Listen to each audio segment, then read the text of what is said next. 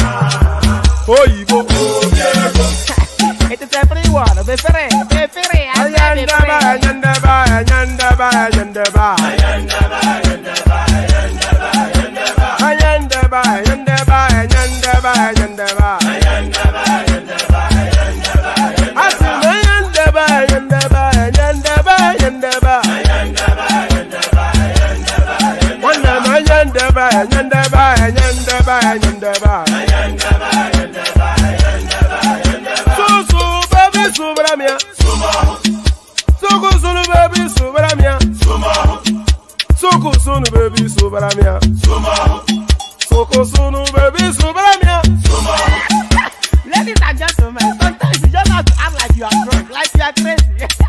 Confuse your enemies, confuse them. We mo. Yeah, we mo. We mo.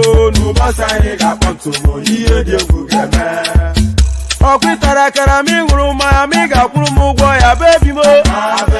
Abe Maria. Why feeling? Ayandaba.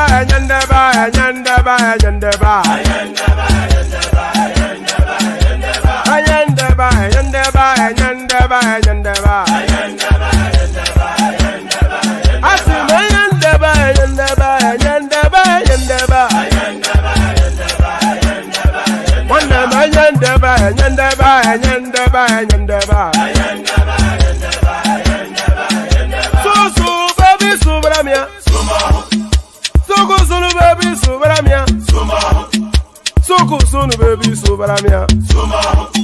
Soko sunu baby subramia. Ase kwa nefo ya bani si akuna nyego mkambasi ozo. Since I was born, but now I am getting youth. Akuna mota, akuna koga book. bàbá ilé. Bọ́lá bọ́lá ọmọ Tinubu ìpàdé lọ́dọ̀. Ìpàdé lọ́dọ̀. Báwo la bí lùdì? Báwo la bí lùdì? Ìpàdé lọ́dọ̀. Àtẹ̀lù lùdì. Àtẹ̀lù méjì. Àtẹ̀lù mẹ́ta. Àtẹ̀lù mẹ́rin. Àtẹ̀lù márùn. Àtẹ̀lù kẹta. Àtẹ̀lù méje. Àtẹ̀lù mẹ́jọ. Àtẹ̀lù mẹ́sàn. Àtẹ̀lù mẹ́wàá. Wọ́lá wúwúwú. Ẹlẹ́yìí ò gbọ́. Àbẹ̀bẹ̀bẹ̀bẹ̀ ẹlẹ́yìí ò gbà. Àtẹ̀lù sílẹ̀. Àkúbẹ̀rù ní. Àtẹ̀lù aláàbàrà. Dábìlárù. Ohun bẹ́ẹ̀ ṣe yóò fún yín lára. Ìwà ẹ̀rù ló ń ta yín lẹ́rù. Amúnisìn wí, amúnisìn sọ. There it is. Bonjour, Madame et Monsieur. So, bonjour, Madame et Monsieur. And comment estás, señor et señorita? So, comment estás, señor et señorita? Somori, ẹ káàbọ̀ sórí ètò ìpàdé wa bí oyin bí. So, Somori, ẹ káàbọ̀ sórí ètò ìpàdé wa bí oyin bí. And Kedu, Kedu, yes, I know that, and then Nakwana. So that is all the bases covered. So is that a polyglot? Is that? Let me check. Do they call people that speak several languages polyglots? Double check that for me. Let me know. Yes. Good to see you. Good to be here, and always, of course, a delight to your company. Always, every single day. It's just so much. I think I'm addicted to this thing.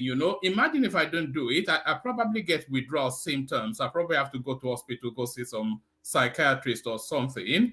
You know how they have Alcoholic Anonymous for people who drink heavily. I wonder what sort of self-help group they have for people who are addicted to social media. So this is somewhat of an addiction. I probably will start to wonder. So we share that addiction together. Good to be in your company. Good to have you here. Always a delight. So the usual protocol, click on the like button just as soon as you're coming in. Just as soon as you log on to the one-man platform. Because I ask every single day, it should really be as a matter of routine now. So the people who are not averse to clicking on the like button, then just click it as a matter of routine, as a matter of nod towards the platform, as a matter of whatever justification, but just click on it. So click on that like button. And then if the subscription button is showing gray on your screen, you've not fulfilled all righteousness yet.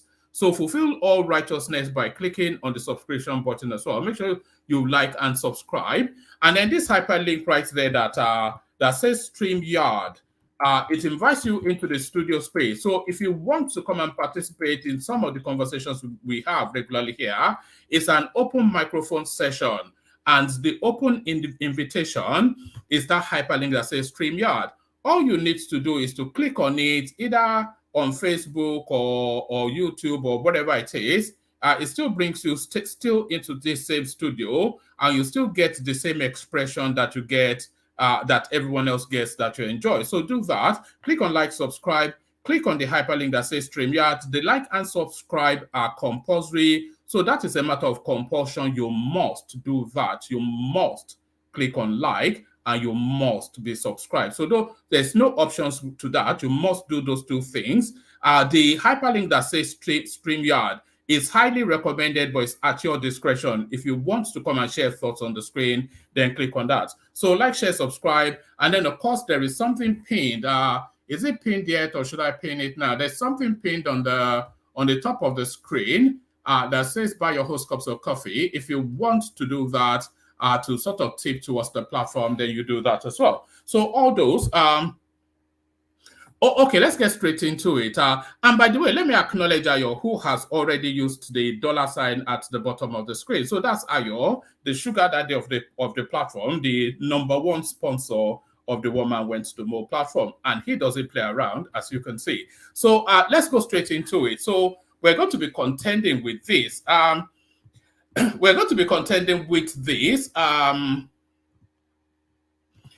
Tinubu's executive order may mean amnesty in boon to Nigeria's FX market. So I think we skated around this topic yesterday, but it looks as though it's taking the center stage now. And when we were sort of taking a toe deep into this particular storyline yesterday, including somewhat was that Tinubu is giving a free pass to some of these people, is giving a free pass to some of these people, so the looters can bring their money back into the economy without any questions asked. I think he's opening that window, but let me not preempt. No, let me not preempt. Let's go straight into it. Tinubu's executive order may mean amnesty in boon to Nigeria's FX market. So let's see what this means. The federal government has introduced measures to ensure liquidity in the nation's forex market. The measures come via two executive orders signed by President Bola Tinubu, although the orders may have become effective. Let's say the Italian over again.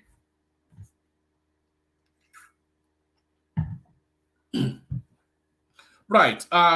The federal government has introduced measures to ensure liquidity in the nation's forex market. The measures come via two executive orders signed by President Bola Tinubu. Although the orders have become effective, they are yet to be gazetted, but lawyers and economists call the move a game changer in that it could act as a sort of amnesty to encourage holders of foreign exchange cash outside of the banking system to bring them into the official channel. So I think that is the most significant right there. So we have to unpick this. So let's just unpick this. So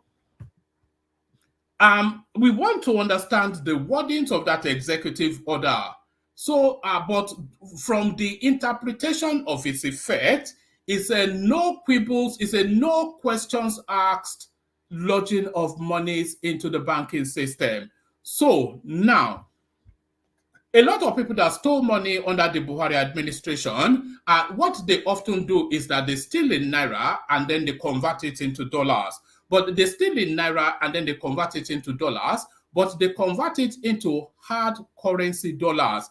But because of the volume of the monies that they have stolen, it is very difficult to launder it into legitimacy. So what they then do is to build a strong, we've seen clips of this in the past. What they then do is to build a strong room where they stockpile bills of dollars in that strong room. So now the executive order that Tinubu is signing is for those dollars to make their way into the banking system. But we don't actually know if it's a no questions asked lodging of that money. So that's where we are. So we need more details. The federal government has introduced measures to ensure liquidity in the nation's forex market. The measures come via two executive orders signed by President Bola Tinubu. Although the orders have become effective, they are yet to be gazetted. But lawyers and economists call the move a game changer in that it could act as a sort of that little speech that I made just then, it really came off the back of this word amnesty. So if it's essentially some sort of amnesty clause, then that amnesty clause is essentially a no questions asked clause or legislation or executive order. So it's a no questions asked executive order. So those monies can pack their way into the banking system and nobody will ask any question. It says, although the order has become effective, they are yet to be gazetted, but lawyers and economists call the move a game changer in that it could act as a sort of amnesty to encourage holders of foreign exchange cash outside the banking system to bring them into the official channel. Finance Minister I don't know quite why they call him finance minister and coordinating of the economy is coordinator of the economy, isn't it? Really, it's just you wonder if some of these people go to school. Finance minister and coordinator of the economy, Wale Edun, provided a hint about this on Monday when he spoke at a session at the 29th Nigeria Economic Summit holding in Abuja. According to him, Mr. President announced that he had taken measures to ease illiquidity in the forex market, which we know is very problematic at this time. The market is illiquid. It is not functioning properly because there is no supply, and there are various reasons for that. The solution the president has put on the table is that he has signed an executive order that effectively allows under forbearance all the cash that is in the domestic economy to legally come into the formal money supply. So that's just meaningless nonsense. The totality of what is being said is that stolen money can be cleaned if it's dollars. Just bring them into the system because the country is hemorrhaging. Yes, I think that sums it up, actually. I'm not sure that's much more. So let me take you to this space. We're back with Akeredolu again. Southwest governors visit ailing Ondo counterpart Akeredolu at Ibadan residence amidst pressure to return to office or resign. Do you know that since this guy came back from Germany, he has not set one foot in Ondo State, still collecting salaries, still awarding contracts, and still looting the space? 4 governors of southwestern Nigerian states on Tuesday visited the ailing Ondo State Governor Rotimi Akeredolu in his private residence in Ibadan, Oyo State capital. The governors who visit, let's do the entirely all over again. After a sip of water. All right, let's go. 4 governors of southwestern Nigerian states on Tuesday visited the ailing Ondo State Governor Rotimi Akeredolu in his private residence in Ibadan, Oyo State capital. The governors who visited Akeredolu are Seyi Makinde of Oyo State, the state where Akeredolu has been working since his return to Nigeria from a medical leave in Germany, Dapo Abiodun of Ogun State, Babajide Sanwo-Olu of Lagos State, Biodun Oyebanji of Ekiti State. The Southwest Governor's visit to their ailing counterpart comes amidst pressure from opposition's People's Democratic Party (PDP) and some legal practitioners in Ondo on Akeredolu to declare his health status and resign if he's not fit for the responsibility of the office. Since his return to Nigeria from a 3-month medical leave in Germany, so that now makes 6 months since this guy last set foot in the states that he purports to govern. Since his return to Nigeria from a 3-month medical leave in Germany, Akeredolu has holed up in his residence in Ibadan, from where he has been giving directives to commissioners in the state. However, it was not clear what the governors discussed with Akeredolu at the time of filing the report. Correspondents had exclusively reported that Akeredolu was down with blood cancer, leukemia. Leukemia is a cancer of the blood caused by a rise in the number of white blood cells in the body. For sufferers, the white blood cell crowds out the red blood cells and platelets. I don't know, these are medical stuff. Essentially, they describe what's going on there.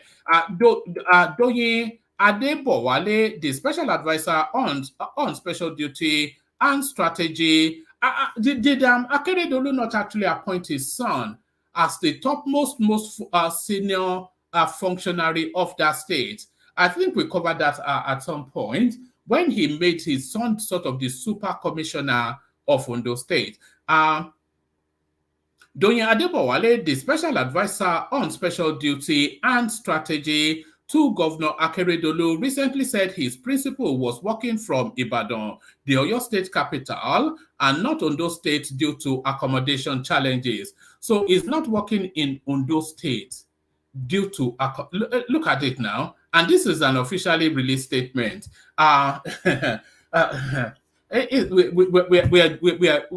only are we joking in Nigeria, we are jokers. The country is a joke, and we are all jokes as well. Doyin Adebowale, the special advisor on special. So this is I'm reading it again. So this is his topmost functionary for communication. Doyin Adebowale, the special advisor on special duty and strategy to Governor Akeredolu, recently said his principal was working from Ibadan, the Oyo State capital, and not Ondo State. Now listen to why. Due to accommodation challenges. There are no houses in Ondo State. They all live on trees. And he cannot live on a tree because he's the governor. Was featuring on Channels Television's Politics Today recently, Adebowale said the lodge where the governor used to stay in Akure was no longer good enough for him considering his state of health. He lamented the public criticism that had surrounded the governor's absence in the state, saying Akeredolu was surrounded by enemies from within. According to the governors, and by the way, if people who understand Yoruba will understand that. He lamented the public criticism that had surrounded the governor's absence in the state, saying Akeredolu was surrounded by enemies from within. According to the governor's aide, this includes his family. He said Akate came back in September, where he used to stay, the presidential lodge built for visiting president at that time of Olusegun Obasanjo is a 2-bedroom apartment. Now he's back. He cannot occupy that place again. The governor's office, the governor's lodge, built by the previous administration, is now the office of the investment outlet called OD something or the other. So the governor has been managing a 2-bedroom apartment for 6 years, but his current state of health would not permit him to pretend that all is well. He would need all the things for him to recover properly. That is why the new place that is being arranged for him is almost completed. According to him, Akeredolu's absence from Ondo has not affected governance in any way. When they say they want to see a Aketi, do they want to see him at the site so that he will carry cement or following workmen? What exactly?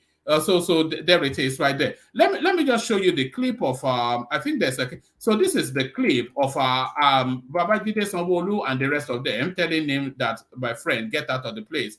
There's no audio, but you can see the visit. So that's Babajide Sanwo-Olu. That's Seyi Makinde, of course, who is his host. Him now living in Ibadan. You know that Oga, how much longer can you continue with this? And that is the whatever his name is, Tinubu's cousin that stole the election, wherever. So that's that.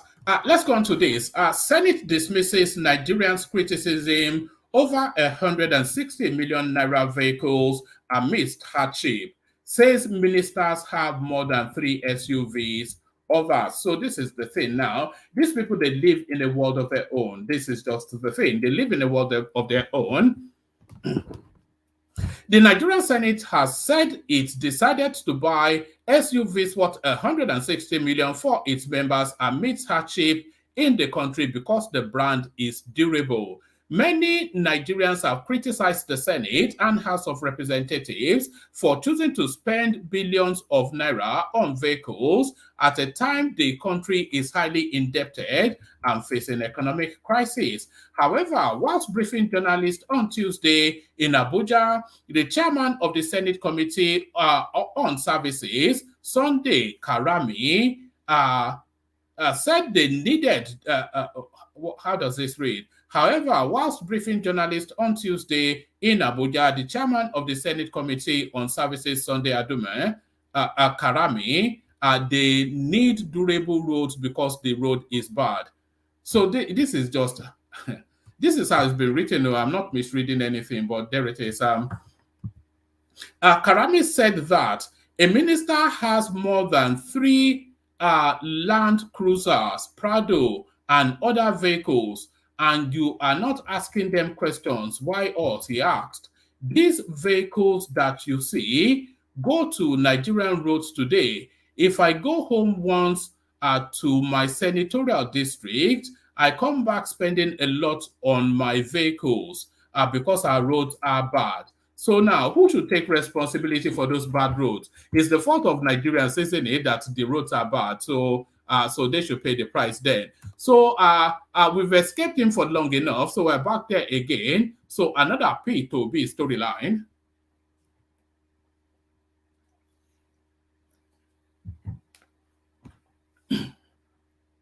Corrupt judicial cultists should not destroy Nigeria by legitimizing identity fraudsters.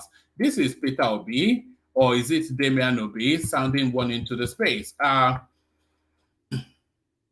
Presidential candidate of the Labour Party in the February 25th presidential election, Peter Obi, has warned that corrupt judicial cultists. So this is the word this is the wordings. These are all dog whistle wordings, by the way. Presidential candidate of the Labour Party in the February 25th presidential election, Peter Obi, has warned that corrupt judicial cultists should not destroy Nigeria and its democracy with their relationship with powerful politicians. Mr. Obi made the comment on Tuesday through his Twitter handle as part of his continued effort to legally and politically urge the upturning of the results of the election, insisting on a yet-to-be proven assertion that he is the rightful winner of the election.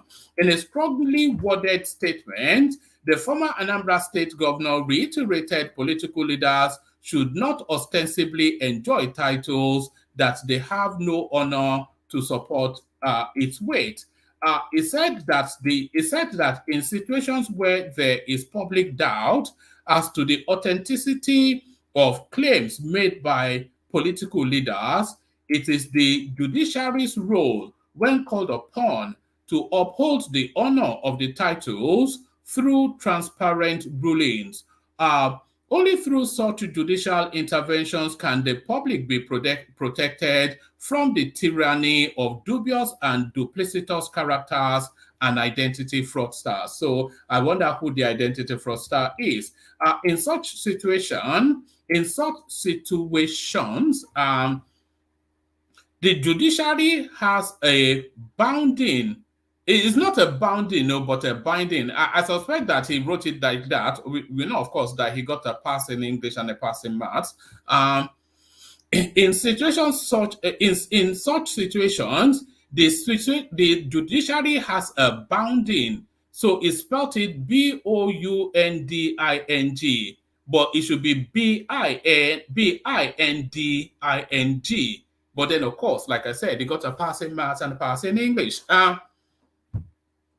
In such situations, the judiciary has a bounding duty to protect society's value system. This is one of the obligations of an impartial judiciary in a democracy. This guy, the way he talks in this highfalutin nonsense, this was the guy that did not run local government elections in Anambra State for 8 years, and countless extrajudicial killings, no infrastructure, complete wasted 8 years. But he's now the bastion and the custodian of what constitutes effective and fit-for-purpose democracy. However, when the fairness of the judiciary is not assured and the transparency of the judiciary operatives is uncertain, the rule of law will come under severe threat. You see, these are very dangerous. These are... You see this statement right here? We can go on Peter Obi's Twitter to see if he actually said it, which I'm certain that he did say. You see this? Do you know what a dog whistle is? Dogs, woof woof, bingo. They listen and hear things at a totally different frequency. So you may not hear a sound, but the dog will hear it. So there are certain things that there's a form of whistle that you will blow it, and it might not necessarily make a sound, but your dog will come to you because he's understood the codings that was sent to him. So when they say something is a dog whistle, what this guy is saying right here, this statement right there, is a dog whistle to anarchy. Do you understand? It cannot be read any other way. This statement right here by P to B, this statement by P to B is a dog whistle to anarchy. Listen very carefully. It says, however, when the fairness of the judiciary is not assured, so that's a whistle right there, and the transparency of the judiciary operatives is uncertain, that's a whistle right there. The rule of law comes under severe threat. So that's an open threat right there to the state. Once ordinary people lose faith in the fairness of the judiciary, the rule of law is threatened.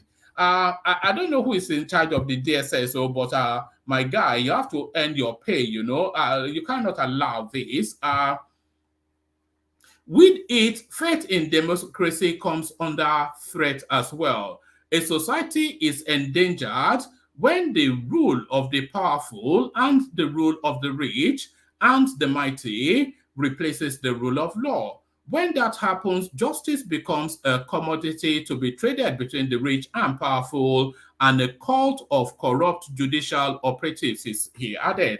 So that is it right there. I suppose that when the judiciary, when the justices of the Supreme Court read this tweet, then they will immediately reverse whatever I say. They say, oh, no, he may well be right. Let's tell him that it's the president. Oh, yeah, bank the gavel down.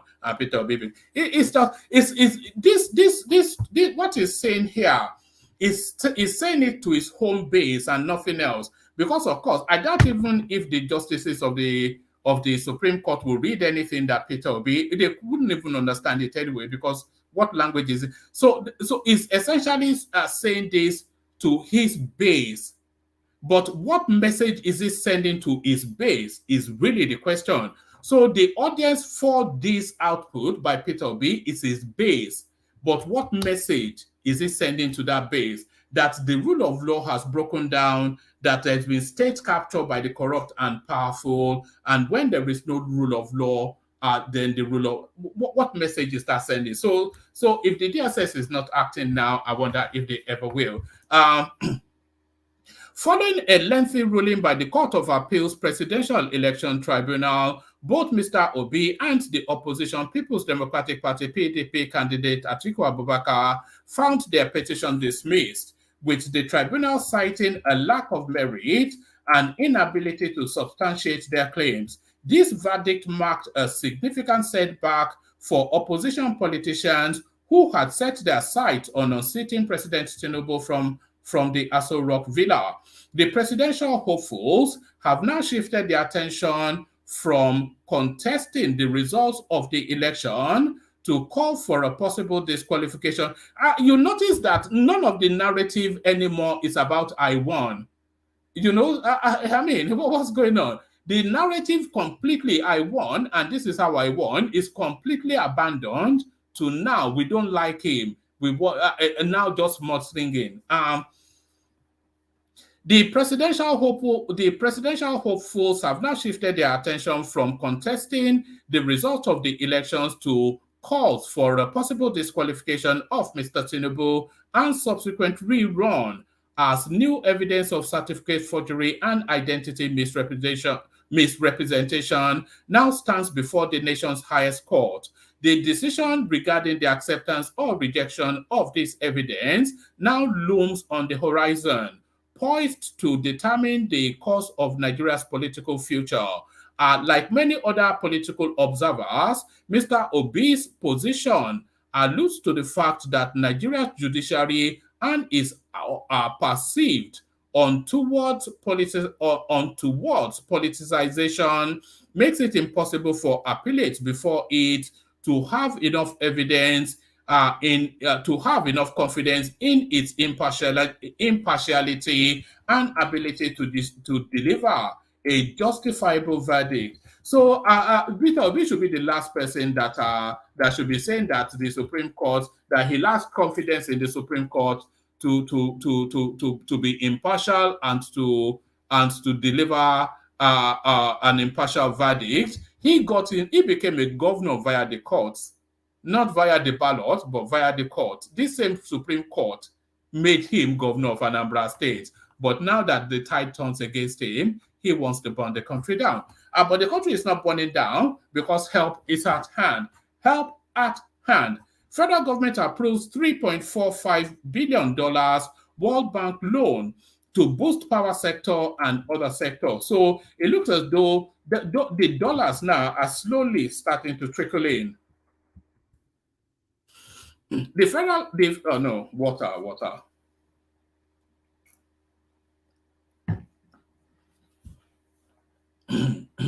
There it is. The Federal Executive Council has approved a $3.45 billion World Bank loan application for the financing of 5 items. Mr. Wale Edun, the Minister of Finance and Coordinating Minister of the Economy, disclosed this after the FEC meeting in Abuja on Monday, October the 23rd. He said the council approved the loan request during its meeting at the State House, adding that the federal government will begin to receive the $3.5 billion zero interest dollar loan. According to him, the loan is payable within 40 years with a 10-year moratorium, which means payment will start in 2033. So, so they continue to mortgage your future. Apologies to young Nigerians, but it looks as though you might well be in big trouble. You are in big trouble. I was just reading somewhere that some loan that Babangida took when he first came into office, they just now paid it off sometime this year. So you'll be spending the rest of your life paying BC. According to him, the loan is payable within 40 years with a 10-year moratorium, which means payments will start in 2033. So that's free money for Tinubu. Whoever comes in after him can carry the can for that. Today at the Federal Executive Council, I presented 5 memos which were gracefully approved by the council. They had to do with the concessional and in many cases zero interest financing by the World Bank and the International Development Association, which is the very concessional financing arm, he told State House correspondents. The projects that were approved for funding were in the power sector and then the renewable energy sector. There was funding for states for resource mobilization programs to help them with internally generated revenue efforts. So that is just meaningless, isn't it, really? It says that there were funds for states for resource mobilization program. What does that mean? Because sometimes we just gloss over it, we read and gloss over these things, not really capturing it because it sounds so well crafted and necessary. What does resource mobilization program mean? Who is that when it's at home? Resource mobilization program. It's just a nonsense. What they have done is they've gone to take this loan, which they want to use for the power sector. The state council includes the state governors. So for them to get the sign off, they have to bribe them with a bit of money. And that's it. It says that the projects that were approved for funding were in the power sector and the renewable energy sector. I didn't even know we had a renewable energy sector in Nigeria. There was funding for states for resource mobilization programs to help them with the internally generated revenue efforts. So what do you need money for to help you to generate money internally? They already have departments for that. My God almighty me. It's just unbelievable sometimes. There was a project for Adolescent Girls Initiative for learning and empowerment. And finally, the 5th financing was approved was for women project. My God. My God. So the $4 billion now has no home. Not anything meaningful or tangible, not anything that moves the country forward. So those were 5 loans totaling $3.45 billion. And as you know, the tenure is all around 40 years with a moratorium period of around 10 years and interest very low. And in the cases of either loans, zero interest. However, some fees will be incurred. He added, during the briefing, the Minister of Humanitarian Affairs and Poverty Alleviation, Betty Edu, also said the FEC approved the creation of a Humanitarian and Poverty Alleviation Trust Fund. The minister said the fund will help the federal government respond promptly to humanitarian situations in Nigeria, and that the government hopes to raise at least $5 billion annually into it. So it's just a nonsense, isn't it? Okay, let's round it off with a human interest story. We play the Kegite music. Hopefully, there are people in the studio. When I last checked, I didn't actually see that many. So hopefully, there are people in the studio. So let's land it with this human interest story, and then we kick the session off. It says, if a guy is in his 40s and not married, there is usually a reason. So it says there is a reason. But often instances, they will say there's a problem. So that reason is really inferring a problem. Clergyman Kingsley Okonkwo. So let's now see what he has to say. Nigerian clergyman Kingsley Okonkwo has counseled women to always do their due diligence before getting married to a man who is in his 40s and has never been married. In a post shared on Twitter, Okonkwo averred that there is always a reason why men in such age brackets are not married. So, what reason is he adducing? Okay, let's just read this and then we play the Kegite music and then we. It says, if a guy is in his 40s and not married, there's usually a reason, especially when he is particularly trying to date women 10 years plus younger. So what age bracket would a 40-year-old man be dating other than 10 years or thereabout? 10 years is somebody in his 30s, and younger is still somebody in their mid to late 20s. So he's not breaking any laws. Yes, I know it might not be... so who's that beeping me, beeping?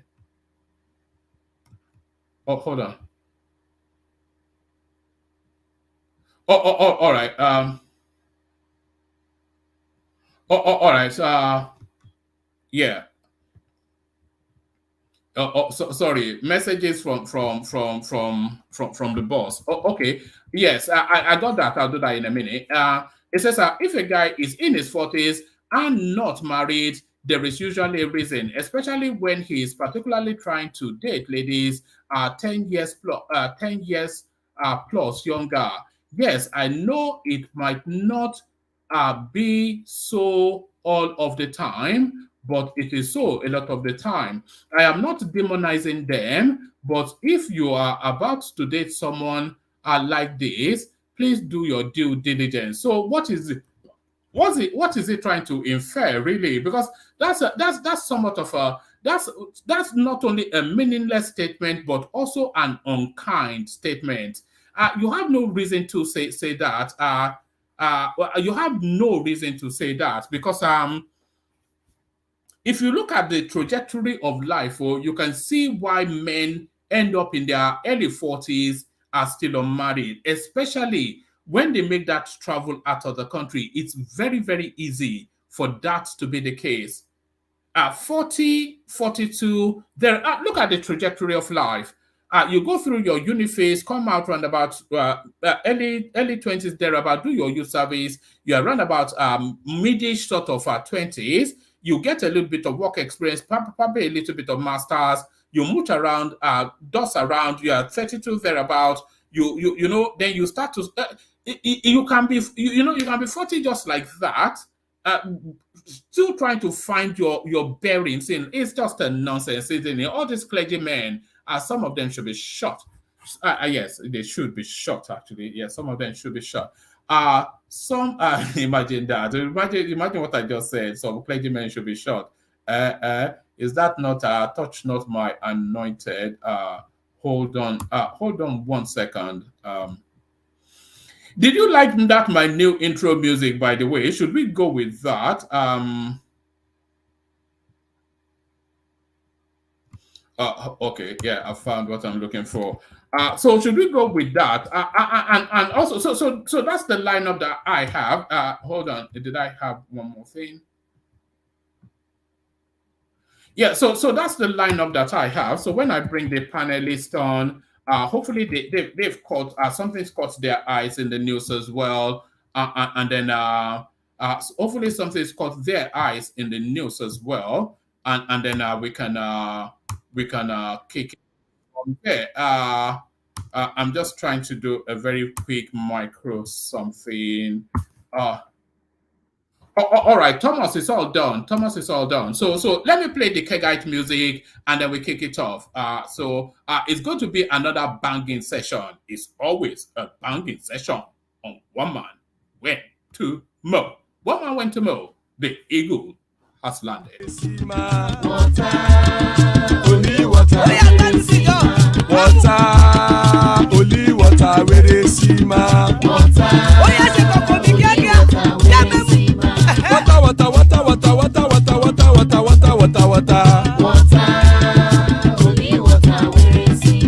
Hapa o naido.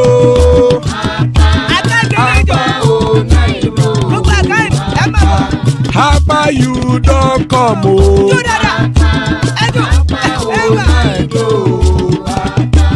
Hapa o naido.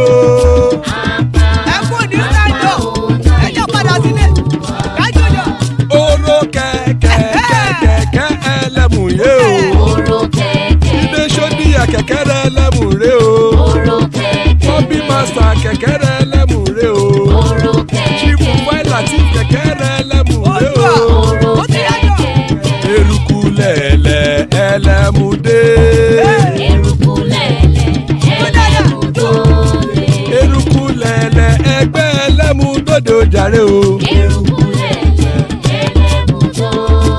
Eruku lẹ̀lẹ̀ Ghana ti dé ẹgbẹ́ bọ́dì o. Ọmọ ẹlẹ́yẹ ẹyẹ o ó dìlé o. Odúyẹ̀lá ẹyẹ o ó dìlé o. Petrosonana ẹyẹ o ó dìlé o. Petrosodúnkẹ́ ẹyẹ rẹ̀ ó dìlé o. Ẹlẹ́kọ̀ ọ̀run mú ìní o.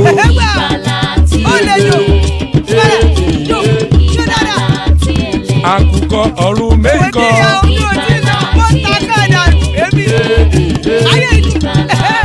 Ikú kò ní ríwà gbéṣe o.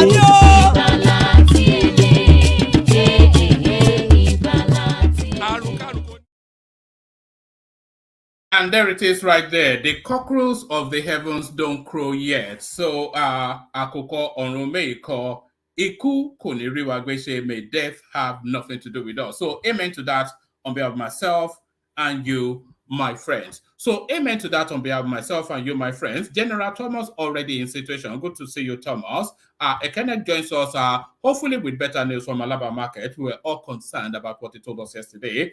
Good to have you on board, Ekene. To put a dampener on things, Rational Mind turns up. Jide joins us from somewhere in Lagos. Good to see you, Jide. Prince Daddy in situation, Your Majesty, I see you. Emmanuel joins us after a long hiatus. Good to see you, Emmanuel. And father of the bride, Ajane Koko. He's in situation as well. So good to have you. Excellent company today. So yes, a myriad of topics. We'll go with we'll go with a hybrid of what Morris suggested yesterday. We will not be rigid to it, but we want the conversation to flow with more lucidity, managing the interjections and whatnot. So, Thomas, do you want to kick it off for us with the Peter Obi narrative threatening to burn the country down as it always does? Oh, thank you, Waman. Good morning from Melbourne, Victoria, Australia. It's 9:23 a.m. here. Thank you for having me, Waman. It's been a long time. I missed the section. Yes, you know, man must make dollar now. You know now. Man must work. Yeah. Yes. Yeah. What just caught Waman? This story of Peter Obi. You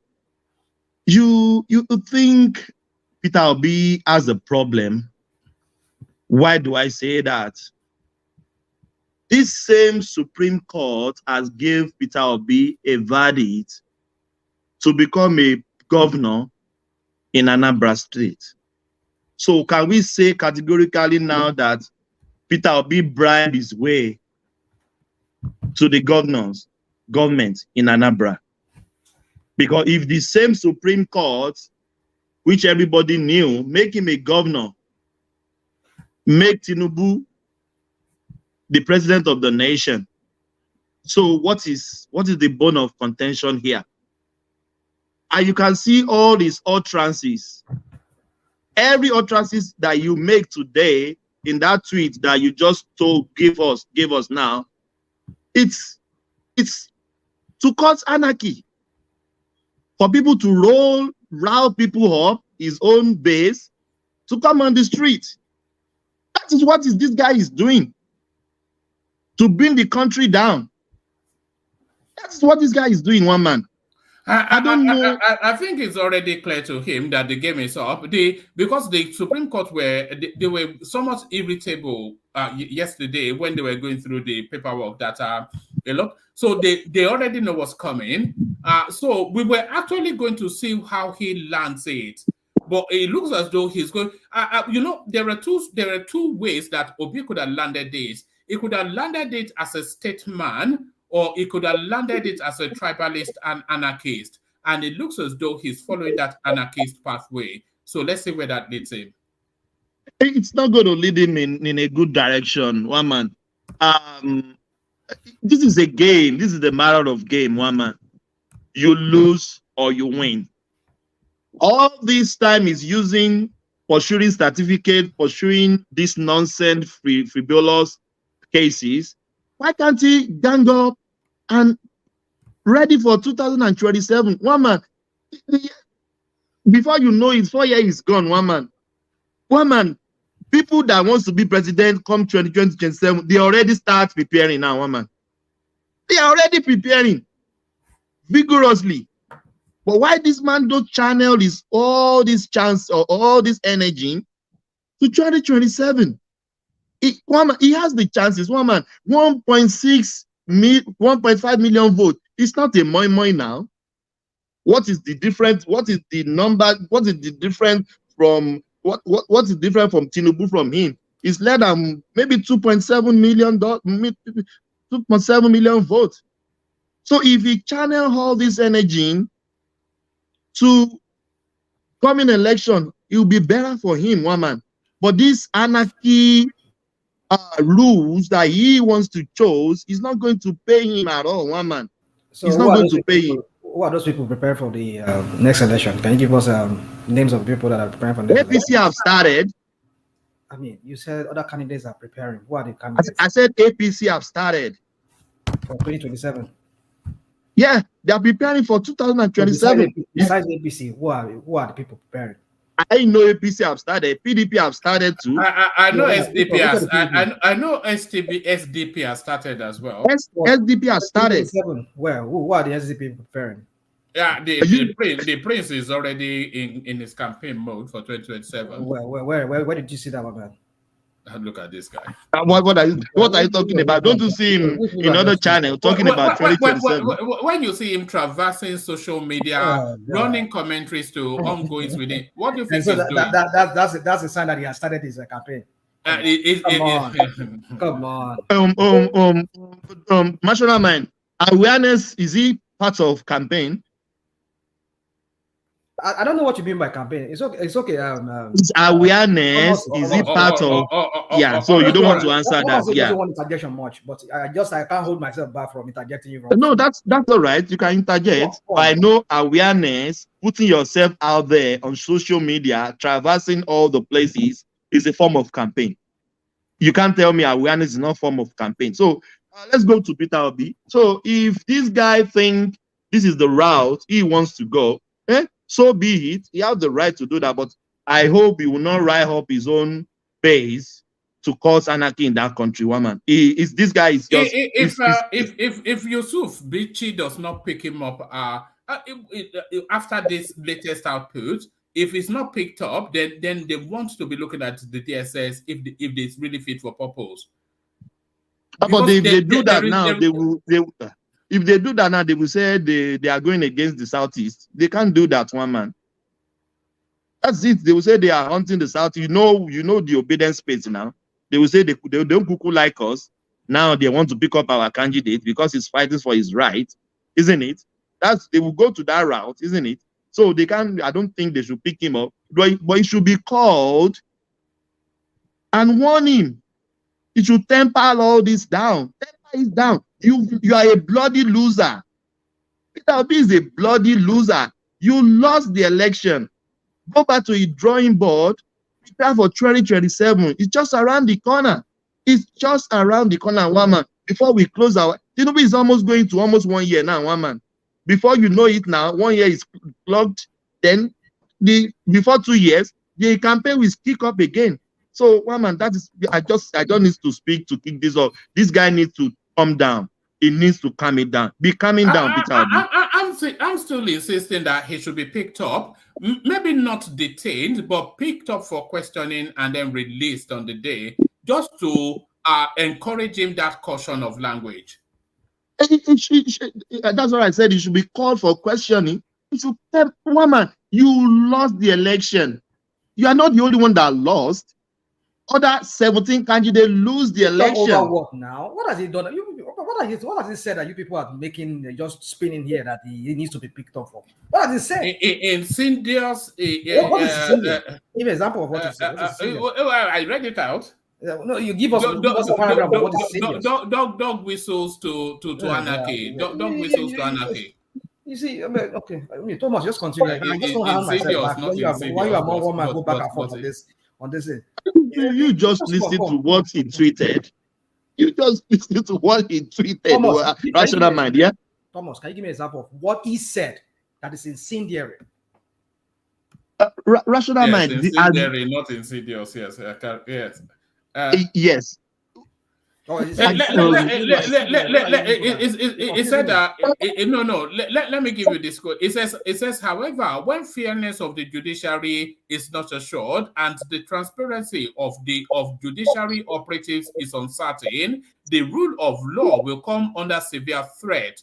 Once ordinary people lose faith, you see, this is the dog whistle right there, and this is why I was suggesting it should be picked up.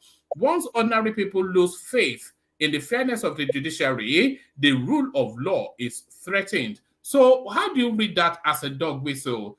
If the verdicts don't go my way, burn it down. That's essentially what that means. Woman, can you please read the first paragraph where you call the judiciary cultist? The first paragraph. The first paragraph. Yes. Yeah. Hold on. I'll have to find out. I think you mentioned it. It says presidential candidate of the Labour Party in the February 25th presidential election, Peter Obi, has warned that corrupt judicial cultists should not destroy Nigeria and its democracy with their relationship with powerful politicians. Do you hear that? Did this guy have brain at all? And they're saying it shouldn't be picked up. Woman, when you read that, the first paragraph, I was flabbergasted. What is this guy talking about? Cultists, judicial. What is he talking about? I'm just flabbergasted. I'm furious, woman. What is he calling our judges cultists now? What is the end goal of this guy? What did he want? Did he want to burn down the country? Is not a Did you do statesman, that? is really what we are finding out. Of many of his several failings, not being a statesman added to that list. One man, we saw Jonathan now. Jonathan give it up. He congratulates the president. Why can't he just let it go? Go back to a drawing board. 2027 is around the corner. Prepare again. You can win the election, one man. Peter Obi can win this election. He can do that. Thank you, one man. Thank you for kicking it off with me. Thank you. All right, brilliant. Thank you, Thomas. So I'm going to come back to you shortly, but I think Emmanuel actually said there is something important that he wanted to share with the platform. So, Emmanuel, the floor is yours. Emmy. Oh, okay. Oman, good evening, everybody. Oman, good evening. Good evening. Thank you very much, Oman. I can hear joy in your voice, so it sounds like good news. Oman that's not a joy. You know, that's how my voice is. Not a joy, it's a bad news. And the reason why I want to share this because you know, every day we'll come here to, you know, talk about Nigeria, how to move Nigeria forward. Yeah. So today, I have a boss in Nigeria that I report to, and this man does not really know places so much in Nigeria. So, but he'll spend most of his life in UK, and he thought that it's high time to come to Nigeria. Do I like where this is going? Yeah? Do I like where? I don't like where you are going with this, but carry on. What? One man, let me finish. Let me share. No, so you understand. No, carry on. Yeah, carry on. So he started with a clothing business, and we moved to poultry farming in Abuja. So we started with 1 hectare of land, a poultry farming, one of the, you know, outskirts of Abuja here. So, but one man today, my boss was kidnapped, including the sister. Yeah. So, and they are requesting 100 million naira. So that's why I'm just coming to say, your people are telling people to come to Nigeria to invest in a situation where there is where there is insecurity everywhere. The man was butchered, you know. One man, I'm so devastated as I'm talking to you. So I'm sorry about that. Did you say he was kidnapped or butchered? He was kidnapped, and also, you know, they cut they cut his body, but one of them freed him, and the sister is still held, and they are demanding that 100 million between now and tomorrow by 8 a.m. or they'll kill her. Yeah. So we have spent over 15 million naira in that farm, and he just wanted to finish it within 2 months so that he can go back to his family in UK and employ at least 1,000 people in that farm. But here we are. So it's something that I'm not going to talk about what the politics. I just let me talk about this, then I will go, because this is a country we are clamoring that Nigeria should come down to Nigeria, Nigerians to come to Nigeria and invest. So he will make estimate of about 106 something million to open that farm, so that at least we will recruit 1,000 plus people, you know, within that place. But here we are. So like this, I'm in the police station, and so a lot is going. Sorry to hear that first. Did you say he has been released, but he was injured before they released him? Yes, that because he was released, were able to get back to me, so he was released, but you know, he moved to. So they released him to go and look for the money to get his sister out. Yeah, exactly, and they gave him just between now till tomorrow 8 a.m. And this is in Abuja. Yes, it's happening in Abuja. And the farm is about just some, some week to complete everything, because we're industrializing everything. We're doing piggery, chicks, snails, and chicken, and fish, a lot just within that farm. We are even producing the feed for all the stuff inside there. And I don't know, it's just oh my, it's terrible. It's a terrible situation, but it's not an uncommon situation, though. We hear this too often. What are the police saying about it? Have they been informed? And Yes, what are we they have saying? informed them, and they said that we are even negotiating already, at least to give them 30 million, so they can release her. But they said that we should not delay for that 100 million that they're giving us between now to 8 a.m. tomorrow morning. Often instances they go with this high figure, but their expectation will be round about that, because I don't think they reasonably expect you that you'll be able to go and get 30 million in cash. Is he able to establish that his sister is still very much alive? At least They refused for us to communicate with her, that because during the process they said that she was shot at leg, and that's why she could not run. She couldn't run. But when they were cutting my boss, as in one of them just push her and tell him to go. Yeah. So, and I know the reason why they do that, so that he, as a guy, because they know we drive. We sometimes, because the sister is these people that where that in all these people in a cell. I don't know what they call them. It's not where that these people that take care of people in the cell. Yeah. Yeah. Is it a warden? A warden, yes, exactly. So this sometimes, because the sister, and this happened on the farm. Yes, this happened on the way. On the way to the farm. Yes. To the way to the farm, and they are Fulanis. Of course. So. Right. I don't really know what to say. It's such it's such a. We all want to go to that country, but if you want to know what's keeping a good number of us wherever it is that we are, is what you just said right there. What you just said right there is what keeps the people listening in America, people living, you can't walk the streets, you can't do anything, you are at risk from virtually everybody, and your risk of life. So like it's happening in Abuja. That is why I don't even understand. Abuja, the FCT. Goodness me.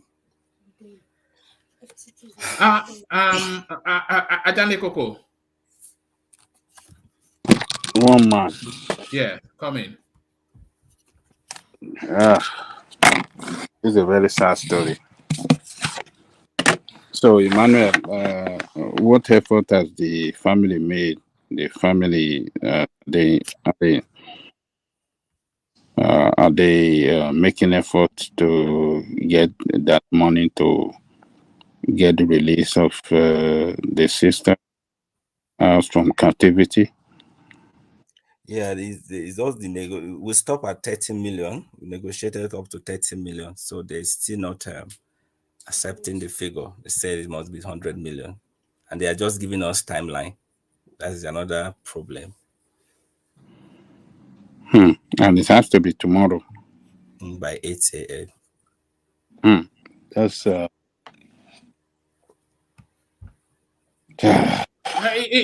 it's unbelievable, really. I mean, what you know. If we even want to help to donate some money now, I mean, to coordinate it and and send the little we can send. I don't know how that will be able to help for tomorrow morning, because time is too short now. We are in the evening now, and nobody is expecting this kind of news. My question is, Emmanuel, why are you saying this on one man's platform? Is it that you you're asking people to help or what? What is it all about? No, and I don't want anybody to help. The reason why I'm coming here is that I think we should take everybody should know what is happening, because we'll come here, we'll try to paint things that happen in Nigeria as everything is going well. You can see I'm inviting today, so that's why I'm one of member of this platform. That's why I'm coming right at this time that is happening and to say it.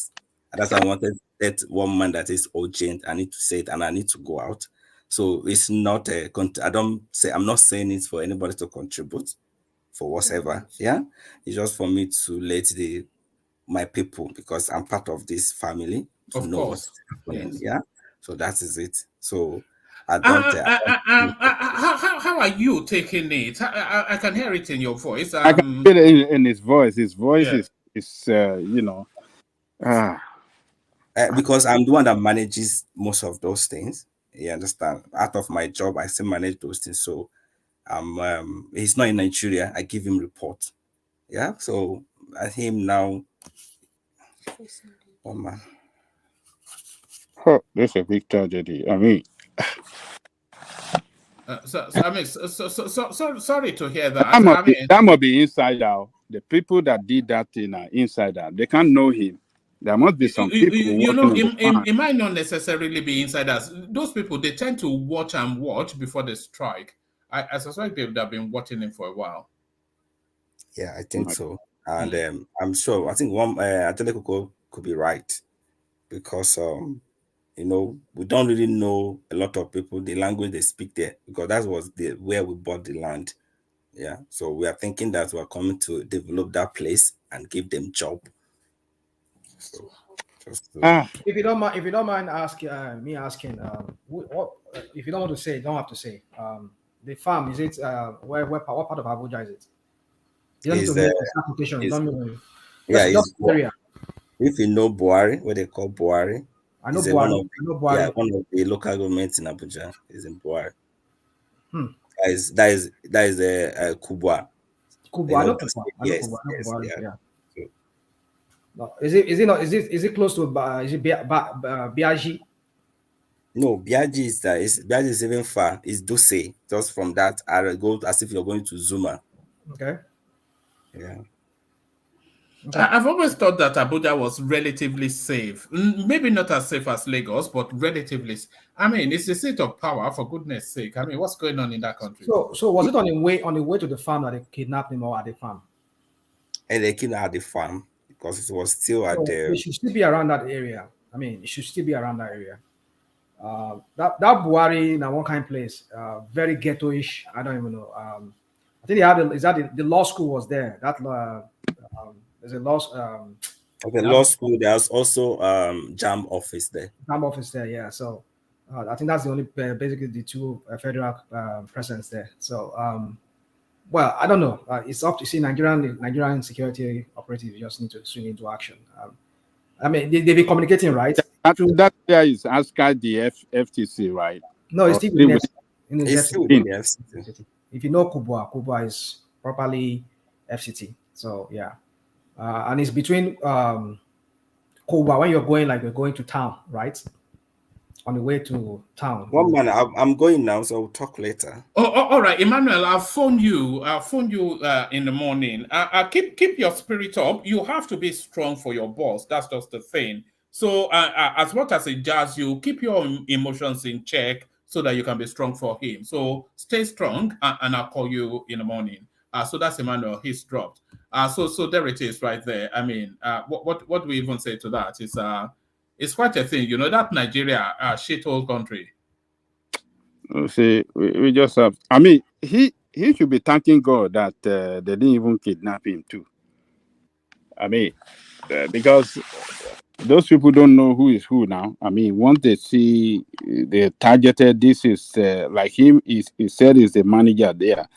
It could have been one of the. He is lucky. He should thank God that he's lucky that they didn't even kidnap him. But it's a tragedy, sir, that you go to your country. What of the guy that went to build hotel in what do you call it, in Osun State, and he was kidnapped, and they asked for money. they took money to them, and they still killed that guy. There was a woman that went to build a hotel in Ibadan. Her driver killed her and stole the car. I mean, sometimes you just want to. You go into Nigeria, you just pray to God. You said her daughter. Is that what you said? No, her driver. Driver. Okay. You know, this guy. I mean, we play it here. You forgot the guy I was talking about that we. Yeah, I remember. We played the voice note when he was crying when they were talking to his family, and he said, "I'm feeling pain. Please bring the money." And he was yelling, he was crying. But well, it's one of those things. One man. Let's continue the show. All right. I'll call Emmanuel in the morning just to check on him, see how he's doing. So there it is, right there. So there it is. So there it is. Let's get back to the session. Somewhat of an anti-climax. But let me still hold Thomas's situation and take him to this this storyline, which hopefully would lighten the mood somewhat. If a guy is in his 40s and not married, there is usually a reason. Clergyman Kingsley Okonkwo, do you agree with that? I don't agree with how he has phrased that, especially somebody in his 40s. I don't think that you can read too much into a 40-year-old single man, especially what's your take? One man, there's a problem. If you're in your 40s and you are not married, there's a you are a problem. Maybe there is three things I can figure out. Three things, maybe financial problem. Because some men, they don't want to be the gigolo. Do you know the meaning of gigolo? Yeah, anybody that source money from women to live, they call them gigolo. So they want to be financially buoyant before they get married. Secondly, some they don't just want to get married. They just want to enjoy life, sample every colors around. Yeah, but that's usually up to mid-30s now. When people hit that mid-30s thereabout, they would have played the field, done their bit. I mean, what more? How many more samples can you sample before?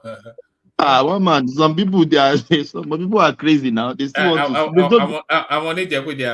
I know they just don't want to box themselves to a corner to a woman. And thirdly, maybe the other room is not working very well. So that's can hard to. Some people doesn't want to get married. Some people they are not. You know what I mean. I don't want to use everybody understand what I mean. So it's a problem. Mama, why will you be in your 40s not getting married? Man, you are even your 35, 30s. You should already get married. I got married when I was maybe 33, 32. Yeah, 32, 30. There are 30. Yeah. So even one man at 27, 26, if the country is good, one man, people here 21, 22, 23, they are getting married because everything has been said. You finish your school, you have a good job, you have a good lady that you want to get married to. Yeah. Why can't you get married in even your 20s? Why do you have to wait for 30, 40? No, you don't have to wait for that. I think, Thomas, you can correct me this. Are you sounding like it's their fault? Of course, there is a problem, but that problem isn't majorly their fault. Is that what you're saying? Yeah, majorly it could not be their fault. It could be the country economy problem, which everybody is in that country the same thing. But we're talking about also, sorry, Joe. If you listen to what Borman said, he said the article was about Nigeria, right? Isn't it, woman? Yes, it's a Nigerian. Let's not generalize it now. If you want to generalize it, you can say, like you said, in where you live, where I live here, kids as young as 18, 19. My nephew got married just as soon as he left uni. So but in Nigeria, is it their fault? Is that what you're saying? I don't say it's their fault.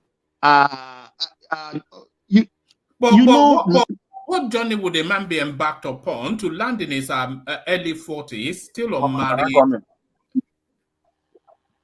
Yeah, come in, Ekene. One man, there is no fault in that. There is nothing is wrong with that man. It all depends on mindset because you know this is most happily among the Igbo guys. If you can just check very well, and I have a lot of them. It's all about mindset. There is no fault in that.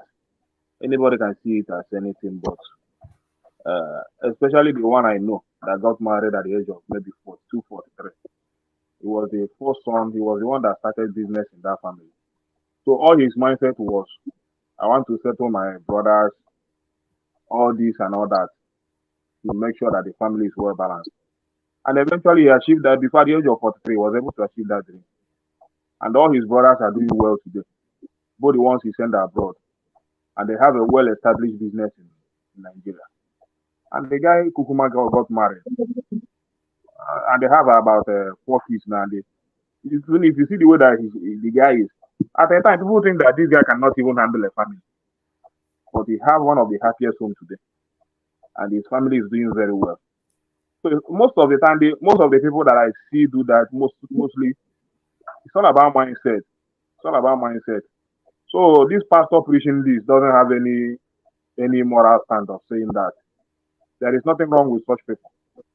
It's the way you want to plan your life. So nobody should force somebody to go into marriage when that person's mind is not ready to do that. Marriage can be the last thing in the mind of any individual. Marriage can be the first priority. Marriage can be the last priority. Depends on how you want to live it. And I've seen a lot of men who have married at the age of maybe 40, 42, even 45. There is the one I know. The one that got married. All right. Let me ask you this, and then we'll start to move on because I don't want us to be on that topic for too long. Maybe Thomas can pick it in a session. But a 42, okay, let's use 42 as the age.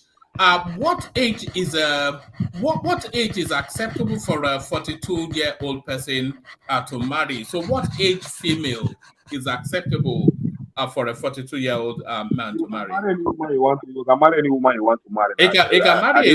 Can you marry a 23-year-old woman? 23. It's possible. I have seen somebody that do that. The last one that in our line, the man is from Anambra State, the girl is from Imo State, and the girl is staying with the girl is studying in Anambra State University. And when you see this girl, very responsible girl, very, very responsible girl, and people don't know that the girl also have a mindset to get married to maybe one of these rich men. At a point, the man came, meet the family. The man is almost up to 45. So we are saying, why was this girl will be doing with this old man? The girl just got married to that man. The girl is living fine, happily. The man bought cars for her, did everything. The family is well established. The family. The girl, no, I'm not even sure the girl is up to 23. Very small girl. And they are joining the girl just gave birth to the first child this last month. The mother is still at home. So and the man just said, I've made everything I want to do. I've made everything. I don't have to suffer myself again. It's just to get a wife to settle down. So it's all about mindset. And she got that small girl. The girl is just just enjoying yourself. And I'm close to the father. When when the father phone spoiled, the girl just rushed into the market and get her one of the best and some from. The man was just bigger. The family is just bouncing. The man is well settled. He's well okay. He doesn't need it. Just come and give birth to me. Born a child. Just enjoy yourself. I'm okay. So it's mindset. Forget all those things these pastors are saying. Thank you, one man. All right, brilliant. All right, brilliant. Let's move it on from there. And let's take it in the direction of rational mind. And rational mind, I want you to come in under this Akeredolu space. Breaking, Southwest governors visit ailing Ondo counterpart Akeredolu at Ibadan residence amidst pressure to return to office or resign. So Akeredolu now going on a year, not set foot in in Ondo State, governing it from first Germany, now Ibadan. The totality of all of the southwestern governors have now gone to him to say, Oga, Kilon Shele. So what are you making of this Akeredolu that is clinging on to power like a Klingon from Star Trek? Well, I think the people of Ondo State, it's up to them. I've said it many times here that Nigeria is not a country, and everything still boils down to the whole thing that brought the governance system we have in that country. There's something fundamentally flawed about it. We don't know why a person of that kind of person, you have health challenges that is seeming like, and you said it's leukemia, a cancer of the bone or is it of the blood, and a lot of people, the chances of people surviving that is very high. I don't think maybe dialysis or whatever they call it, maybe can even solve that too. But then, Rational man, one man, sorry, one man. Can we categorize him as is incapacitated? I'm not sure that he is incapacitated. Is he incapacitated? He's capacitated because he's directing affairs of the Ibadan. The law said if they are incapacitated, they can't carry their duties. If he's carrying his duties, sorry, Rational man, for coming in. So I just want us to separate it. Is it incapacitated or capacitated? Yeah, thank you. You see, I don't know. I don't know how we're defining that incapacitated. Somebody cannot step foot into the state where you govern.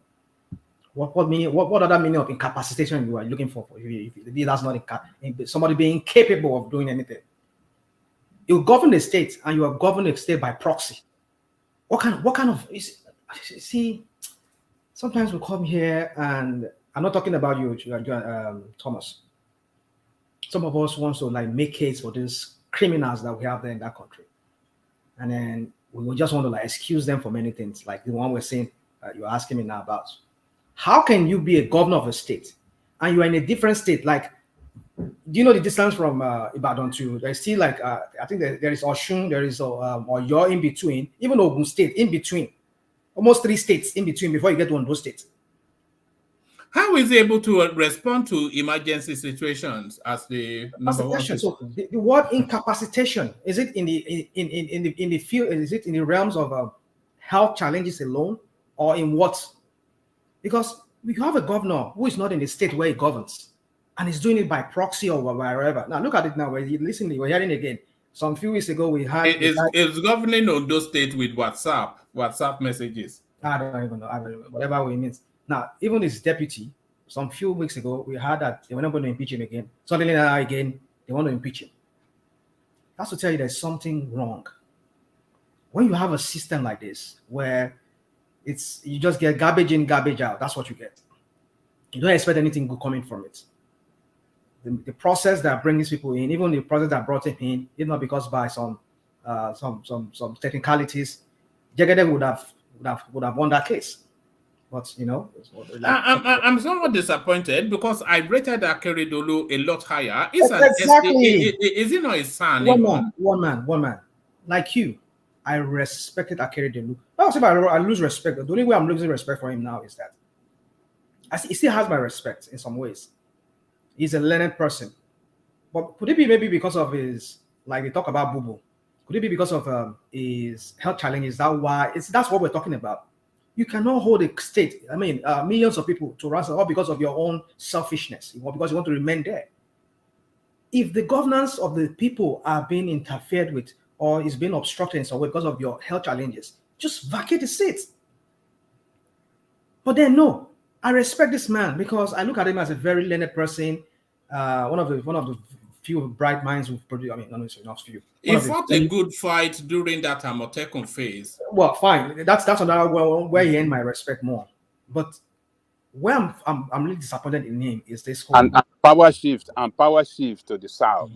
That too, yeah, that too. So the only way I'm having problem with him now is this debacle or whatever they call it, of he being incapacitated in some ways, not being able to govern from the state capital where he's supposed to be. the governor house or governor's office where it's supposed to be, and he's doing that from far off, from 3 states.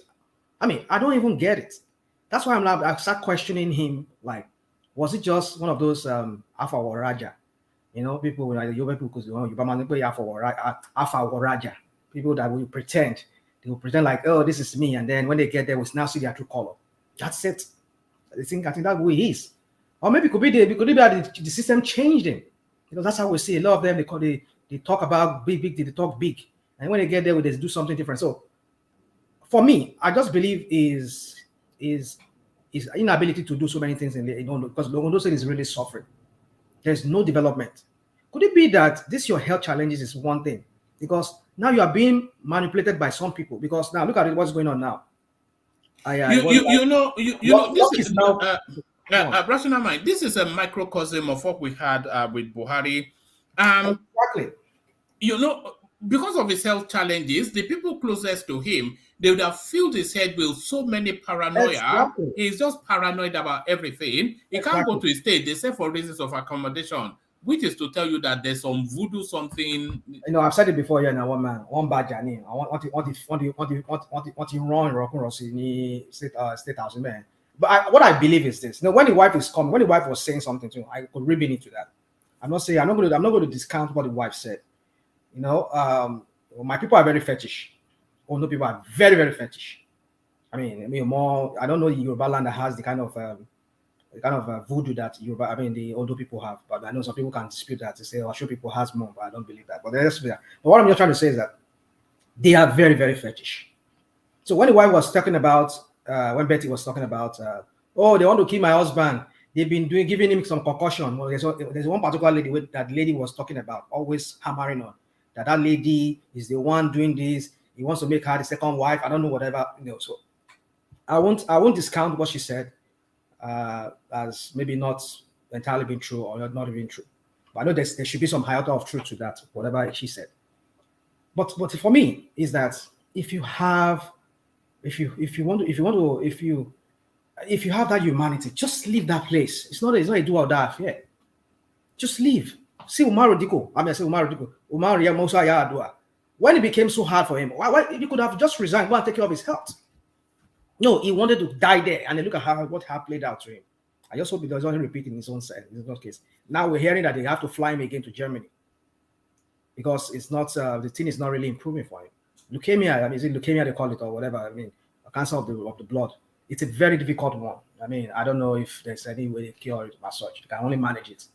But his own, I'm seeing more meaning to it. Like I think there's something diabolical about it because I don't badger they don't do it. You know, that's why even his deputy now they want to impeach him again. And I know there's some people within the lawmakers within the state House of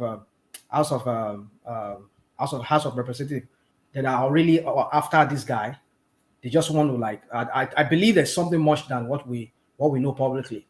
So for me, I think Akeredolu has lost my respect because I used to see him as a What do you think the conversation would have been between the Yoruba governors and him? All of them went to see him, and of course, wrapped around how are you able to govern your state from Ibadan? We can only speculate, you know, like you were saying, telling him to lose. Or what happened now? Just leave this place now. I mean, it could be that. It could be anything. I was listening to somebody when he was doing his own session on his own platform. And he was talking about Ekiti State Governor. I saw the Ekiti State Governor when he was when the way he just said he folded his hand akimbo like it's like you could just see like whoa that dude. Rational mind. No one of that governor will tell him to go and resign. No one. I think they will ask him to resign. You know? No, I don't think so. One man. Don't get it twisted. Maybe not directly, but they will tell him that it's an untenable situation. You cannot govern Ondo State from Ibadan now. Well, so you see, the state governor, you could just see the reaction on his face and the way he was just looking at him like, "Oh my God, this guy, you are spent. Just give this thing up." I mean, we could just speculate to that. Maybe that's what is going through his mind. But you can see that wildness in his eyes, like, and the way he was having his arm crossed, and you were like, oh wow, this guy, well, maybe we're just speculating. But anyway, for me, I just believe Akeredolu, there are some people pushing him. I just believe there are some people pushing him. It could be people who work with him directly. Oh, God, you can do it. You can do it. Go on, my worry. Worry. I'm a team. I'm going to go on my team. Just vacate. You know, just in our very. It's one of those powerful states. When I mean powerful state, I mean no, I'm not trying to like. I mean it's a place that is a very fetish people there. So I won't be surprised if all this thing that is happening to him is not just ordinary highs. Somebody said no, there's nothing diabolical about it. But we can say, there's nothing diabolical about it. Wolomo. You know,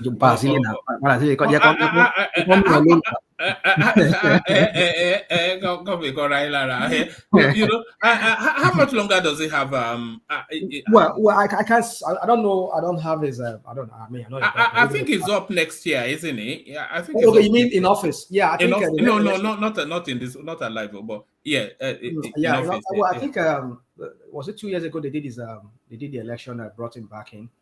2 years ago. I mean, I think it was next year. I think it's one of those few elections that will be done very soon. Like I think Kogi, Bayelsa, Edo will come later, and then after Edo next year, I think it should be towards next year, ending next year. That will be the ending of his tenure. So you see, Akeredolu has lost my respect. He used to have my respect, but this thing that is going on, this whole thing playing out, that you just have to die there by all means. I mean, what is there? You've already done one term. You're almost finishing your second term. Just let your deputy take you over. But now they are planning against the deputy now. They don't want Lucky Bear there because they feel maybe some, you know, it's just like some criminals also looking at the other criminals like, no, we don't trust you if you get there. If we let you, I mean, like, what man can't just has he done anything significant or meaningful? What will be he has not. He has not. I mean, you need to go to Ondo State. Ondo State is, oh my God. There's nothing. I don't know anybody where you're from. Dupe, come on, come and tell us. I know you people are very much used to going to Ondo. I mean, I'm a Lagosian, but my people still have home there. We still go to Ondo or whatever. But then, I can tell you, my cousins that are there in Ondo State, they tell me the crap that is going on in their area, that they don't even see anything, no development. Even the councillors and the chairman, they are just. Rational mind, quick question: is Ondo State not a civil servant state? How do you mean civil servants like that? No, they always call them civil servants. You know what I mean? Like for your state now, is a kind of So I don't think they really have money, isn't it? The only thing we have is the cocoa and oil and the bitumen. Those are the three things. But the cocoa is no longer the business that we used to. That's enough now, and you are dismissing it. That's enough to hold the state. You see, that's what I'm saying. You don't know what is going on. I mean, one man. Anybody that's from those states, come and tell me here. What has the only thing that I think Akeredolu was trying to do was that Motosho, that power plant is it Motosho area there where you're coming from, Ondo State. I think there's a power plant there that he went and commissioned with what's it called? That's a federal project. I don't know if they're giving it to the state now, but that's about the only thing that I know he was trying to like fight and trying to make sure that everything is okay. But even people are telling me that even now that even the motor shop plant is not really operating at full capacity or whatever. I don't even know what the guy is doing. One man, I don't even know. Look at when the Mimiko was there. We have the hospitals. We have people coming from all states because Mimiko did it to the point whereby there's a free kind of health system for people. People from others, even from Osun State, I heard they come to Ondo State for health. They were like, oh, they were so wow because this guy brought in some Nigerians, especially some of them are Ondo people who are practitioners. I mean, like doctors, nurses. They came to help in the scheme. But today, where is it today? Everything is gone, just to get out of the drain. So what has it done? He has not even sustained any of the policies that Mimiko put in place. Everything has gone down the drain. So you ask the question, what does this guy achieve? There's nothing to write. There's nothing you can talk about. That is the APC. I mean, I just don't know. That party is a cursed party to the Southwest. To me, that's how I see it. Look at Sheyi Makinde is doing well. Sheyi Makinde is doing well in Ibadan. Look at AP. Look at the Osun is building a little bit of sigh of relief now. But the APC dominated state. Look at Abiodun. Look at the curse he has brought to the people. Look at Babajide Sanwo-Olu. Babajide, That one is man. building metro systems and building Yeah, film cities and for 18 years, right? They've been in the middle system for 18 uh, years. uh, I beg you see, uh, let's forget. So, one man, for me, I think it just needs to honorably, I think that's the word I was looking for, honorably resign. If he, I'm more like I have to put my hand in my mouth now. If this guy, if he did, he will have my respect. He will go down as one of those big. I'll put him in the range of Adekunle Agashin. I'll put him in that rank of those people. Because, I mean, he has not done anything right, but I'm saying if he does, that means he's a man of honor. Honorable, just resign. At least, Ondo people, your welfare is better than my own welfare. I can't use this my own to put in line in the way of governance, good governance. So let me just honorably resign. Let the next person who is in line, which is my deputy or the law, what's it called, the whip or whatever, the House of Representatives, the Speaker of the House of let him come. But that's a tussle now between the Speaker now and the deputy now, because there was a power play there, and I understand the Speaker is in the group, is in the camp of what's it called, Akeredolu and his cabinet, within his cabinet. So that's why they want to kick Lucky out of it. And I think Lucky is from the south. It's from the southern part of Ondo. Oh, okay. So they're looking to impeach Lucky in order to install the speaker. Yeah, that's what they're trying to do now. So I don't know how they're going to play that game, but we shall see. And they're going to infuriate people from the south if that happens, because that was how he kicked out the other guy that was there. Himself, he has become another mini Tinubu in Ondo State. He kicked out his former deputy. I mean, is it not even shameful? Only you within 8 years, you've changed about two. You want to change two deputies. So I mean, I think some people are just manipulating him. I don't know. It's not in his character, from what I know. Or maybe it changed, like people say. They say people change when they get into power. Maybe that was what happened. What happened to him? Because I really respect Akeredolu. I mean, he still has my respect so much. But I tell you, with all this drama playing on, I'm losing respect for him, and he just needs to honorably resign.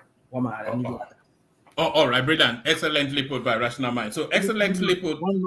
Can I just quickly interject on that one, please? Yeah, come in now, Kim.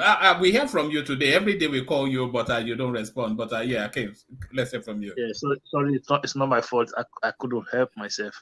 I know the body needs rest. Yeah, so I was going to say to Rational Mind, what if the guy is not even in a state to make such decision for himself? So nobody knows what state the man is in at the moment.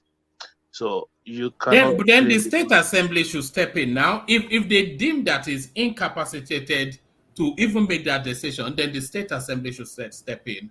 Yeah, but that's what they should do. But you know the way politics work in Nigeria, they'll just, I don't know. But normally, if they would, at this point, no one have seen him, no one have heard from him publicly. So I think it is considered that the way it is right now, it shouldn't be the governor, right? So, but the people who are supposed to make that decision for him or on his behalf, they have not taken responsibility. They have not taken their duty.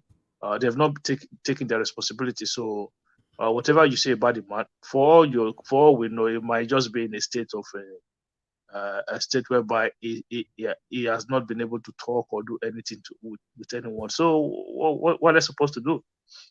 The state House of Assembly, they are in bed. I mean, let me say in bed with them. They are in his rank.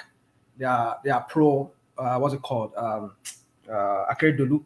So that's why they want to get this guy out. They believe that from what I gathered from people back home, they believe that Lucky is the one behind Akeredolu's ordeal, because the people read meaning to it like, oh, it's diabolical. This guy got in there. I mean, I know Akeredolu seems, if you look at him very well, even before the election, you could tell, because all these rich people, they have some kind of hidden sickness. I could tell that he wasn't that really healthy. Maybe I was looking at something else, but I want to believe that maybe he has had this pre-existing condition before, these health challenges before, but it got worse. So some people are just really meaning to it that, oh, it's his deputy that's behind it. They want to kick him out of the office because of his health and all of that. They want to kill him, and that is why they want to get rid of him. I don't know what other plan they have after that. Maybe they want to install. Yeah, what I think they are trying to do, or that this is my own personal opinion. Maybe they just want to get rid of the deputy, bring someone that is their own person, then Akeredolu will then resign and hand over to that person. Maybe that is what they want to do. That's the plan. Yeah, that's the plan. Real quick, one man before you move on. Ayo, I understand, and Ayo and the Crown. Is it Crown or Ayo? Is it the same person? They are waiting for you to do what you usually do. They want to record there now. They are waiting for you to say. They know that I will not speak. I will not mention Tinubu's name, and I mentioned his name. Yeah.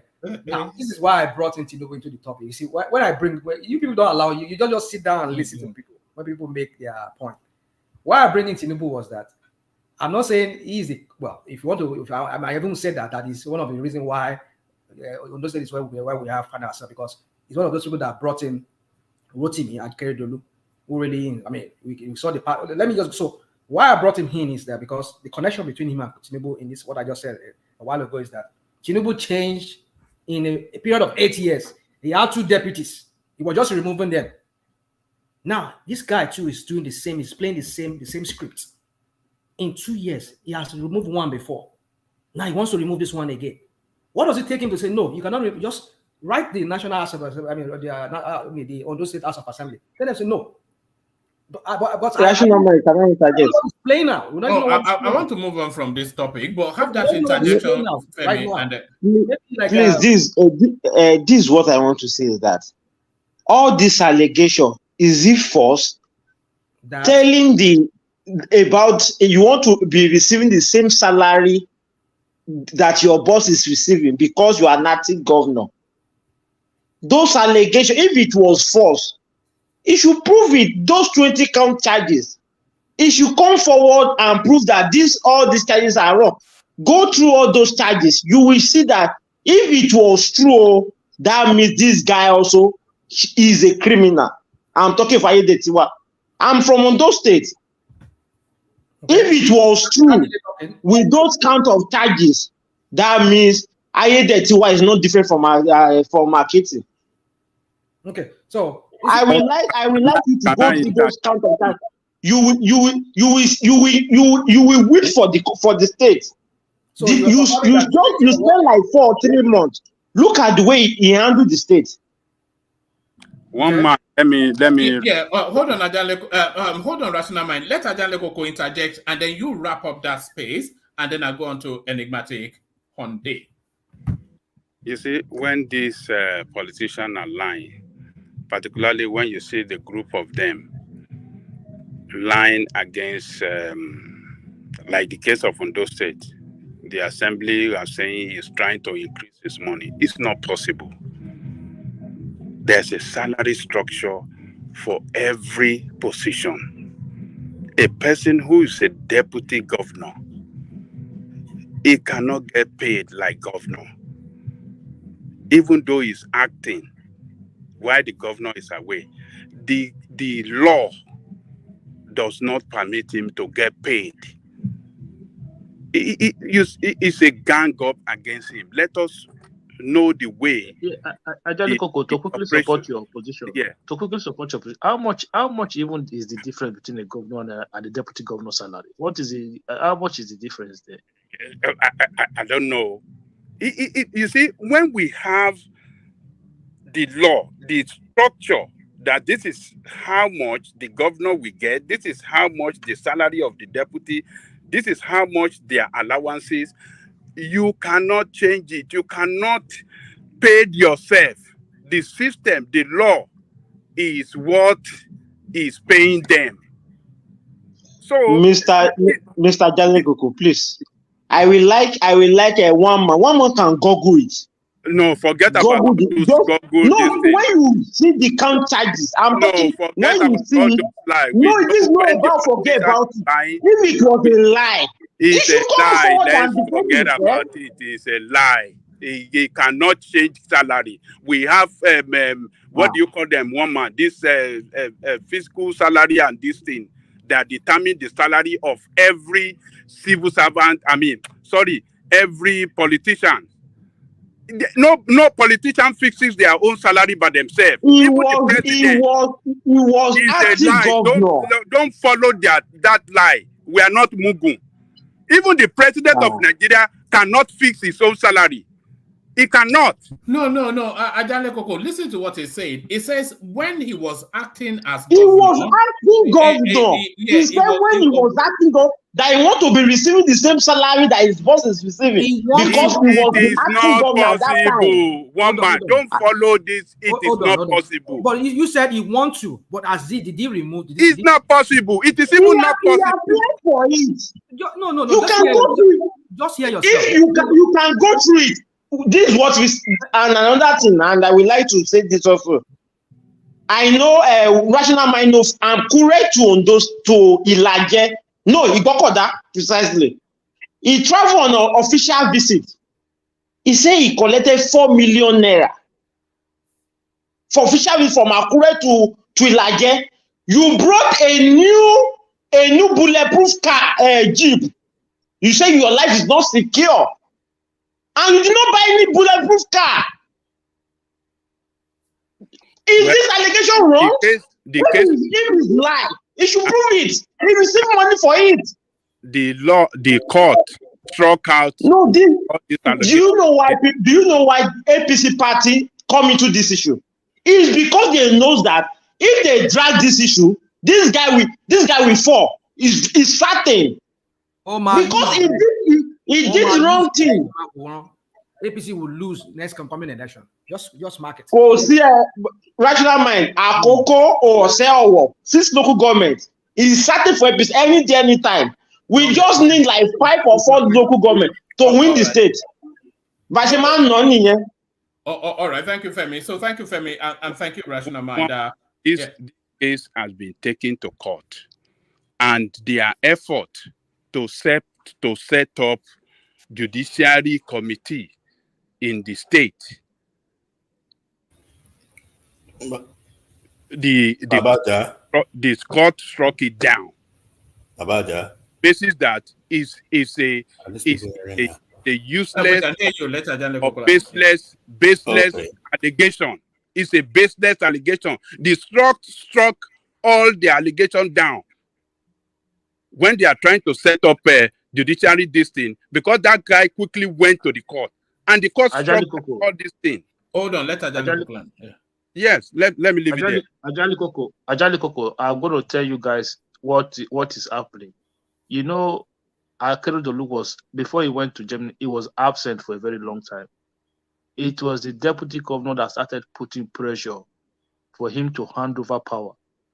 It almost become a public fight. I think that is what they are giving back to him now. That is just in my own. I think that's what happened. All these charges. That's what's happening. And again, they accuse him of like our other guy said, spending some money. He shut out Akeredolu's people from knowing what is going on, and Akeredolu people will only just go and tell Akeredolu in Germany what is going on, what he's doing. So more like I see what's his name? That guy shut them out. He only gave them he just only tell them what they need to know. He is the acting governor, so he doesn't need to account to Akeredolu's people. He only needs to account. So if the president comes, he will tell him whatever. Say the president, the governor comes, he will tell him what he has done. So, but because he shut them out, he wasn't playing ball with them. They felt bad. And then as of assembly too, as you're talking about too, they are Akeredolu people, and like you said now, I don't know how true that is. He's acting, but the thing is, they see that he's trying to like overshadow his boss in what he's doing. That is why they want to get that. The guy he pressed too much. In my own opinion, I think earlier on, the pressure he put on Akeredolu to hand over power to him, it was too hard-handed. It was more like taking advantage of the man heel hurt at that time, and I think maybe that's one of the reasons why they are putting so much pressure on him now. Hakeem, what you are saying is speculation. No, you don't know. It's a speculation. Yeah, that's my opinion. Hakeem, let me your opinion. Let me just say something to your opinion. If you are talking about Ondo State, first of all, they have something they will call Ijagboile. I don't know. It's a family circus, right? What they are having. First of all, the deputy governor does not even everything you are saying now, of course, you said is that's your opinion, but I mean, it's in the realm of speculation. But the fact is that the governor is not it's an accidental politician. It's not a core politician, right? He's fighting almost everybody. He's involving himself in irrelevancies. He has issues with almost everybody. If he had succeeded, right, to kick this deputy governor out, that would have been the third deputy governor. If he had succeeded in kicking his SSG out, that would have been the third SSG. His chief of staff is basically a figurehead chief of staff now. So there's so much dysfunctionality going on in that government house. Okay, even when he was on ground, he has, there's this penchant for him, his wife, and his son. It's like a family affair to them. The people who are running the state now, in his absence, there are people you will basically regard as a bunch of complete nincompoos, basically. They have no political base. They have no bearing. They don't even have the clout and the political, gravitas to even handle a kindergarten kids. But they are the one deciding the affairs of a state because a bunch of, a bunch of people just put themselves together, not knowing where they go or where they're coming from. So it's not about the it's not about the deputy governor. It's high-handedness on his part. But because of his medical situation or probably health situation, right, things has actually snowballed to the point that nobody is directing anything.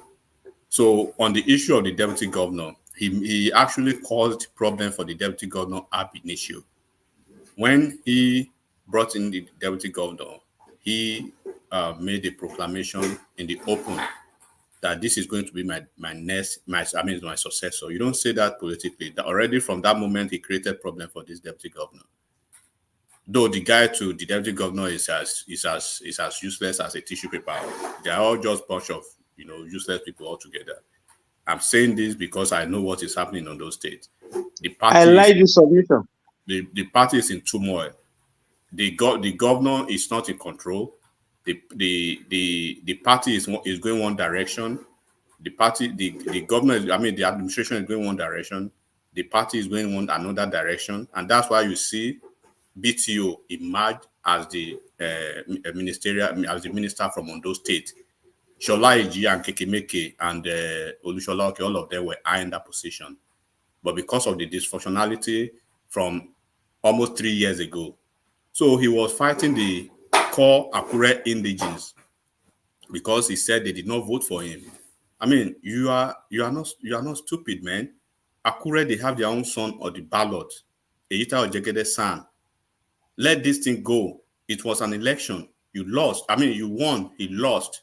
He took you to the tribunal, up to Supreme Court. You won, but because of your local type of mindset, you are not giving Akure people what belongs to them.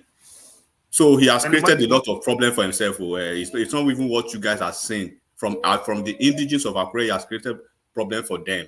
There's a reason why he fell out with Abena. If you know who is Abena, Abegunde Ifedayo, the guy who was in House of Rep, who is now at NDDC now. He begged that guy to be his SSG. Even the current SSG, right? Oladuni Odu, they have to basically find a way to convince her to come on board to be this SSG, because she said, I'm not going to be the SSG to this man because of his wife and because of the people surrounding him. I'm good where I was at Subeb. So, and they gave him condition before he does that, before she took the appointment. So, look, APC does not have issues in the state. Somebody who is saying APC will not lose because PDP too, they are just as stupid as anything. They don't know when to play the high level opposition, like you are seeing with Atiku and all of them. So they will still retain the state. But Akeredolu, in my estimation, is in the set and the table of the Yaya Bello, the Otom of this world. Is probably one of the worst, if not the worst governor Ondo State has ever had. So nothing is working from that administratively, zero. political calculation, zero. Political gravitas, zero. Handling the economy of the state, zero. Look at the IGR of Ondo State, a state with agbabu, bitumen, with the resources in the oil in the riverine area, with all the cocoa and the oil palm. Look at the IGR, one man. The guy is basically running the state like a family affair, but now he's sick. He can't control anything. So if foot soldiers are trying to hold on to the power at all cost before everybody is just praying now to just get his way out of office by 24th or 25th of February, and he should just get out of the way. So at least they can have a sigh of relief in Ondo State. So it's not about the deputy governor's fault. I mean, if it is deputy governor's fault, was it the ex-deputy governor's fault? I mean, you are firing almost everybody cannot work with you. I mean, look at yourself in the mirror. Almost 3 SSGs, almost 3 deputy governors, right? Your chief of staff is just a figurehead chief of staff. He almost fired the chief of staff, Chief Ale, right? It was the Obas. So because of the Obas actually waded in, he couldn't do anything because if he had done that, Omate. So he had to leave that one in the office just like a caricature, just like you are just in the office, no running ground, no subvention, no official vehicle, nothing. The only person running the administration now, if you are very familiar with Ondo State, go and ask anybody if they know who is Aragbaye.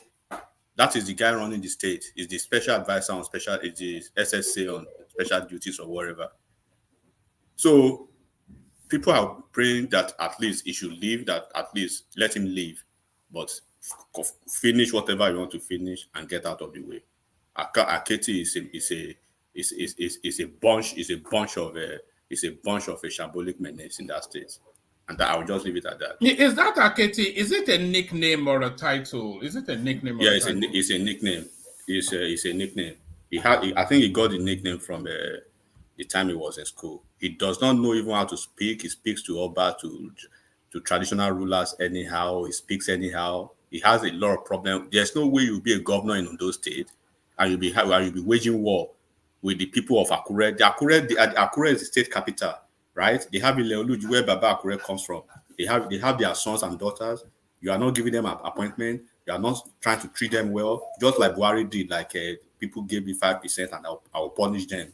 You are punishing them because they voted for their own son, who was on the ballot, Eita Ojegede, who is a son, an equal son like you, and he even had political gravitas than you do. He was the Attorney General under Mimiko for 8 years, and he's been there with PDP with Ematiku and all of that. I'm not actually holding forth for him, but he didn't play the politics very well. He was fighting unnecessary war, and that people were even thinking this is sickness is spiritual because of the way he has caused problem for himself. It's not spiritual. The man is sick. What is spiritual? No, I'm saying some people. I'm not saying it. I'm saying some people are even trying to. You know. I think he thinks it's spiritual because there's no explaining why he can't go to his own home state except he feels it's spiritual. No, it's in Ibadan. I mean, what the excuse is that your government house, you've been working in an inclement condition within the government house. Two rooms or 2 bedroom, or are you just getting to know that for almost 7 years of your administration? Now, enigmatic. What they said was that in his current state now, it can't. There's no. So there are no hotels. So there are no places in Ondo State that you have to cross over the border to Oyo State to be governing a state from Oyo State. What happens to his hometown in Owo? Let's assume that for medical reasons, for whatever reasons. Right? Stay in your hometown where you have your home. There are other places in Akure that you can organize for yourself. So you have to cross over the border too.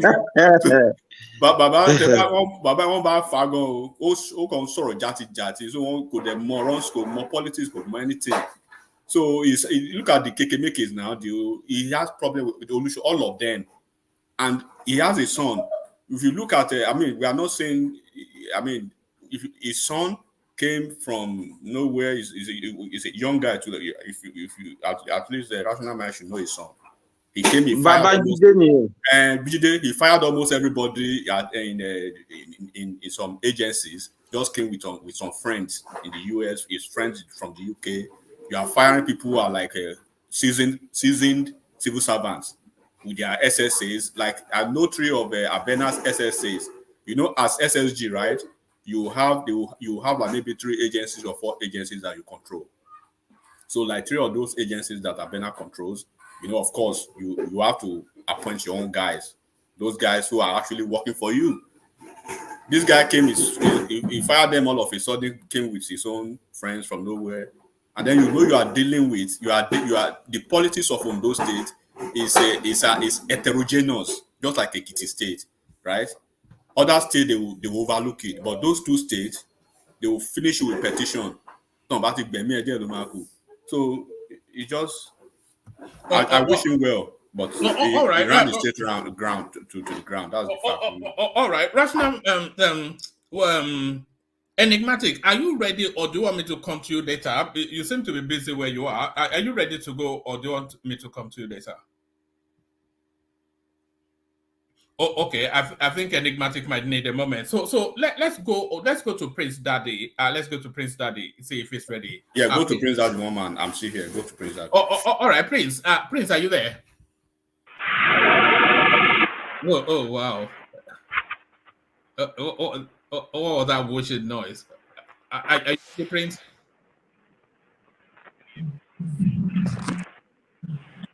Go to Akim now.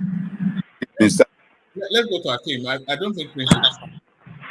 Mama, I'm still here tonight, so don't worry about it. I'm still here, so I can go. Now you go soon go to sleep now. One man. Yeah, that's why I said let me go now, so that. All right. Let's come to you then, Akim. Akim, catch us up. I don't want to disappear on you.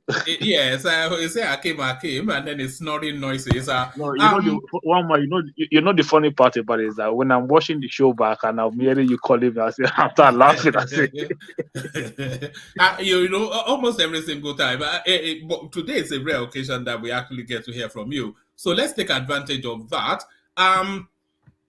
So Tinubu's executive order may mean amnesty in boon to Nigeria's FX. So Tinubu is signing 2 executive orders. So those executive orders, they allow people that have hard currency to bring it from, well, they have hard currency in cash to be able to bring it into the system, no questions asked. So do you think that is a good policy, or do you think that is giving pathway to the looters to launder the money they stole under Buhari's administration back into the system? Look, we are in a situation right now whereby we are kind of desperate, right, when it comes to FS liquidity in the market. So right now, whatever we have to do to get it right, I think all hands must be on deck. So let's not overlook one policy or another. Just throw everything, throw the kitchen sink, everything, throw it at it right now. Because one man, I don't know if you look at the rate every day, I've never seen it like this anytime. It's just like you check it in the next 2 hours, something has added on top. Like it's not going down, it's always going up. So they need to do something to try and at least the minimum to at least stabilize the naira from falling further. So it's not a bad idea. Normally, I wouldn't want to support such thing, like because some of these people they've stole this money from the state, and the idea that they were able to even convert it in huge amount to dollar in the first place, and I think that is where that is everything that's been wrong with our society. Akim, yeah. Please, if you don't mind, please. I don't mind, please. But what is causing this dollar rate like this? Australia is one of the poorest dollar in the whole. Like, the dollar is not that strong. But yesterday, Akim, I checked 790 to $1 Australian. is worse. When I came into this country, it was $180, $200 naira to a naira. You have to do something, my brother. Even though I'm smiling, if I'm sending money to Nigeria, I don't send too much, but it's not really good. Yeah, but it doesn't make it look. Even if you think you're smiling, it's nearly 1,500 to the pound came today. Yeah. So that's what I'm saying. It's 1,002 something to the euro. So, like, if you told me early at the beginning of this year that we'll be saying what we are saying now, like you'll say, "Come on, man, stop it." But that is where we are now. You know, Akim and one man and everybody. Now, from what you just read, that article, when he asked them to bring the money back into the system, is he asking them to bring the dollar back into the system or to bring the naira back into the system? No, the dollar. Nobody's interested in naira now. They need dollars to come into the system, and what he is facilitating is hold on. Let me just represent it. Let me give you a few paragraphs of it. It says that the federal government has introduced measures to ensure liquidity in the nation's forex markets. The measure comes via 2 executive orders signed by President Tinubu. Although the orders have become effective, they are not yet gazetted, but lawyers and economists call the move a game changer in that it could act as a sort of amnesty to encourage holders of foreign exchange cash outside of the banking system to bring them into the official channel. So essentially, when they loot in naira, but because of the volume of the naira and because of this, the ease of transacting in dollars, when they loot in naira, they then convert it to dollars, usually via bureau de change. But because of the large amount of monies that these people loot, they are not able to then get those dollars into the system. There's lots of dollars packed in strong rooms all over the country, and that's what Tinubu is after. Including all these governors that you are seeing, all the governors today, all of them, you go to them, no governor as we speak right now that would not have a minimum maybe $100,000 to $200,000 in cash money as we speak right now. Not minimum. That if they don't have it, they will have a minimum of up to $200,000 with them as we speak. So when all of this money are not going for a production purpose, the naira is going to suffer from it. So at the end of the day, the government needs to do something about it.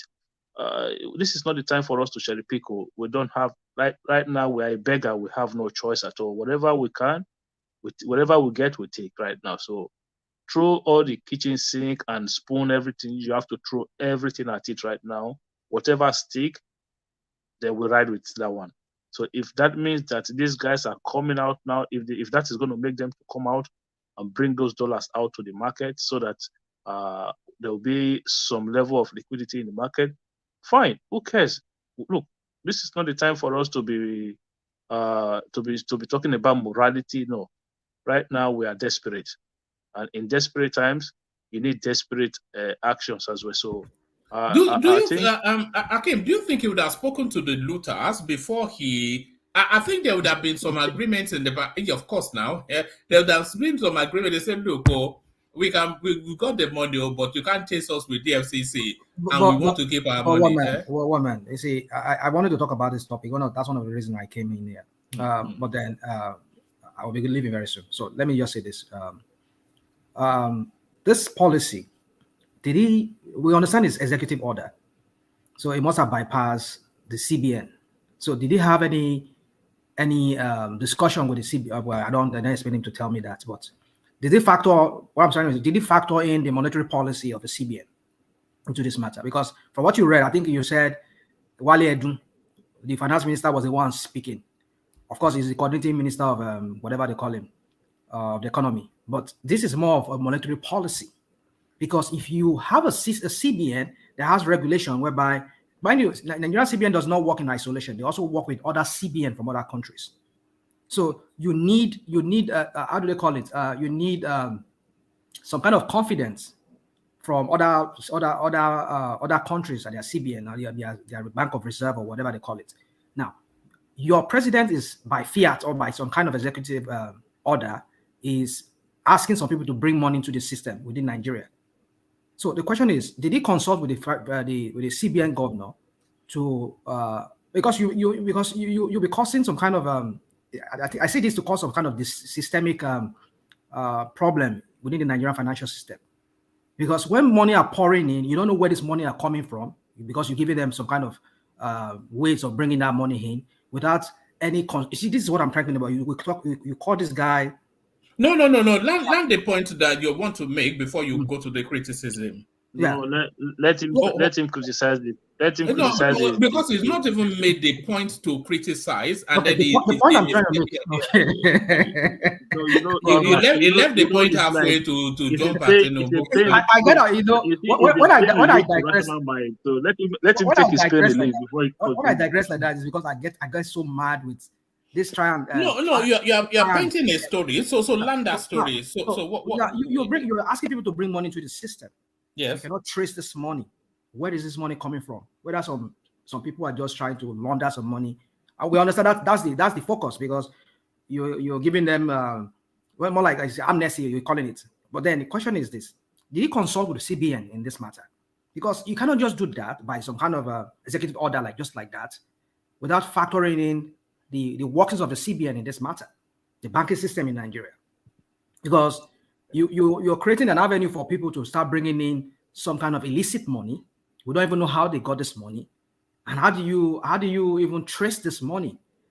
So you see, this trial and error thing. That's the point. Hold on, it's not trial and error. I'm not sure.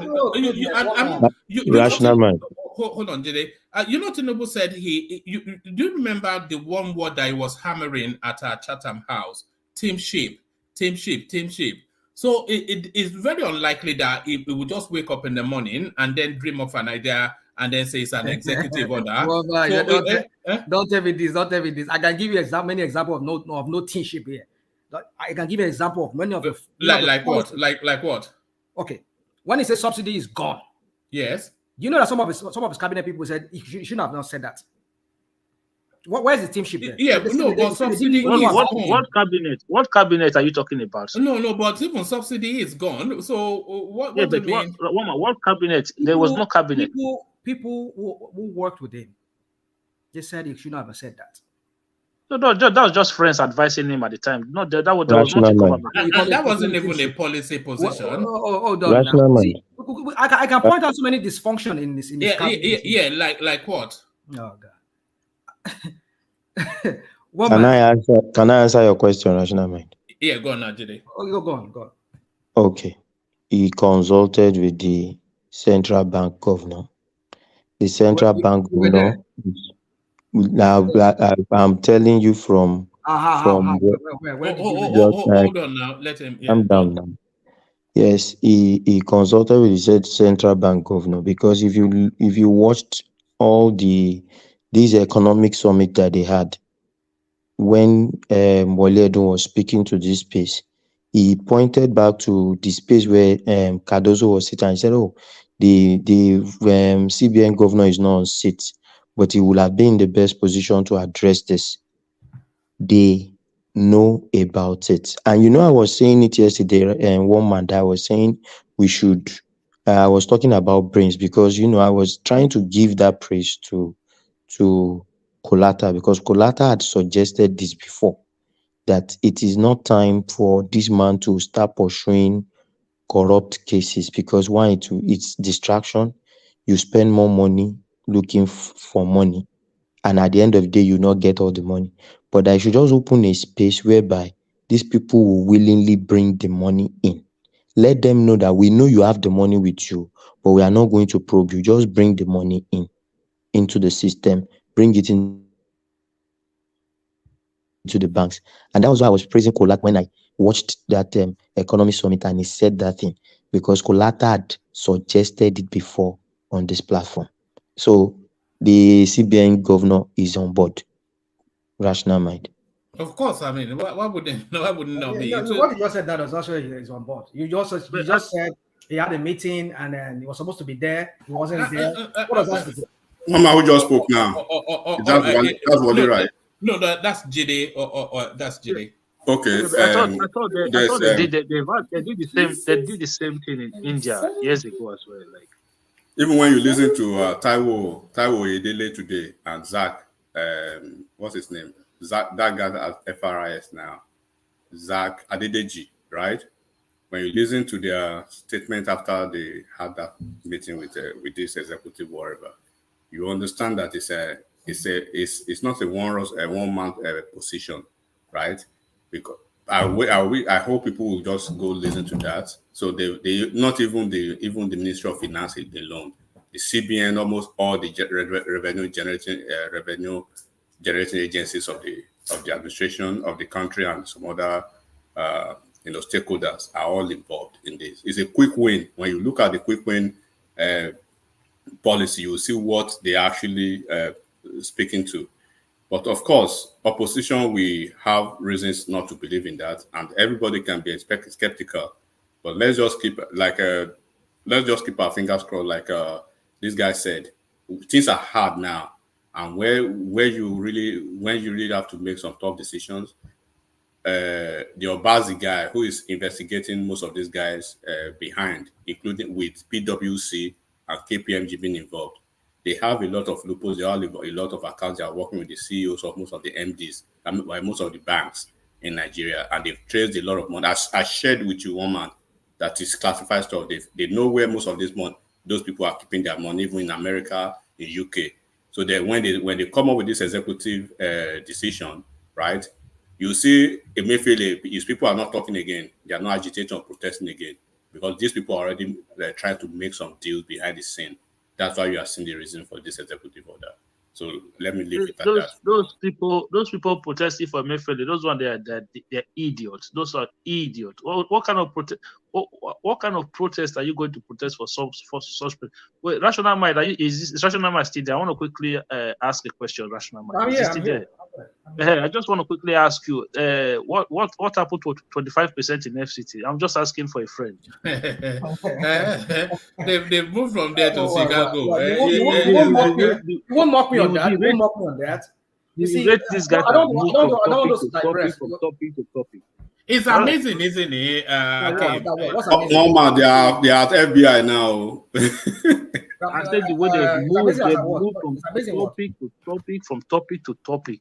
Look, if I was you, I would sit down one day and I would ask myself, what am I doing? What am I doing? What are you talking about? I would sit down and ask myself, what question? What question am I asking myself? Like, ask yourself, what are you doing? You move from 25% to drug dealer to look. I don't even know. Like, how do these people Land your point. Yeah, you say what? What don't you know? Let me ask. I was just asking on behalf of a friend. That's He's talking about the skittish. Is not you especially, but the obedience space. Really, the skittish way that you latch from one extreme beam and then you rage, and then you latch to another extreme B, and then it's just so skittish. It's like ping pong. The person in Aso Rock has a lot of baggages, and so it's baggage. It's no more 25%. It's no. Hold on. No, we did not manufacture the 25%. It's there in the Constitution. Every other president is the only one that has never. Why have you guys thrown it away now? We need to test the law.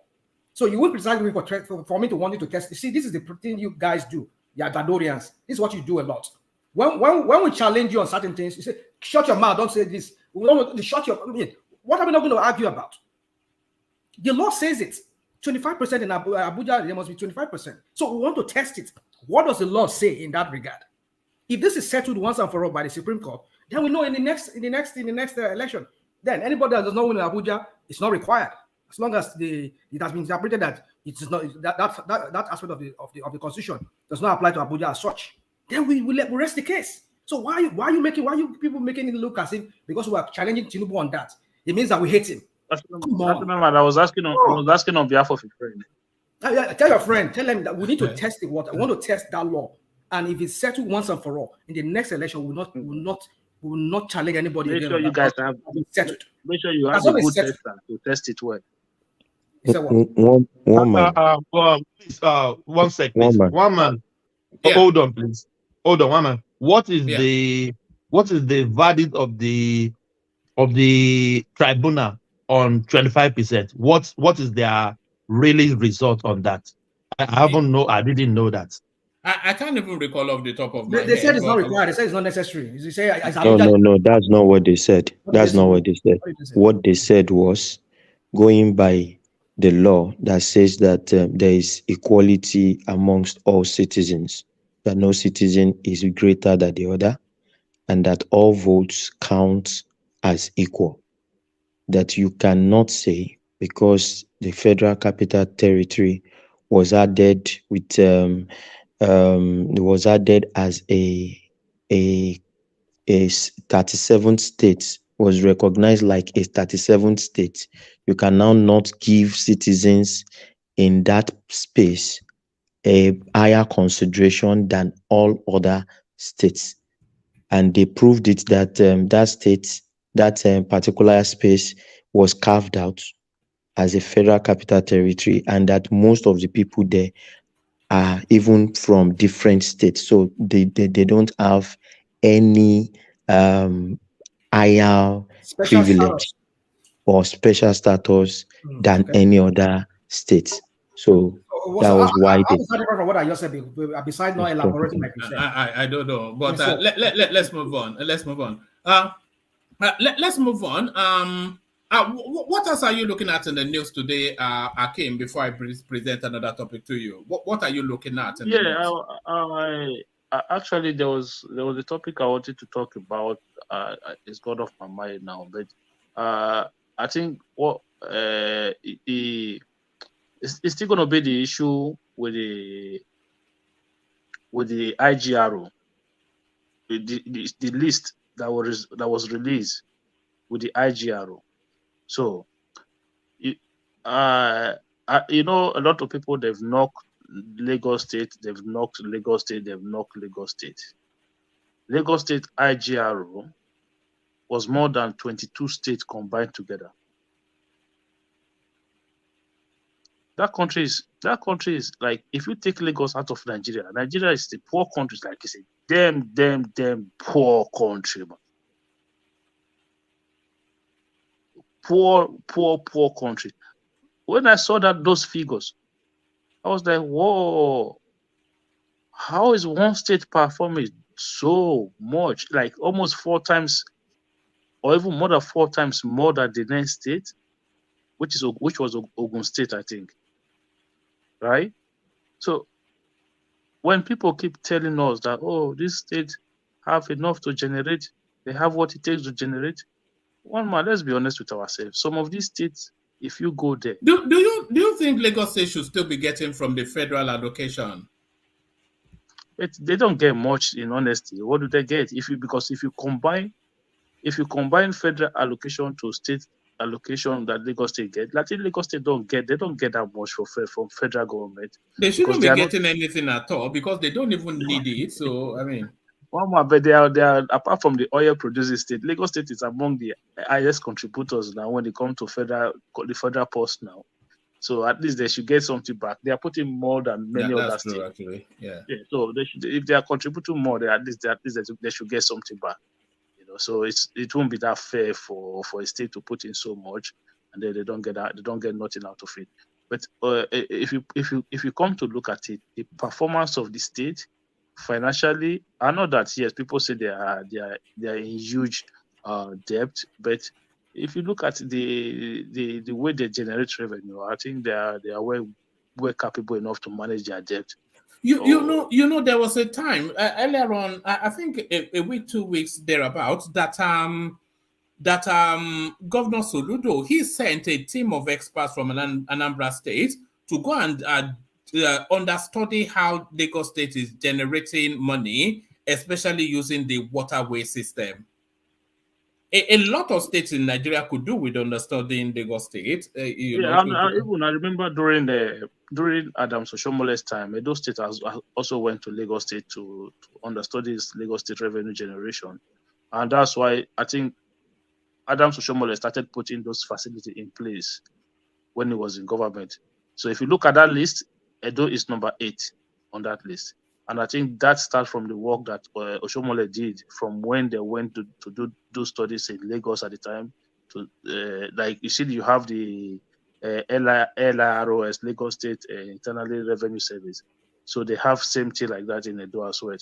You know, Edo State Revenue Service, something like that. So I think it's there are certain developmental leaps that Lagos State is making that every other state has no reason not to make.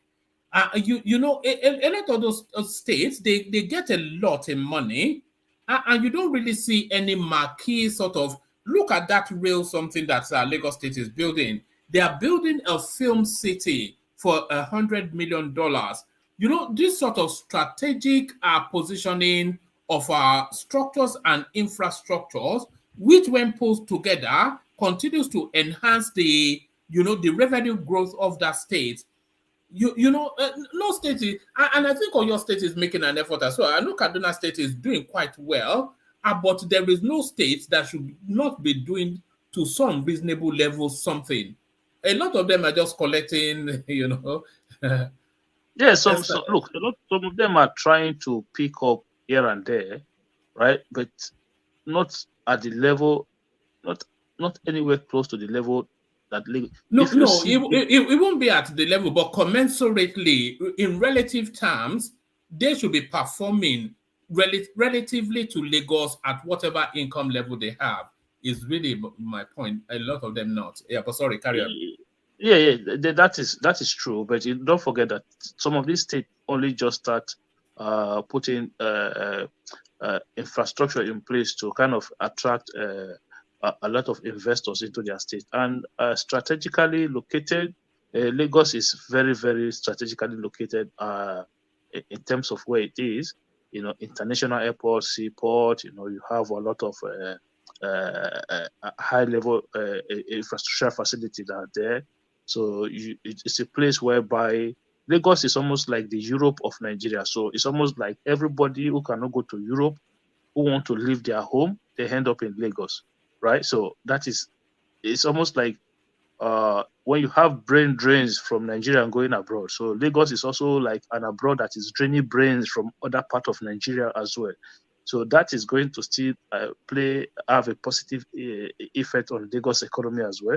So all of this, if you go to Lagos, the level of awareness, the level of educated adult is very, very high compared to any other state.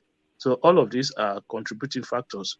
But on the other hand, I think states should start trying to work hard to increase their revenue, because at the time, even at the time where we're at now, they have to put things in place, because Lagos, wow, that was big.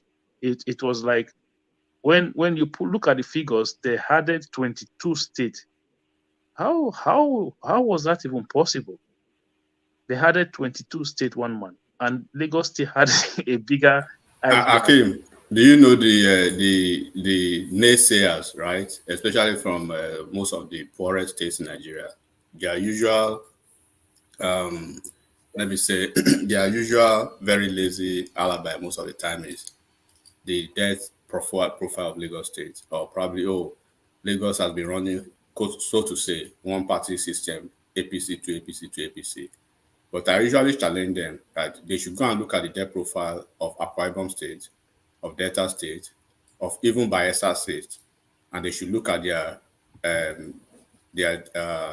oil generator. This is not fact allocation now, but what they generate from being a member of the oil producing states, and they should compare and contrast. And then they should look at, in Delta State, they've had only one political party so far since 1999, PDP, exchanging baton back to back from the same political family of Ibori, from Ibori to Uduagan to Okowa, now to Sheriff, the same political family. Why are we not seeing that transformation? If they actually want to argue that it is because it is once a political family that has been ruling Lagos, APC, Asiwaju to this, to that, to that. Same thing, we can say that in Akwa Ibom State. The same thing we can say in Bayelsa State. And these South State, they do have all these funds. Same thing we can say in some states, even in Southeast, like Anambra State, they do have this, ABGA, and up to now ABGA. So why are they making such lazy argument most of the time? And some people are still shamelessly defending the failures, right, of their leaders, without even saying what they can actually come out to. They will say, oh, because Lagos was a capital. People should go and look at what El-Rufai did in Kaduna State in 8 years. Kaduna State was nowhere in the map of Nigeria making a dime. El-Rufai re-engineered the transformation and the IGR of Kaduna State to where it is today. People could hate Wike for what he did, but at least he was able to turn around certain things. What are those other governors doing? And people are still defending them. Yeah, but you know what? You know what I think now. You know when they keep saying, "Oh, they don't want Nigeria to divide because of the oil." I don't think that's true now. I think they don't want Nigeria to divide because of Lagos. Because if you take Lagos out of Nigeria, boy, there's nothing left. Absolutely gone. Nothing left. Just take Lagos out of Nigeria. Nigeria will be maybe the 15th economy in Africa. I guarantee you that. What's there? If one state is more than half, is generating more than 22 states put together in a 36 state country, boy, that's a super state. So in my own opinion, I think Nigerian is being kept together because of Lagos State, not because of crude oil. That's the truth. You mean in terms of income generation, or if in terms of income generation, you know that a lot of the wealth of the Lagos State is still linked to that oil, because oil is the primary source of foreign exchange, and then Lagos State then able to leverage it in whatever it is. Without oil, there will be no Lagos State now. Okay, so you look at it this way. Look at the taxes that are coming out of Lagos State that the federal government is collecting, right? It's almost leveling up with what they receive from crude oil in some areas. One man, you're even wrong about it. Just look at the Lekki from law school, right? When they opened up that space, and the real estate in that corridor, boomed. We're even talking about a state. We are still talking about a state right now where one of the largest refinery in the world has not even started operation. Yeah. So, okay, talk to this, Hakeem. I want you to talk to this. Talk to this argument of Lagos being the ex-capital of Nigeria, because that is the argument. Is that not an argument? Is that not an argument? That's we can debate that. And that's a big advantage as well. Because Uptown is actually mentioning that in the comment section, that the lever that leveraged Lagos to where it is it being the... He did that on Twitter, and they slaughtered him on Twitter too, and he's bringing it here again. He needs to. Are you following him on Twitter? He needs to stop that argument. One man, can I say something? They slaughtered him seriously. That he should stop that argument, because that's a strong man. One man, I'm telling you that. Imagine when the Dangote refinery takes off. You're talking about thousands of jobs in that place that are going to be contributed directly to the economy. You're talking about even the Lekki deep sea that was also coming. That only just started this year as well. So you're looking at that state now. In the next 2-3 years, it's just going to be a country of its own. That's the truth. Because yes, I agree. It's just going to be a country of its own. But we don't want, sorry, Jide, actually go before me. Yeah, Jide, let's hear from you.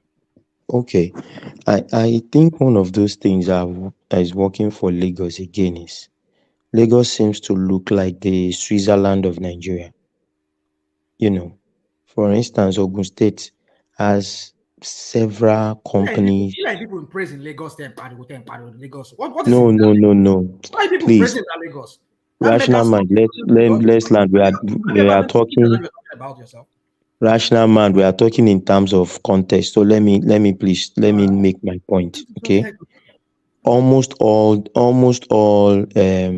headquarters of this world of major companies or institutions of this world. They are there in Switzerland.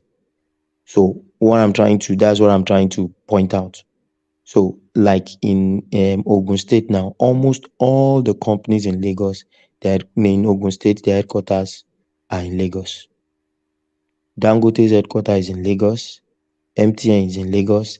So the one of the strategic thing that is working for Lagos is the fact that they are positioned in a way that accommodates all these headquarters. And from that alone, the revenue they can generate, it's not just small in terms of tax that these companies pay.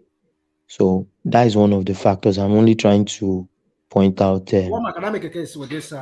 What Enigmatic was talking when this guy was saying, he said on Twitter about the position of Lagos. Yes, Lagos enjoyed the status because of the position he once held, and that is, it was a federal capital territory. It was the capital of Nigeria. The concentration then was there in Lagos. The ministries, everything was in Lagos. The president was in Lagos. Whether Ministry of Head of State, they were all in Lagos. Lagos has been built that way. They all moved there.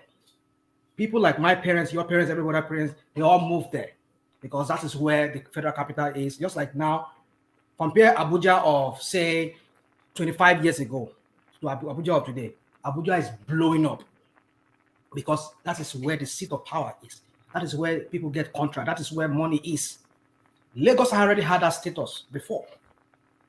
And so people, banks and everything, they were all situated there because of by virtue of the proximity to the ministries and all parastatals that were in Lagos back then. Let me ask you a question. Hold on. You asked me a question. Let me land it. You can continue. It will be a very good flow for you. Just put this in your conversation. So, do you consider the sustainability of and the let me say administrative and the let me say the governance capacity of those who have been able to spare the affairs of Lagos? For instance, let's switch Lagos. Put Otom in Lagos and put Yaya Bello in Lagos. Take that for a ride and go ahead with the conversation. Okay, let me just I'll come to that question. Now, what I'm trying to talk about is that by virtue of the status that Lagos once had, yes, enigmatic, some people maintained it, not just Ashiwaju, not just his minions that followed after him. There were people who maintained it. They maintained that status. People were still flocking in, even after Lagos, after the federal capital territory was out of Lagos. People were still flocking in. So, what really is contributing to all this thing you're talking about? Let me land this thought now. Please, I beg. I know you have the floor. You are the one that owns the floor. I just want. No, I know. I was just quickly going to say, enigmatic. Are you scared to say it? You're using Otom to use Obi to make the example. Are you scared? Are you scared of what they're going to do? What's another migrant? It's okay. No. I'm okay with that. No problem. Akeem, on a very good day, can you hold on a second, okay? On a very good day, Akeem, Obi wouldn't make even a local government chairman in Lagos State. It's that's just it. So it's even very. Don't be worried that national is going to get triggered. Otom is a better governor than Obi now. Try Latin national mind. Obi wouldn't make the roll call of the government chairman in Lagos. What they celebrate? National mind. What they are celebrating in other states is what local government chairmen are doing in Lagos State. In other states. What local government chairman is doing? Go and find out now. You see. I'm all right, carry on. Really quick. So, by virtue of that status, and if I lost my so now, what really made Lagos is the population. All that thing that Jide was talking about, banks, is it the building that just work for itself? People come in there and work. They pay tax. Lagos State gets their own tax from there. They contribute to the local economy wherever they live. It is the population. I tell you, let people move out of Lagos State. Lagos will be empty. What brings that population in? Exactly, woman. Thank you.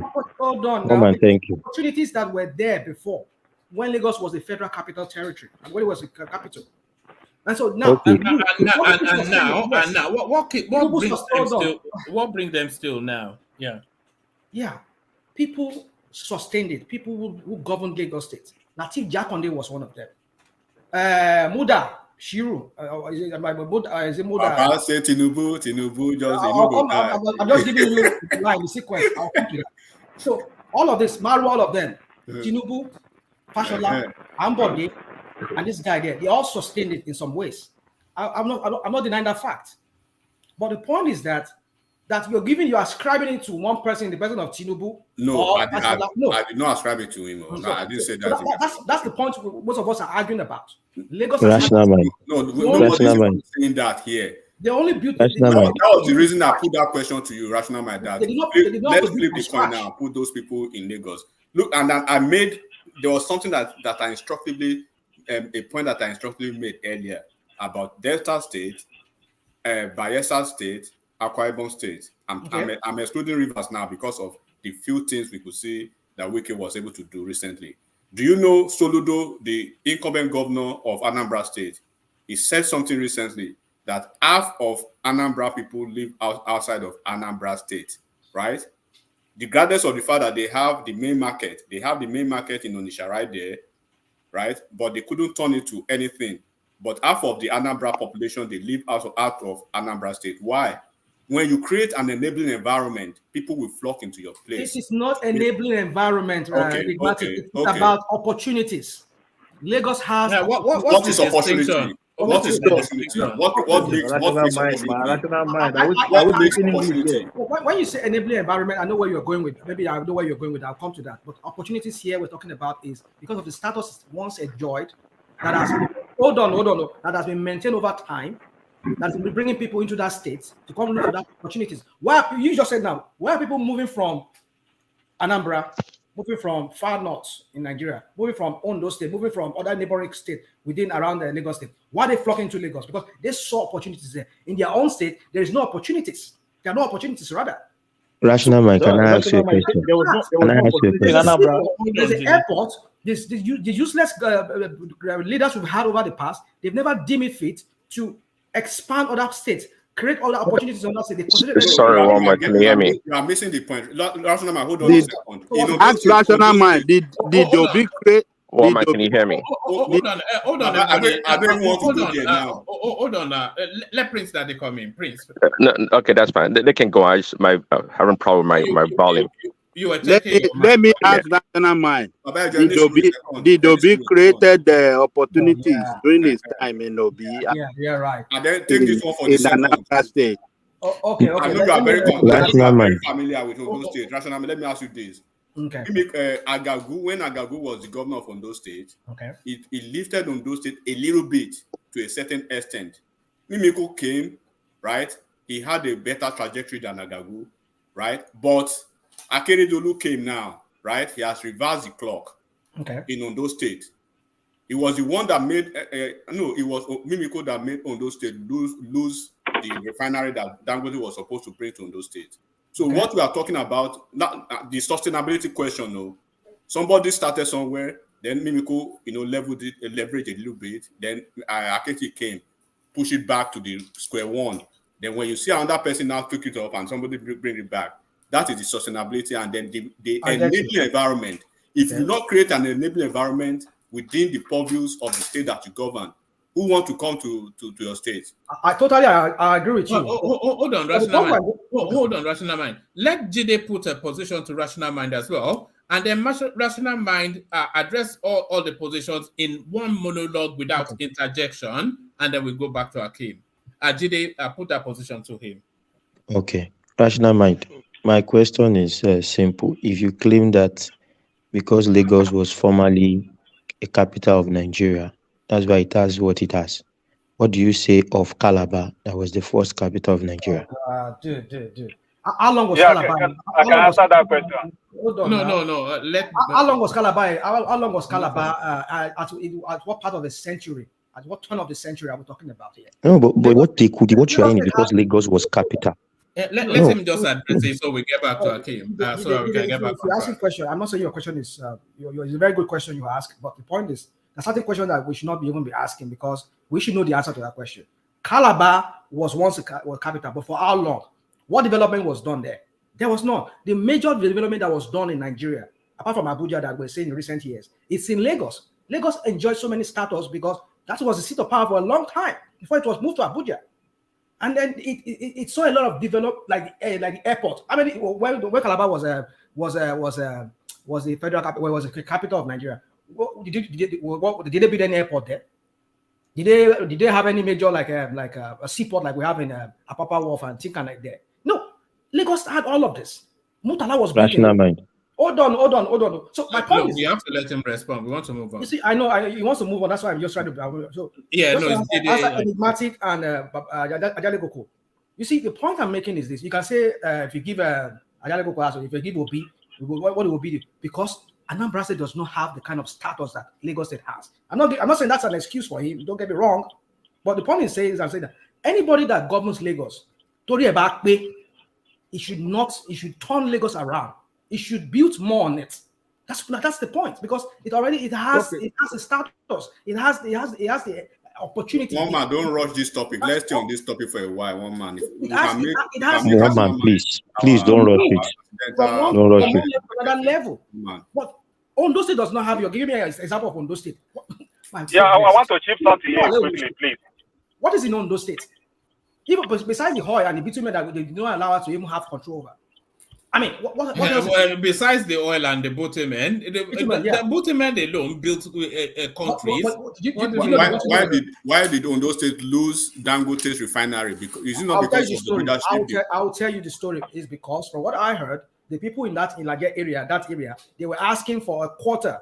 No, that's wrong. Like I know about this. I can tell you the story. Give me another. Let me tell you, rational man, because you know why I will tell you the real story about this. I know the man who was representing Ondo State then, and the guy got fed up at one point. He came back to Dallas. He came back to the US. Mimiko was requesting for too much. He was not trying to, as a leader, when you want something for your people, do you think people in Lagos State were not trying to disturb? Fashola went there, and I think there was a video. I can show it. Probably if I see the video again, I'll send the video. The video was out there. The video was out there. Fashola went there. He went with the Obas. The Obas he went to the meeting with the Obas, and he told them, "Look, this is what we're going to do. This one." Mimiko was thinking about his own self-interest. So what's his interest? He had less than a year to leave office. Right? What was that interest now? Because Riba.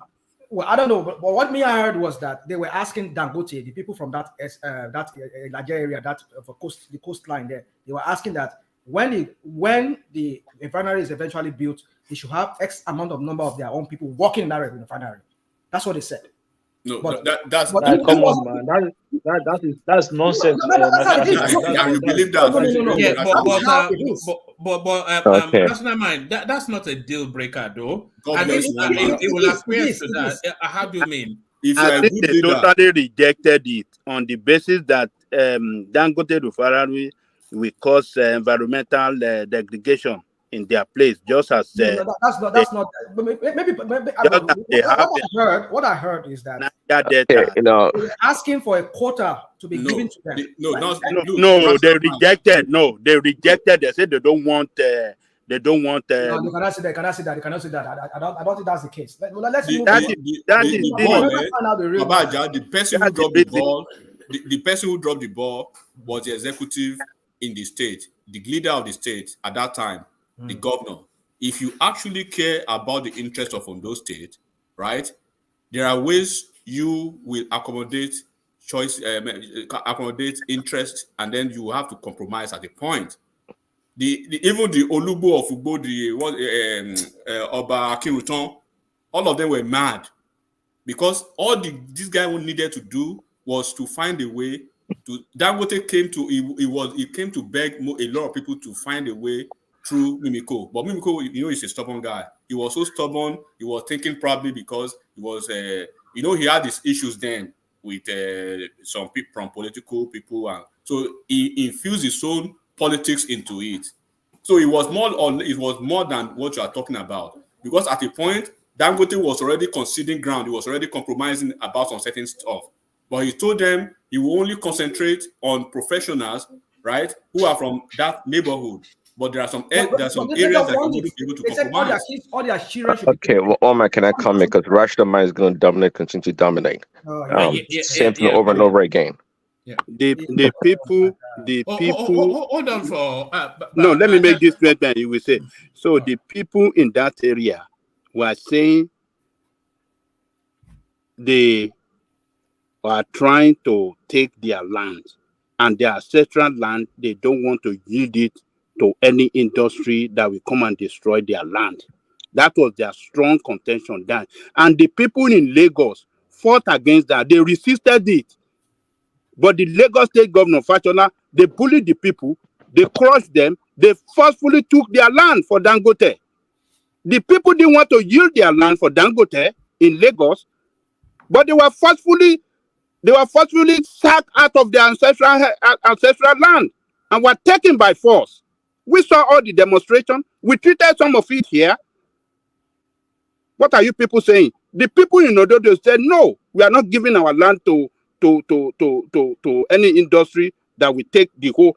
Look at Dangote, that place that is bigger than the whole of Victoria land. You think it's a small land space? So, Baba, why Aja, you are correct. That's what's called leadership.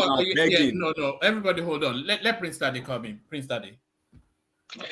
Yeah, thanks, woman. Yes, sometimes if you hear like superior argument, you have to submit, but rational mind wouldn't do that. I'm sorry? Oh boy, I said Agidi. Odo people now. You know what Odo people are like.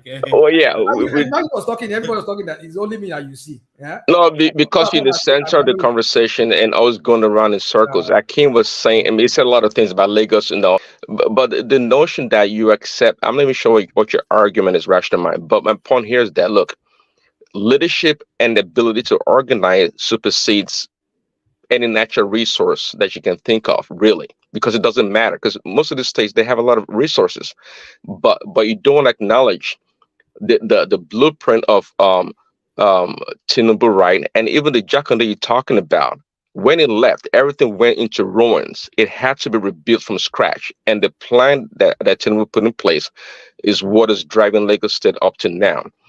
Japan was the second largest economy in the world for a very long time before China came about.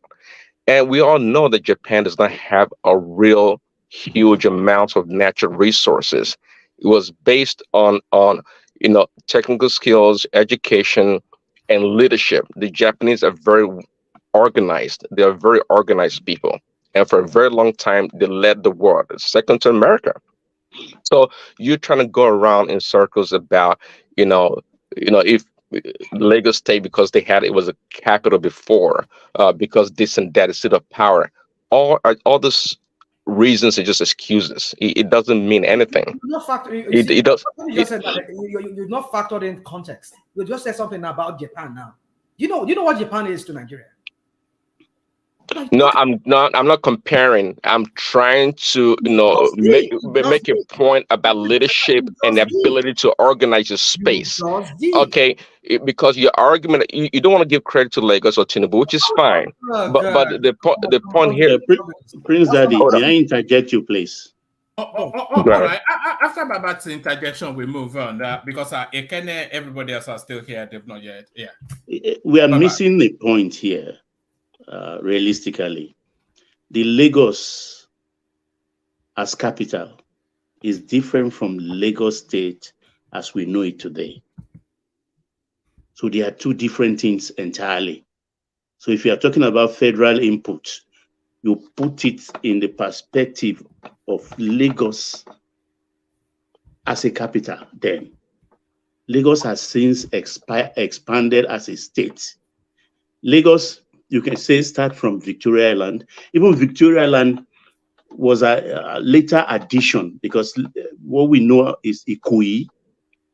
It's private sector that developed what we know today as Victoria Island. Lagos was more Apapa because we used to live there. It's Apapa up to Yaba. Yes, pretty much. You know today, Mushi and all the rest are all in Western region, including Ikeja.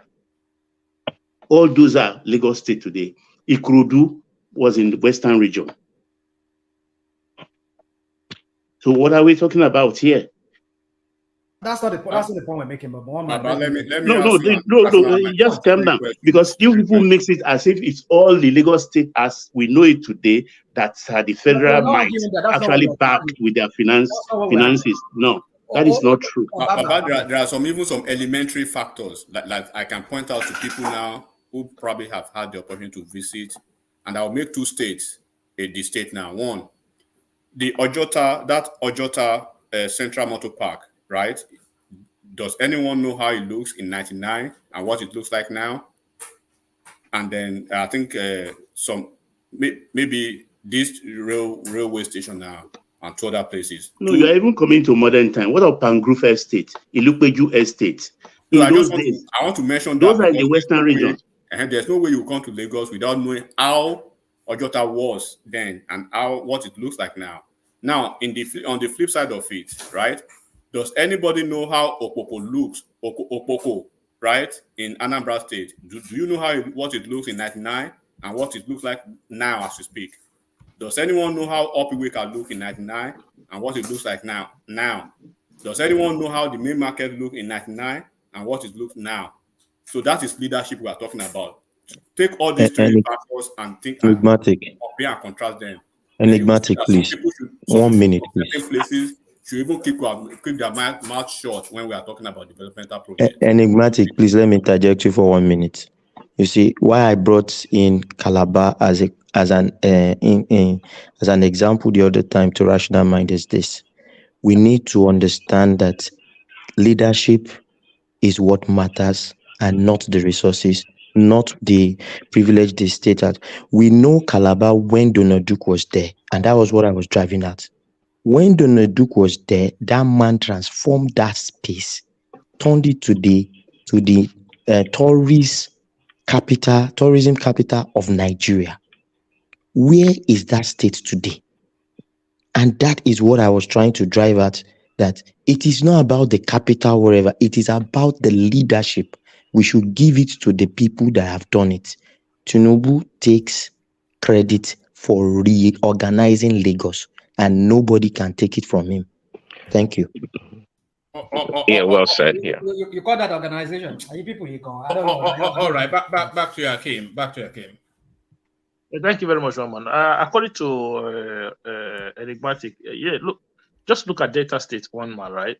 Delta State has had continuity in terms of leadership and being governed by the same party, right? But there was never a blueprint for that state to follow. It was just like all man to himself. And development-wise, you cannot say Delta State don't have money. They are one of the highest recipients in terms of federal allocation. So even in terms of IGRO, they are not doing that bad as well. But if you go there, you will not see those dividends of finances that are pouring into the state. You won't see it on ground. That is the problem.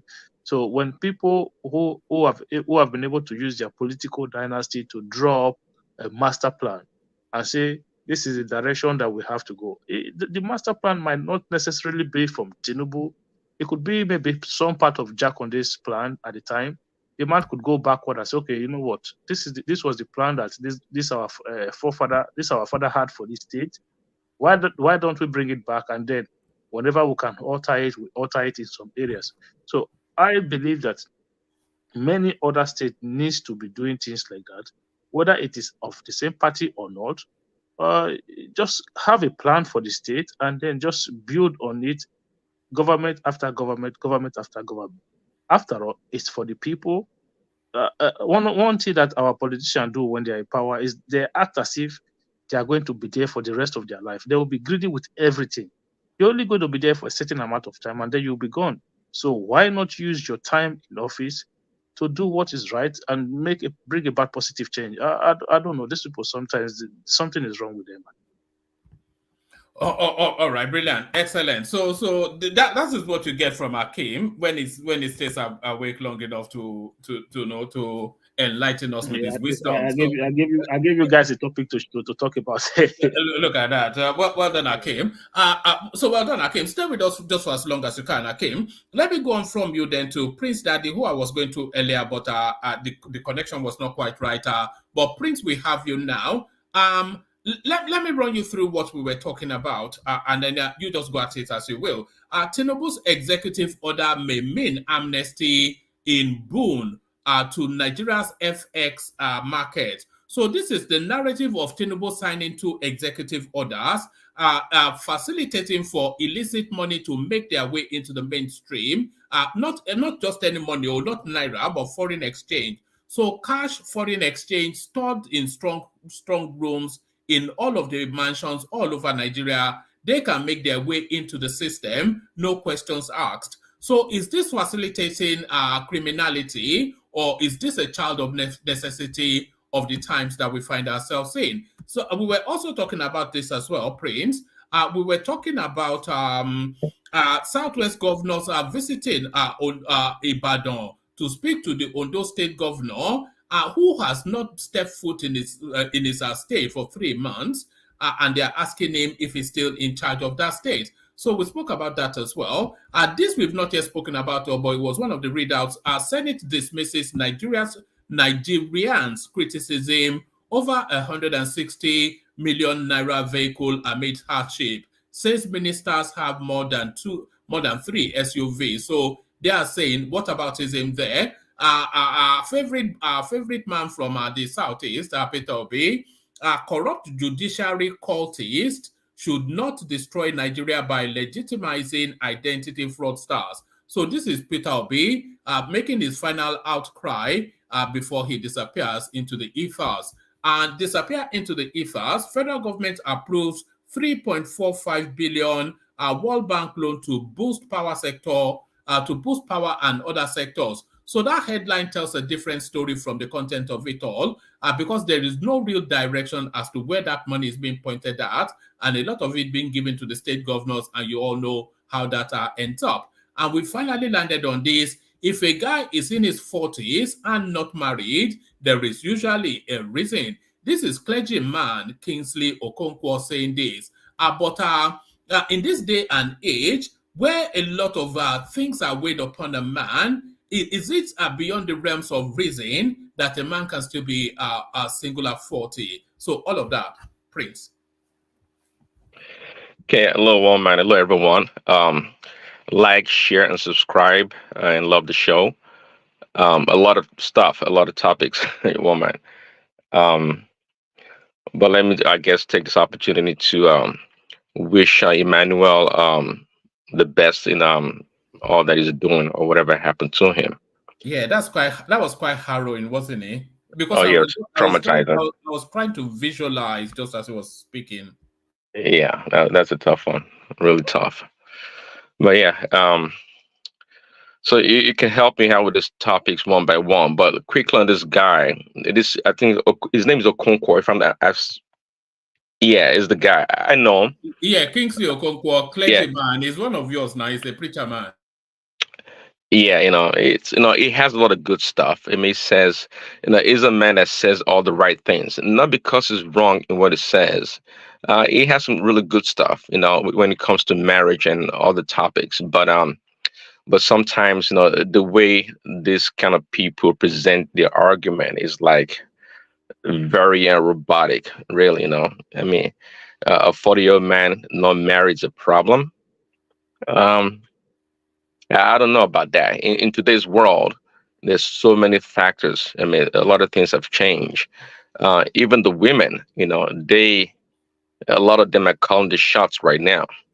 And earlier, I heard some people talk about the effect or the fact of people traveling overseas and graduating, getting a job. So even 40, someone once told me, actually, maybe Kenny or somebody else can chime in Igbo land, men don't really get married till they're like in their 40s. That's when they start to they think about getting married.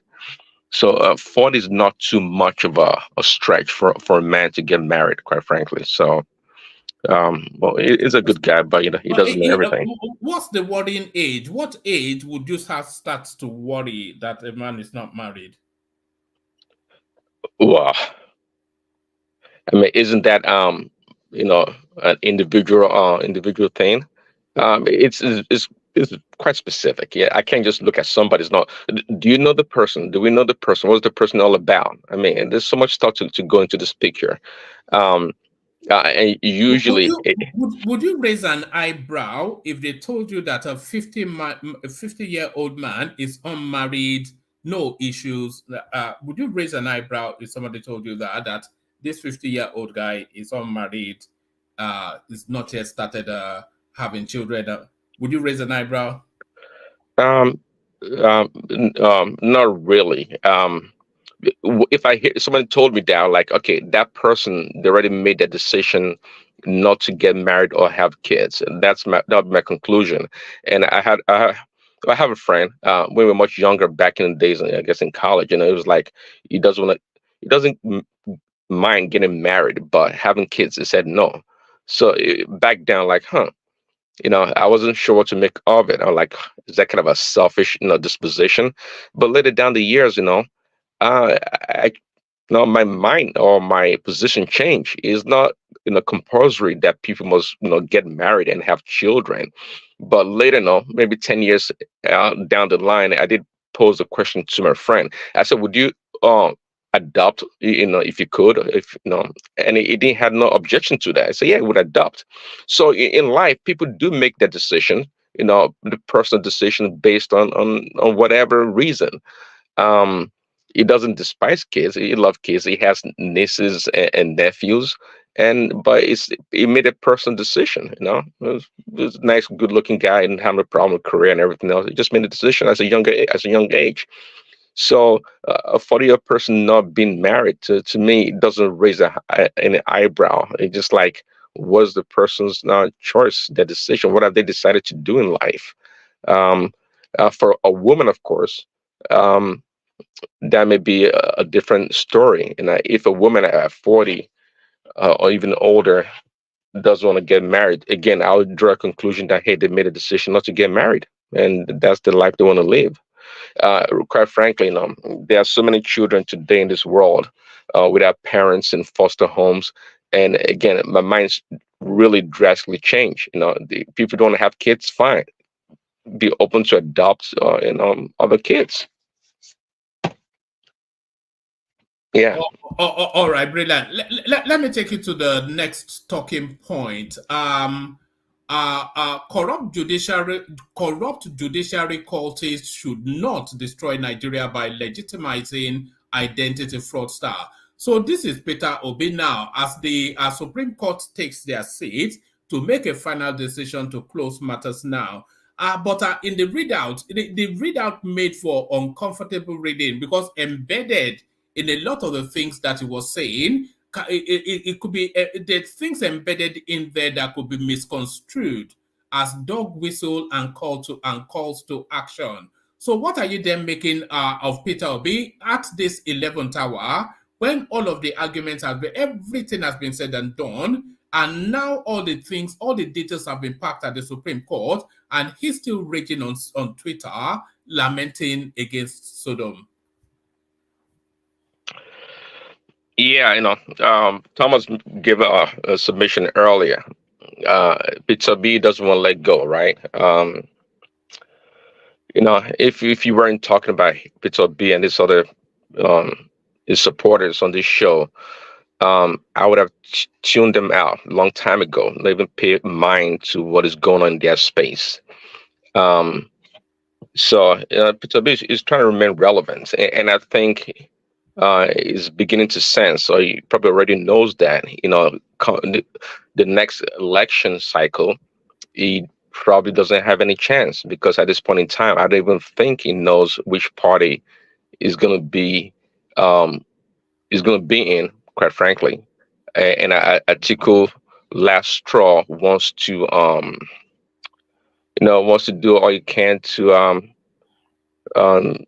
To do what? I don't know. Both Atiku and Peter B. I'm not sure what they want. Obviously, Atiku came second, but Peter B. I'm not sure what he wants.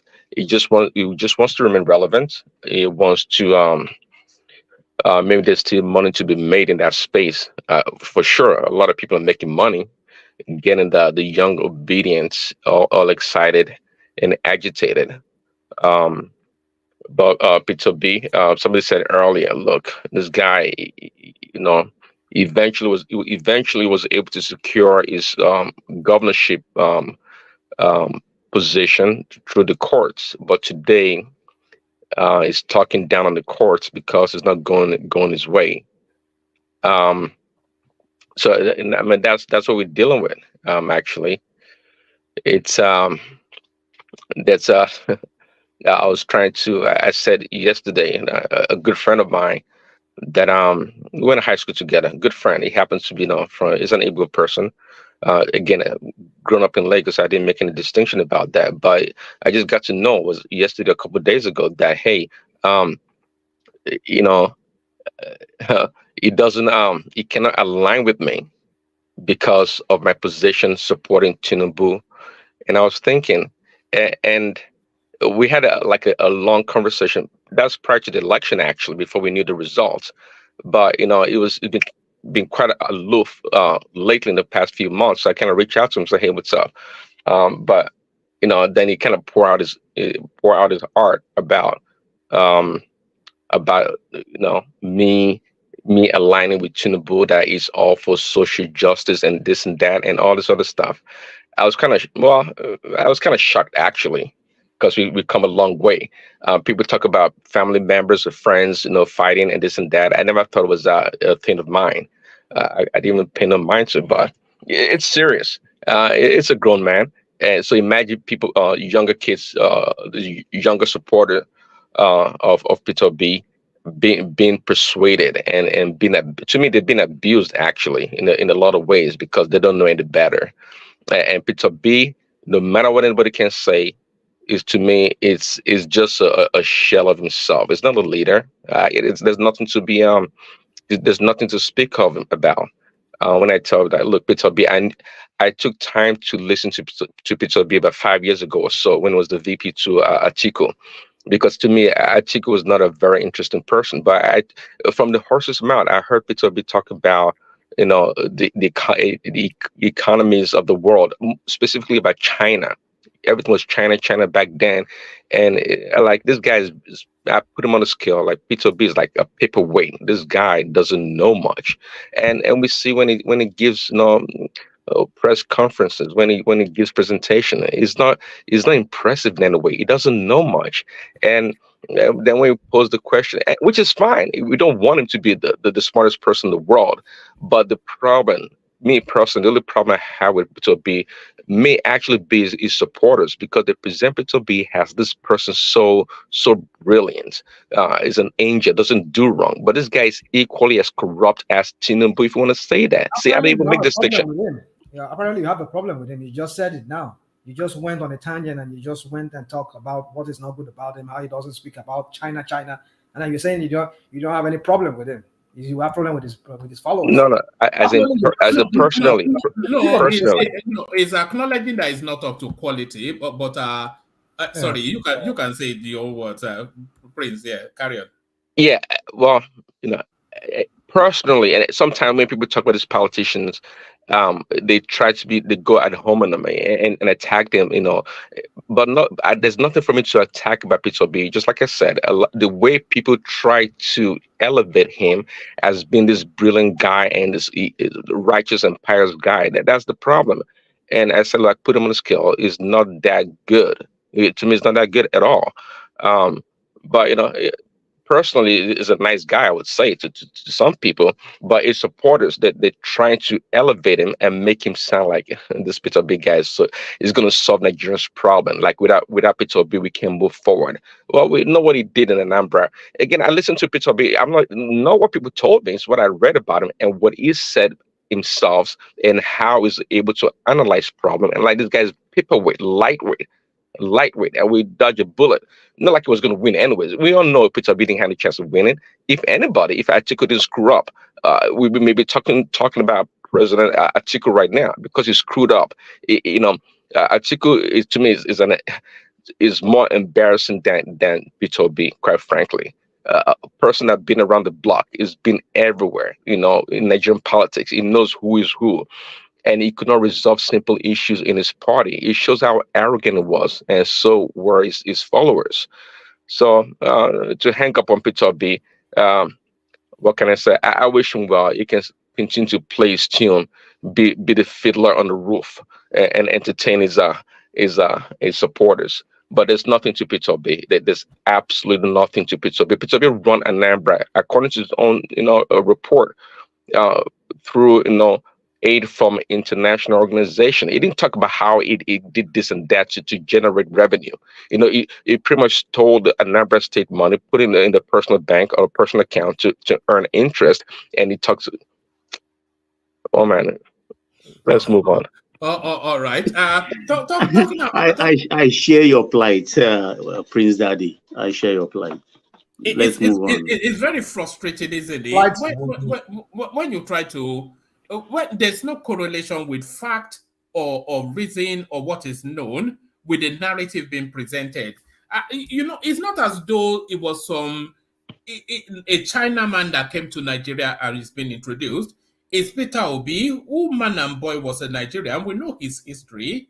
We know his antecedents. And you're telling us that is what we know him now. It's just a... What do you know, man? What do you know? How many times will we go over his record? It's just all this Agbado narrative that you people spew here. That's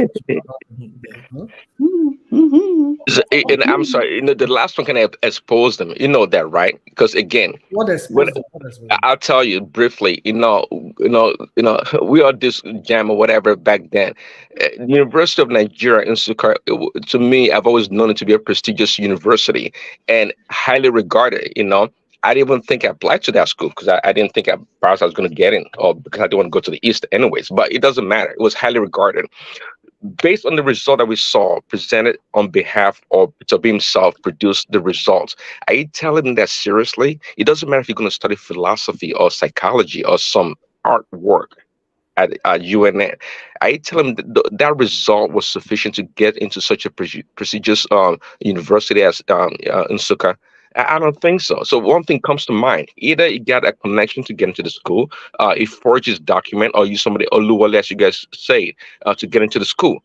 Because those results were abysmal. They were like poor results for any serious candidate to go to a good school. Oh, good. I like you, but I like you, Baba. Yeah, spoken very well. I like you. Prince Daddy, you know that this guy never came out to address this issue of the certificate. Who told you that? When did he come out? Have Tinubu come out and talk about it? No, forget about Tinubu. Una don't talk. Say Tinubu na Wayoma. The party has addressed it. You don't accept. Hold on. Are you accept it?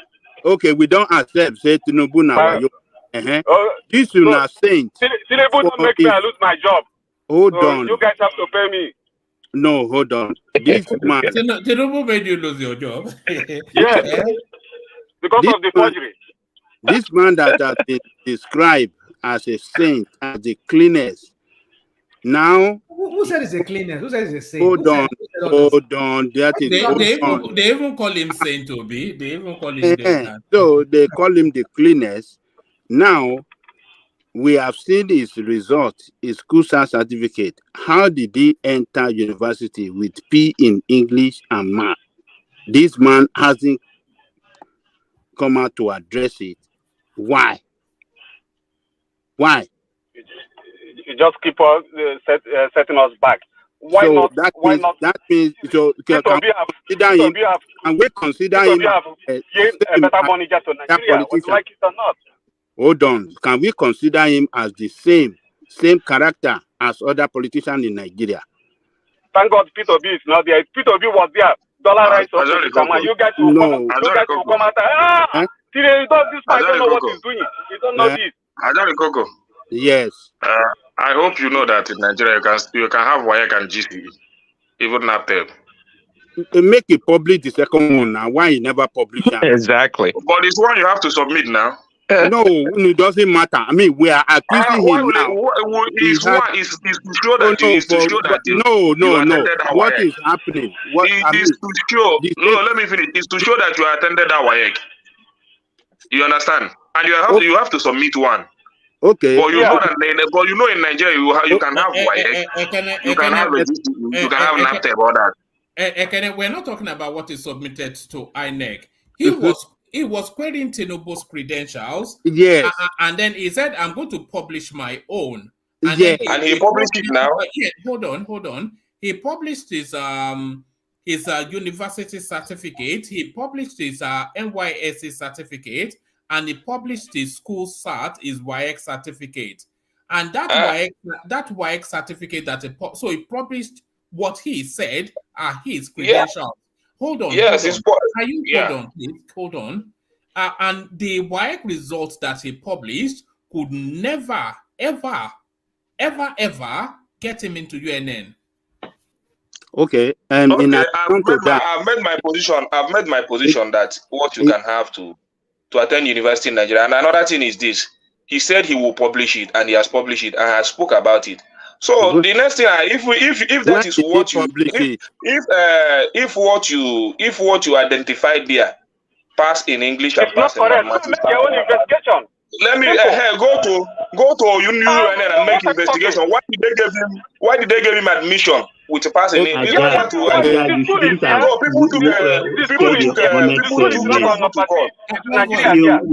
won't leave this place today. No, we're not doing those three. Let me ask you this question. See,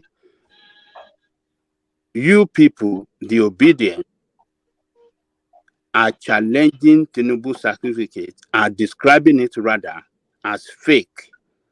The school confirmed that this guy graduated from that school, but you people said no, the certificate is fake. All right, that is the position of you obedient.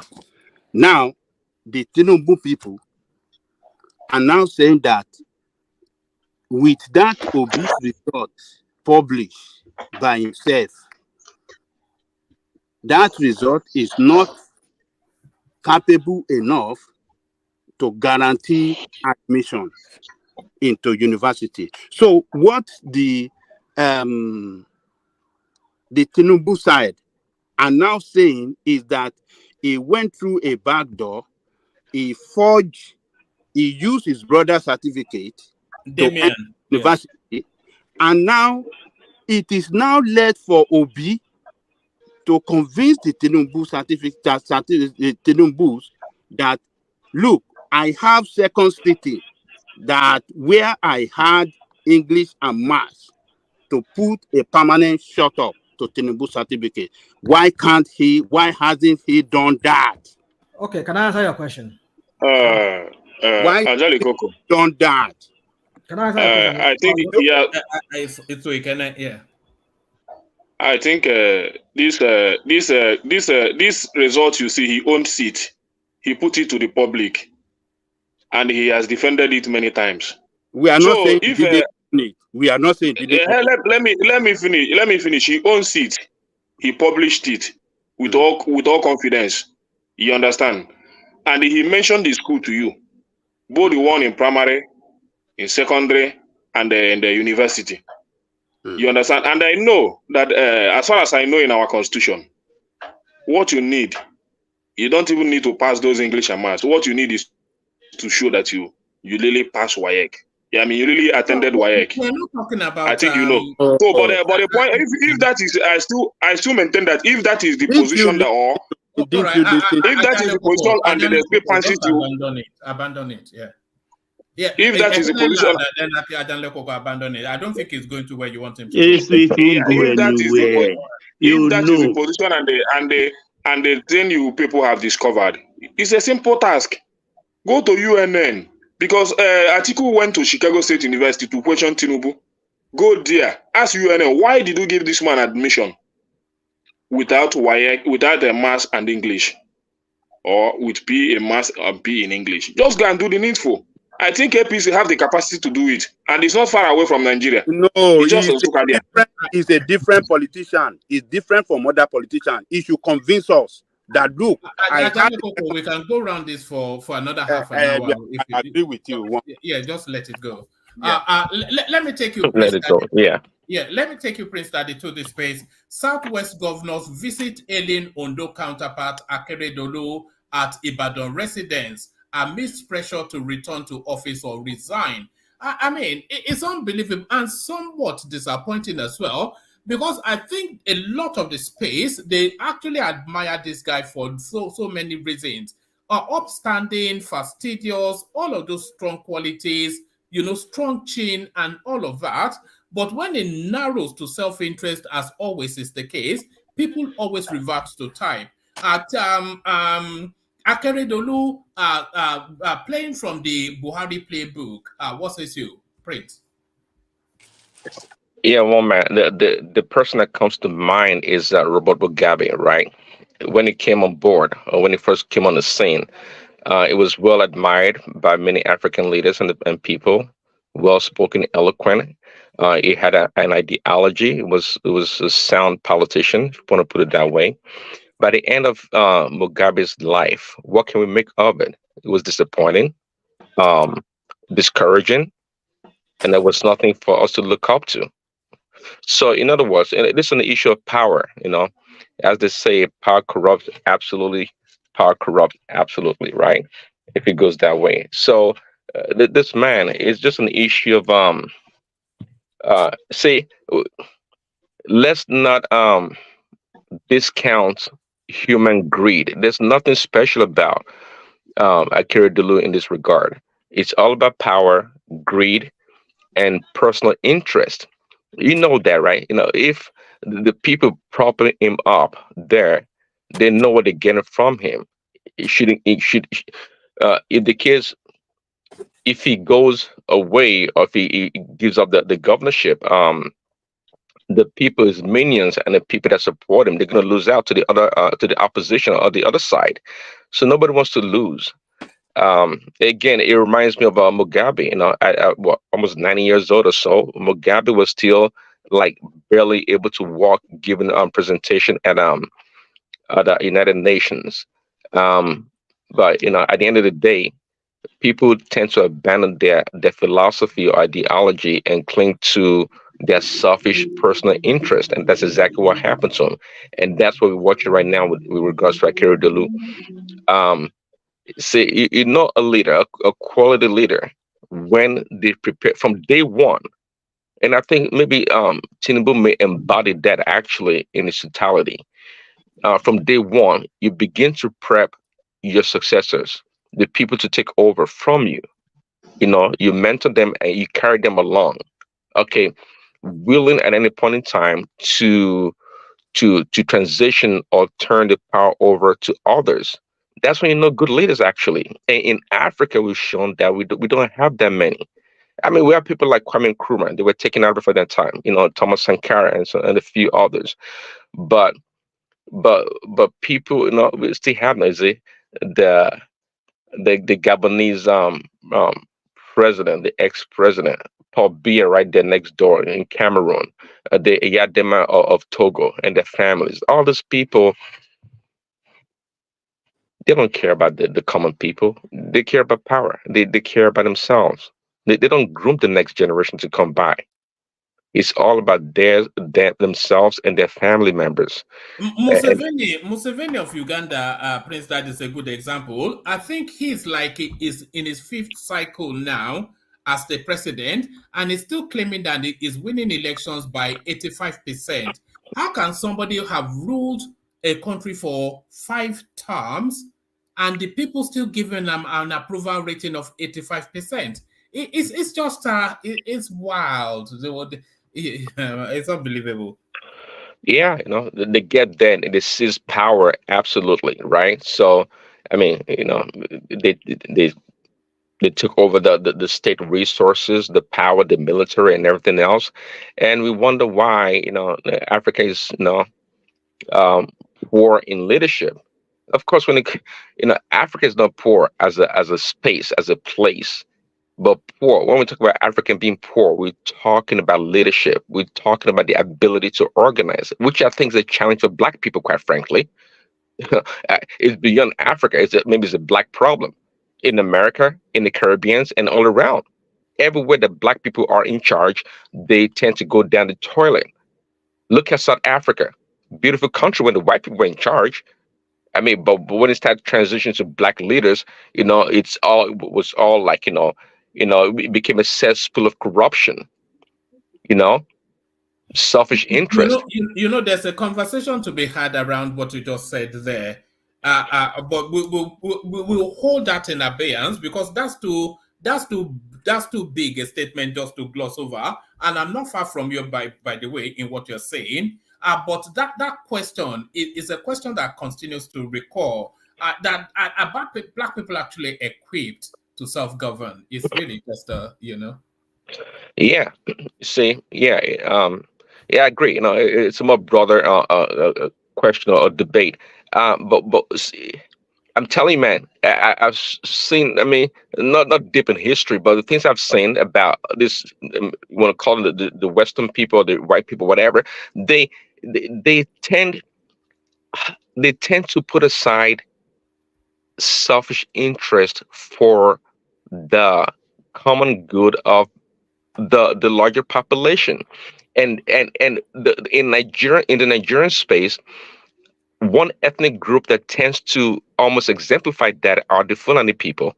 Because I was saying yesterday I was saying it, that Buhari was willing to though he didn't care for Atiku, but he was willing to let Atiku win and take over power than have Tinubu be the president. We saw all that happened.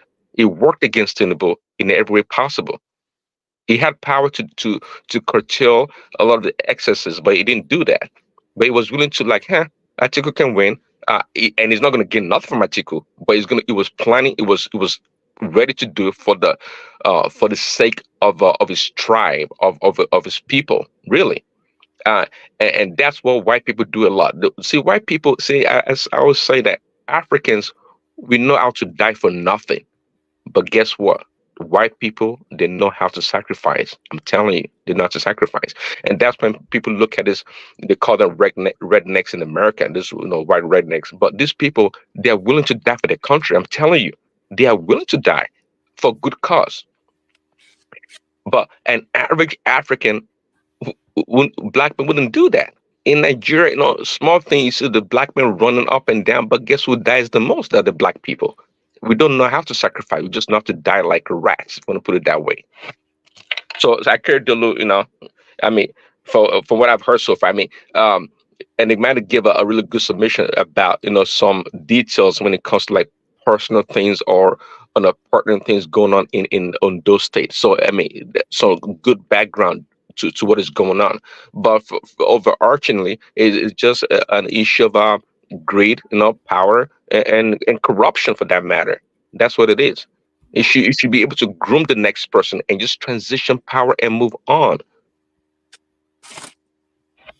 All right, brilliant. All right, brilliant. Let me take you to this final space, Prince. Tinubu's executive order may mean amnesty in boon to Nigeria's FX space. So illicit money getting legitimacy, act of desperation of facilitating corruption. Yeah, if I understand what is going on, trying to say illicit money gaining acceptance, something like that. Whatever it can do it's going to cost a lot of money, time, resources to pursue all these criminals, which is not the best way to go about it anyway. So whatever it can do to negotiate and get the most for the Nigerian people, let him do it. Because if he has to embark on now pursuing all these criminals, it's going to take the entire 2 terms to do that, and at the end of the day become unsuccessful.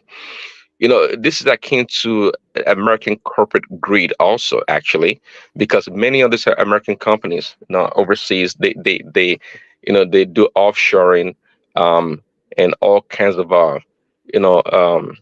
annex or extension of their businesses around the world, and they have billions and billions. In fact, it's up to trillions that they kept outside of the country, so they don't have to pay taxes.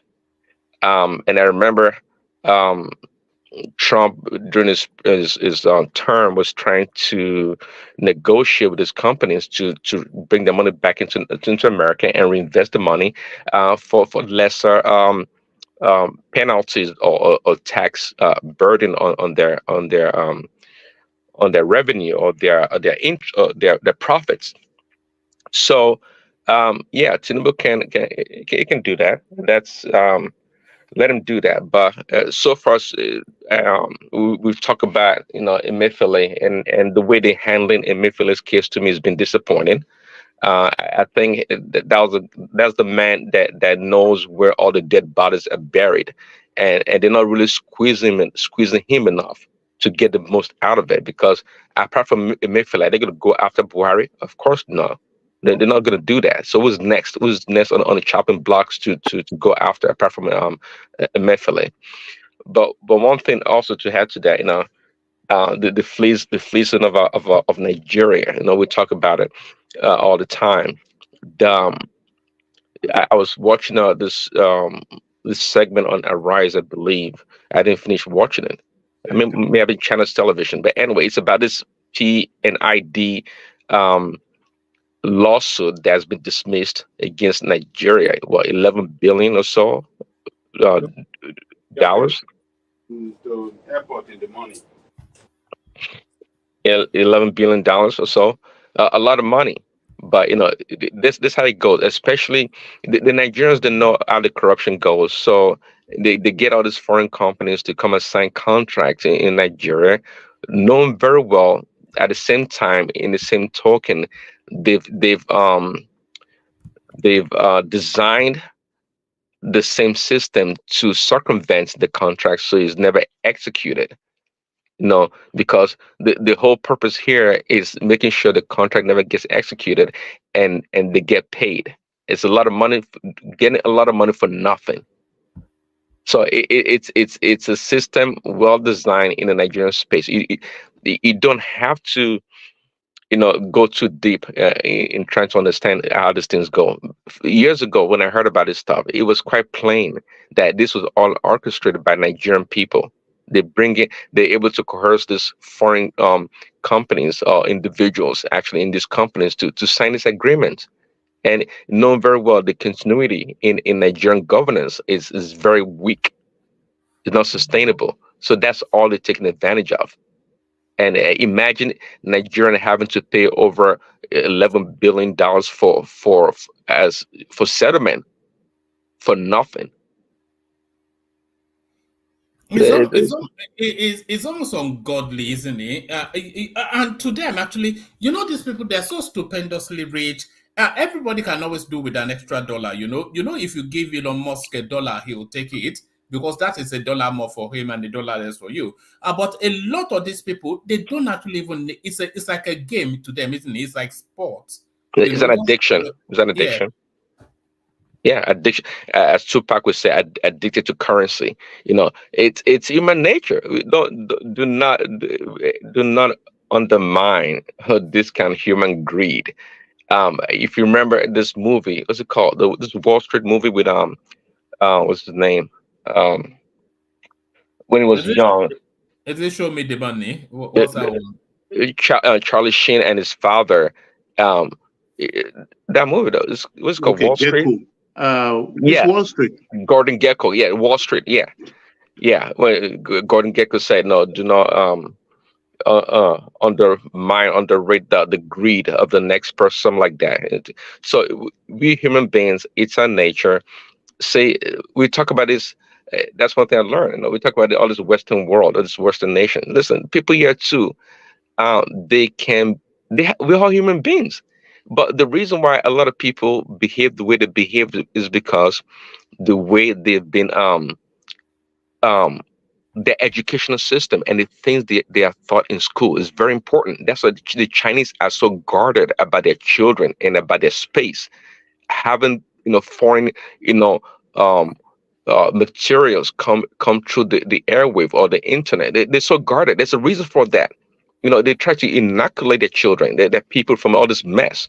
Because once you corrupt a society, it's very easy to corrupt society. So what you teach them in school is how they're gonna grow up and behave. And I disagree with that Prince the other day. Anyway, so when was Prince Adewale when he was talking about, I said the level of corruption in America is not the same as Nigeria, not at all. But if he makes an argument that look, the American politicians are equally as corrupt as Nigerians, I say okay, fine, I will accept that. But an average American is not that corrupt because why? They don't know any better. They've taught them from a young age in school about taxes, about civic duties, about volunteering, and all these things is part of their nature. You can't just rip that off from them. That's who they are. That's the nature. But an average Nigerian kid in the village knows all about corruption. I'm telling you, if you ask an average American to define corruption, they probably look at you really confused. They don't know what it means. They don't know what corruption means. But everybody in the Nigerian space knows all about corruption. Our life is riddled with corruption everywhere. So it is what it is. Education is very important. When they rip history out of the classroom, we don't really have a good foundation in a lot of ways. So hopefully the Tinubu government can do better. They can truly do better to help reorient our young ones, because if not, maybe going straight down the toilet as quick as possible. All right, brilliant. God help us. A lot riding on Tinubu, a lot riding on him. I hope he delivers. We cannot afford him to fail. Yeah, not just the country cannot. I think we've run out of the wriggle room for failures in that country now. Somebody has to get it right, and it might as well be him. Thank you, Prince. Let's bring Ekene on board. So, Ekene, yesterday, you left us on a cliffhanger. So now, what's the latest development where you are? Firstly, did you go to work today? Ekene, good to see you. Yeah, one man. Thank you, everyone on the platform. One man, I was sleeping throughout the day, though we went to the market to know what is going on, but we couldn't see the shaman. They're still running about to find a solution. So there is no solution. The market is still under lockdown now. Yeah, definitely. Okay. Still under lockdown. So even that they just told us till further notice that we should just be checking on. So, but that's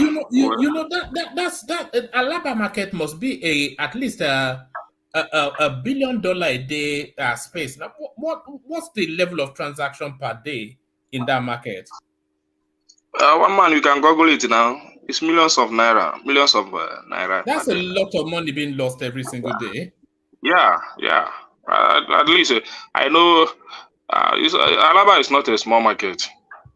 Alaba is not a small market. So it's the largest electronics market in Africa.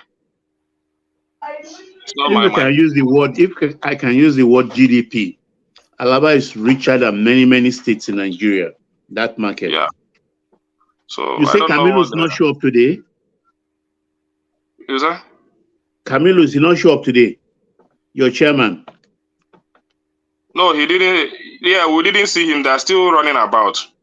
So he just sent his task force team to inform us that things are not yet settled. So we should just go home and relax. Put your money in your pocket too.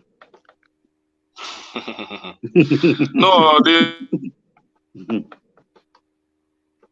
not contribute. Even if anything happens to be money, they are capable of it. Yeah, so we know what is going on, but we are still. Even one of my friends, I have to do a committee of friends tomorrow, so we have to go and change the date, and we have already made the publicity. So it's a lot of disappointment here and there. Which one is committee of friends? What does that mean? Yeah, when one of us, if I want to marry now, I'll do committee of friends. Call all my guys, all this and all that. He will cook for us, give us drink, then we donate money. for him. Okay. A huge amount of money that can sponsor him for that wedding and traditional marriage. So we give him so that it will be easy for him. So the budget doesn't the budget doesn't allow that at the moment, Abi? Yeah, the budget didn't allow it now, so he has to settle now for the market to open.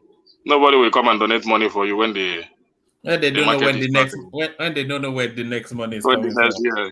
So we have to shift that one. So it's a good experience. We're experiencing how to be a man and be strong in Lagos State. There is nothing to fear. So that is it, one man. Now, wow, Lagos for sure, Abi. All right. Just keep us updated until it's open, and then we want to find out exactly what is going on. So just be gathering the information so that we can get a full picture of what the situation is. But take us to the politics. So you've been at home all day today, so I suspect that you spent all day watching Arise TV. So what are you saying and the usual noisemaker? What's going on in the news? I don't even really watch TV these days because sometimes the news is also those news also get me angry. If I see the way the country, the way I used to talk here, as in we are too much of theory people that are likes to give good analysis but don't know how to perform. So, all this, dollar today is 1,310 naira at the end of today. I don't even imagine how the market will be when they open that market for us. So, I don't know. I don't know where the country is going. So that is why when I look at all those speech, because Mr. President has given a more beautiful speech than the one he just gave the other day, and the finance minister and all that. But all those, where are they? Are they just giving speech and dumping those speeches? So as I'm losing my confidence, honestly speaking. But I wish he does well. I'm not seeing anything that is giving me hope. So that is my problem with our country. Just like when you people are discussing about Lagos generating the biggest fund and all that. You see, most of us, we don't know our priority. Is it generating money or the governance? Is it all about your GDP or your human capital development index? Me, I value that human capital development index because some small countries you see today, if not even the ones you condemn about their leadership, they have that human capital development index. You can go there and enjoy it. So, free schools, good schools, amenities, good roads, pipe-on water, all those things and all those stuff. But we don't consider, all we consider here is this state generate 20 billion. This one generate 200 billion. What? Even if you check their credit record, you even marvel. Their credit record is nothing to show home about. All these states you are mentioning generating all this money. I wish you can also pull out their credit record and see that even that money they are generating, they're using it to pay debt. Most of the states. So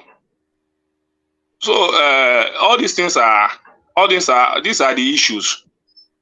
These are the issues. I'm not fascinated by you generate this. Where are the roads? Where are the hospitals? Where are the electricities? You are comparing it with even though you say that Ghana is poor, but you cannot compare your road with that of Ghana. Even their schools, even their hospital. So what are we talking about? We're talking about good governance, having your people at mind. This your young generation need to be educated. They need to be secured. You need to give them good health care. So where are those hospitals that you equate it with those a lot of money being generated in those states? Rather, when you go there now, if you open their debt profile, you become very marveled. I'm not castigating Lagos State, and I will not castigate Lagos State. But as far as I know, I'm still asking this question: where are the schools? Because in Lagos State today, the only striving school that if not even It's not everybody can afford it. It's private school. All these bachelor schools, private, even the ones that are registered and the ones that are not registered, you just manage to keep your kids in those schools. Just check it. Even in the developed areas, like First Stack and all that, it's all about private school. 1.5 million a term, 1 million a term, 500,000 a term. How many people can afford it? It's still for the rich. If you come to my area, the public school I know there at Awoli College, go there and check the standard of that school. If you can keep your child there. So if a state is generating such fund, you should see it in those schools, those government college that will benefit the common man. But we don't see it. But all we come is to come and glorify money generated, all this and all that. So we are doing that. We the citizens are the one doing ourselves. We don't know our priorities. We are praise singers. We praise honor. We praise certificate. We praise. Can I interject you, please? Yeah. Yeah. Can you please update it in trade fair? What is going on in trade fair, please? That's it's still the same. It's still the same. Okay, go on. Go on. Yeah. Bato, do you have a presence there? Do you have a shop there, Bato? One man, I was born into a business family. My mom, my dad, everybody do business. So I started doing business when I was, from day one, I was born in hospital. So I don't have shop there. I don't have anything there, but I connected to these people. I call them every day. We talk, you know. Yeah. Sometimes I do send container to the place anyway. So I connected to the place. Oh, all right. Yeah. All right. So, maybe you can link up with the Kenny and be sending containers to him. Yeah. Oh my brother. After me, I get so no, I don't want. So one man. These are my concerns. You know, it's funny when you were talking. One of the headlines, I didn't actually read the body of it. This is Kingsley Moghalu, I think maybe yesterday. It says Nigeria's economy prioritizes macroeconomics over human development, which I think is exactly what you were saying as well. Thank you. I think I didn't read economics, but at least I have those experience. One man, Ekele, just let me interject you. Ekele, let me interject you. One man, do you know the problem we are having now? Where you send container from abroad to Nigeria, you can't bring your money back. That is a big problem in Nigeria now. The business, where anything you send from abroad go to Nigeria, you can't bring the money back. You mean because of dollar scarcity? Yeah, you stuck in Nigeria. The exchange is, how can you change that kind of exchange to dollar? Like you stuck in Nigeria. Oh, I know most of the guys that send container, all of them, they are stopped. Yeah, but can you not use the money to bring goods out? Sorry? No. It's very difficult now because it's very difficult to in short, the ease of doing business now in Nigeria is very difficult. So let's not go there. We just play that. We just play that things get better because with this kind of situation now, $1,310. I don't know where we are going to. There is a point you add money to your goods. 1,310. 1,310. Yes, this evening. So how much are you going to sell? You continue to add money to your goods, customers will just relax. And the thing is even causing bad market. So, but that is not the problem. If my problem is not the amount of the dollar. Can they peg it one place and maintain it? It's inflation upon inflation. Every day by day, dollar is jumping anyhow. If you are saying that dollar should be 1,000, now let it be 1,000, at least for 2 years, so that business will strive. So, but for me, we don't have priorities. You see, human development is one of the most common thing we lack in our country. That is why you see a lot of school dropout. How many out of school children do we have? Even in this Lagos state we're talking about. Talk about our people cannot even access common health care. If your wife gives birth in Lagos, you don't have money to pay for private hospital. Your name is sorry. So what are we discussing? Then maybe if the wife delivers through operation, you know the amount they collect here. Sometimes, they collected like I think 1.7 million for one of my niece there in Lagos. Yeah, one of my brother, three of his kids is through operation. Each one is 850. Each one is the last one is close to 900. So if you don't have money, you cannot do it. And there is no public hospital to help you on that. It cannot. They will still direct you to the private hospitals. Yeah. So, but we generate a lot of money, 800 and something billion a month. Don't care about the citizens. So we are not helping matters. We are not helping ourselves. We don't know what we want. We don't really know what we want. Yeah. I will keep on saying it. Whether they like it, some people may just come and say whatever they want to say, blah blah blah blah. P2B could have been the best for Nigeria. I think we have lost that man, and Nigeria will suffer for next 8 years. What will he have done different in this situation? Let's not put it that way, because even though I supported him so much, I supported him because in terms of human capital development, he did very well. Nobody can argue that, and that's my main reason of supporting him. So, but I still pray, even if he doesn't get it, that we still get a better person that will do more better. Because I don't believe that the destiny of Nigeria lies and ends with P2B. I don't believe that, but I still support him if he still comes out to contest. Because I can argue his commitment in terms of human capital development. He did it. There is no two ways about it. Anybody can activate him for anything. You know something, not to cycle over. Anyway, let me not say it because we'll just end up in the middle of nowhere. But that's that argument is there. I have it. I have the fact. I can send it to you. All this and all that, the schools he built, the hospitals, all this. You can go and check it. It's there. The record I was breaking in that court. Okay, hold on. Tell me the name of one school or hospital that he built. Tell me the name of one. He built a Ibariam campus. Spell it. Starting Ibariam campus. IGBARIAM. IGBARIAM. Campus. Okay, just Google. He renovated about close to 4,000. He renovated and constructed close to 4,000 primary and the secondary school. You mean for a university? He built a block.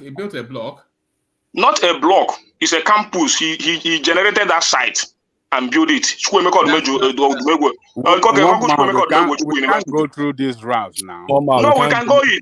It's a fact. Google Squemeka or done this several times. Yeah, we don't need Google Squemeka or Ojukwu University. You are wasting your time. What I want to say something about that business stuff. I think somebody said that business. Yes, there's no doubt about that. In the transportation sector, right? We have a lot of interest in that.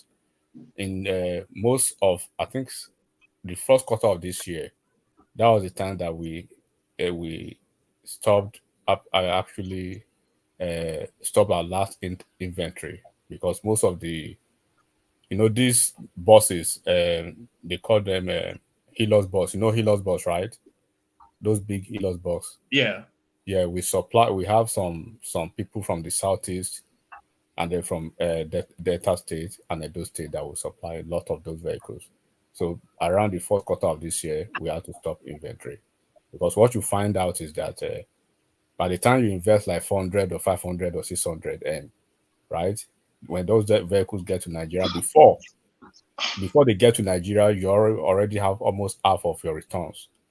But when things started getting hard, difficult for those people, they stop their inventory. Somebody who will probably order an inventory of maybe 30 before, reduce it to maybe 10 then to 5, and then for them to actually come up with the funds becomes so difficult. So there's no doubt about the fact that things are hard for business people and stuff like that generally, especially if you are dealing with a large pool. The whole of Mexico, where we actually have all those inventories being exported, being imported to Nigeria, sometimes it takes like 3 months on the water before it gets home. So by the time if you have like four ladies go at the same time, iteratively they will be getting to those people. But now the demand is dried up, supply can move, right? And then those people, everybody's just kind of ambivalent to their businesses, looking at the economic situation and see what they will do. So there's no doubt about that. But not to the fact that people will just be completely cynical about the fact that we are not understanding the economic, situation going on generally around the world. In America here, how much do we buy gas? Baba Aja, you live in the US. How much do we buy gas? How much was gas last year at this time? How much do we buy grocery? A packet of egg. How much was it last year? How much is it now? Even the crate of egg, how much was it 3 months ago? Yes, a gallon of milk, one man. How much, Baba Aja and Baba, how much was it? Even in January, how much is a gallon of milk now? So how the houses that you buy last maybe 2 years or 3 years at 450K, 550K, right? In Atlanta, in Texas, in Oklahoma, I'm not mentioning New York now and California for certain reason, and DC. I'm mentioning these states. But what is the minimum wage there? They cost almost 700K.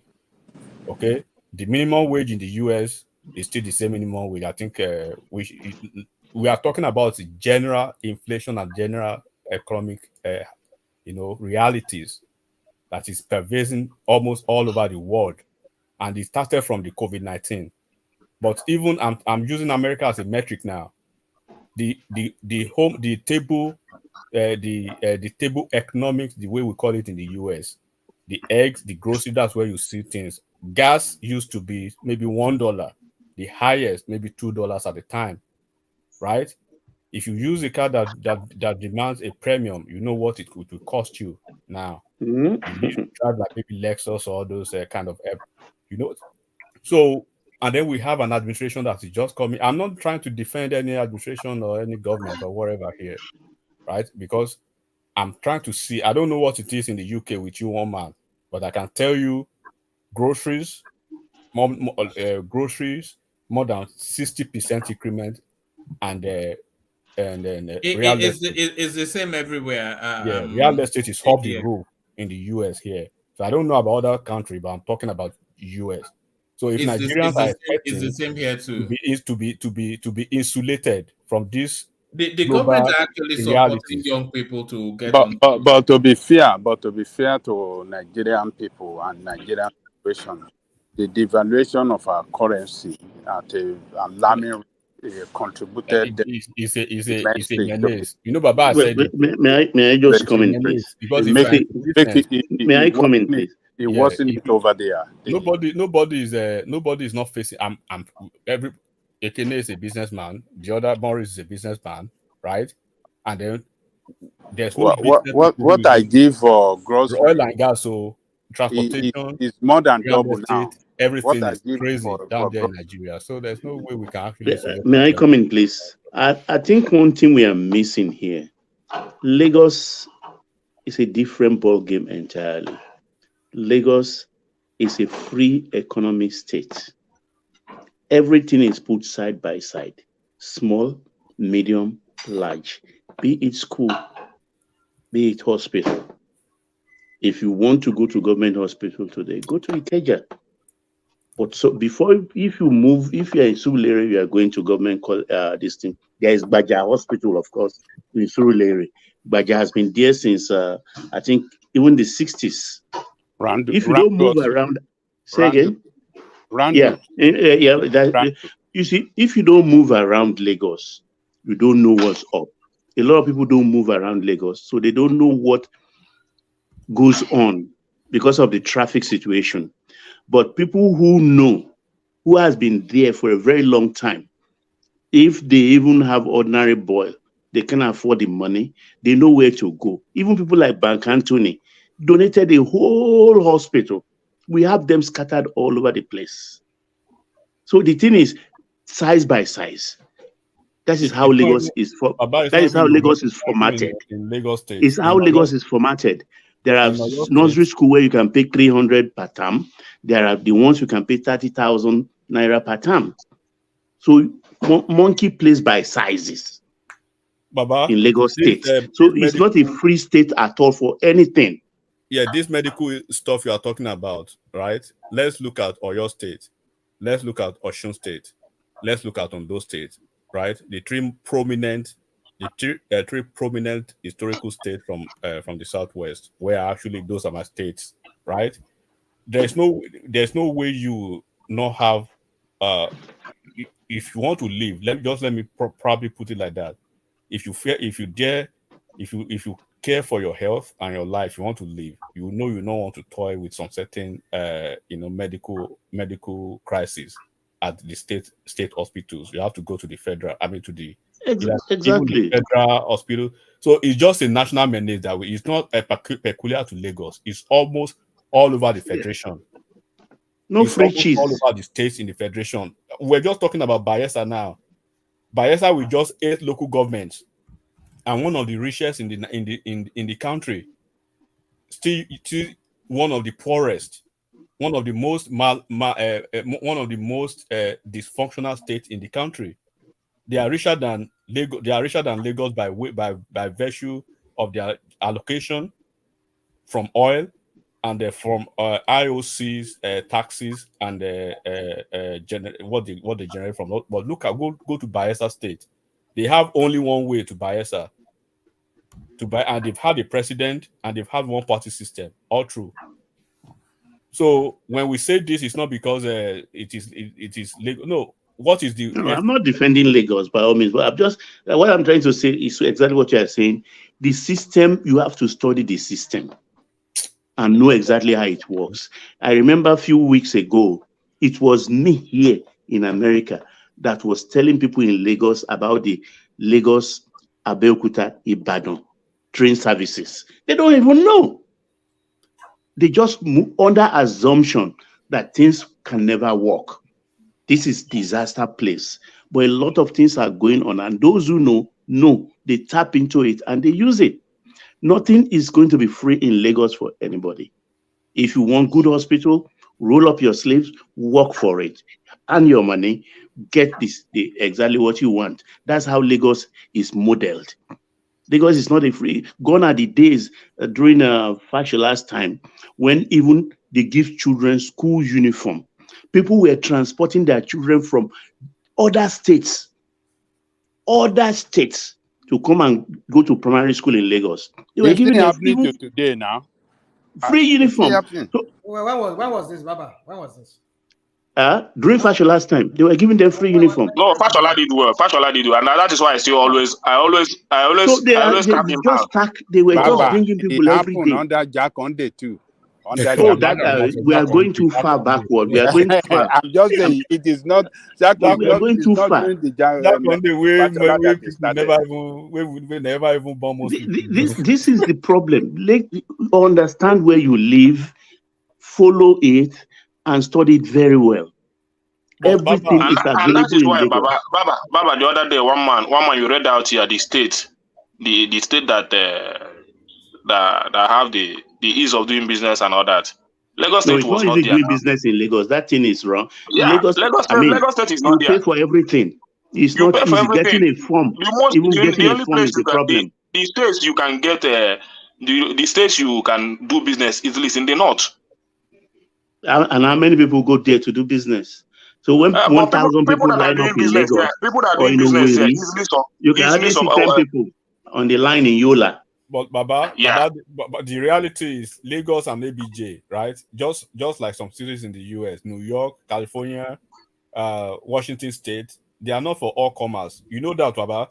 If you are that's what I'm trying to say. If you want to live that's in Lagos, exactly what I'm trying to say. You've made the choice to accept the realities of living in Lagos. and you have to just take it like that. If you live in New York, where you have to probably have a studio apartment for maybe 4K, as against living in some other state, maybe that would be maybe even we could probably that could be equivalent of maybe three months mortgage in some states. So when you compare and contrast like that, having to complain about Lagos or people want to say Abuja is expensive, you know already before you go there. If exactly. You go or your state or Ekiti State or Ondo and enjoy your life to the fullest, maximum life.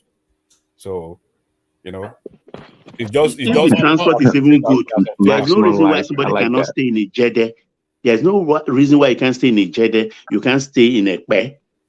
I mean, if everything is okay, the trains are working from a Jede, for instance. Sorry, Ekene. It's always puzzled me why people have not adopted places like Ekpe, Badagry, which has the most beautiful coastal lines, very clean air. One man, can I tell you the reason? Yeah, carry on. Security. Not only security, the road. Yes. But there's water now. There's water transport. Let me finish. It seems like government is very far from those people, because it's close to Alaba now. It's not far, and people still come from there to Alaba for market. Ekene, do you know there is water transport at opposite the police station when you go through that corner down to the river side? Have you been to the river side? Even at Ibode there is a river transport there. Ibode. So I know all those areas, but the problem is that like this Agbara now, these places, they are very nice place, good land compared to Alaba that is watery and all that. But no road, no access to road. Government are not looking, and another thing is, when you can only see electricity in Lagos in places like Festac and in Alaba or Joe because of the market. But if you go down to maybe places like Ajambadi, no light. But from Oja, Alaba up, all those places you can see light. Let me tell you the problem in those areas, and like every other area, everybody wants to use the 3 lines, which is meant only for industrial areas. Everybody wants to use a 3 line. So when NEPA take light on one line, they want to go and change their switch or their sockets. That is 1. 2, everybody has one thing they are doing or the other. A place that is meant for residential, you will see in the BBQ, they have a plastic shear making factory, small one there. They have pure water making factory, small one there. That area is not meant like that. So it put pressures on the transformer. But Lagos is overstretched. Lagos is overstretched. Lagos is a small land, and a lot of people are living in it. So, but if they can expand that development to this area you just mentioned, Badagry and all that, Lagos will be a very good place because those places are close to the border.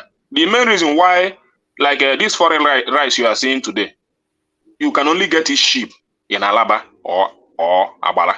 They don't need to extend anything. What they need to do in Lagos is they need to find a way to start decongesting Lagos. If all those other states should pick the slack, they should pick the slack up and start, start their own development. They make I find the trouble this night.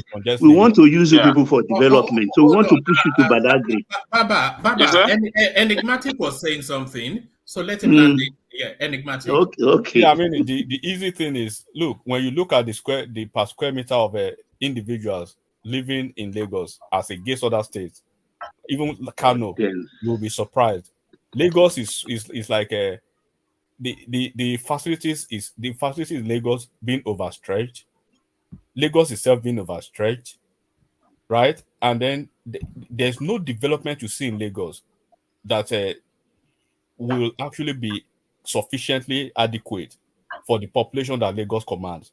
So if we can see maybe like 5 other states or maybe 7 other states that will be picking up the slacks, then there should be a model for decongesting Lagos. They need to decongest that place, or else people are still they are still talking now. They will start crying Lagos is not an all commerce affair. Even your jaw like this, if market close like this, if you see human traffic, not motor, human traffic.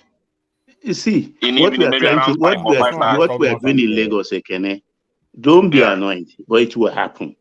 It is you people that developed Ojo Town, Alaba, up to Ajangbadi. So the plan is to push you people back. If they can do that road, and the Lagos rail system gets to Okokomaiko, then they take that market out of that place up to Mowe, where Mowe is, after Agbara. That place will develop within 10 years. Definitely. I think maybe that argument has come many times. I told you yesterday. This thing you just said is not a new thing. Everybody knew it. Everybody knew that that's the plan. But the problem is that Ojo himself, Ojo local government himself, will not allow it to happen.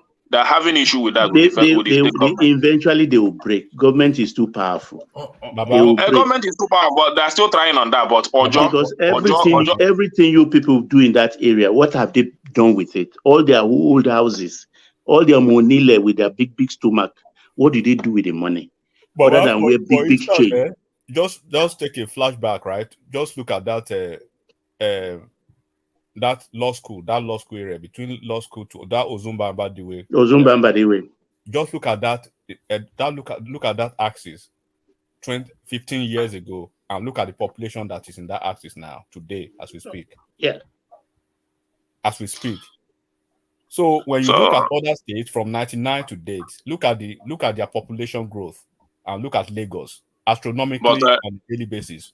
And but Lagos will still be like that, because I know the reason. You just talk about the land borders and all that. For you to cross to Cotonou from Lagos is just an easy thing. For somebody to come from we that trade in Alaba, people that come from maybe Cotonou,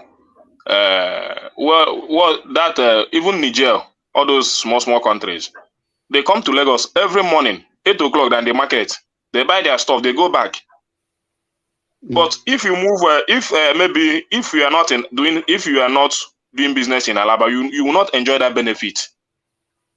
You understand? And they come in their numbers every morning. They just cross border, enter the market, buy their stuff, move back, and they go the same day. Even Ghana people, it's easy for them. So when you begin, that is why Lagos is very difficult to say that people will leave Lagos. It's very difficult because we that do business, we know the benefit. It's all about planning. Yeah. If there's planning, if there's coordination between Lagos State, at least Tinubu is there now, Abi. So let him coordinate. Let him influence the other southwest states that borders Lagos, like Ondo, Ogun State. Ogun State. Yeah. So liaise with them so that they can open some space in that area so people can move there and create roads to those places. So you see, this is not rocket science, but I don't know why people, our governor, our leaders. No, they are working on it. All right. Hold on. Sorry. Can I bring it home and then I move on to Ajanle Koko? It's just really for how long people have been waiting. Yeah. Yeah, one man. So I don't have much. This is the only thing I want, because I want us to focus on our priorities, not just glorifying all this stuff we are glorifying, generating revenues and certificate and all that. Those things are not helping matters. We know where our need. If we continue to educate our people, giving them the necessary things, our children, in the next 10 years, this country will turn out to be the best. But when you close door for education, if you don't have money, you will not be educated. How many people can afford it? It's very expensive these days. Even primary school. It's very expensive these days, especially in Lagos. Even the one you said in Anambra State, I still made inquiry. There is no free education. All those things in Alamba. It's very difficult for them to do. So they will still find a way, even if you give they will still find it at the end of the day. Soludo didn't implement it. They're still paying, even though the money is too small. But when they gather all those stuff, so all these things are the issue. Let's look on our human capital development index. Forget about all this. We generating money. Even the money that Tinubu say he will generate at the end of his first term, 3 trillion, 1 trillion economy and all that. If there is no coordination, the money will be of no use. It will just generate this money, share it among ourselves. All right. And they continue to die. The country continue to die down. So let us know our problem and they solve it. Begin to fight these people. Let them begin to put in place the necessary things that we need to develop this nation. We can build ourselves. Thank you, one man. All right, Brendan. Excellent. So I can keep us posted always on that. So tomorrow again we get the update on the goings on in Alaba until matters settle. So thank you, Ekene. Let's bring up Ajanle Koko, who has been waiting all the way through. So Ajanle Koko, are you ready? One man. Yeah. Let me yield my time to Baba. Let Baba go. Whoa. I'm always lucky with you. Thanks, Saja. Let Baba go. All right. I'll go to Baba and then Enigmatic, and then I'll hand over to Thomas. So Baba, you're up next, courtesy of the majestic Ajanle Koko. So Baba, speak to us, the talking points or whatever interests you. Okay, let me salute Ajanle Koko first. He's most kind to me. And all the panelists. I love all your contributions. And up to the comment section, you're all doing very well. From Can Do, Life's Good, AB, Anzo, and those that are doing their listening in the background, like Fatai and all the rest. And I remember Ayo, Oga, Ola. I salute you all. Bring it on all the time. It's vibrant and it's robust. Thank you very much. Yes, woman, I want to talk about this development concerning this Baba, 10 billion. Hello? Thomas Lozoro. Hey, Tommy, Bawo. Sir. And don't salute Ajanle Koko. Ajanle Koko is the veteran. So Ajanle Koko can go the last, can be the last on the list. No. He's a veteran. I just like the Ajanle Koko more these days. Àwọn èèyàn wọ́n máa bú Andy ní Australia ń bẹ̀ yẹn nísìnyí. And Ijaya, Mokio, I salute you of the platform. You know who you are. I want to talk about this money to actually boost the Forex. I'm afraid, actually. But also in my fear, I have confidence in the ability of Tinubu. He was thrown out of gear right from the onset by what I had. He had his handover notes. Most of those notes, he relied on them because people like Emefiele put credence on them and they believed him. Will I have believed him? Well, hindsight is no wisdom. And that is why he will spend a long time with DSS, because he attested to the veracity of the handover note, particularly how it concerns the economy. And because he involved himself in policy making, not core banking, or the core responsibility of CBN and him being the governor. And that was how the whole thing derailed, actually, because for example, what is our foreign reserve? He confirmed it.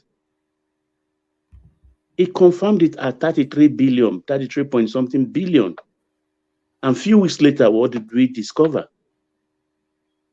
That the coffers are empty, nothing there.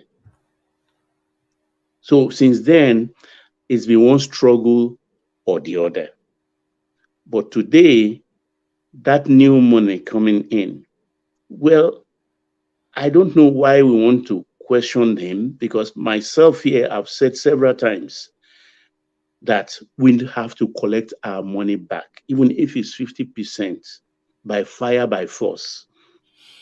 And I've always argued with most people here who said, oh, it's not possible. That money is gone. It's gone. We can't see it again. And I always insisted that we will collect it. And now the hens are finally coming home to roost. Whatever we get from them, whatever people grab it, whether it's money laundering, whether it's this, whether it's that, money is money. Like they say in street parlance, in my growing up days in Lagos, shit money, they smell. Shit money, they smell. A man who does conservancy and take shit from Sockaway, when he earns his money and buys something from you in your shop, will you reject the money because he does shit business? No. If that money comes in, my only fear is that they should not use it to stabilize the dollar. That is bad business. Because if you take 10 billion as being speculated and you attack the dollar with, let's say, $500 million every month, that is within 1.5 years, that money is gone. Disappeared from whence it came. Because these people with deep pockets, who are owners of bank, who controls the economy, they know how to go about these things. They will give by the right and snatch it with the left, straight into their pockets. So the government has to be very careful. If we recover that much, I think they should just keep it and go for more from them, from whence they collected it. They go for more. You have to indulge.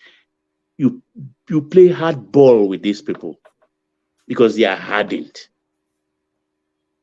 Some of them are so rich, and I'm not mincing words here. I'm not given to hyperbole. Some of them can buy Benin Republic. I'm telling you for a fact. Some of them can, if they put Benin Republic for sale, some of them can buy Dito for Togo. That's how rich these people are. Wealth, big wealth, massive, without enterprise. Money they made from oil. Money they made from oil. So I've always known that that is going to be the trajectory. That's where we're going to save our economy. And I was not surprised when I listened to Professor, what's his name? The Lagos business director, who told me yesterday or 2 days ago on Arise TV, the same thing I postulated here. He said, look, let's round these people up like MBS did in Saudi Arabia and lock them in Federal Palace and ask them that if they don't bring this certain amount collectively or individually, they will not leave that place. It's going to be a luxurious sale for them for a long time. You told me said that. I was surprised because I've always said that several times here. The government have to play hardball because this is our money. They don't even need this money. And that kind of money is a security threat to the nation, to the lives of Nigeria, every one of them. These people don't care. The whole Nigeria may die, let them live with their money. That is the philosophy they live with. So I like what is going on, but the government should be very careful and not use this money for frivolities. It is taking true sweat and blood of our people. Thank you, woman. All right, brilliant. Excellently put by Baba. So thank you, Baba. So let's go from Baba then to Enigmatic Honde. So Enigmatic, free flow. Enigmatic. Yeah, thank you, woman. Ogawa. Yeah. So first of all, let me people who don't really know the source of Enigmatic. I'm from the 3 most prominent states in the southwest: Oyo, Osun, and Ondo. So for the clarity, so for those who don't know, and they're from the Ilian Jagun Jagun Mosiwa, a royal prince. So, the Ariel Kakanfo of so from the most prominent families that cut across those three states. If you're a prominent Yoruba person, you understand most of those prominent families in Oyo, Osun, and Ondo. So, without saying much. So, first of all, I'll speak about we've spoken about the economy and Lagos for a while. But one thing I think I will say briefly about Lagos. I think Lagos should be the state in Nigeria that should be threatening Nigeria to pull out of Nigeria because of what it actually means to Nigeria and what it generates to the coffers of the country. So, but I will give kudos to some states that are really holding their own, especially River State from the Niger Delta. That south axis, they have one of the most useless governors and political leaders. Those south, they have no reason to be poor in that neighborhood. But River State, through Wike, if you can see what another Wike in the next maybe 8 years, maybe we'll be seeing some reflection of good governance in that neighborhood. But when you are talking of Bayelsa, especially Delta State, Delta is one of the most useless in that neighborhood. That Delta State, they have so much money, but there's nothing to show for it. I don't even think they have. Do they even have any skyscraper in the whole of Delta State? If I have to ask. So those states, they need to start pulling. Do they have duplex? Never mind us. Do they have they have to start with duplex before they get to skyscraper now? So they need to start pulling their weight, so some other state can start at least helping Lagos. If Delta State they have a lot of talent, entertainment and stuff like that. I mean, people can move maybe from the southeast to Delta State or to the south right there. Then it can decongest some parts of Lagos and some parts in the north. When Rufai came, some people were talking about Kaduna State being capital city in the past or whatever. But it is only people who are who are, let me say, not really being truthful to the genuinity of their thoughtfulness. We don't give Rufai, his flowers. Rufai turned Kaduna around. People should go and check what Kaduna was during Ramallah Yero's government and previous government before Rufai came around. So that is what we are speaking to. When you were governor in a state, what were you able to put on ground? Tell us what you did. Everybody, I know Ebonyi very well because I have in-laws from there. But we knew how Ebonyi was before Dave Umahi came around. Ebonyi is the flagship state in the southeast as we speak. So if we have another Dave Umahi who can probably do what Dave Umahi had done or probably did in the last 8 years in 2 states in southeast, and then we're able to see 2 of Wike in the south, right? Then maybe we can see another 2 of El-Rufai from northwest, and then we can see maybe 2 of Zulum in the northeast, and then maybe we can replicate what we can see, at least the semblance of the what we are seeing in Lagos, not that level though, maybe something like Oyo State being replicated in maybe Osun State. Osun State has been on holidays, has been on vacation for the last 1 year. Adeleke, I don't think Adeleke has put a block on the ground as we speak. So that is what I'm speaking to. Lagos, the pressure on that state, I don't think it will continue like that without actually having an impact, in Nigeria. Now, let's talk about politics. Supreme Court happened yesterday, and then we know what they've reserved their judgment. The judgment will come. I will be surprised if they don't toss out, the frivolous lawsuit of the Ambali and Muniru Akiampopo, the one they took to Supreme Court, the 2 of them, the mentor and the mentee. I'll be surprised if you don't toss those things out. So, and then the 2 of them simultaneously, Atiku went for his second quote unquote World Press Conference, and his mentee, the Agulu Bajwe, he went for his own Twitter rant today, talking about so many things, and the two of them did not even celebrate Nigeria's victory. The PI and the whatever the whatever Nigeria's that $11 billion ruling in London. At least they wanted to be Nigeria's president. They want to be leaders.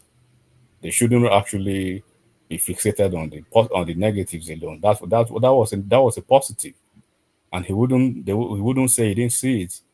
And Article 2, they should congratulate Nigeria at least for being like for that national interest, not just the positive and the negative. And I did say it, like he has mismanaged his electoral. He has mismanaged the magnanimity of the sheer widow's mite, the political widow's mite that he actually garnered this time around, and then.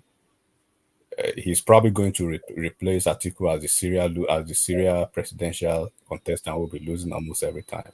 That's where he has driven himself to now. He's carrying the keg. He's carrying the kettle for Atiku. He's playing Atiku's script, and he's actually, driving himself into Atiku's trap on a daily basis. That, by the way, that's his life, and I wish him well, the two of them. So that's the best I would say about in the realm of that politics. And then on Lagos State, I will go back to it again. Look, Lagos, they are not shifting their ground. The best thing for those Alaba people to do is to go and clean up and do the needful. Okay? And do the needful. They are not going to blackmail a whole state when other stores, shops, with different nationals, with different tribal people were locked, where their shops were locked. So it is not when it comes to your turn that you want to blackmail the whole state to your submission. It's not going to happen. You can still go and check what the commissioner said today and what the SSA said today. So they just told them, clean up or it remains locked. So whatever they are telling them, they need to do the needful and then submit to the will, to the the regulatory moves of the state. So that's what I would say, and I appreciate everyone. That's all I would say to the woman. All right, brilliant. Short and to the point. You usually have a lot more to say, enigmatic, but there is enigmatic. Shoki Lobelge, Shoki Lobelge.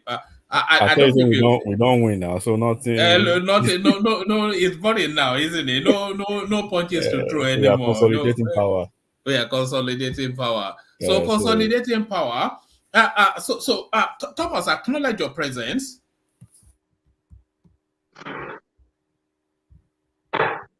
Ogagwa. Thomas. All right. I'm not sure if we have Thomas.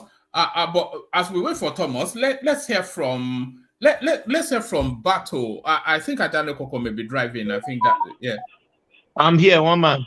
All right. Okay, then hold on, Bato. Then, Bato, let me bail myself out. Thomas will coordinate from here on in. But on my way out, let me acknowledge the super chatters. Of course, it's Ayo. I wonder if Ayo doesn't super chat, if anybody else will. So that's Ayo right there doing the necessary. Not once, not twice, but 3 times.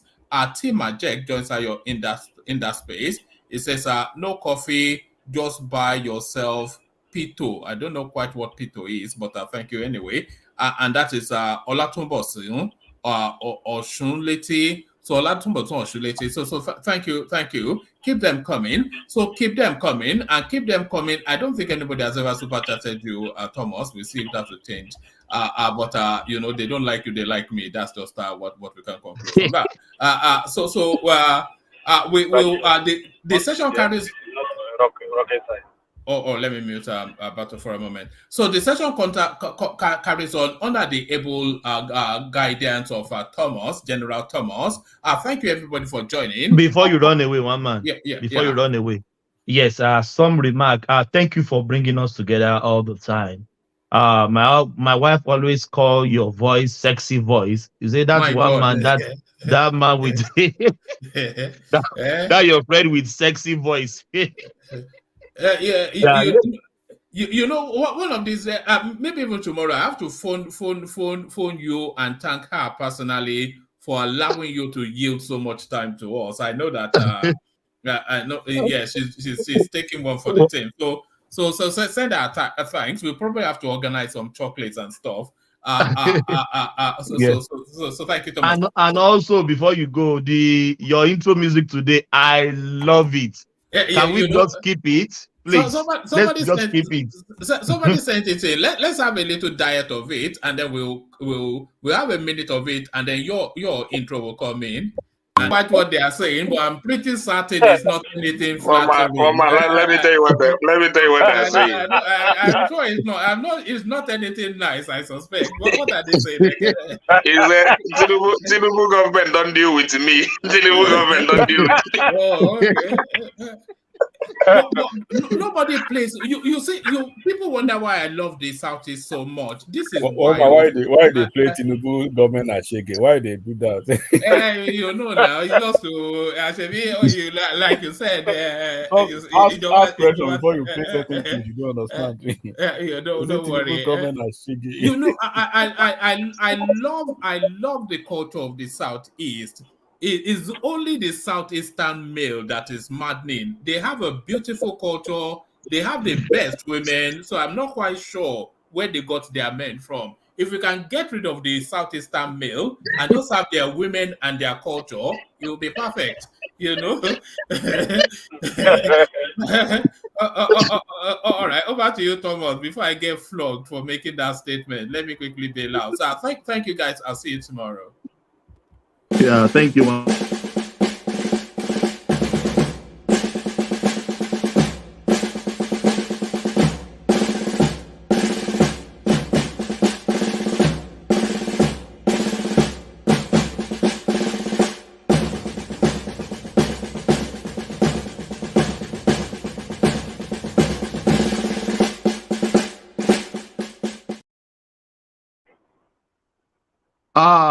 Welcome back.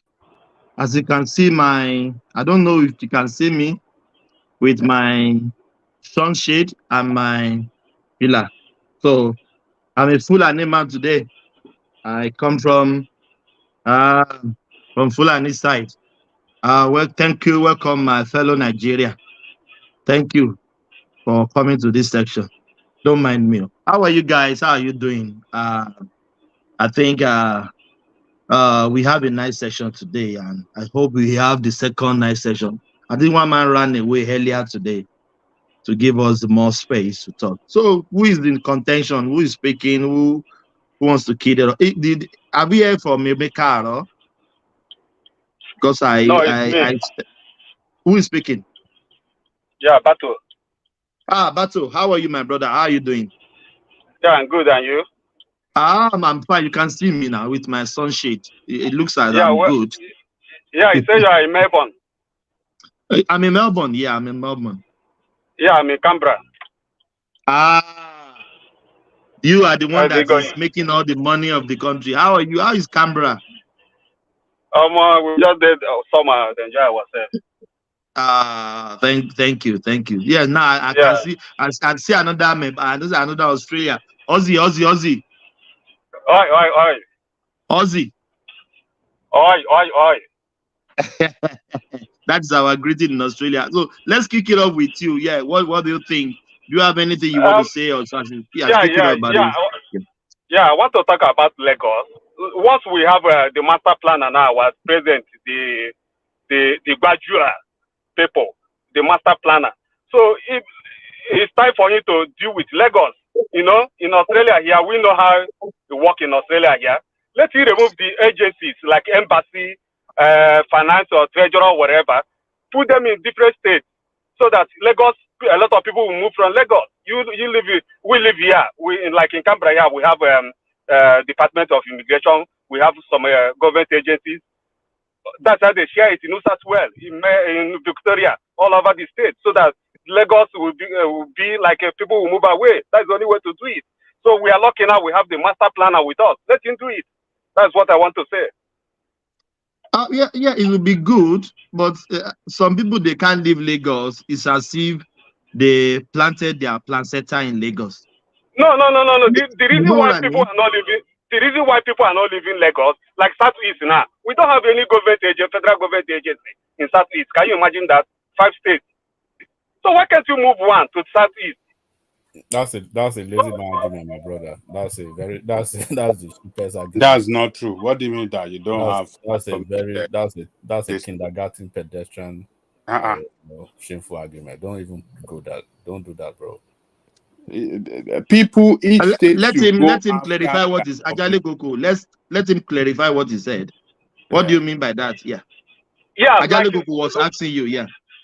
Yeah, like Southeast now, we don't have any federal government agency in Southeast. Like let's just forget about the immigration. Like if you like something like you can bring like embassy to Southeast, like the way it was in Lagos. We have British and the US embassy in Lagos. We still have them in Abuja as well. You can bring them to Southeast. You can relocate some of the federal government agencies. Away. They were there now. Insecurity. They run away from there because of insecurity now. This one is just a cheap argument. What do you mean by insecurity? But Ajale Koko and Bato, every embassy choose the location of where they want to stay. You can't force any embassy to go to. No. Embassy doesn't choose where they stay. Federal government choose where they stay. Hold on. In Nigeria, all embassy must have their head office or their location in Abuja. In Abuja, not other places in Abuja. They can have, like a little like satellite distinct in some places, but their head mission must be in Abuja. That's it. And to have their submission in some other places, that is left for them. It's not depend on them. But as far as the country is concerned, they must have their destiny in Abuja. Yeah, I agree with that. So another thing I want to say is, okay, I want to tell you a story. The first time I went to Lagos, I think it should be like 98 something. The first time I went to Lagos, we went for tourism in Lagos. Lagos State, I see people argue Lagos State was this, Tinubu beat Lagos and the other rest. When we went to Lagos because of National Theatre, as of then, National Theatre, how many army barracks in Lagos State? How many federal government properties in Lagos State? Third Mainland Bridge was built by federal government. Like, so when you start counting all these things, sometimes I look at when people talk Lagos State was built by Tinubu or whatever. I start thinking like, how does it build? Lagos State was being built by Tinubu when Tinubu became the governor, and he's been tutoring the next governor.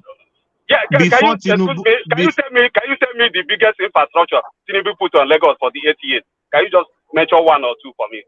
My brother, don't let us go to that route now. Why are we going back to Tinubu? He opened up Lekki axis, and there is a cool Atlantic City.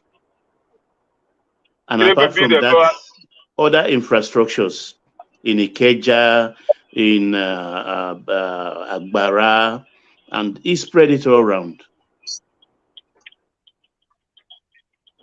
Okay. My brother, your argument is somehow, I don't know. I'm very sorry. No. We have been talking about it before. That's because I want to. I know. Tinubu, my brother, Tinubu cannot do 8 years and not do anything. It's not possible in Lagos. I didn't say he didn't do anything, but the way people argue, the way people say Tinubu built Lagos, he built this, because I knew that all this infrastructure was what they mean about Tinubu built Lagos. After Tinubu, he put Fashola there. Fashola continued building Lagos. What they call it, the one they kick out, Ambode came in, he continued building Lagos. Now the Babajide Sanwo-Olu is there. He's building Lagos, and it's his boys. That's why they are attributing it to Tinubu. All these people I mentioned now is Tinubu. They are Tinubu boys. And we already know the next governor already lined up. The next governor again. Yeah. Wow. Tinubu put them here. So we're don't ready bother. for our We next know, president. we know it. Don't If bother. Awori, the deputy governor today, So- and also is a Muslim. So it's a Muslim turn. It's the turn of Awori. So it's the turn of the deputy governor. So what we are saying in Lagos is turn by turn. Turn by turn. Where is that video? You talk of Singapore. You will say one man rule Singapore and made Singapore. We like it like that. All right. You can move to another person. Thanks. Yeah, no worries, my brother. Thank you so much. Yeah, I enjoy Canberra. Let's. I think has Ekene spoken? I don't even know who has spoken. Sorry. I think it's Is who's turn? Is that Emeka? Yeah. Yes, Emeka. I call you before. Who is Jay? I was waiting for. Why are you beating that baby? Why are you beating that baby? The baby in the is first beating place? me. The baby is beating me. Anyway, Emeka. Yeah. Emeka. Why are you quiet since? The baby is beating him. The baby beat me. So the baby beat me. I took all my energy. The baby so give you job to do today. It's good now. That's anytime they are doing like that, that is our joy. They should be giving us that tough time. Yes. So when it comes to the bride price, you will charge the husband very well. So it's the beauty of fatherhood. Anyway, today, quite interesting, right? I saw the news about the internal generated revenue from the 36 states of the country, as well as they divided it within the geopolitical region of the country. And notwithstanding, we all know this is not news, it's not breaking news. It's like even the chicken and the ants and cows in Nigeria know where the wealth and the prosperity of the country lies. We like I think I was saying it yesterday or 2 days ago. There's a lot to learn from the Southwest. You know, they're the most progressive geopolitical region in the country, and rather than we in the Southeast keep on fighting and trying to kick them away, I think it's high time we embraced the policies of the Southwest and see how we can copy what they are doing and replicate it in our own location. So, you know, a lot of people can say, oh, Lagos was once a capital state in the country, but that's an excuse for a lazy mindset, because we knew what the military actually did during that period from way back since the coup started. And even though, yes, Lagos was still developed, but if we had an irresponsible governor from 1999, Lagos would have regressed back rather than progressed. So, Emeka, God bless you for that comment you just made. If we have irresponsible government from 1999 till now, Lagos will not be where they are today. Thank you for that one. Continue, my brother. But that's the fact, right? So we just have to give it to the visionary and the current president of the country. And there was something he said yesterday at the National Economic Summit Group, that they want to replicate what they did in Lagos in all the geopolitical zone in the country. And that's very all good, you know, having that same policies and ideas, that same vision, and replicate it across the geopolitical zone of the country. It's like spreading the wealth across, you know, rather than that wealth being concentrated in one particular spot. We need that. Even yesterday in a speech where I know he made a mistake, but he was talking about a 1 trillion economy. You know, that's the first. Even Obasanjo didn't say stuff like that, though Obasanjo worked on an expansionary policy. But for him to make that statement, it's an audacious statement. It's a statement that even the West will look at him and say, this man means business. You know, not every president would come out. Trump didn't even say it, even though Trump was a Republican. Biden didn't say it, and even Obama and most U.S. United States president didn't say it. The Chinese didn't also say it, but they had their vision, right? And currently they've developed their what do they call it? Is it the sand and belt or whatever vision? How they can strategically expand into other countries or continents. So, you know, for once we have a president who is a visionary. Many people keep asking me, why do you support this man? It's because of something like this. You know, you know, when you have a visionary at the helm of affairs, you know, someone who can dream and say, this is where I want to take this country to, and then have the right set of people to begin to implement that dream and plan, you know, things begin to work. You know, I know Ola was being very optimistic yesterday, and Kolata was trying to place a bet. I know 1 trillion in 2 years is not achievable, but it's good to dream. It's good to dream. You know, Of course, with it's good to dream dream, gives my you brother. hope. Yeah. Yes. So I was really happy with that statement. Even if we do 50% of that, that's good.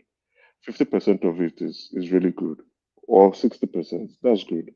So what I will also tell my people is when I saw that internal generated report, I'm happy it came out.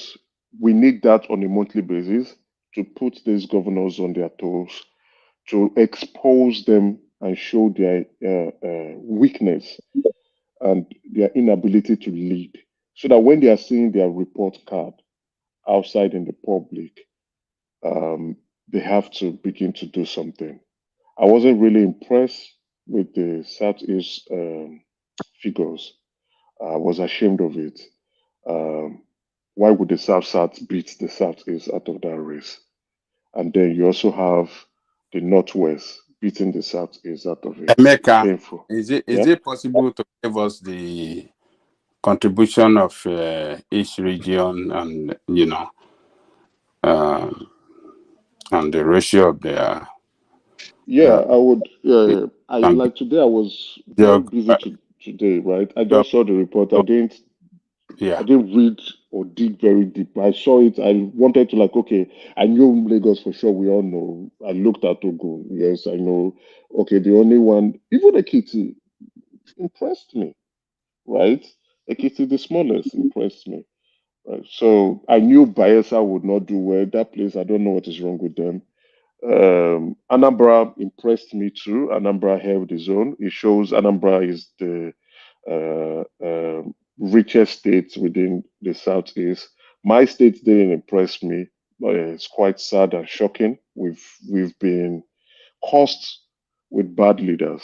From that is to tell you guys, you know, from 1999, Ojos Okalu made a mess and a mockery of that place, handed it to the other Kalu, who made a mess and a mockery. But we're quite less hopeful and fortunate that we have Alex Uti, who's a businessman and rose to the zenith of his career as the MD CEO of Diamondback and understands what business is, and is trying to do some things for that state. The state is a rich state. It has enormous resources, human and material-wise, that he can tap into and try to expand. As a matter of fact, he is also like a visionary that can do something for that state.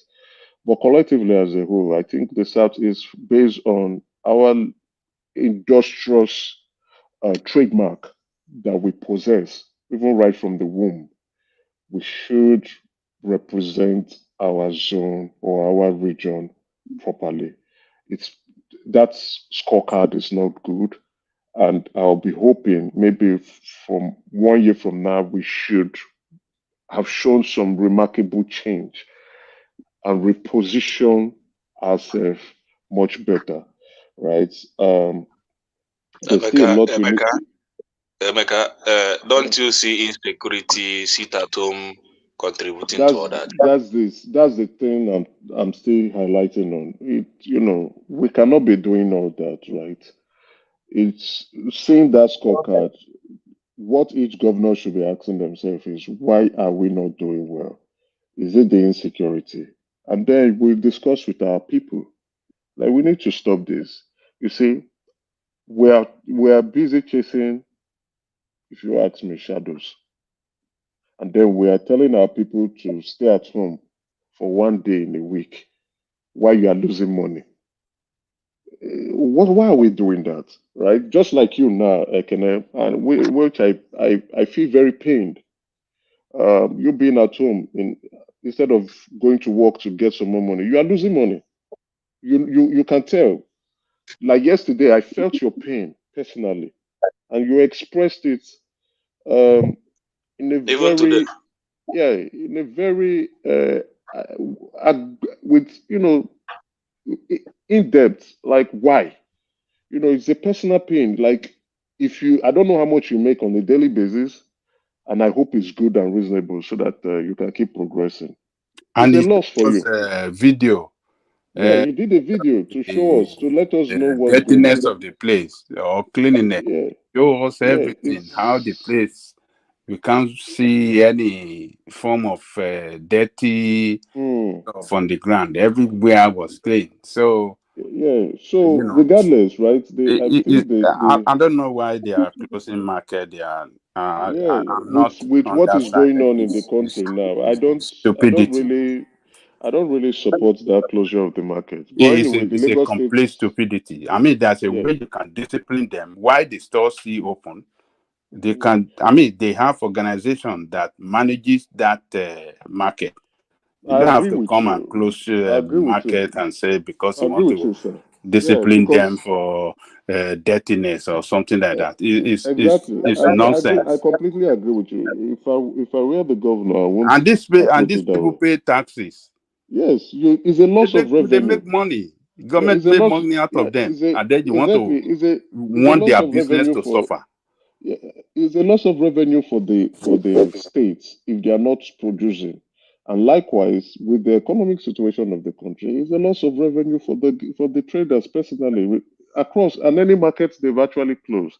I think what the government would have done was to discuss with the leadership of this market guys and give them the highlight of what they need to do. It is where you go back and inspect and you see they are not doing it, then you would take out this drastic step. I don't know if they've done this. So Well, Ekene is we can't know it as a fact. yes. I don't Government know. can't I don't just know. take it. Yeah. Government can't just take a step without Mm, warning. I've never seen mm. that before. I know. There will have been series of Honestly, warning. yes. Honestly, But there is no warning. Thomas, I they can tell you do. categorically there is no warning to that. Ekene, Are maybe you you are might you not be in the sure? know. I'm Maybe Are you you might very not sure be sure? in that the know. You might not yes, be in there the is know. no warning to that. You know why? I know Because the Lagos State.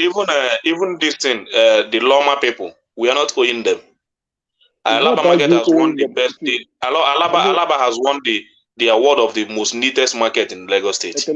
I yesterday when you spoke, right? I clearly avoided discussing about the Alaba space because it's personal to you, and I don't want to say things that would increase that pain.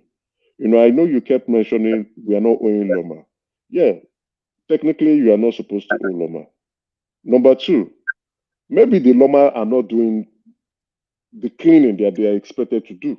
They are just packing only the debt and they are going about their business. But again, if the Ministry of Environment, I don't know, Commission of Environment, I don't know what their name is in Lagos State, says this market is dirty and these are the things you need to do. I would be thinking they would have communicated to the leadership of the Alaba Market and Trade Fair. And if it was not done and they locked the place, why is that painful? I'll be hoping that the leadership will expedite action and ensure the place meets the required standards so that the market can reopen. I don't think the traders are the only ones affected. Also, the buyers who will want to get their products from you guys and seeing your markets being closed, they might not be diverted Even to. those women that sells food stuff at the closing market hour. It affects them so much, and these So are it will family affect, women that depend on daily. it will affect a lot of people.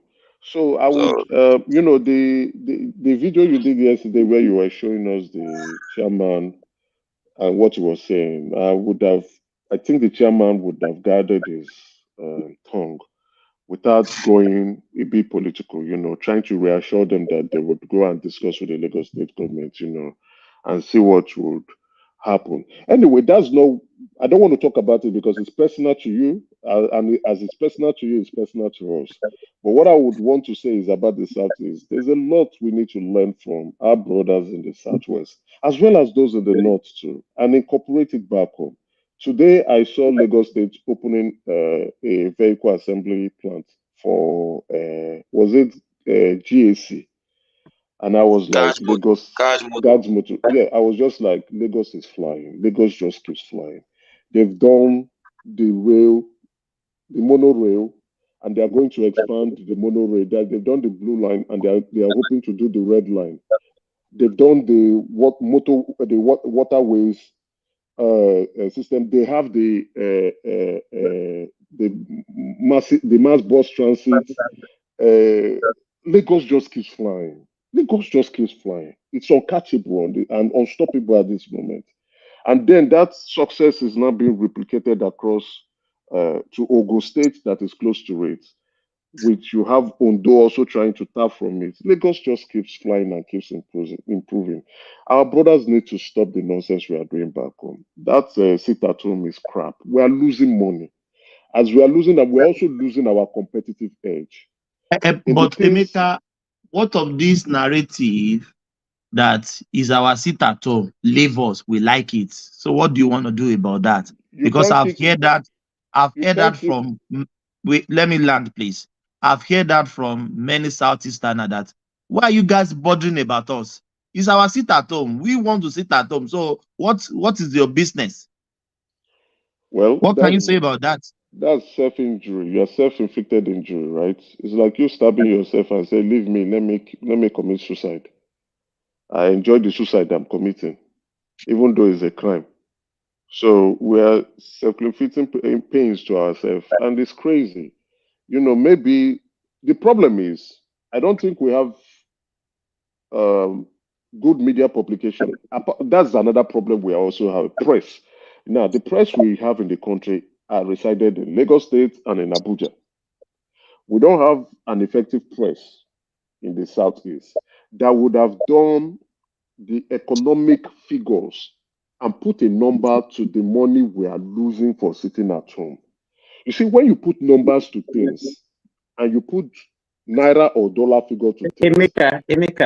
Emeka, sorry for targeting you. What you are saying, yes, they put it in naira kobo, and they put it at 4 trillion since they started at as early as 2023. 4 trillion. 4 trillion. You can imagine. Yes. 4 trillion. You understand? But what I want to say, Emeka, the contribution from the Southeast is not solely due to sit at home. If you look at the figures, even before the sit at home, Southeast has always been the second to the last. Oh, believe me, no, you know, that was what we were speaking. That was what we were speaking about 2 or 3 days ago. But Emeka, Southeast is only 5 states. 5 seats. 5 Southeast is only 5 states. It's not about the number. Forget about states. But when you combine it together, now, when you combine it together, it's 5 states now. I agree, but you cannot compare 6 states with 5 states now. No. So we should be logical. You want to tell me now, if they divide Southeast into 6 states now, Simba, please hold on, please. I don't want it to be rowdy, please. Yeah, that interjection, let it be coming after. No, let us speak on each other. So Simba, go, please. You know what I'm saying? It's not about being 5 states of what we are talking. We cannot even use Lagos State as an example. Let's also use Ogun State. If you look at the contribution from Ogun State alone, it can take three states from the Southeast. So it's not about states. It's not the country. It's not the money that you are getting from federal government that we are talking about. It's the productivity within each region. You understand? So it's not about say, no, this one is 5 states, this one is 6 states. No. If you look at it, for example, I live in the North Central. You understand? I know, that day we were talking about even agriculture. Ordinary catfish farming alone in Kwara State, it is into hundreds of billions. Catfish farming alone. You understand? So if you are looking at what you produce to the economy, that's what we are talking about. Okay, I have a question. So what about all these billionaires that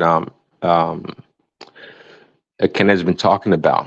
Actually, and all these billionaires that are building hotels, according to Morris, right? There's still a lot of money in the Southeast, if I'm not mistaken. So of course, individual wealth is different from the state wealth, but I know we always talk about Anambra. Apart from Anambra, is it Abia that's the next state or the first state in the Southeast that's prosperous? Which states? They have to mean, because the Southeasterners, okay, they make a lot of money from the Southwest, in the North, and everywhere, even abroad. And of course, is Enugu. After Anambra is Enugu. After Enugu is Imo, and then Abia, and then Ebonyi State.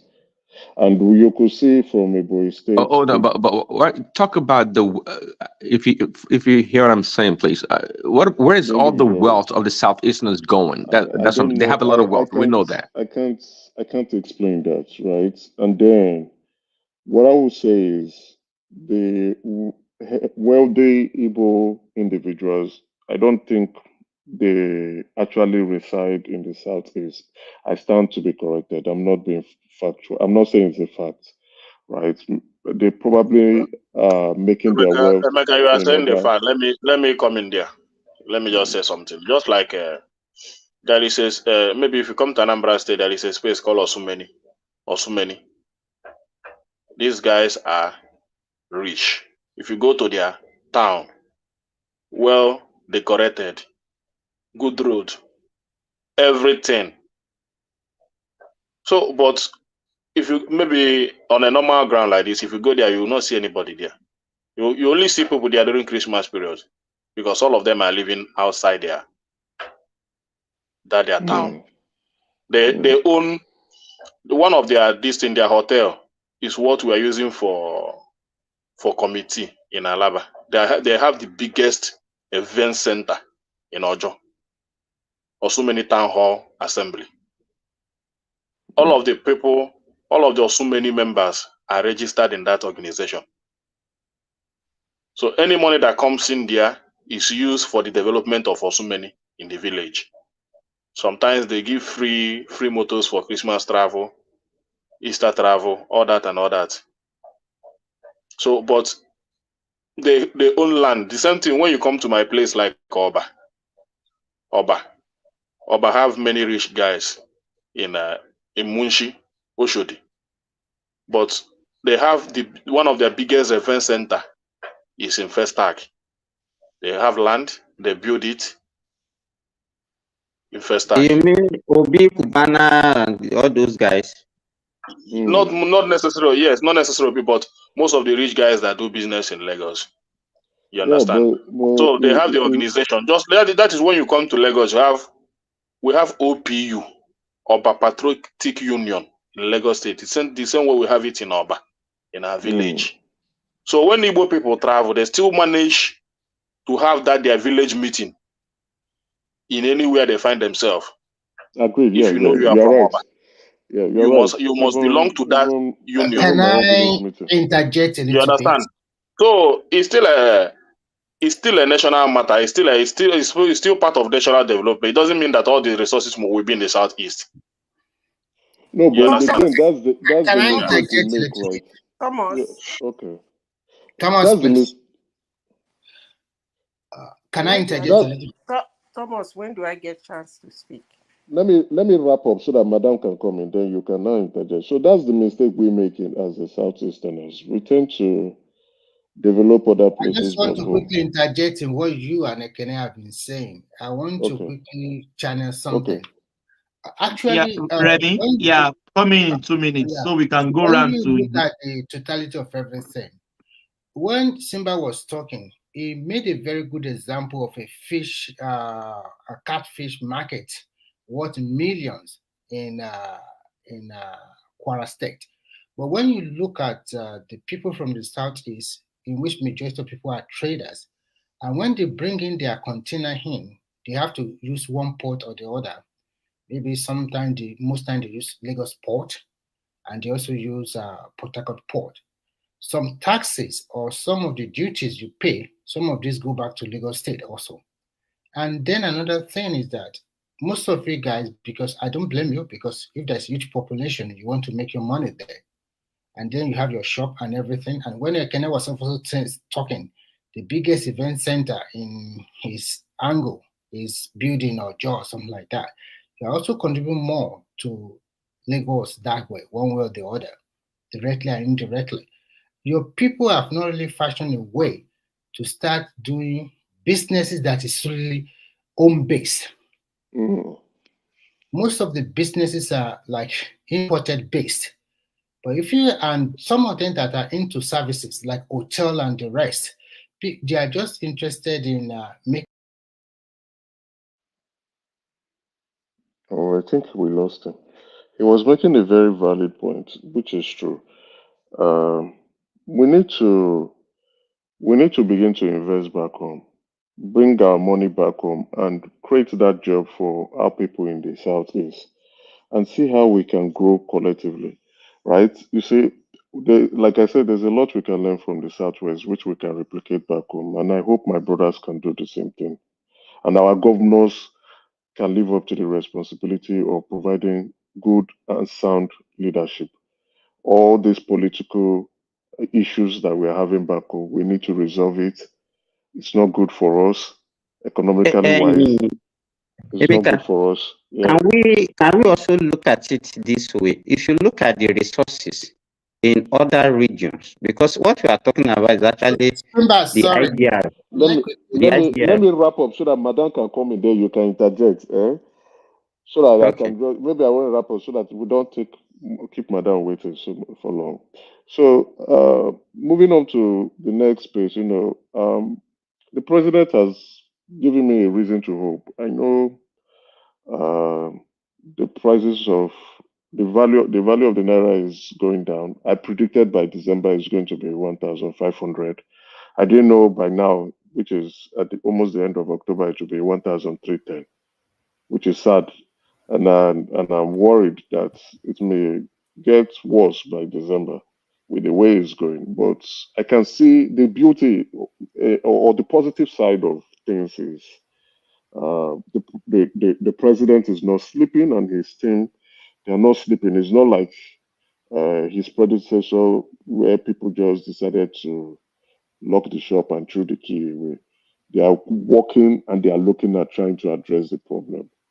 And all we need to do is to stay hopeful and believe in the leadership of our president, so that he can steady the ship and guide us to the land. I won't call it a land of prosperity, because we are very, very far off from a land of prosperity, but that we are beginning to head to a land of prosperity. What he did in Lagos, he almost did the same thing, and he almost made the same economic situation in Lagos, and he provided that leadership. I think he should replicate it across the 36 plus Abuja now states in the country. And then again, for P2B, our de facto leader in the South is, he cannot avoid it now. He's the leader in the Southeast. We've never had anyone other than the late Nnamdi Azikiwe, Sir Nnamdi Azikiwe. May God continue to bless him and may he so rest in perfect peace in the bosom of the Lord. we've always lacked that leadership in the Southeast. And Obi has now, directly or indirectly, whether by choice or by clear determination, occupies that space now. And as a de facto leader, he begins to assume that position with his own actions. He must understand that when he speaks for the Southeast. Then again, he must be cautious with the things he says. Like today, what he tweeted out, in my view and opinion, was grossly irresponsible. Emeka, Yeah, what do you think about calling the judiciary the cultist judiciary? that's Well, where I was heading to. I don't know. Maybe you Please. you were with us when we kick it off because No, I I kick it didn't. off. I didn't join. I didn't join on time. And So and it's and Emeka is not your. I don't see most people in the South is really considering him as a leader. It's not really laying a good example for, because if you lose out, you cannot, just like we always say, black men are very greedy and selfish. You cannot look at yourself alone. There are still some people that will come on board from the same region who will contest for this position in the future. Why are you making things worse for them? Why should you exactly. be about you and you and you and me and you alone? It's not Exactly. fair to some That's other. the typical selfishness of the Nigerian politician. It's totally uncalled for. That's selfish, ambitious blood that flows into the veins of intravenously into the veins of the typical Nigerian politician. I think the only you might person say you might that say maturity this time around is only Kwakwanso among the big. yeah, you might say, oh, many people, maybe some people in the Southeast do not see Mubi as a leader. I don't agree on that because Emeka is one of the leader. Don't let us deceive ourselves. He's one of the leader. The Southeast voted for him with astronomical numbers. Astronomical numbers. The numbers were high. So he's our leader now. He's not he is our leader now, whether we like it or not. Because where he got the large chunk of his vote was from the Southeast, and then Christian votes in other regions. So he is our leader. He represents us.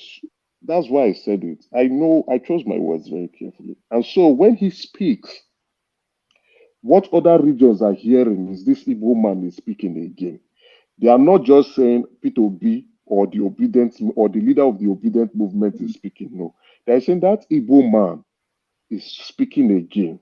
So his statement today on Twitter was uncalled for, unnecessary, not relevant, and politically bad for him. Your case is in court. Stop preempting the courts. Because you sense that the Supreme Court is going in a way or a direction you don't like. Emeka, I believe Ekenes is disappointed in that statement too. Yes. You know, if I'm not disappointed. What to put word in the mouth of the Kenneth? Yes, I'm not disappointed. He cannot now. If you are politically I'm not. aware, if you are politically I read the statement very well. I cannot be conscious, disappointed. if you are politically conscious, if you are politically savvy, you will know that Peter Obi is shooting himself on the foot. What he is doing, he is now entering into dangerous territory. You are now talking on things that can affect the national unity of the country. Let's call a spade a spade. Even the chicken in Nigeria know. I was asking one man where we started that, is it not the same Supreme Court that gave Peter Obi the verdict to become the governor of that state? Exactly. So can we say, let me finish, please. Can we say Peter Obi bribed his way in then as well? No. Because if they are claiming Tinubu bribed his way to the presidency through the tribunal, and he will do the same thing he did the same thing, or we do the same thing through the Supreme Court. So what are we talking about here? No, Obi twice, not once, twice. The Supreme Court was fair to him and gave him judgment that saved his candidacy. So he should be grateful to that institution, to the courts, to the judiciary.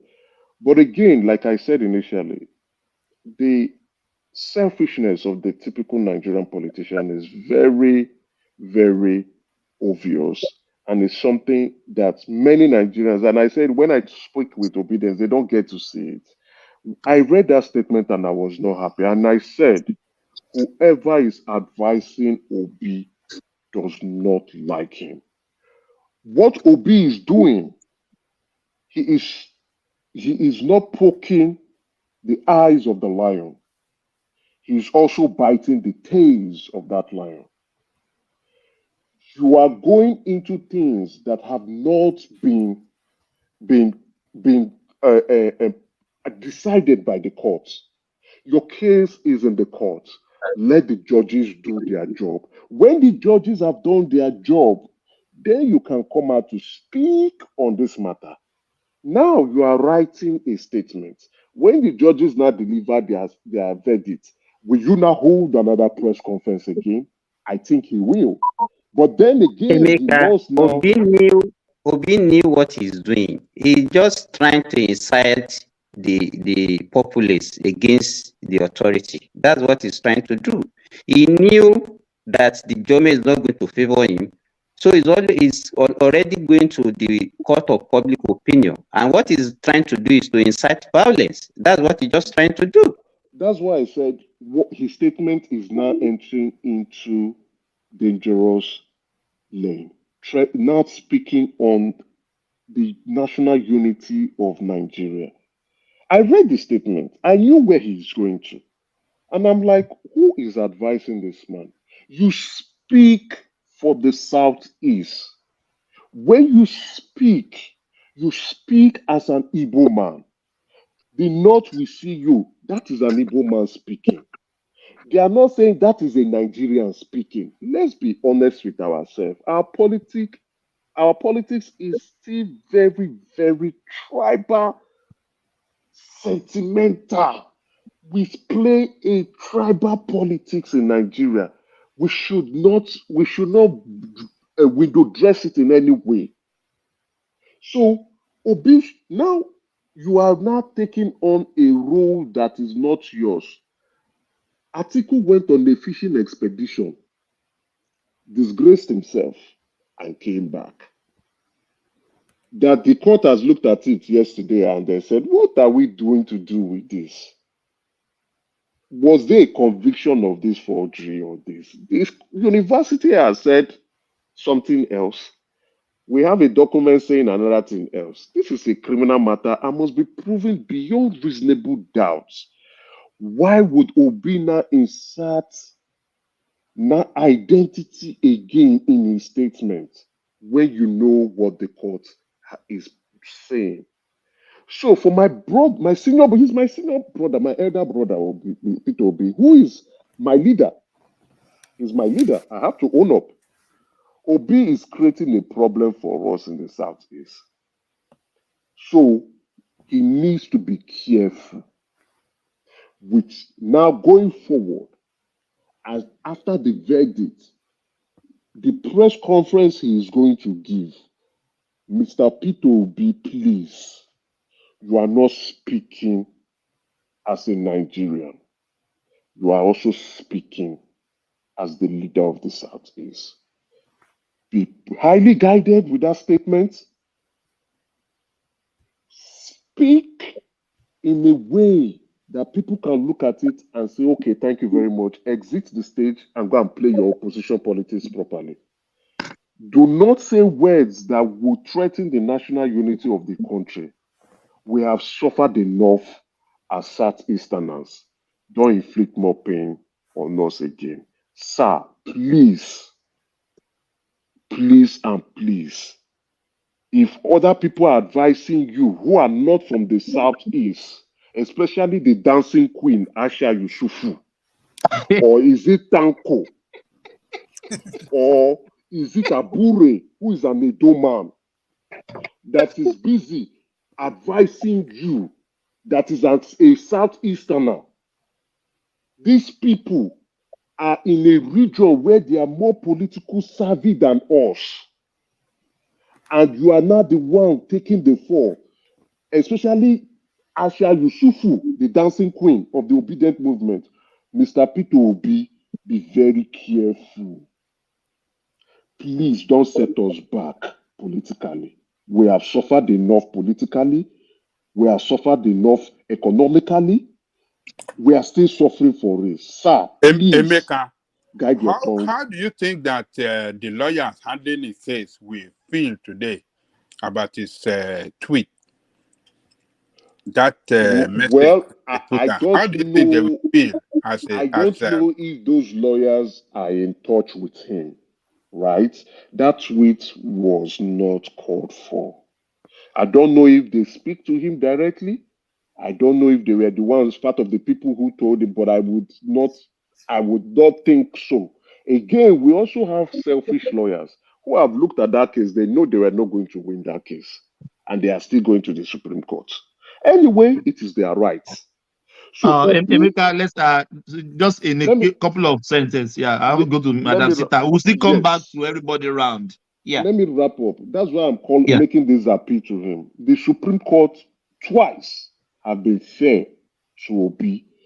At that time, he would not say the Supreme Court was corrupt. So if the judgment, with what we are seeing, the direction they are going, do not go in his favor, he should not come again and say something differently, threatening the judiciary.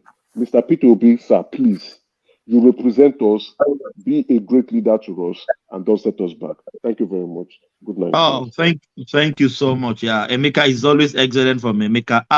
Let's hear from Madam Sita. How are you, my sister? Kedu? Hey. Kedu?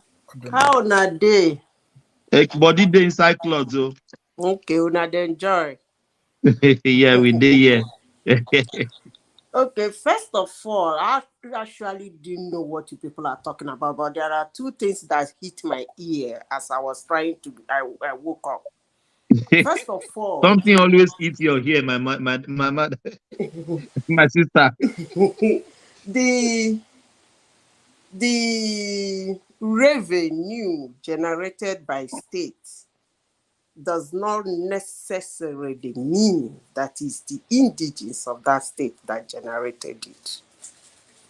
Let me explain. If you are an Igbo man, you have your headquarters in Igbo land, and then you have another of your company in Lagos. Maybe, probably, the one in Lagos is doing better than the one you have in Owerri. When they want to calculate the revenue of Lagos State, the business done in Lagos will be added to the revenue of Lagos State. And the business done in Owerri will be added to the revenue in Imo State. So announcing this thing of states doesn't necessarily mean, yes, Lagos State is supposed to do well because they attract a lot of people. And again, not only that they attract a lot of people, the business is good. So they're supposed to do well. They have two things going for them. Their ability to assimilate. Can we say that is the general accomplishment from every region? Because every region lives in whole states. So we shouldn't attribute it to a region. No, he said every region do what?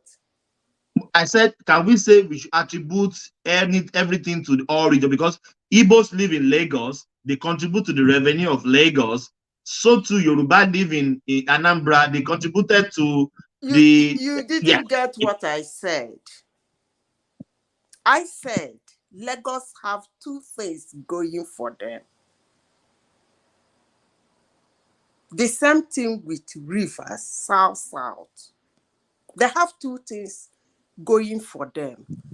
Not only that the natural resources or the way they put up their state or what they put in their state or the position of their state attracted people. That is one. The second thing I said was business is good. And I explain it in a simple term by saying, if a man had, let me give an example, he opened a factory and his headquarters is in Imo State, in Owerri. And then he opened a branch in Lagos. I'm just giving an example. And then the one in Lagos, obviously, because business is good in Lagos, we boom, make a lot of money, maybe 20 times what the one in Owerri is making. Now, when Lagos is calculating their revenue, that one goes to Lagos State. It does not go to Imo State. That's what I'm telling you. That's how it works. And that's how America made China rich. The revenue goes to the place the business is done. It doesn't go to the country of the business. No. It's calculated. Go check it in economics. That's just what I want to correct. Then the second thing, I heard that we are shutting down market. I don't know. I've not heard anything about it. I just heard a little about it this evening. Maybe somebody should explain what's going on. I don't know. If I can have a little view of why markets should be shut down. Okay, Madam Zita. Do we have a Kenneth? Ekene should be the person to do this. I think it was shut down because of environmental concern. They said It's not even only that. You know, one thing I want us to avoid, and Baba said it yesterday when we are discussing this issue. There are so many things that happen that we don't even have details, where we just jump ship and then we make conclusion on our own, then we fly around with it. Yesterday, what we are reading to it was political undertone. Because they didn't vote for Rodrigo, the Igbos voted for AP and all this, and that's why they are closing. But they started even with markets that are not even predominantly Igbo-dominated markets. And when they were closing all those ones, we didn't hear any brulala, we didn't hear any noise, we didn't hear any shout from anybody. Simba, let me speak before you jump out of what is not there. Let him finish and then you come. He's taking it political, but the statement we made here is not political. So that he will not think everybody here is I follow what people discuss on this. What are you saying? What I'm saying, is it different from what you discussed yesterday? It's different now. It's very different. It's not different. It's not different. Is this thing you are saying the report I gave? I was the person that gave that report. Were you the person? Is it the report I gave to you yesterday? No, it's not the report. I'm talking about the contribution. What people say to your report. Let me refresh it a little bit. Yesterday, when one man was talking about it, where after you showed the video, when they were talking about the reason, some of them adduce it. You also a little bit adduce it to them because of the outcome of the election. Can somebody tell me what happened? Not what you people said. What happened? What happened was that it was shut down for environmental reasons. That's what Ekene told us. How many markets were shut down? There were several markets shut down. Onigbo market was shut down. The one at My 12 was shut down. So many markets were shut down. They were reopened later. Maybe. What kind of environmental reasons? Environmental reasons is so broad. Manazita, can I give you a report of what I gave yesterday? Okay. Okay. I came in yesterday. I was the one that did the video and sent to one man. I told him we didn't go to market yesterday, even today. So, being that we came to the market, we saw our market sealed. I did a video, showed one man the environment of the market to tell him that our market is not a dirty market. He saw the video. Even one man confirmed it that this market is very neat. And the Alaba market has won the award of the neatest market in Lagos State. Confirmed by our chairman. Even I sent him the video when we are having meeting with the chairman. So the chairman, after the whole incident, the chairman called us and said he didn't really know what happened. That the security men called him around 1 a.m. on Sunday night. That few men came in here to lock the market. And he now asked them to ask those guys where they came from. They say they came from Alausa. Yeah, they came from Alausa. What was their reason? They say it was an order given to them that they should lock the market because of Loma and all that. I said, okay, no problem. So on Monday when we came to the market, Chairman now called us to a meeting and brought out the book, the receipt that he used to pay to the Loma people. The last receipt they gave to him was on the 3rd of September, which he paid on the 26th of September, confirming that he's not owing Loma. It's 600,000 naira every month. That is what he's paying. He's paying to the Loma every month, and he's not owing them. So concerning the neatness, where are we going to claim? We don't have any slump in Alaba. Alaba is always clean. Let me finish. Let me ask you this question. I just want to ask you a question. Simba, please, can you let hold him on, speak? hold on, please. I don't want Hold on. Yeah, don't let us jump on him. Let him finish. Yeah. For opinion. You people have heard your opinion. I want to air my own opinion, but I want to know what happened. Yeah. Let's hear from Ekene. Yeah, continue, please. So when after we discussed, the chairman told us everything that he's not owing. We confirmed it. He's not owing them, and I now tell them that in our market, we have a very organized market. That even we have a sanitation department that deals with sanitation in our lab in our market. That even in my own shop, I have my dustbin. That even if I eat anything, I will dispose it there. Then every Thursday, if these Loma people come, we dispose it in that their truck. That's how we do it. Even in that market, if you drink any water and drop any nylon there, your fine is 500 naira. I did a video. I showed one man around the market. He confirmed that market is very neat. So Chairman now called the woman in charge of that department for that Loma that they are paying money and said, "See what happened though? Are you aware?" The woman said she's not aware. Then the woman now said another number and the chairman another number to call. Chairman now called the same number. The people say that they are not aware. Chairman called APC chairman in Ojo and said, "See what happened in our market." The APC chairman said he's not aware. So they now called them for a meeting that yesterday around 11 a.m. at Alausa, which we never confirmed how the meeting went, what the result of that meeting, because we went there today thinking there will be a positive outcome. But the chairman told us just to go till further notice. Then when they conclude, that they will now call us back and tell us what really happened. So this is how everything went. So I think Manazita has dropped. Okay. Can I put the question to you now? Okay, put your question.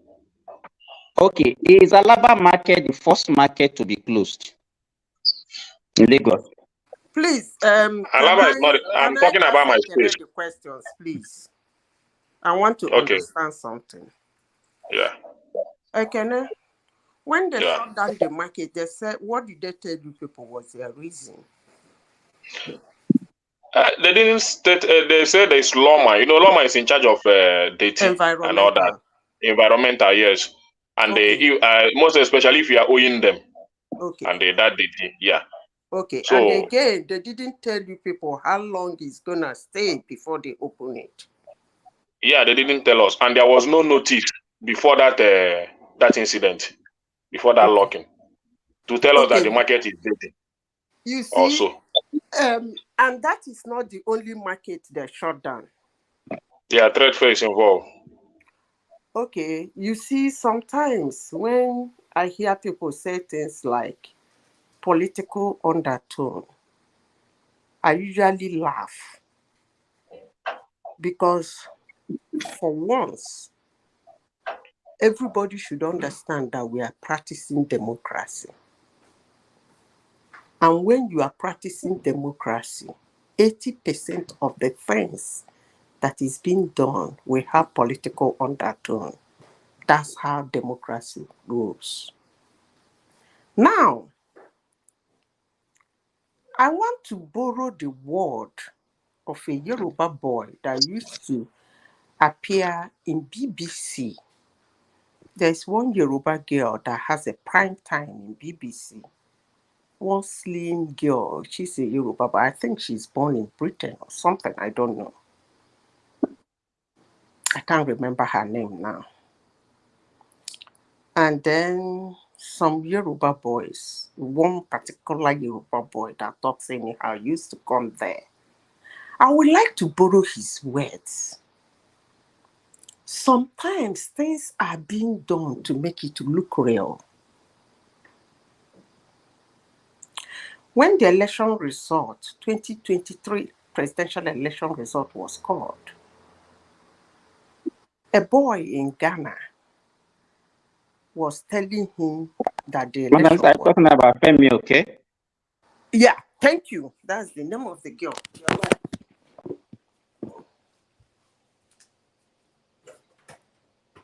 Continue. Sometimes when she wants to talk about things in Africa, like during the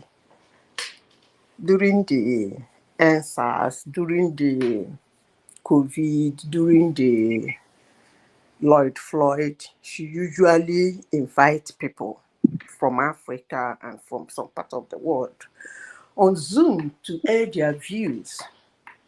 Somebody in Ghana was telling the Yoruba boy that the election was free because look at Tinubu lost Lagos, he lost Abuja. That even if he wanted to lose, I'm sure he was sure he wouldn't want to lose Lagos. I want to borrow the word of the boy, the Yoruba boy. He said that they made Tinubu lose Lagos and Abuja to make it look real. Now back to the market. You know, when this election was going on and things were happening, I made a comment here that most people didn't know that the black president of America said it. He said, there are consequences after election. Telling me that some other markets were shut down, blah, blah, blah, blah, blah. That's why I said, let me borrow the word of that boy. But it is not a win-win for the state. It's a rich state. They might want to ignore you people to lose some money. But shutting down a market, not one, not two, you are losing revenue, are you not? You too, you are losing revenue. In as much as people like Ekene cannot sell their product, the money that's supposed to sell, the revenue that is supposed to go back to this Lagos state government, they're gonna lose it too. So I don't really know or have lay my hands on reason why a market should be shut down, not even for sanitary reasons. Because if for sanitary reasons, they know how they do it. They find them not shutting down the market. They find them and they find them heavily with a warning that if it happens again, the fine will be 3 times. Because why am I saying this? Market generates revenue. And the country is hurting. People are suffering. For a state governor to wake up and think of everything on earth he is gonna do is to shut down the microeconomics that is sustainable. That's what is actually sustaining Nigeria. He's shutting down markets for frivolous reasons. People are claiming the market is dirty. He has probably warned them severally, and we don't know what is happening. Then I ask, let's say it is a worst case scenario. The only thing the governor can think of is to shut it down. Is that much his brain can carry him? The only solution he can come up with is to shut down a market. Really? No criminal offense, no criminal action. Even if sanitary is hazardous, it can be handled. It's not permanent. It's not like a dirty canal is running into the place. The debt we are talking about is disposable. Abi Ekene, debt generated from that market, is it not disposable, if I may ask? We don't even have any debt. We don't even have any I'm just asking. What I mean it's by disposable. Yeah, like can I quickly interject, like Madam? pure waters and all those food stuff or something. Can be gathered. Sorry, Madam AI. Can I quickly interject for 1 minute, please? Go ahead. You and Ekene and everybody you have been talking here, but to me, we did not have the grasp of everything that happened. It's only one-sided. We don't know exactly what is the major reason why the market was closed. Whether they were you making submission? No, I'm making submission. Because interjection is supposed to be a question. You are making a no. If you are making a submission, you wait for me to finish. Madam, you do your own submission. Calm down. It's not necessary to ask question when people make interjection. It can be for clarity. It can be for question. It can be submission. It can be any form, madam, please. What I'm trying to say is that everybody of us here, we do not have the whole graph of the situation at hand. We are only hearing from one side. We don't know exactly what happened. But from what I learned and from what I've read, I learned that there is a lot of flood in Lagos, and there was a lot of people who built houses on drainage, and some of drainage were blocked, maybe from most of the market, I don't know, and from other places. So we don't know. We only hear one side of the story. And it's not only Alaba market that was closed. The state government will not be also happy because actually they generate revenue from the market too. But at least if we can have the old graphs, and if the market was short for environmental concern, it's not just mere going to the market and say everywhere is clean. What about the drainage underground? We don't know what happened to them. We don't know the plan of the market itself. So we cannot just quickly conclude that the Lagos state government are not doing the right thing or maybe they are losing money. They must have a lot of factors or a lot of reason for taking their action. So that's what I'm trying to say. Thank you. Let me tell him this. Let me tell. Please. Okay. I just wanted to clear something to him so that let me handle this. I said something before. I said for all the reasons and all the solutions. I like when I thought people should listen to me because I included what he just said. I said for all the reasons in totality and all the solutions, the only one he has is to shut down the market without notifying the heads of the market.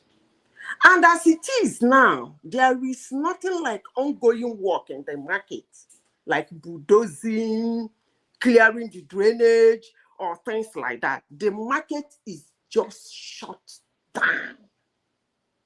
So that's why I said, in all are you sure of that? Are you sure of that, Madam Zita? Are you sure of that? That's what Ekene said, and that's what my cousin told me. That is it now.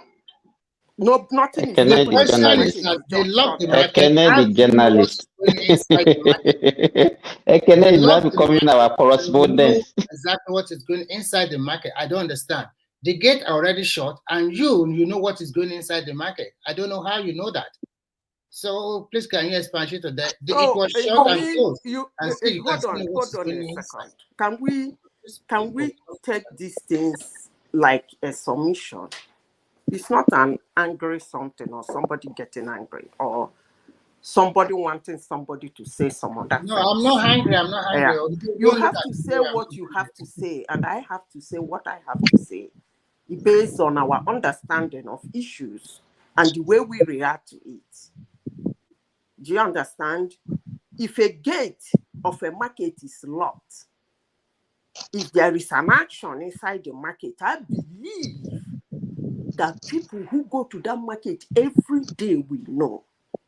But if you want to tell everybody listening this morning that a gate is locked and action is being, something is being going on inside, like a walk, and the people who go to that market to find their daily bread don't know, that's okay.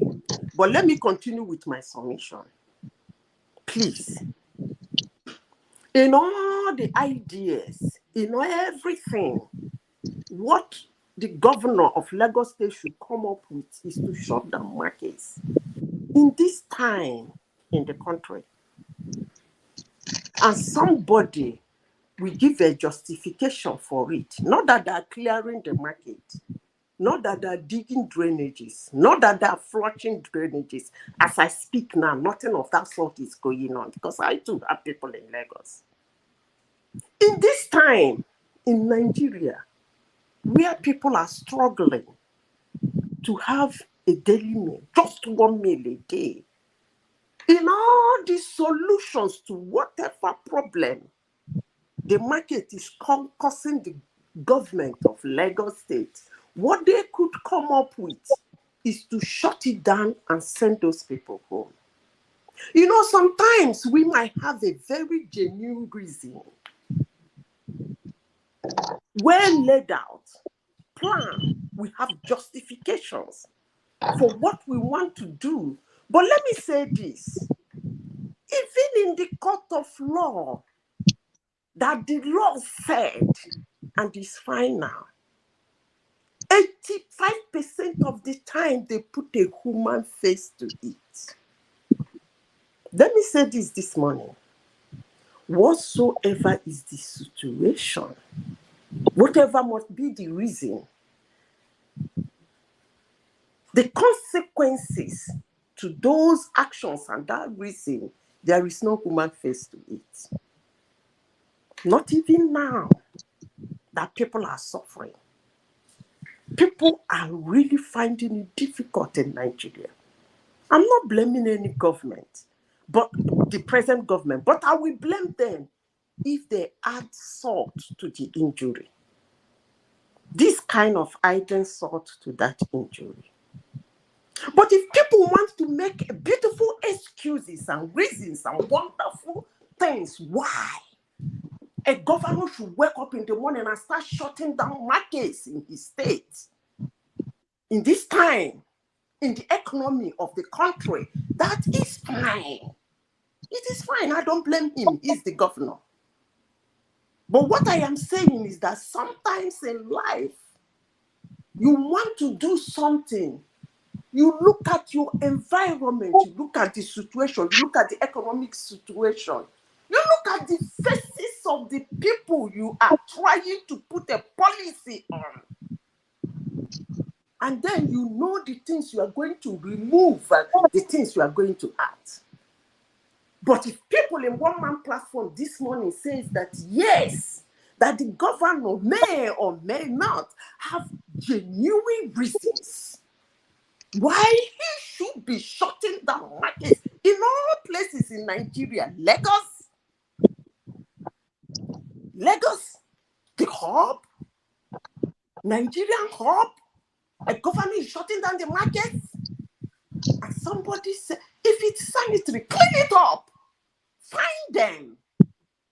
If it's drainages, tell them I'm going to shut it down between now and then and clear it off. If you want to relocate them, relocate them. But shutting down market? What is the heck is going on in my country, if I may ask? What the heck is going on? To the extent people cannot go and look for their stomach, for their belly. Even to find the belly now, they won't let you.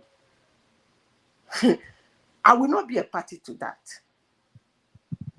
My voice might not be strong, but I'm going to use it anyway. I'm going to use it. Hold on, let me finish. Now I want to go to the emotional aspect. I've finished the normal submission. Give me some time to put my emotion, because too, I am a human being. I have emotions. I'm a human being. I have emotion. I feel my fellow human beings. Even when they think I'm in heaven, I feel them. Allow me to use my emotions now. Some of us are opportune to leave the country. We go to better places where things are working. But for people like me, my eyes are still in my country.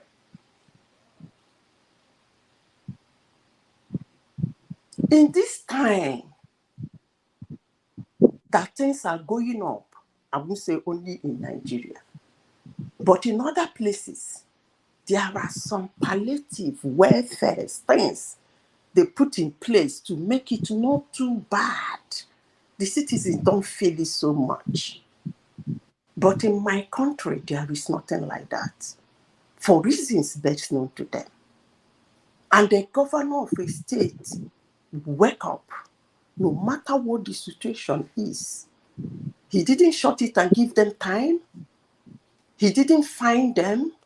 He shut down their market. And they go home. Since when? Probably since Friday. They've been at home. Some people, it's the little they make out of that market. Every day they use it, feeding their family. Let me add my emotion. Is that fair? If people in that market are not enough, they're up to 2,000. Families selling and buying in those markets, whether it's a Yoruba market or Igbo concentrated or Hausa concentrated market, I say there are up to 2,000 families that feed from those markets. And in all the things the governor can lay his hands to solve a problem, he couldn't find any. The only thing he could find is shut it down. I said, that is very inhumane, I must say. And I wouldn't want to take any reason why a market should be shut down, not even in this economic situation in Nigeria. Thank you, Thomas. Thank you, Madam AI. Sometimes, till now, nobody can clarify to us why the market's been shut down. It could be something. It could be short. It should be shut down for. Nobody knew. So can we just leave it till we have the right information why the market was shut down? No, Thomas, I will not leave it. Please, let me say this before I leave. I will not leave it because, first of all, I have done my submission. I put a human face to it. You have been too emotional, Madam AI. No. If there is a governor in Nigeria or any leader in Nigeria who is not emotional about the feelings of Nigeria today, then I don't want to use a word on that person. I said before, if there is a reason, let Shobolu come out and tell Nigerians why he's shutting down those markets. He should give us details, because you people keep saying, but Madam AI, there will be a reason. You guys keep saying nobody knows the real reasons. It's not anywhere. It's not in the newspapers. It's not in the I TV. think They just said it's sanitary reasons. Hold on, let me finish now. I took a permission. It just said it's because of sanitary, what do they call it? Sanitation. I don't even know. So that is the reason he said. Now, people are looking into more reasons to make it robust of a reason for a market to be shut down. And we've been looking for that reason. Everybody keeps saying, we don't really know the real reason. And for me, in my own part, I do not really care what the reason is. I don't care. No matter how robust anybody wants to present it, I don't even want to know. That's what I want to Madam make Sita, now. you must let to know. In this, Madam Sita. Look, Thomas. Madam Sita, you must let us have this conversation. No, please, now. This is a conversation, Can you my please sister. help me? Let me vent. Because my vents are really running wide now. I don't want to know, no matter how massive his reason is, considering what Nigerians are going through in Nigeria today. A government is shutting down the market. What the heck is wrong with these people? What the heck? Do they see Nigerians as animals? Why are they pushing them? I don't care whether it's Igbo market, it's Yoruba market, it's Hausa. I don't care. The reason should be sorted out and that market should be opened. No matter how robust or magnitude, if he wants to relocate them, let him relocate them. What the heck is going on? People cannot feed in Nigeria. You and I know that. And the governor, the only solution he can come up with is shutting down the market in his states. Even like saying drink ganja. Before you come in, hold on, please. Madam Sita, you say you don't care about the reason. I think I do care about the reason. I don't care the reason. If the solution yes. to any reason he's giving is to shut down a market, I don't care. Even though if it is a health challenge, health threat to the nation, to the state, you don't really care about that. So nobody even knew. It could be maybe like environmental pollution. It could be anything that is even much deadly. Don't you think about that? Thomas, can I say this? Sorry, Akene. Hold Thomas, on, yeah, Remy. Yeah. Thomas, few days ago, or maybe last week or something like that, some houses were demolished in that maybe Lekki or side or something like that. I saw the video. And some of these houses, the government claim, were built on the pathway of the drainage, and some of them were built on canal or something like that. So sometimes you can vent or you can rant. But what I know is that the market short is not only one market. They have short series of markets in Lagos before this Alaba market. And they shut some for 3 days, some for 4 days, and they reopened them again.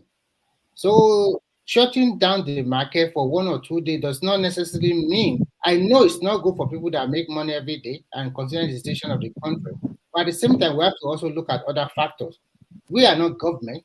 Excuse me, government can know more. Sorry, Thomas, somebody wants to come in. Let him finish. Put me in the background. Let that person come and talk. Then I will come in and respond to the person. Please put me at the backstage. Yeah, no worries. Yeah. So what I'm just trying to say is that shutting a market is not a big deal in Nigeria. This is not the first time, second or third time. It happened all over the country. And Alaba market is not the only market short. So many other markets were short because of one reason or the other. You cannot grab the total reason they were short. And they were reopened after 3 or 4 days. So if that is the price these people have to pay to make the big, somebody is making a lot of noise. BQB, can you mute yourself? I've muted him. Okay. Yeah. So at the end of the day, if the reason to make this market run or organize much better, and because when there is rain in Lagos, everywhere will be flooded, and a lot of calamity always happen. So sometimes we do not grab the whole essence of what the government are doing. Sometimes we just came here and where we rant is not only you can rant, everybody can rant, But at the end of the day, you can't stop the government from doing their work. I rest my case here. Yes. Okay, can I say this? think. Can I say this, Amos? Oh, no. Let me direct the section, please. No. Let's hear from QBQ. Yeah. I think he came in because of that, because he's a Lagosian too. Do you have BQB? BQB. Hello, am I on? Yes, we are waiting for you. Yeah, I think you came solely because of this market. Yes. Specifically. Hello. Hold up, please. You have two devices. Can you mute the second device? Speak to us via the yes. Yeah. We are having some That's feedback what I'm from trying you. to do. Yeah. Is it better now? It's good now. Yeah. My brother, long time Okay. now. You abandoned us. Yes. No, not really. I've been following on the background. Oh, I've been yeah. on the comment section. Yeah, I saw you in the But I comment just section. find Yeah. this. Yes, I've always been in the comment section, but I just find this one somehow interesting and emotional. So I just said I should chip in the little cent I know about the events in Simba, you Lagos didn't greet your neighbor. What's going on? Why do you? as regards market. So if you follow the event of the happenings in Lagos as regards the environmental sector in the recent week, so we know that the Ministry of Environment, led by one Mr. Wahab, so it's not only going about his enforcement of the state law as regards environment on only markets, clubs, mosques, churches. In fact, it has been in the news. Yes, so that's what I'm saying, that when most people, the madam that was speaking now and so many other people, they want to only push only one narrative, as if Emeka, the other guy talking before now, is the only one staying in Lagos, or is the only one that knows what is happening around Alaba. So if you have been following that space very well, I'm particularly interested because one of the agency that is responsible for sealing these spaces is even somebody close to court. So I follow them on regularly on social media. They are on all social media platforms. The Commissioner for Environment is on Facebook, Instagram, and all other. So they post all their regular day-to-day activity, what they do, the infractions committed before most of those their action are done. So it's not just for somebody to just catch an That's headline. very good. Yes. Yeah, so they interact with us through the social media platform of the kind of infractions that was done. So 2 days ago, they were around Bagada side. So they were closing down churches and closing down mosques. And the reason is simple. Noise pollution is majorly the reason for. But when it comes to the market, it has to do with environmental, like we know, waste generation, cleaning up, and disposal. That's just usually the point. So the point that this Mr. Emeka mentioned, he was only filming one section of the market. Ekene, not Emeka. I mean, Ekene, sorry. If he was filming one section of the market, the commissioner was on a live TV on TVC yesterday morning. He showed so many other sections of that same market, where when you see the video, he was there on live TV. In fact, if you're on YouTube, TVC YouTube, you can still get some of your view. You can still replay the video to see the commissioner's point of view. It's not only the first time. Even when Ladipo was locked too, there was this propaganda that the commissioner requested for 40 million naira before the market will be open. So what I'm driving at is that Madam Zita's point is well known. It's all in the idea of this propaganda, trying to play victim and trying to be like everything is political. People are after some set of people. That is not the situation. There is no cherry picking and selection done here. There's no particular market that Alaba that you are saying is not only Igbo that are operating in Alaba, unless if you have not been in Alaba. So there's no market that is only one. If you go to Computer Village, you see Yoruba people, you see Igbo people. There's no market. You might say Igbo people dominated some section of the market. That is accepted. Yes, you are right. You are Just right. like You are right. Ladipo. Yeah, just like Ladipo.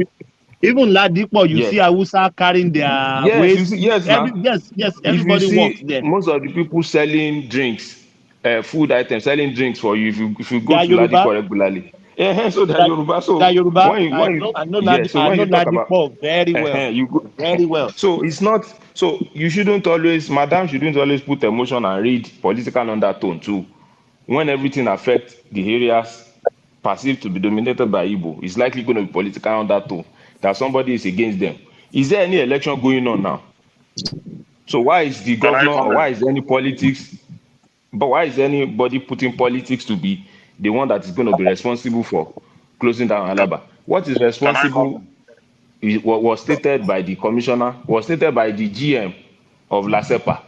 They are in the media everywhere. You can see it, even around Isheri, close to TVC. There is a particular road that has been turned to a market, and that market was dominated by mostly Yorubas and Hausas. They went there, they cleared the place. The reason why that one doesn't generate any media attention much is that because Igbos are not affected. Anytime there is any particular place that you see Igbos, they're usually going to label it that is politics, is because of Igbo, don't invest in Lagos, take your something back to the east. Can I comment That's now? that's Can I just the comment? narrative that you will come in. Let Just me just let 10 me seconds. let me You will let come me in clear just 10 let me seconds. Let clear me what finish Tom my Let said. him submission. land. You will call Ekene, me. Let me let finish my him land. submission. You've Let been him talking land. since here now. You've been talking You've been since, talking please. since now. Let him Let land. me just finish my submission. The last time they just a couple of weeks too, so many houses were demolished in Lekki that were constructed along drainage path. One footballer too was tweeting and quoting that they were demolishing in only Igbo's property. So he was able to verify that all the houses that were on that canal that were built on a drainage path were only Igbo's property. So that narrative is always like that. And some of us that were in Lagos might be interested, you always join the show. But anytime somebody brings emotion to all these kind of issues that is not even aware, doesn't know anything, and living abroad, now still generating emotion and telling somebody that you don't care about the environmental impacts. People can die of cholera, but you don't shut down market. Then again, the reason for shutting down is usually stated in the notice, and immediately they comply with the checklist. The market is opened. Some of those markets, Aladipo, was opened. So was there any political reason why it was open again? So if you want to really explain and put emotions to it, let us analyze it very well and see right sense and right judgment as to the reason why most of these things are done. And we should just explain the way it is. If there are some infractions, let's comply with the infractions. If you now comply with the infractions and it was not opened, then you now have a point. But if you comply with the infractions and it was opened the next day, so there's no point. So that's why I just said I should come in and make Okay. this point. Yeah. Okay, you have made your point. Let me say Hold this. on, please. Hold on, please. Ekene, please. Don't make it difficult for me, please. Hold on. I'm Thank you, not making any individual CQBG. comment. I said, hold on. Can you please hold on? Just hold on. QBK, thank you for this information. You said, why can we get this information? TVC, the Yes, at view, TVC. because I Yes, need to. it was on TVC, it was on channel. Check, you can browse throughout this week. Then the GM of LASEPA, Lagos Environmental Protection Agency, and even the Commissioner for Environment, they are on social media platform. You can search them. GM of LASEPA is Tunde Ajayi. He's on Instagram, he's on Facebook, even the commissioner too. So they posted all the activities. Even LASEPA and the Ministry of Environment, they are on all the social media land. Most of what they do, they put it and they put the reason why it was done. So it's not just somebody reading meaning and one Ekene doing one sectional video and posting that one chairman was sleeping in the night. It could have somebody call him and putting all this. Lagos State is much more than that. It's much more than all those beer parlor narrative. Yes, So that's just yes, after the section, I will go to yeah. TVC, the view to Yeah, get you this. can check. Yeah, We must yeah. report the right I'll information. post some of their names. I'll post some of their name and some of their handles Please, on the please, comment please section, do. so that Yeah, anybody please. self can check. You can see, you can Yeah. follow them and see what they've been doing and the activities that they've been doing. The Lekki demolition, they said since 2020 that even some people were so bolding that they even constructed more houses within that 2020 up till now, that they've been on this in that time. So most of these people will not know the discussion around it, but the outcome is only what they are going to put any political narrative to. And if you see the video, there are so many Yoruba houses that were demolished too. The man was speaking to the Yoruba, to those guys there in that Lekki houses. He was speaking Yoruba. In fact, one of the Baale of Ikota, those guys were there. Yes, And yes. those guy was telling him that there's nothing that can be done. You just have to demolish. So nobody will read 1 minute. This guy that played for Super Eagles or something was tweeting that they were demolishing people's house or something. I was just like, and these people, same people, will run away with this narrative and start propagating falsehood. So it's not, if you have an opportunity to counteract that falsehood, that's why I said I should join in to just give another perspective and opinion. And these are verifiable. You can check from what the government said it is. It's not what Ekene is telling us. They call one chairman. Do you mean we should go and verify? No. I'm saying that this So government agency have a they have a verifiable platform. They interact with the public. They give the reason why things are done. Obi always tell us go and verify. I just Go and verify. I just checked TVC Your View now, and I've been listening to yes, you can listen to the man. Yes, he even brought some of the videos and pictures evidence of all the places that they've been to. People are phoning in to ask him questions. So many guys from the east were even phoning in to ask him questions about it. So some of these things you can balance the narrative with it. LASEPA has an official handle, all social media, even the individual person, the commissioner, the LASEPA GM. I'll post some of their handles so that you can verify some of the activities they do. Because you have made a good point. Emeka, Ekene, let's hear from Ekene. Yeah. Okay, this is not a political narrative, and if you hear when I made my submission yesterday, I didn't put anything politics there. So you are the one making it to be like it's a political narrative, and it's a simple fact. It's a simple fact that you come to the market, your market is locked without any notice. You cannot just come and lock market without any notice. Alaba, you are talking about. Alaba have many sections, quite all right. We are talking about the electronic section. When you come to Alaba, you have Alaba Alago, dominated by Asa people, where they sell all these dirty things. Nobody touched that area. It's a fact. You can check it. They start cleaning up today or yesterday because they now see that electronics have been locked. They now went to be cleaning that Alaba Alago area today. That Alaba Alago was marked for demolition last year, December, towards the eve of the election. It was Kwankwaso that came and resolved the issue. Up to now, they have not been able to go there again. So it's not a political narrative. So what the question we are asking, why do you come and lock electronics that is law abiding? Nobody is... Can I interject you? Yeah. First point of correction, the last speaker that was saying I'm running a motion, I divided my submission into two. Yes, towards the end was my emotion, and I am a human being. I will feel for my countrymen and women who are suffering. If you don't, I don't care, but I do. That is one. Two, when I said what I said here, in as much as I said, let me borrow the word of the Yoruba boy in BBC. I know why I said that. Because some people will say a lot of market. Of course, yes, we know that there is consequences for an election. We all know that. That's a fact. Nobody can deny that. Simple. Dotted. Then secondly, I said something. I said... But this is not political now. There is no political undertone to this thing now. Let me finish. I'm not even Emeka reported it that there is no political undertone, but I am not overruling political undertone. That's what I said this evening. But the political undertone, I'm not talking about Igbo, Yoruba, or Hausa. I made it clear today. I said, I don't care whether it's Igbo market, Hausa market, Yoruba market, Enugu market. I don't care. What I am saying is that is the people shutting down the market think of all other solutions. They cannot find any other solution except to shut down the market. That is my point.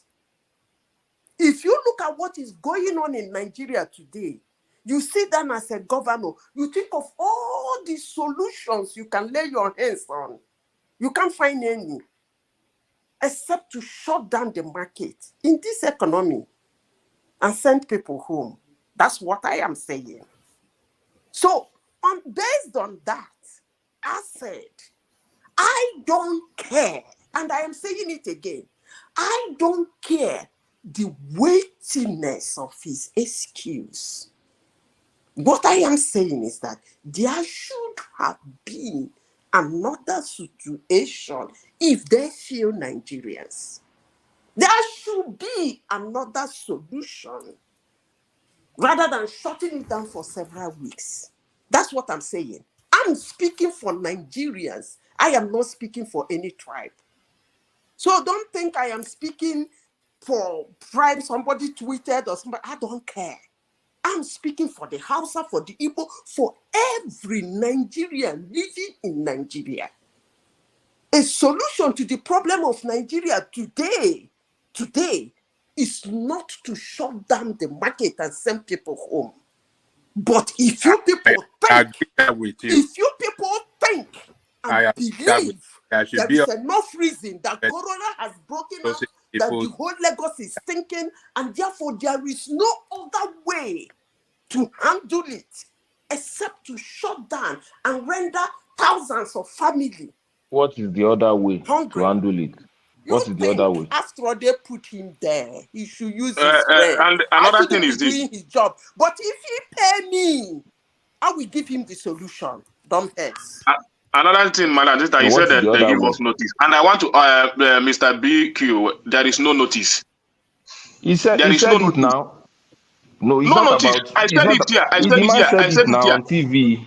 I said it here. No notice. They will so go nobody's saying that they down. will not take action. Let me finish. Nobody's saying that they will not take action if the market violate the law, which I have not seen our market violated, because even in our payment, let me finish. Even in our payment, we pay it right in time. Nobody's owing Loma. We have the receipt. We are not owing Loma a dime. Alaba is not owing Loma a dime. We have the receipt. So let me finish what I'm saying. And there is no notice. Anybody that is saying there is notice, there is no notice to that event. Hold on, please. BQB. Hold on, please. The demand said there was a notice, because I think they can't do such without notice. It is not possible. Government don't run like that. There was. Yes, now. I'll give you an instance. Even the houses that were demolished in Lekki, they were saying there was no notice. Anytime, any people that falls on the wrong side of the law, if the law is catching up with them, what they normally put as first point of response is that there was no notice. Government will just call I don't even know how we talk. I said there is yes, now. Hold on. He said there was no notice. That was what you said now. That somebody said there was no notice now. I'm telling you for a fact. I made a video. You don't need to tell me for a fact. There was a notice. Ekene, it's not about shouting, my brother. No, if you know, I can kick you out. If I said hold on, just listen to me. Hold on. It's not about shouting. We are not shouting here. We are here to bring the facts. Please. A commissioner came on the TV, said there was a notice. You, as an individual, you are saying there was no notice. Which one will I follow? Which one will I believe? BKB, there was no demolition government will carry out without notice. It has never, I've never heard before. Yes, but you will see the people, they will say there was no notice. They just saw a caterpillar coming to their house. There was no shutting down of any market. Any market, the government will not give notice. They will be giving you first notice, second notice, even before they carry out their action. In fact, the man said there are so many bars. Yeah, there are so many bars that they will go to. Give them 1 or 2, 3, 4 notice that they will just look at them before they find. The only language they understand is when they shut it down. And now they have even emboldened that they are now breaking government seal. Do you know that now? They are breaking government seal now. Even if they seal it off, they will break it. Yes. He said everything now. So somebody is not saying they didn't give them notice, that somebody just thought of it in the midnight and now said, no, Alaba today, we are just going to seal it off today. How can anybody think like that? Thomas, can I now have my say, or should I go? Can I now have my say? Hold on, everybody, hold on, please. Let's hear. Ekene, blood is very hot, so let's hear from Ekene. Ekene, you have the floor. Yes, I said, and I say it with every reasonable doubt. There was no Thomas. No, When I there was don't believe. No, if you when there was, let me on that. No, even if you don't want to believe me, let me say my mind. Even if you don't want to believe me, let me say my mind. You will talk. Hold on, but don't let us bring out propaganda. You can't say there was no notice. I disagree with you. I've said it even before Bill QB came in. I've said it is not possible. Government will just woke up in the middle of the night. So only will just call commissioner, go and lock that market. Go and lock. Okay. No, come on now. Can I now say my mind? Even if you don't want to believe me, let me say my. The last time there was the last time there was demolition in Alaba market, I came here. I told you there was a notice to that effect when that demolition happened. And that demolition was as a result that they said there was a canal. And I snapped those places that showed us those canals. And they send it here and everybody see it and confirm it. So I cannot be coming here now and telling you another different thing, that another event happened and there is no notice to that. And now you will not believe me. But that one that I sent to you then, you believed it. Because the one you said the other time, it was a right something. Is a normal thing for a notice. So I can believe that. All of this, because this is my space. This is my market. This is where I do trade. If there is any notice to that, there is no way I will be deny it on this platform. God knows me. No. So even if you want to believe me, let me finish now. Even if you want to believe me or not, but all I know is that there is no notice to that, and the Alaba is not owing Loma. Even if you want to disagree, anything you want to say, but all I know is that Alaba is not owing Loma a dime. Alaba is not owing Loma a dime. Alaba is paying their bill at the appropriate time, even NEPA bill. And the person saying that I just snap some few environment of that market. That is the front of Alaba market and the back of the Alaba market that I snapped to you. Alaba doesn't have any slump where they dump refuge. It's not an Alaba market. Hello? You can enter the market. I will take you around. No slump in Alaba market where they are dumping refuge. Okay, Thomas, can I quickly interject, please? Yes. Sorry. Thomas, yeah. I find your position today as Supreme Court Justice. Which one to believe? So I think we should just move ahead, and I have a good news to share for pertaining Lagos State. Just because we're already in the morning here. Yesterday, they commissioned an assembling plant in Lagos that is going to build almost 2,000 brand new vehicles in Lagos State, in Ogba area. This plant was, they started building it 2 years ago. It belonged to GEC. GEC is one of the biggest manufacturing plants in China, in Beijing, and the commissioning, Lagos State government commissioned it yesterday. So what we are talking here is what do you call it? GAC. GAC, yeah. That's the name of the company. So they commissioned this big plant yesterday in Ogba Ikeja. So that means in a year, they can produce 2,000 brand new vehicles. They can also assemble other brands in this one of the first class plant. That is a welcome development. And that shows that the governors or the government of Lagos State, they know what they are doing. They continue to create environment. Remy, I need to interject you.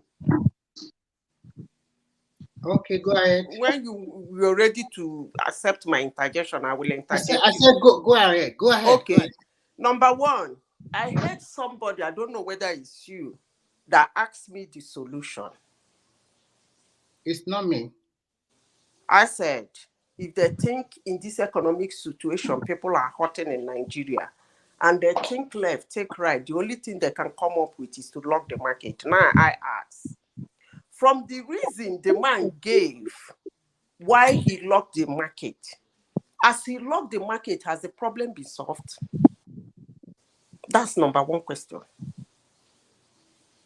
Did he ask them to clean the market before locking it? He locked the market. So the debt is still there, according to the last person that gave the submission, that Ekene filmed one side, that the commissioner filmed the other side. So the other side that is dirty, did they clean it? Yes, it was cleaned. It was cleaned. If you don't clean it, they will not open the market. That's the point you are getting wrong. They give them what they must done, which is a checklist, before the market will be reopened. If they check it, if they've comply with the checklist, they open the market. It's not only about Alaba. That's the general No cleaning requirement. is That's going what on. I'm No saying. cleaning is going on. Follow Alaba. these people. Yes. No cleaning is going on in Alaba because there is no place to clean in Alaba. Sanitary reasons or whatever is one of the reasons. I'm picking one of the checklists now. He said cholera outbreak. Was I waiting for Lagos State to have cholera? I listened to you very well when you did your submission. Then I asked, the gate of the market is locked. And you said that Ekene filmed the clean side, that the commissioner, whosoever the hell he is, filmed the dirty side. And then I asked, now that the market is locked, the microorganisms are growing. So, is it the problem to the solution to the problem? That's what I'm asking. Then back to Remy. Remy, you said let them move on. Yeah, it's easy to move away from this topic for you, for me, and probably for some others who don't care. Because if you care, I believe that this will be the topic of today.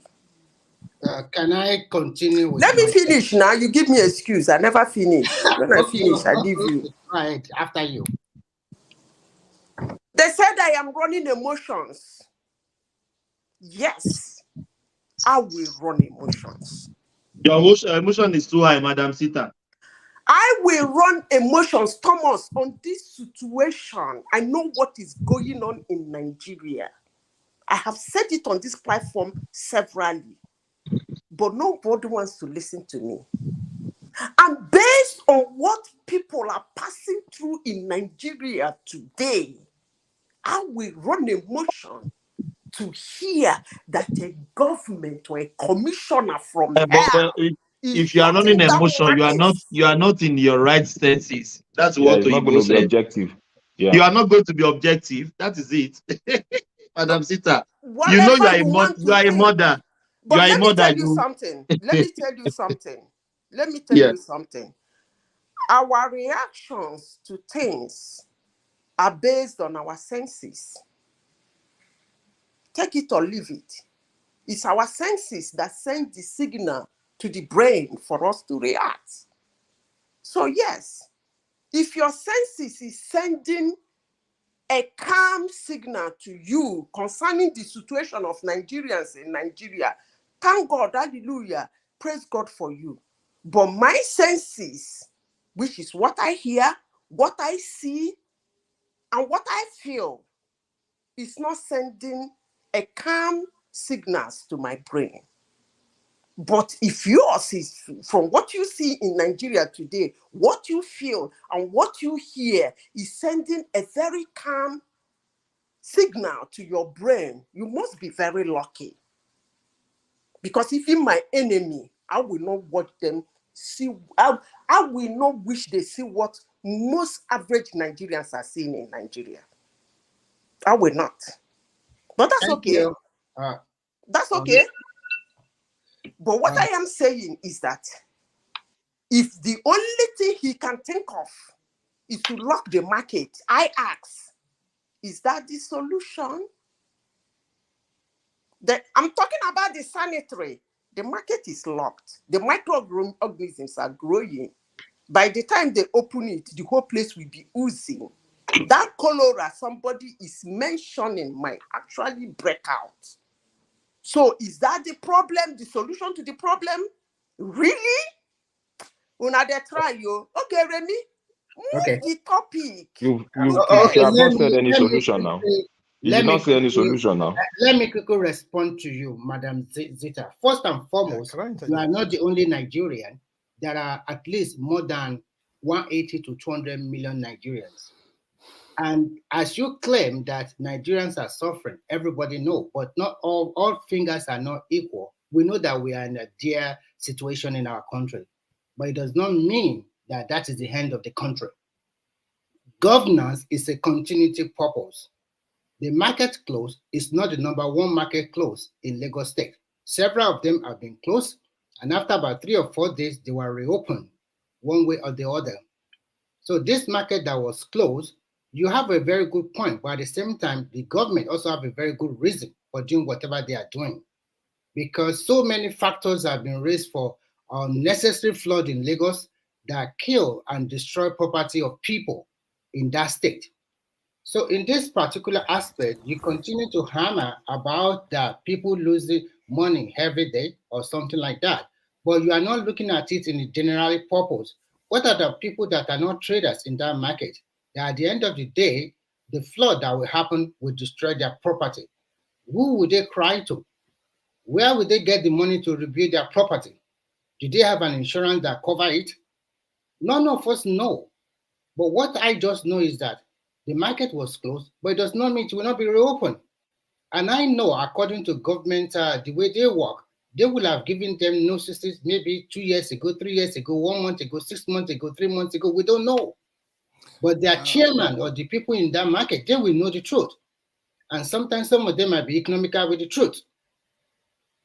Paying money for last man does not mean last man are also. But Kene, who is one of us here, is telling us that they didn't give them any notice. And still, you don't want to believe. You don't want to believe. Can I interject? It is wrong to close someone's business without any offense being committed. The question I want to ask everyone here is this. It is wrong to close the market because they are losing money. So government should not do their work. So if there is a lot of armed robber or a lot of no, don't give excuses. This is wrong. Let me finish, please. If there is a crisis in a state and those crises is hampering other people, then the government should not do nothing. They should just let them have their way. So we are talking about environmental factor, environmental concern here. So how are you able to quantify the environmental hazard? When you look at the totality of the people working in this market or they have their shop, what is the percentage of these people compared to the generality of 24 million people or 20 million people living in Lagos State? What is the percentage? I think we should all sit down and look at it holistically, not just no. If they have run against the law, that is when they deserve punish. If they have not done anything against the law of the land, you don't have to close their business. We don't know the whole story because Alaba market is not the only market closed. Several markets were closed. One of us is telling us, Ekene is one of us here, is telling us that market, they didn't receive any notice, but yes, the government came to close it down. There's another guy that came to this group today and also telling us another story. He doesn't work there. He doesn't work there. I don't need to work there. Commissioner for the Environment was in the TV, was in the news yesterday, addressing this same issue. What is the reason? What is the reason he gave for closing? He gave the reason, and I gave you, even if you can watch it yourself to confirm it, but you want to believe Ekene, there's nothing. Where they sell perishable goods, Aloki Koroduro too was no. I'm not. I don't care. It was reopened. So why would anybody? Even let us think. Why would government just want to close their market without any infraction? So for us to think like government can just wake up to close their market without any infractions, I don't understand the kind of thinking. Well, we have seen it done several times before. But the commissioner stated the reason for this one is environmental infractions, which is not only limited to Alaba. It was across the state, Oyinbo Market, Maitu, where they sell perishable goods, Ladipo, everywhere, clubs, bar, market, churches, mosques. So what else do you want to see? Electronics, they don't sell perishable at electronic. They sell perishable at my 12 along the Ikorodu Road. It was closed down also. But My trust Mr. Alaba, Odu was where they closed down sell also. electronics, they don't sell perishables there. It's not about what they said. It's about, is this particular market, are they complying with environmental law? As long as they are refuse generation and But disposal. That's the Ekene point. showed us the Can video I yesterday. We saw Can I how clean The that commissioner market to also was. showed some section of that same market on TVC. You can go and check it. Okay, So if you want to what that believe what commissioner Ekene showed is said, not I Alaba don't market care. though. Now what that commissioner showed is not Alaba. Oh, you know where he get the video he showed you? I was Okay, you inside the now market watch. moving around. I was inside You the market moving around, bringing out videos. It's not one video, it's not two video. you watch So what that you commissioner watch the showed whole you interview. is not Alaba market. You watch the whole. It's Did you not watch the whole electronics. I'm interview? inside the electronics. I showed you where I am. I showed you around the market. So you know where he get the video he showed you. So you are trying So to say I don't that know where you get your own video. I showed you both at the front, back and the front of that market. Both inside. you are Hello, can I basing the interject Inside here? the line. I showed you inside the line of that market. So you said the It's just commissioner for There us is to no believe that. refuge inside the line. It's just so for the us to commissioner believe is that a liar. the There commissioner are just three woke versions up. of He just woke up. version of truth. Yes, two versions of truth. Three Let us versions believe of the Ekene's truth. version. Your Let's believe truth, Ekene's version on this your platform truth, that the commissioner their just woke truth, up and and closed the down real the truth. market Commissioner without is a anything. liar. So that we can move on. Now, I think Let's we move can on. move on What that. we can do, we cannot just Yes. be talking about this topic But alone. There's so many the things to do. question now Yeah. is who how does Loma collect their money? Do they pay tax to Loma? Because according to what Wahab said now, he said the reason why they're closing the shop, the market is because of poor waste disposal practices, failure to pay the waste bill, and gross environmental sanitation offenses. From what Ekene said, he said they have been paying the bills. And they are not owing. They are not owing anything. They're not owing. Yes. So that can be So substantiated. how do you don't let us Substantiated. no Yes. yeah we can't follow anything from Ekene now on this market. No, we can't follow anything on Ekene. Ekene is just talking on his own volition. Because Okay, who do you want to believe? So you want to believe? General, let's believe Ekene and leave The what the government no, I can't said believe that they are Ekene. owing. No, I can't believe I'm Ekene. just Ekene, funny. no, Yes, now. no, we can't believe Because Ekene. Ekene is working there, so you should believe what he's saying. What the commissioner is saying. It doesn't amount to anything. Ajali Koko, Shebi, you watch the video where the shaman was addressing us yesterday. It's not from my mouth. You watch the video now. My Where the shaman was brother, addressing us. When your the chairman video, can be when the lying to chairman you. was saying that we are not owing, and he's We are not telling owing them that. that he paid And His 600,000. receipt chairman there. can be lying. It's not my making. What do you mean by chairman can be lying? What do you mean that chairman can be lying? How The can he be chairman can lying? lie. Okay, No, you are believing so that the commissioner commissioner cannot too lie. is not saying So the truth, commissioner but you are cannot believing lie. the chairman is not lying. So commissioner cannot lie. Commissioner doesn't have any. Chairman He too doesn't cannot have lie. Commissioner anything to doesn't lie. lie, right? So Why chairman would he too lie cannot lie. for? Oh, why would he chairman too lie? cannot lie. Jókòó síbẹ̀ kó máa sọ commissioner kò ń parọ́, but àwọn Alaba market ló ń parọ́, commissioner ò parọ́. No. I believe the commissioner. Okay, that's good. Yeah. So Babajale Ekene is saying the truth. The commissioner is lying. In addition to Of course, now. Why? Ekene is the truth. He showed us the video. Even when we that are at the doesn't meeting, matter now. when the chairman was addressing them and was telling them that, look, this is the bill they brought. Look at it. We paid. He can This lie. is He can $600 lie. but you don't Everybody want to believe. can lie. But you want to believe your commissioner. Anybody. Yes, I believe the commissioner. Oh yeah, continue running your sentiment. Am I running sentiment in bed? Hold on, Baba Egbomi. If Ekene can tell me to my face, General Thomas, that they sealed a market without notice, I can't believe anything he say. It can never happen. Look at you. He said it can never, because you never have the experience. No, it can't happen. You never have the experience before. No, that is why you are saying that. A market cannot be sealed as Alaba is big. Alaba, and you will be shut down without notice. It is not possible. I don't know what you people are defending. As if people in government, people that run government, as if they follow the law. As if they abide by the law. Here is this. These are the people that they violate the law the most when they are carrying out their official responsibility. Also biased in this angle. He only believes Ekene and other people are lying. The commissioner is lying. Why can't I believe him? When he showed us the video, we didn't see any dirty, any dirty ground. We didn't see any place littered with garbage. Everywhere looked clean in that video. Why can't I believe him? When was the video made? When was the video made? Was the video The made video after was the made shop was yesterday. I locked? mean, the day that place was locked down. Baba Jale Koko, why don't you take time and also go and watch the interview of that commissioner too? Yes, it's just pounding to one narrative only. That I watched one video. You need to balance this point. What is bad? What is bad is bad. Ah. Any actions taken to deprive someone of his livelihood is very, very inimical. That is what we are saying. There are better ways to handle this thing. You don't have to close down people's business because of one thing or the other. It is not done. It is not done. I don't care about what millions Alaba people are making. If what they did is to the health of the nation of the state, I totally agree. Which head of the state? Which head of the state? So you don't care about the environmental pollution? Which environmental is environmental? Come on now. Environmental to close down the whole of the marketplace. How many people have died of cholera? Where millions of thousands of people works, where they take daily bread from, where they pay revenue to the government. I don't care. The case you can't care because it doesn't affect you. Why would you care?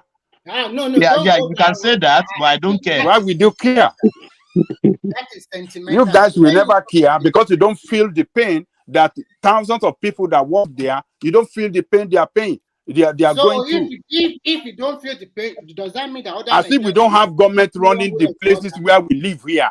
Is it the place? Is it the way? Is it the way we are treated here? Where we live in abroad? Can any government just come and close down our business anyhow here?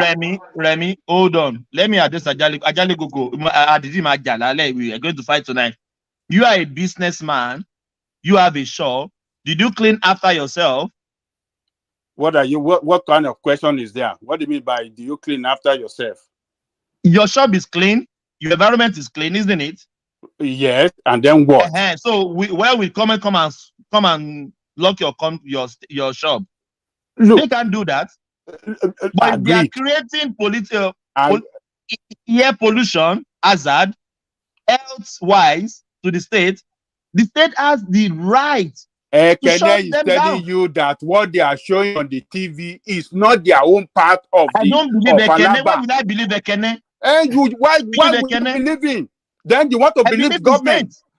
Why are you believing the government and you don't want to believe Ekene that works there? No, Ekene is one individual. It's not Ekene can be biased of the market. Ekene can be biased. The government doesn't have any when I showed you demolition, I was not. I was not biased when I showed you demolition. I now became biased now when I showed you the issue. No, I don't believe you because you are telling me we are giving us the wrong information that they seal a market without notice. I don't believe that. When I showed you about the demolition and the notice, I was not biased then. Now because I did not because I told you there was no notice for this one. Now I now became biased. Yes. Okay. Yes. Thank you. Okay. Yeah. The way I see all of this thing is very simple.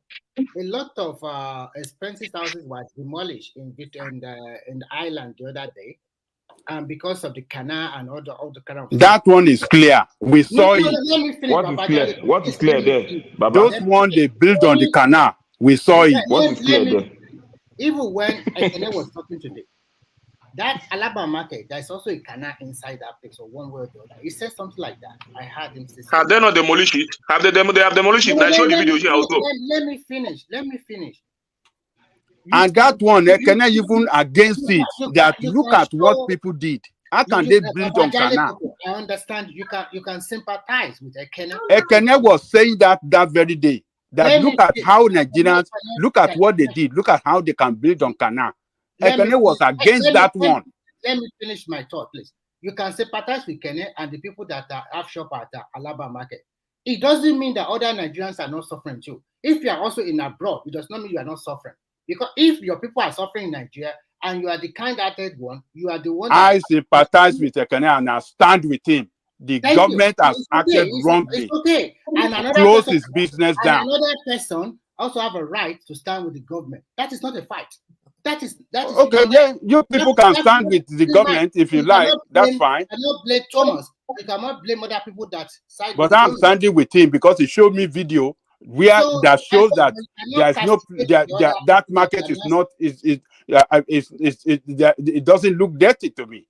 That is within your right. We respect that one, but you should also respect other people that also stand with the government. It's balanced. So yeah, you guys can stand with the government and continue to lie together and continue to lie to yourself. Yeah, but you cannot say we are lying because you believe one aspect and you do not believe the other one. You are calling the other one a liar and you are calling this one is saying the truth. The other people can also turn it around and say he believes the government and does not believe in Ekene. So it's balanced. It's a fair square game. So I don't see any reason why people should be emotional or sentimental about it. And no matter what happened, whatever the infraction might be, the market will still be open one way or the other.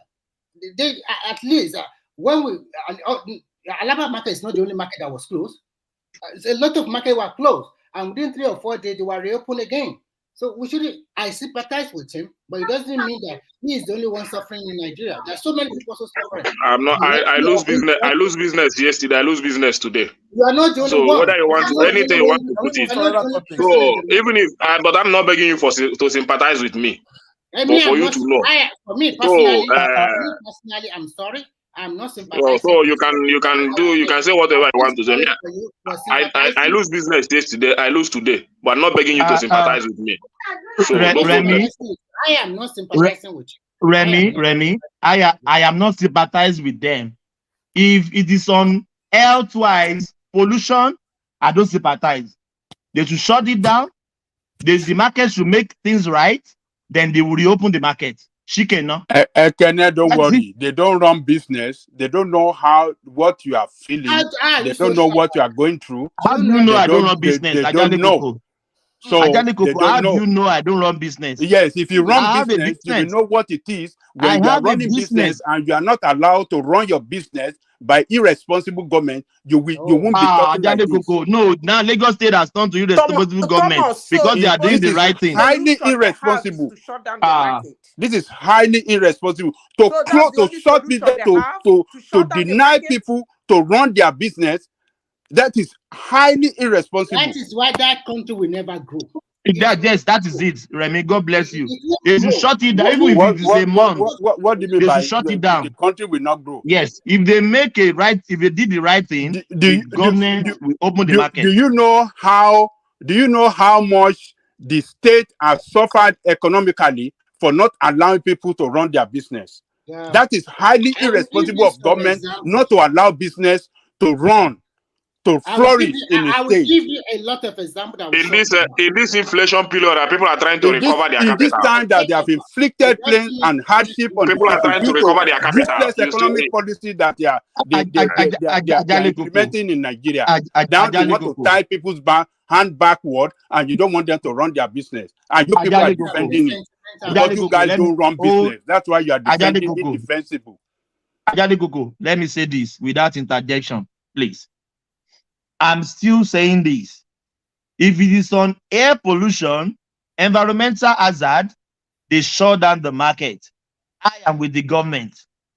Continue to stand with the government. Yes, I am with the government on health. Baba did not see the situation of Ladipo market. Yes, in fact, I don't care. If you are the government, we shut it down, sir. Yes, you now say because people are doing importing and exporting and doing business. So that means the state should suffer. They suffer. 24 million people they should not. Because somebody is doing no. What I'm saying is government has given them notice. If government has given them notice, gave them notice. For you to even think government didn't give them notice, I don't understand that. Yes, but if you don't give them notice, according to Ekene, that they were not given notice, they just came and lost what he's saying. And that is very, very wrong. Those guys, and I don't want their houses were demolished in Lekki too, said they didn't give them notice. That one is different. That one we had that one. It's not about what you feel is different or not different. No, That's That what they one will has say. stand of That's the what government on Ekenetu that is of saying. Lekki. Even we saw the pathway of that canal when they build house on top and by the side. We saw it. That one is highly irresponsible. We saw it. But But this one, Ekene showed me the But video the of Thomas, victims his too are saying they didn't give marketplace. them notice Thomas, now. I Thomas, don't care about Ekene. Ekene is lying to us. Yeah, I don't care about Ekene. Thomas, Yeah, Madam AI. Yeah. what you are saying is that in the market, the chairman or whosoever is in charge of Ekene's own side called them together and told them, look at the problem we're having with the government that are coming to shut down the market. And then you are saying that Emeka will come here on this platform and say nobody told him. Is that what you're saying, Thomas? I can't That understand they you, were not Madam Sita. notified. They were not Your notified. question is That not Let me is clear. repeat my your sentence question again. is not clear. Yeah. Let me repeat it again. They might not notify them by putting something on their stores or anything. But what I am saying is, you are assuming that they communicated with their heads of service in the market. Yes. And then, yes. wait now, I'm coming. And then, if they communicate to them, they will call them, Emeka them, all of them, gather them. I know how they do in marketplaces. I have an auntie who was their head. We call them right in the market there and tell them the situation. Are you saying now, Thomas, that Emeka was part of Ekene rather. Ekene was part of such gathering that they were told that or warned that, look, this is what we are going to do. And then Emeka come to one-man platform to tell us that they did not notify them. Is that what you're saying? Yes. That yes. Emeka is lying? Yes. Oh, I'm no, not saying it's lying. it's unfortunate. It's Let me unfortunate. answer now. Thomas, Let me very, very answer. unfortunate you are No, talking like this. you asked me Yes, question. Let me answer Ekene is now. lying. Ekene is lying. Let And you are saying me it to his answer face now. that is lying and it's Can lying. you please As let if me? you know. As if you know Can you otherwise. let me answer? Let me answer now. Báwo ṣe máa ṣe báyìí? Báwo ṣe máa sọ fún èèyàn lójú ẹ̀ ń pọ́n purọ́ ní nǹkan tó mọ̀ pa ẹ̀? Let me land now. Ní nǹkan tó rí òkodoro ẹ̀, ó dẹ̀ sọ pọ́n purọ́. But you know, some government corona. Say no more people. We are talking government. I don't understand. Bóyá bàbá gan-an mọ̀ pé òótọ́ ni nǹkan tó ń sọ. Ojú sẹ́ẹ̀dì ní ìgbà pé nǹkan tó ń sọ òótọ́ ló ń sọ. Let me answer let me address Madam AI. Ekene, if your chairman is telling you now, let me rephrase myself to be clear. If your chairman is telling you there was no notice, that one commissioner just wake up in the middle of the night and he saw the Igbo people chasing him in the dream, let's go and shut down Ladipo market. The man is lying to you. Alaba market. Alaba market, rather. Thomas, let me land, though. No, let me land. Please, I hate people interjecting me. Let me land. If your chairman in Alaba, in your own session, is telling you that one man just woke up in the middle of the night, that's Alaba people, they offended me. Let's go and shut down the market. That is a blatant lie. I'm rephrasing now. I'm not saying you are lying, but the man is giving you a wrong information.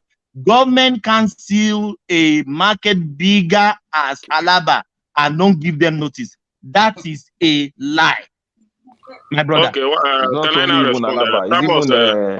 Thomas, if you say that our chairman is lying or I am lying, no problem. I don't say you are lying. I know that in my market, I know that in my market, in Alaba market, we have a well-organized government. That even if there is a notice in that market, okay, let me tell you the notice that is in the market now. That in February there will be a rebuilding in that market, and that notice has been given. So everybody is preparing for that February, and everybody knows that. And the chairman has communicated this to us. When the time comes, some people will still say there was no notice. So let me finish your guy because because the one I told you here that the notice was given, you people didn't believe me. But the one I told you that notice was not given, you didn't believe me. But this one now, everybody is preparing for it, knowing that in February there will be a rebuilding in that market. And I told you here, and I said it. And the chairman has given us this notice since last month. Everybody is aware of it. To show you how organized that market is. And this let me this notice, this ceiling, this locking of market just came. And the chairman tell us, I didn't receive this notice, so if I received this notice, I would have communicated to you people. And you said that I'm lying. So the question I will ask you, Kenneth, no problem. Two or three questions I'll quickly ask you. Has there ever been a time that the law enforcement let me clarify this. Hold on, please. Ekene, if I say you are lying, I take it back. Don't capitalize on that. Your chairman is lying to you guys. The market cannot be short without notice. So if I say you are lying, apologies, but your chairman is lying to you. Yeah, that's it. Let me say something real quick. Thomas, this guy, wait, give me 1 second. Thomas, this guy that's doing moderation in the comment section, this or that guy, the guy is blocking my comment, man. And he's just like he probably banned me or something. Can you do something about this? Because I'm trying to get in the back to see what why will they be blocking your comment? Do you say anything derogatory? You know you can be nasty. The guy sometimes. is the one, he has the moderation on this thing, so he's maybe you can take him off that stuff. Mike, are you saying something that is derogatory? No, not at all. Just typing my opinion. He doesn't like me. He'll never agree with me. So he's using that. I think I'll tell one man to remove him from this thing. That moderator stuff. My question to you, Ekene, is simple. Ekene, has there ever been a time that the environmental agency in Lagos State come to your market and said that you should do this or do that? Maybe 6 months ago, 1 year ago, 3 months ago, or 4 months ago? Ekene? Oh, hello? Ekene, he stepped out of the system. Yeah. Oh, okay. So for me, I look at it this way. No matter what happened with that market, there would have been some form of instruction or communication between the environmental forces and the headship of the Alaba market. Because Alaba market is one of the biggest in Lagos State. And nobody it's the biggest. It's not even one. It's the biggest. Nobody will just wake up and just lock the market just that way. And at the same time, what I want people to know is that although it might not be good for them at this particular moment because of the economic situation of the country, but it doesn't mean that governance should not continue. It doesn't mean that government should not do their work. At least one way or the other, a lot of Nigerians are also suffering one way or the other. And some people are also making headway in this particular situation. But shutting the market without no notice, a big market like that, in fact, when we mention 3 markets in Lagos State, Alaba should be one of the 3. Alaba, yes. Remy, one of the 3. Hold on. And they will just come and hold on. Like that, and nobody will just give them nothing. And they will hold on, please. Have we come to the crescendo of even the government is scared to carry out their duties because one section of the country is they are the one that dominated that market? Thomas, stop. That is not the reason. Please stop. No. I said I'm just asking. Hold on, Madam Sita, please. What I'm saying is that no. Don't be. You are too emotional, Madam Sita. You hold on. Don't get me wrong. I'm just asking question. I'm a moderator. I'm asking question. I said, have we come to that crescendo that the government will be scared of carrying out their own duty because a section of the country is dominated in that market? That is what is playing out here, Madam Sita. I don't lie to you. Yes, I still understand what you are saying. Let me answer your question. Yes, now. Let me answer. You should understand what I mean. Let me answer your question. Yeah. For your information, sometimes governments all over the world are scared of the reaction of some group of people concerning their policies. I give you an example. When Donald Trump was the president of the United States, he announced publicly that he's going to stop DACA. It's one of the things he campaigned on. Seriously. And he came.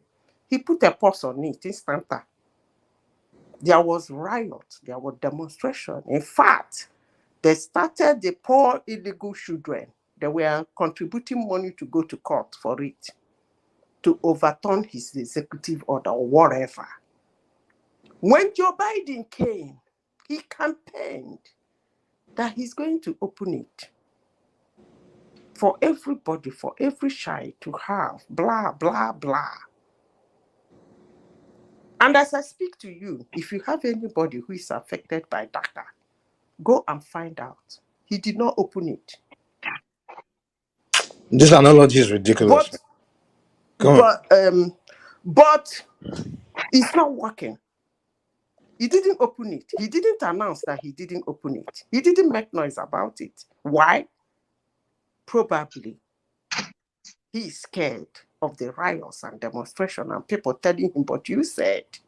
So yes, to your point, yes, sometimes government is scared to carry out policies, sometimes because of the reaction of the citizens.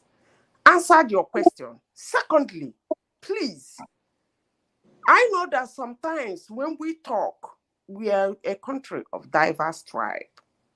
We try to make it an ethnic thing. It's not ethnic. I made it categorically clear, and I will not be happy, will not find it funny with anybody if anybody try to make this ethnic. Mama said, how's this not ethnic? When it's only one ethnic group that's complaining. We don't see Joe or any other ethnic group saying they're targeting us. It's one ethnic group is saying they're targeting them, and you're saying it's not one ethnic. Ethnic market that was shut down. It's not only one ethnic market was shut down. Exactly, but it's only one people from one particular ethnic group that are complaining. No. That's somebody from a particular ethnic group who happened to be doing his business in one of the markets that was shut down, came to the platform to complain. For us to put our voice to it doesn't necessarily mean it's an ethnic thing. No. The only people we see all over the internet and everywhere complaining, it's not only Kenya we've seen talking about, oh, they are targeting us in Lagos. So he's not the only one. Who said so? Even Ladipo, they claim the commissioner received 40 million naira bribe. It was from the same people. No, you're telling me that it's not ethnic, but we are telling you there's only particular ethnic group that constantly come to tell us that they are targeting them. Of course, even in that America you are, when they put police, the blacks in America said they're being targeted. And what's wrong in that? And this comparison you're doing doesn't really hold logic. I'm just telling hold on now, hold on. To say that it doesn't mean it is what it is. You get my point? So yeah, because they said it doesn't mean the government should not carry out their policies. Yeah. So you don't make it ethnic. People have rights to show their concerns. But when they are showing a ridiculous concern, we have to address it as something ridiculous. Hold on, let me say this real quick. Okay, she's saying, in America, this is Southwestern government is doing something, and you are saying they have to consider the interests of an ethnic group that's not from the Southwest before they do it, and be switch not doing things. When we know for a fact that in a southeastern state, there's no way the government there will be considering the interest of any southwestern person there before they make any decision. Mike, listen to me carefully. I did not say that. You're saying you drew example of when Donald Trump wanted to. I did not say that. You said ethnic group said that they're targeting them. I said yes. Ethnic groups all over the world, sometimes when they put policies, they said they're being targeted. That doesn't mean the government will not carry out what they want to do. And I gave you an example. So why are you saying I said don't do that, please? Don't. No, you are defending the fact that don't Mike, do that. Okay, Mike, don't let us go to that right. Madam Sita, do you know that last year they shut down 2 Yoruba dominated markets? And there was nothing in the news shouting that they are targeting them. Do you know that? Even this market, even this let round. me finish. Yes. Listen to me. Joshua market was shut down because of the same thing. Listen to me. That people did not shout does not make it right. That people wait, let me finish. That people shouted does not make it wrong. Do you understand? A human being whose store is being shut down.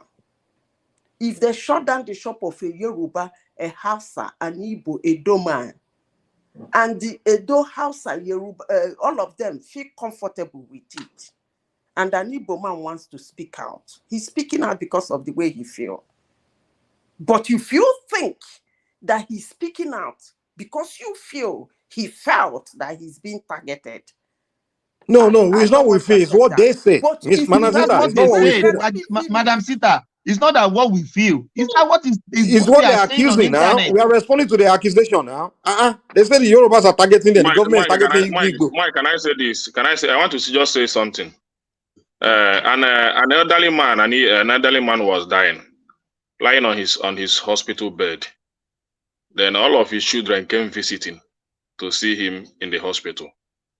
He was not asking, where is Emeka? This is Emeka.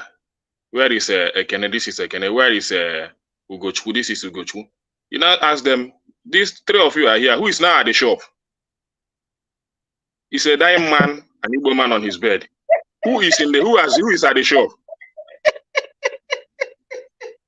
Oh my God. So, what that means, what I'm trying to tell you is how Igbo man sees his business. And how So you say serious Yoruba man doesn't see his own business like the same way? I Is that don't what you're know. telling me? I don't know. Or the Calabar man Maybe, doesn't see his business the same I way? don't know. Why you always But making it I'm ethnic? telling you. Ekene, my problem with you is this. You always think it's only Igbo man that sees something one way. No, I'm telling As you if how. others don't I'm see telling you things. how. I'm telling you that other people don't complain. But you can say that's the way human That beings what the see. government did is right. Wait, listen, man, listen. You can say See, that's the let way me. a passionate Yes, business. but I'm Wait, telling you hold on. how somebody, maybe an Igbo man, feels about his business. My That's why I problem give with you you the guys, idea. my problem with you when you talk is No, this.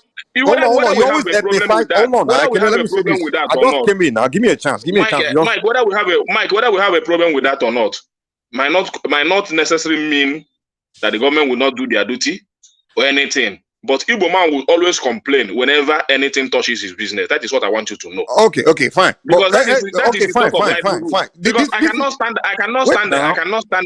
cannot stand trying to recover economic recession, losing business yesterday and still lose today, and never know when I will resume. I will just sit down eating my capital. It's not done. Igbo man doesn't see that way. I don't see it that way. Okay, Sitting down to eat my capital is not healthy for my business. I need to go out every day to make profit. Okay, and spend fine. for my profit. Good point. Can I Good talk point, now? Can you Ekene. give me a chance to talk? Okay, fine. Here's the deal. That's what people always when they respond to you, always look like they're talking about ethnic group. It's because when you guys talk, you always make the conversation about your ethnic group. Because what you can say is a passionate businessman, this is the way he feel about his business. But you guys always say, oh, the Igbo man, this is the way he feel, you make something about the Igbo man as if there are no other You men that feel the personalize it. same way about their own business. So when Yeah, you they always make personalize a it. situation, you make it about the Igbo man, and then people are like, why are you making it about Igbo man? And they respond to you like, look, they try to push back like, listen, it's not about you. And then you start wondering, like, oh, why you always talking about Igbo? You always bring your name to the thing. Because if a Calabar man from that market was affected by that situation, a passionate Calabar man that love his business was affected by whatever happened there, he would have came on TV and say, this is what they are doing to businessmen here. Oh, this is not good. This is what we feel as a passionate businessman. We the business people, and then you have the Yoruba businessman or the Ijaw businessman, the Calabar, the Hausa businessman. We join him and say, yeah, he is speaking for all businessmen, all passionate businessmen, and that way they will always the government can they can even they usually that way they have better chance of actually maybe even finding their way in what they want. But the thing about a lot of people from the southeast is when something has happened, oh, the Igbo man, oh, they don't know how the Igbo man feel. Oh, the Igbo man, they attack the Igbo man business. You make it about your ethnic group. And that's why you always get that pushback. They always look at someone is always talking about Igbos because you always make it about you. You're sitting here talking about the way Igbo man That feel is about his only business. I think the Calabar man doesn't feel the same way about his own business. that is the only thing that affects me as an Mike. I don't know the kind of work you are doing, but you don't pray to lose your job. I understand that, but it's not. When you lose your job, don't say it's because you are Igbo. Don't say it's because you lost your job. Make my point. Let me also make my point. If they come to your company now, and they didn't touch any, maybe you are the only Nigerian man there, and you are the only person affected, and you say you don't want to shout because they may see you as you are being ethnic or all that. You are being biased. No, You no, must speak no. up. Even if If you I don't work want in to, a even if you don't company and want I to lose speak my up, job, even if I let won't me say finish, I won't say it's because I'm Nigerian. even if you don't want to speak up, even if you don't want to speak up, people around you will speak for you. Do you understand? Because no, you cannot come in a company and your business, your work, they just sack you from your work for no reason. But I won't say it's And that because is I'm my a point. Nigerian No, now. my point, and I We still make sack my point the very, and I Mexican still next make to my me point. too. Yeah, If everybody and I got still make fired, my point very wait. clear. If they sack me, Anything. they sack the Mexican, they sack the Chinese, they sack four of us. We are all from different ethnic groups. I won't come here and say, oh, they sack the Nigerian man. Oh, Nigerian man. Oh, I will. If I wanted to reinstate us back, I would team up with the other employees. I would say, the employees, you should rehire us. We the employees. Why did you fire us? I will fight for the right of the employees, not right of my individual, the Nigerian man.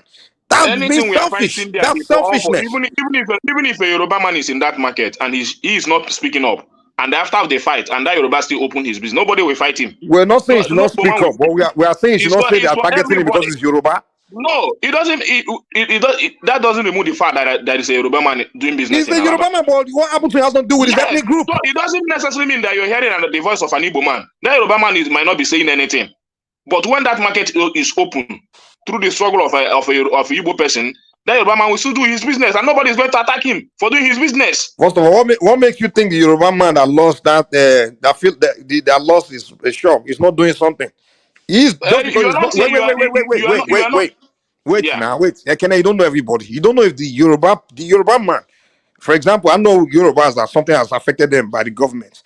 And what they normally do is they get a lawyer, they look at the rules, they look at the law, they look where the government has violated them, and they fight their battle in courts. They That's don't their come on the own street. way of speaking, Mike. Wait. Everybody has They their don't own way of okay, speaking. that's their own way, but Yes, that's their own and way that's of the speaking. right But way, let and me that's the make this right way. clear to you, Mike. Wait, that's Madam Let me Sita, make this clear to you. Madam Sita, no, let me make this clear.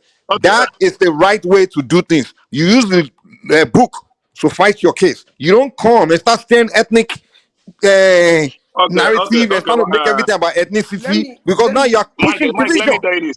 Mike, let me tell you this. There is what's happened in that market, that same market, and I talked about it here. Is that few weeks ago there was increment in electricity bill and security bills, double increment, triple.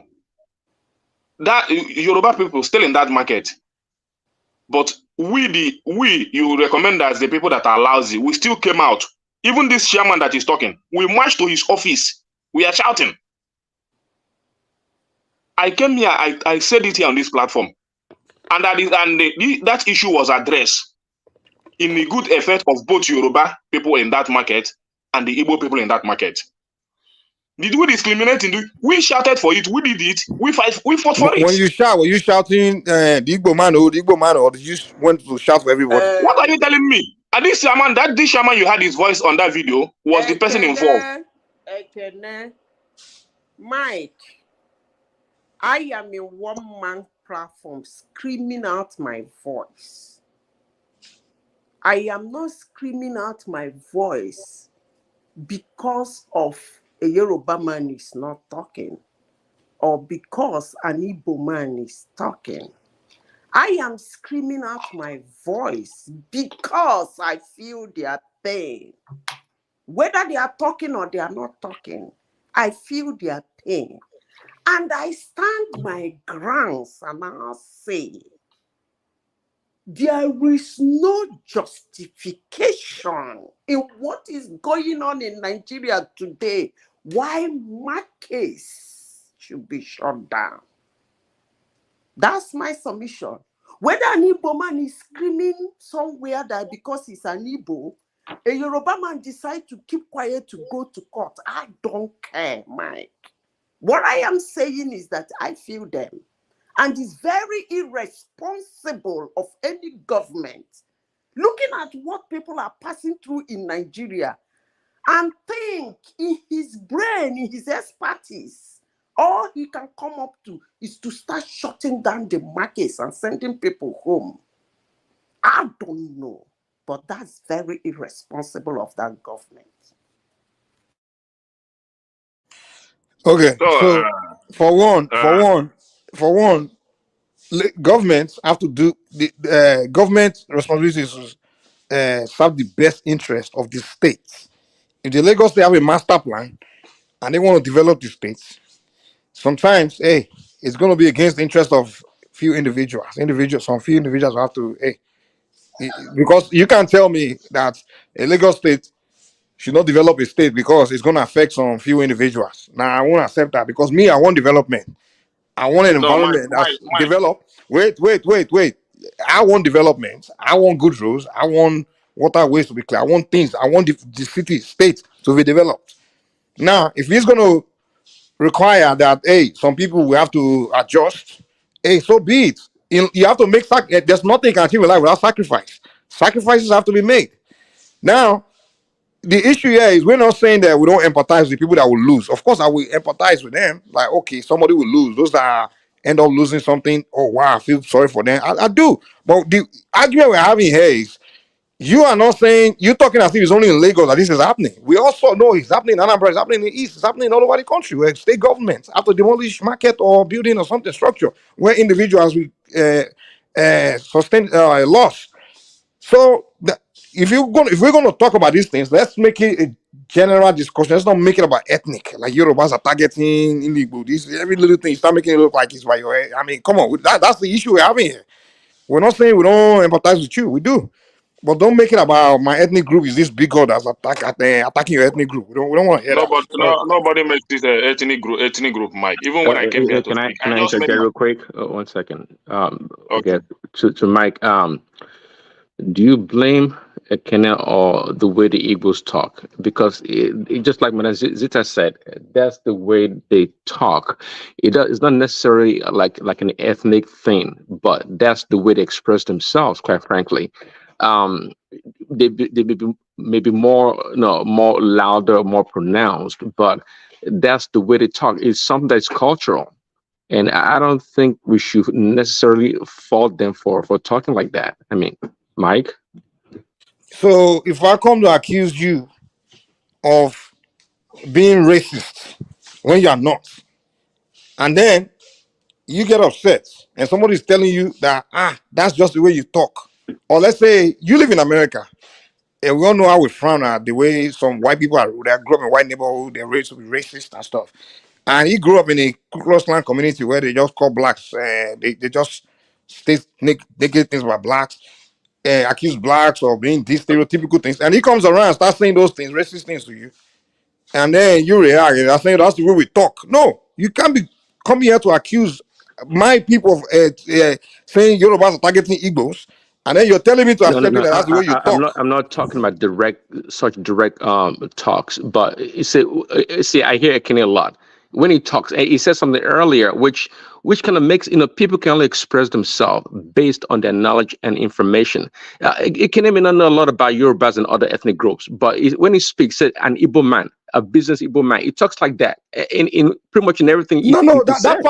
that part of their culture when they talk about themselves, I don't have problem with it. Where they're Okay, very okay. proud, they like to be trying to make it look like it's them, they're the best, they're this. Hey, do that. But now when they start pertaining, start pushing my own, drawing my ethnic group into that discussion, that's when I have problem. If you want to, just like I said, the other day, when I see Igbos saying, "Oh, we Igbos are this, we are that, we are Superman, we are everything," I don't have problem. Yeah, you have a right to do that. But the moment they are doing it, in the same sentence, they start saying, "Oh, look at the Yorubas don't know how to do that." The Yorubas, I'm like, "Dude, bros, nah, that's why I have problem with you. If you want to be proud of yourself and everything, do that. If you want to talk about your problem, talk.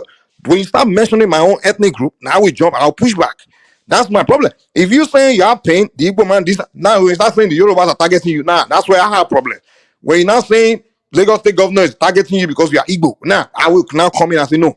I have problem with that. That's just my own position. So I don't have problem with him saying, "Oh, the Igbo man like his business, the Igbo man this, the Igbo man." But the moment he starts saying now they are targeting you because you are Igbo, now you are telling me that Yorubas are bigots. Now I got problem with that. That's my own problem. Mike, that issue, we believe will be sorted out. We have taken it like that, and we are living by it. But there is no fight, nothing. But everything I submitted here is what happened, whether you want to believe it or not. And we are not fighting about it. We are hoping that the market will open very soon. But the only thing I know, and I still say, is this: if that piece of business, it's not good to see someone back out of his business. If you don't make profit every day, your business will not grow. If you don't make profit every day. You just sit down eating your capital. We understand that, but we understand that. In this economy that even the capital is going down with the rate that the dollar is crashing the naira, and you are sitting back at home eating your capital. It's not good. You might wake up one day to go to that market and you find out that you don't have any capital again to buy any stock to fill your shop. And if you're a good business person, you know what I'm saying. And that is the point we're driving at. Not We doing understand business. it. We get it. But also, So, there's the and other that's side can that present an feeling. argument. That feeling, when it, that feeling is what we are perceiving. Not that we are fighting the government. Nobody is fighting the government. They should understand. I'm not saying you're And no fighting matter, the government. especially when we have not, and I showed it here, we have not done anything wrong. Because if we have did, I will tell you, Mike, that we did. It's a fact, whether you want to believe it or not. The last time that something happened in that market, I came here, I also showed you the video of the slump and the all those places that was affected, that plazas was demolished. You saw the video. You even marveled. So when this one happened, I also showed you the video of the environment of that market, and you say you will not believe me. But when that first one happened, you believe me. This one, you say you will not believe me. But one thing me I know is this. I'm not putting it to Well, your one thing me I know is I know the Lagos State government. that is my point. That is my point. something? So we have to be honest to each other. We have to be honest to each other at all times. Knowing that if something has happened to the contrary of what I'm saying, I will say it. Since you believe that the government, you did not do, there was no environmental infraction. So what do you think is the reason why the government locked you and asked you to stay at home, knowing that Igbo man is a businessman? So what do you think is the reason why it was your shop? What do you think is the reason why your shop was locked? I told you here. I told you here in our Hey, you not let tell us me now. answer him. Okay. Let me answer You've not him. said any reason. The reason why they locked the shop. No, it's Ekene that is in the shop, man. No, I will The question is directed. Let me answer No. You don't need to answer me. You don't need to answer me, man. I will answer I'm sorry. you. I'm I will sorry. answer you. No, you don't need to answer me. It's Ekene that I want to know his reason. I will answer you. Ma, you don't need to answer me. I don't really need any answer from you. It's Ekene that I wanted to know what he feels is the reason. Let me say this because I didn't go. The commissioner said it's an environmental infraction, but he's saying no. It's still that is the same environmental infraction that we are talking about. The notice we scored here. The market is still under lock. Yeah, the notice there was also environmental. The notice there was also environmental infraction. I want to believe you that there's no environmental infractions. I want to believe you. So what is the reason why it was locked? What do you think is the reason? And what is your chairman telling you is the reason? The reason why I did not believe that it was the reason why I'm not believing that it's environmental infraction is this. When that Monday we came, we saw that notice. Chairman called the person in charge. What notice, please? Notice. That notice, that Loma notice now. That Loma notice that they sealed it for so reasons, DT and all that. The chairman called the woman in charge of the Loma because what?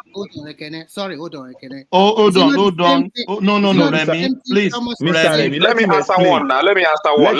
Let him answer the reason why he feels the government locked him. Since he said it's not an environmental something. The market is clean. Yeah. Hold on. BQB, everybody hold on. Yeah. Okay. Yes. Ekene, please. What is your own belief? Just go straight, please. Don't go to some space. What is your own belief that you Thomas, think? I would like to give my own belief too. Yes, of course, you will come after him, but BQB wants to hear from him because he is in the picture. So we hear from you as well, Madam Sira, after Ekene. So what is your own belief? What you think has caused this explosion? Yes, the reason. Yeah, if you say, and let me put this caveat. If you say it is not environmental infraction, so give us. I did not. The government said it's environmental infraction, but our own indication and everything is not an environmental infraction. I believe that is improper environmental check, or they want an inducement, or there are people inside that Alausa that is collecting illegal levies, that is trying to do that. The reason being that when the chairman called the woman in charge of that Loma that they are paying direct. The woman said she has no notice of that. Then the woman also sent a number to can the we say the chairman. notice came from the governor's office? I don't know. But when the woman also said that. Hold on, please. Let make it conversation. So, because you tell us earlier on they came from Alausa.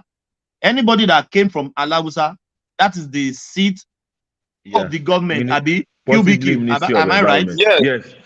But you know, a lot of incidents happen in that Alausa. A lot of incidents, even in buying land and all that. This BQ knows all that. You can still collect the receipt from Alausa, paying for land agencies and still go back there and find out that everything they will tell you that is fake. It's still in that Alausa that those things are happening.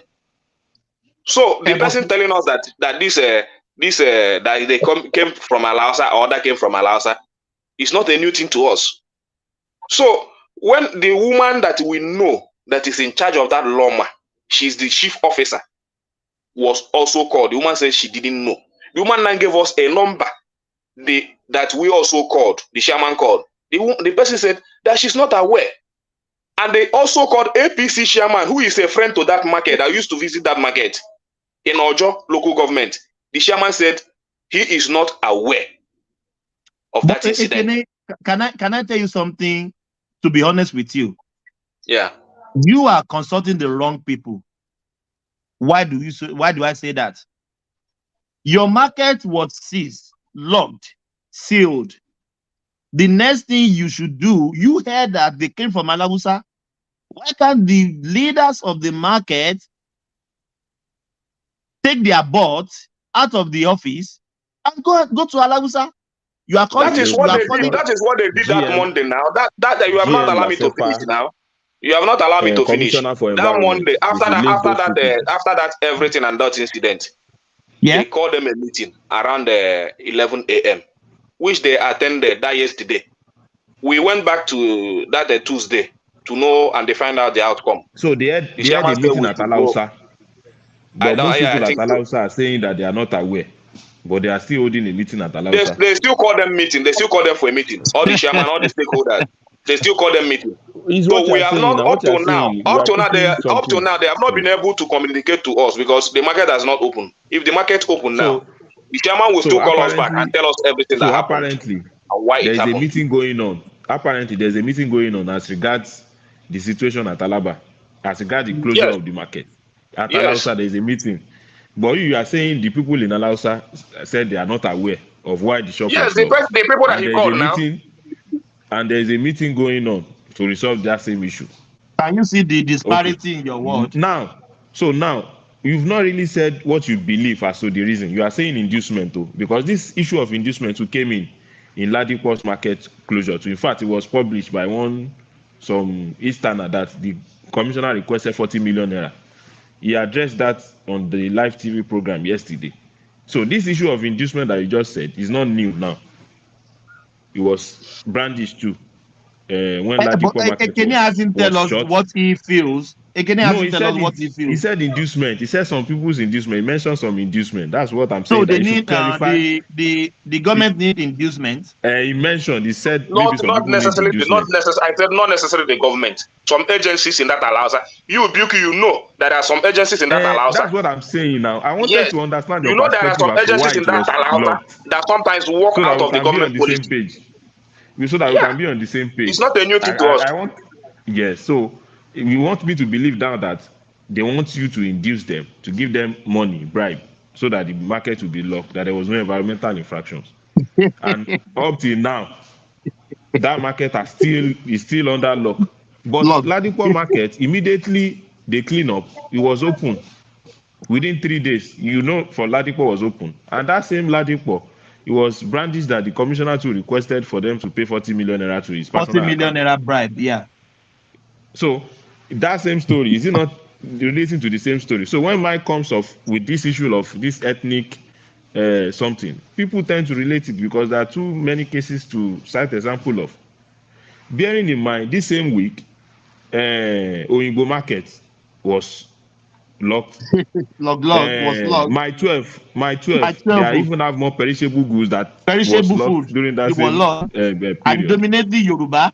My Yes, 12 was I'm not. dominating Yoruba. Yes.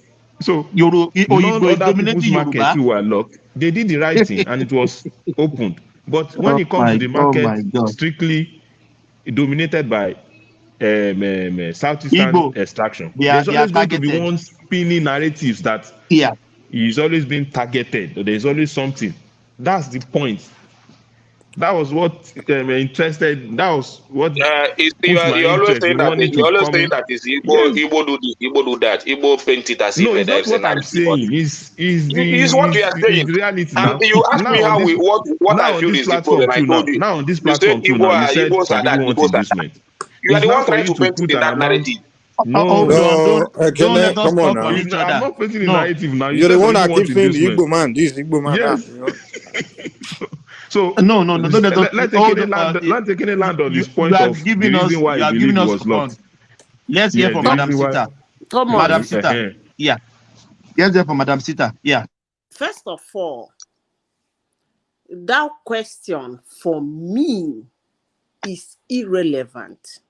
Number one. Yes. Because Why? I said that there is absolutely no reason why in this time Madam a Sita, you are still government going back. should be shutting down the market.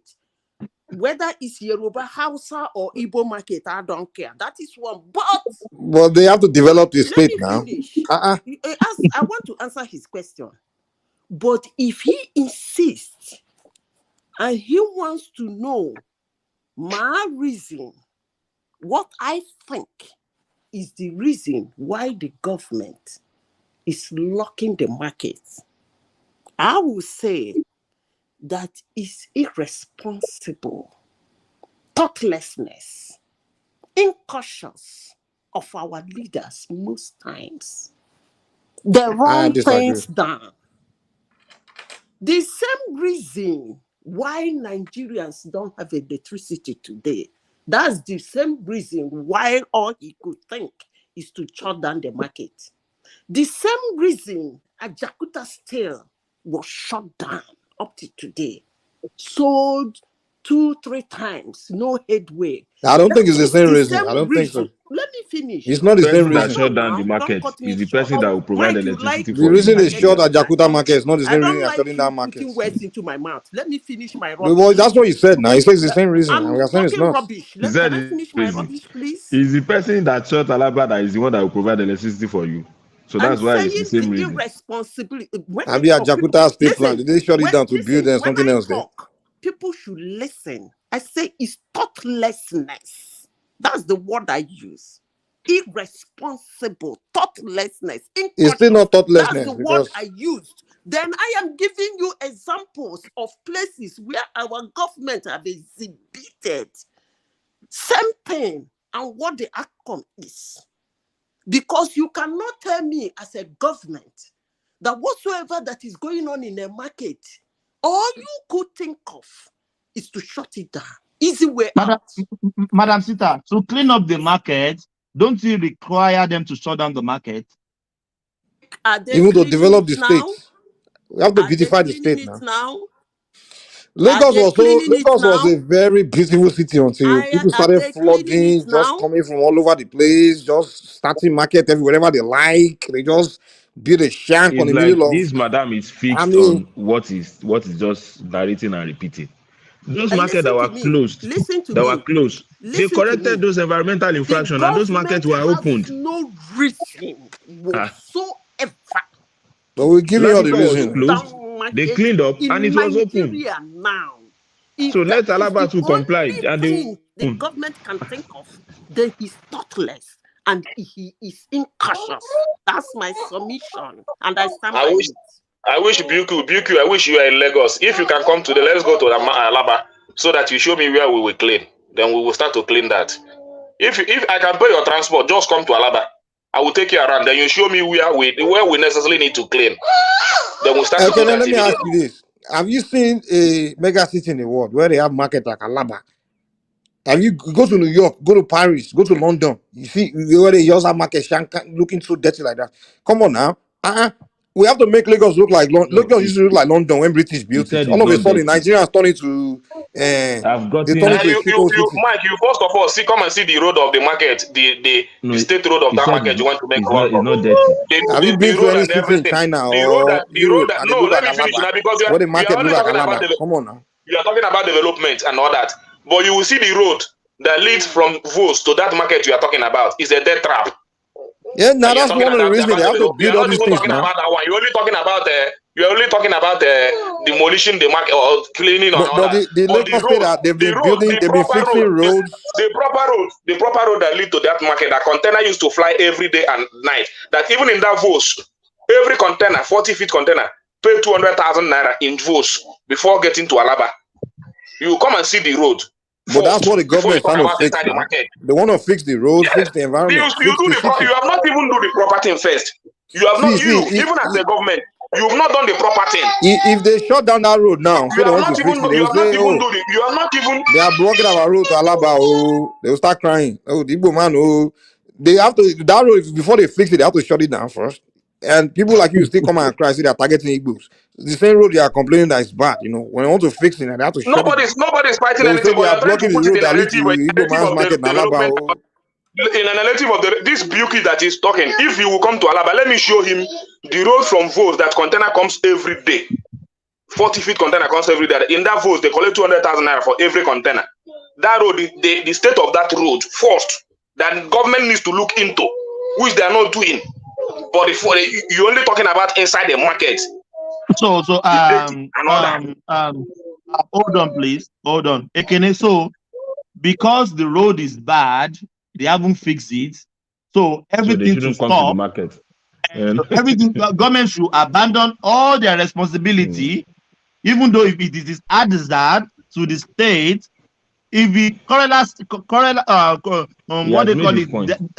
cholera or anything started now, we are the same people that will be blaming the states that there is pollution. That is because nothing brings cholera or diarrhea. It's dirty environment.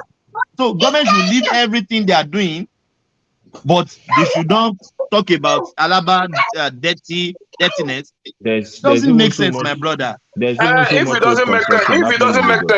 then nobody here should be talking about development in that area. If building the road that leads to that market is not necessary, then nobody should talk about development in that area. Nobody said it's not necessary. Did I say that? So It's not you don't necessary. want to talk about that, but the only thing you talk about is that the market is dirty, that the market wants development and all that. But I'm telling you that even this vehicle that is in Lagos, let me show you the state of the road. Mr. Akene, we've agreed with you We now fly that the from that market is road not to dirty. Alaba entirely. You Then can't I will take you inside Alaba Electronics. see. You show me where that slump is that we need to park. Then we'll start to park it immediately. That's See, my Your point. market, we your know. market is dirty. Your market is dirty. See, If it is not dirty, government will Mr. not shut Akene, it down.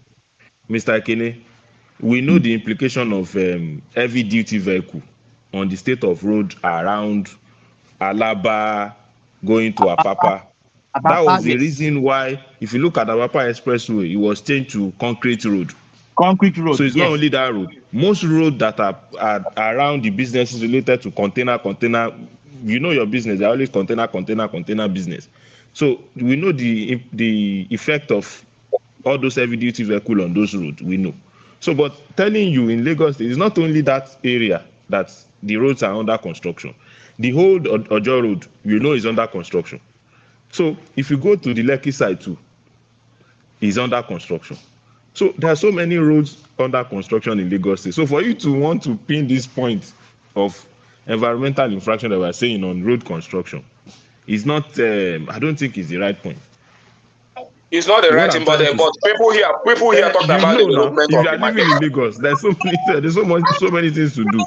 Then what I'm saying is that you've made your point as to the reason why you believe the market was closed down, since you said there was no environmental infraction.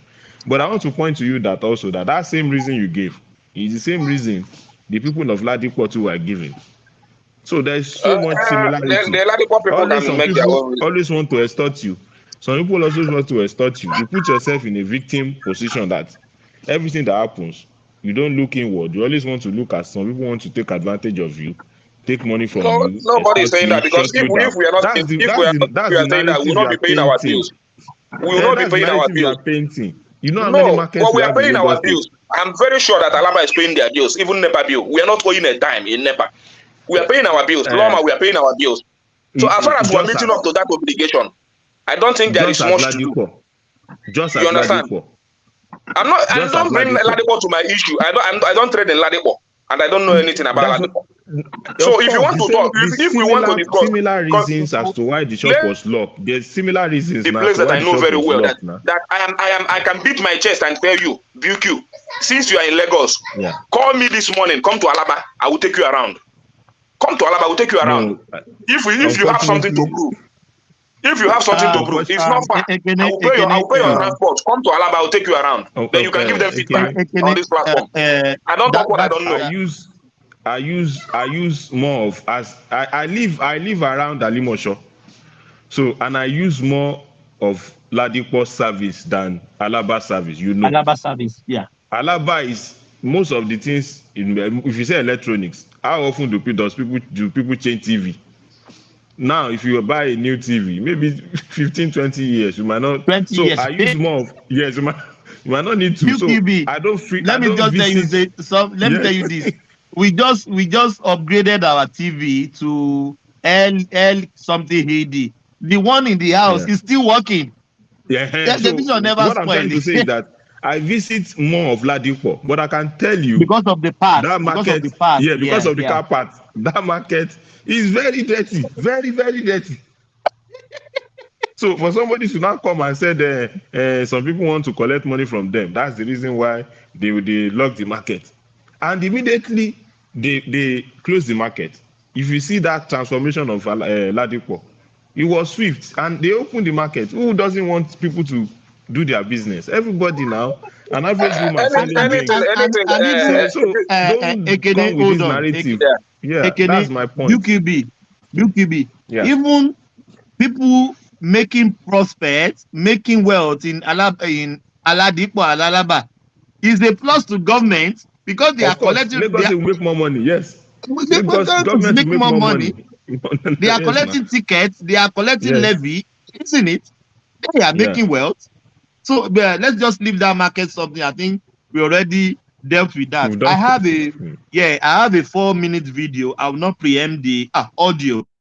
I will not preempt it. So everybody should mute themselves. So let's listen to the audio. Thank you so much.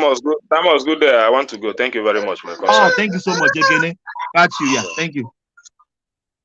Yeah, let's listen to the audio, please. Imagine something in the hand of Igbos inside this Nigeria. We covered it up. For example, divide Nigeria. Who united Nigeria? Who united Nigeria? Igbo man. Everybody was on their own. Who told you Nigeria is like oil and water? It cannot mix. Amadu Bello told these people, this Nigeria must be viewed as the extension of our forefathers' estate. It cannot be as our family house. But our brother, Dr. Nanjaziki, will say, no, if you want united one Nigeria, now you don't want that united one Nigeria. We talk about, let's do regional government. Who destroyed the regional government? You will see. Remember Nanjaziki will say, Anambra man. You will see Sabia State man. Chukwumanzobo from Delta or Ben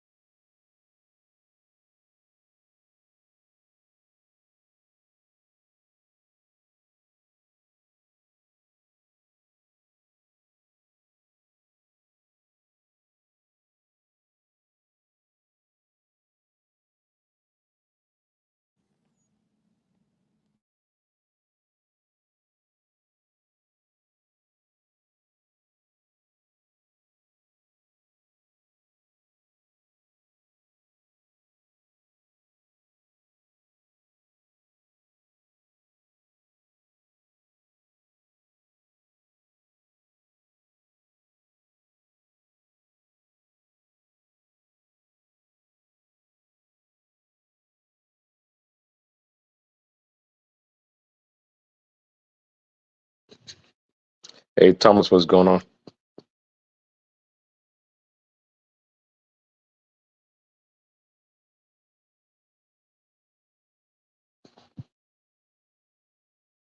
Thomas, you know, you're not hearing anything because you've been muted the whole time. Talk about constitution, amendment. I'm sorry, guys. Sorry. Let me We're start not again. hearing I'm sorry. anything. You're muted.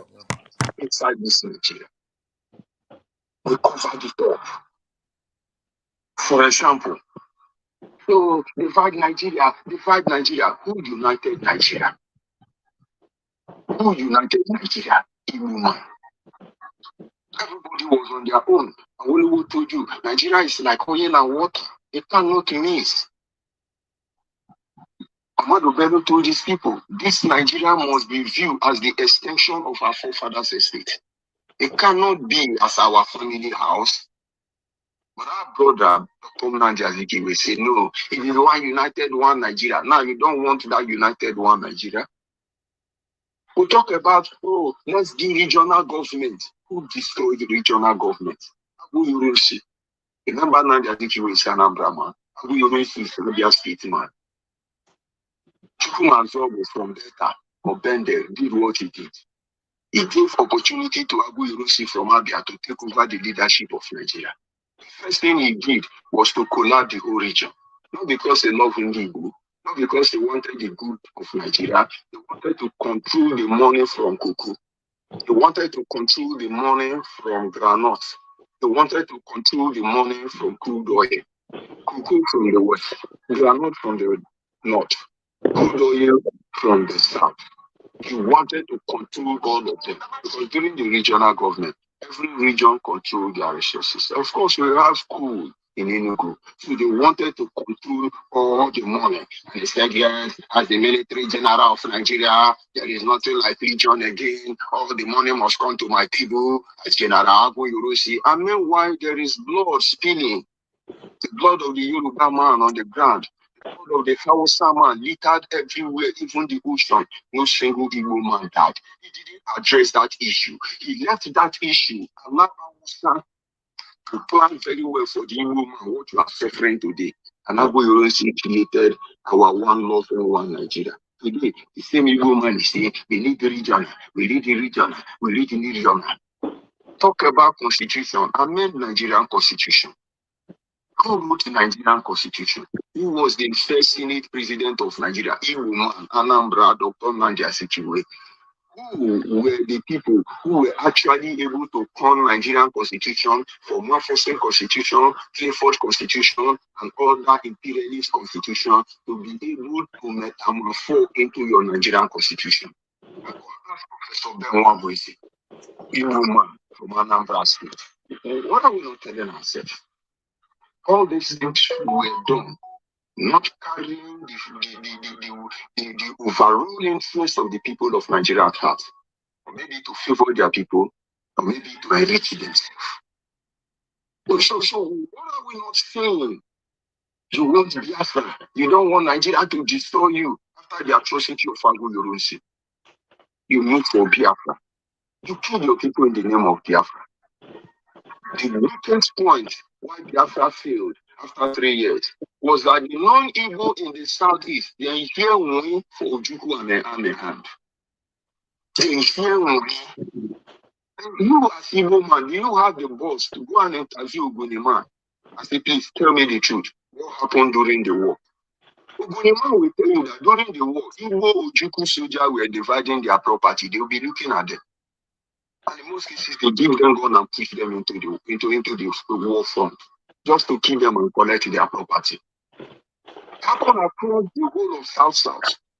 When you hear wounded civilians shouting, they want to take over my place. Obomodia told them, you cannot turn Midwestern state to a battleground. He said that to the Nigerians. He said that to Ojukwu. You want to capture us. They didn't tell us. They want to turn our land to battlefield.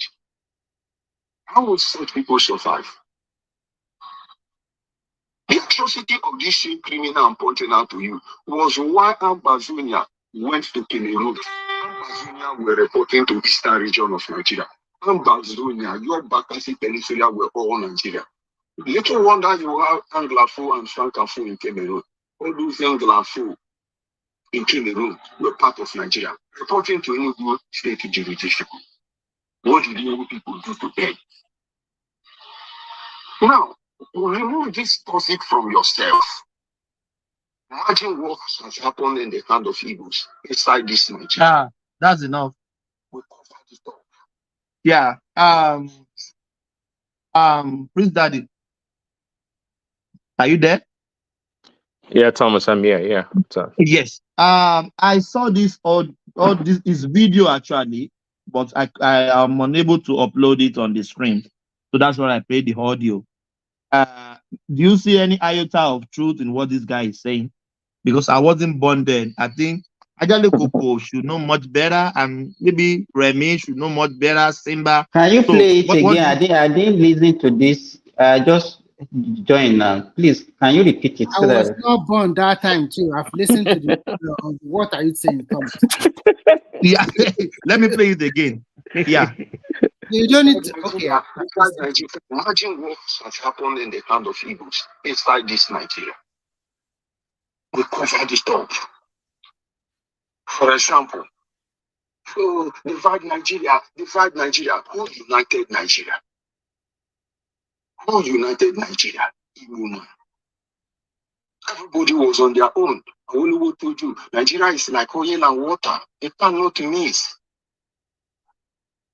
Ahmadu Bello told these people, this Nigeria must be viewed as the extension of our forefathers' estate. It cannot be as our family house. But our brother, Tom Nanjaziki, will say, no, it is one united, one Nigeria. Now you don't want that united one Nigeria. We talk about, let's do regional government. Who destroyed regional government? Abu Yurusi. Remember Nanjaziki was Anambra man. Abu Yurusi is Abia State man. Chukwumazobo from Delta or Bendel did what he did. He gave opportunity to Abu Yurusi from Abia to take over the leadership of Nigeria. The first thing he did was to collapse the whole region. Not because he loved Igbo, not because he wanted the good of Nigeria. He wanted to control the money from cocoa. He wanted to control the money from granite. He wanted to control the money from crude oil. Cocoa from the west, granite from the north, crude oil from the south. He wanted to control all of them because during the regional government, every region controlled their resources. Of course, we have coal in Enugu, so they wanted to control all the money. And they said, yes, as the military general of Nigeria, there is nothing like region again. All the money must come to my people, as General Agu Yurusi. And meanwhile, there is blood spilling. The blood of the Yoruba man on the ground, the blood of the Hausa man littered everywhere, even the ocean. No single Igbo man died. He didn't address that issue. He left that issue. Allow Hausa to plan very well for the Igbo man, what you are suffering today. And Abu Yorusi created our one love and one Nigeria. Today, the same Igbo man is saying, we need the region, we need the region, we need the region. We talk about constitution, amend Nigerian constitution. Who wrote the Nigerian Constitution? Who was the first Senate President of Nigeria? Iwuman, Anambra, Dr. Nnamdi Azikiwe. Who were the people who were actually able to turn Nigerian Constitution from Mafosin Constitution, Clifford Constitution, and other imperialist constitution to be able to metamorphose into your Nigerian Constitution? Ask Professor Ben Wambwisi, Iwuman from Anambra State. What are we not telling ourselves? All these things were done, not carrying the overall interest of the people of Nigeria at heart, or maybe to favor their people, or maybe to enrich themselves. So what are we not saying? You want Biafra, you don't want Nigeria to destroy you after the atrocity of Agu Yurusi. You move for Biafra. You kill your people in the name of Biafra. The weakest point why Biafra failed after 3 years was that the non-Igbo in the southeast, they hear we for Ojukwu and Amehan. They hear we. And you as Igbo man, you have the balls to go and interview Ogoniman. I say, please tell me the truth. What happened during the war? Ugunima will tell you that during the war, Igbo Ojukwu soldiers were dividing their property. They will be looking at them. And in most cases, they give them gun and push them into the war front, just to kill them and collect their property. It happened across the whole of South. When you hear wounded civilians shouting, they want to take over my place. Obomudia told them, you cannot turn Midwestern state to a battleground. He said that to the Nigerian. He said that to Ojukwu. You want to capture us. They didn't tell us. You want to turn our land to battlefield. How will such people survive? The atrocity of this same criminal I'm pointing out to you was why Ambazonia went to Cameroon. Ambazonia were reporting to the eastern region of Nigeria. Ambazonia, your Bakassi Peninsula were all Nigeria. Little wonder you have Anglophone and Francophone in Cameroon. All those Anglophone in Cameroon were part of Nigeria, reporting to Enugu state jurisdiction. What did Enugu people do to them? Now, remove this topic from yourself. Yeah, thank you everyone. Before anybody respond, I just want to ask you, is there any iota of truth in what this guy what I just played now? And anybody that have anybody that have any from what, let me tell you, Hold on 1 second, Thomas. 1 second, please. We don't mind Sinbad. Let me say this on Thomas. Sinbad during the war was protesting, and Angelico fought in the war. So both of them have the right to speak on this matter. So go ahead, Sinbad. No, Prince Daddy, I was not born, no. I like that. You're pulling my leg. Yeah, Sinbad, your reaction, Yes. please. I'm learning every day. I'm young. I'm in my 40s. You know what Thomas, what I can say from what I can get, most of the things that this guy said is actually not far from what we have been hearing. So to some extent, I can say most of his allusion is actually correct. It talk about the war. It talk about what happened immediately after the coup, the way they destroyed the regional government and make everything central. All those are facts that is open to everybody, and we know all these things. You understand? Then also, I've listened to some people who fought during the war, because if you look at the so-called Biafra, you understand what I'm saying? The Calabar, the rivers, and all those things. And those people also alluded to the fact that they were used for the war and nothing, again, nothing. And that was why they also have this. No, they don't want to be part of the Biafra again. And he also mentioned that of Abazonia, the Anglophone side of the Cameroon, the reason why they left, because those places were also part of Nigeria before. So to me, if I cannot say that it's 100% true, it's about 80% true. So most of what he said is not something that is fiction. They are facts and they are in the public domain. Yeah, because I saw this video. Someone actually sent it to me. I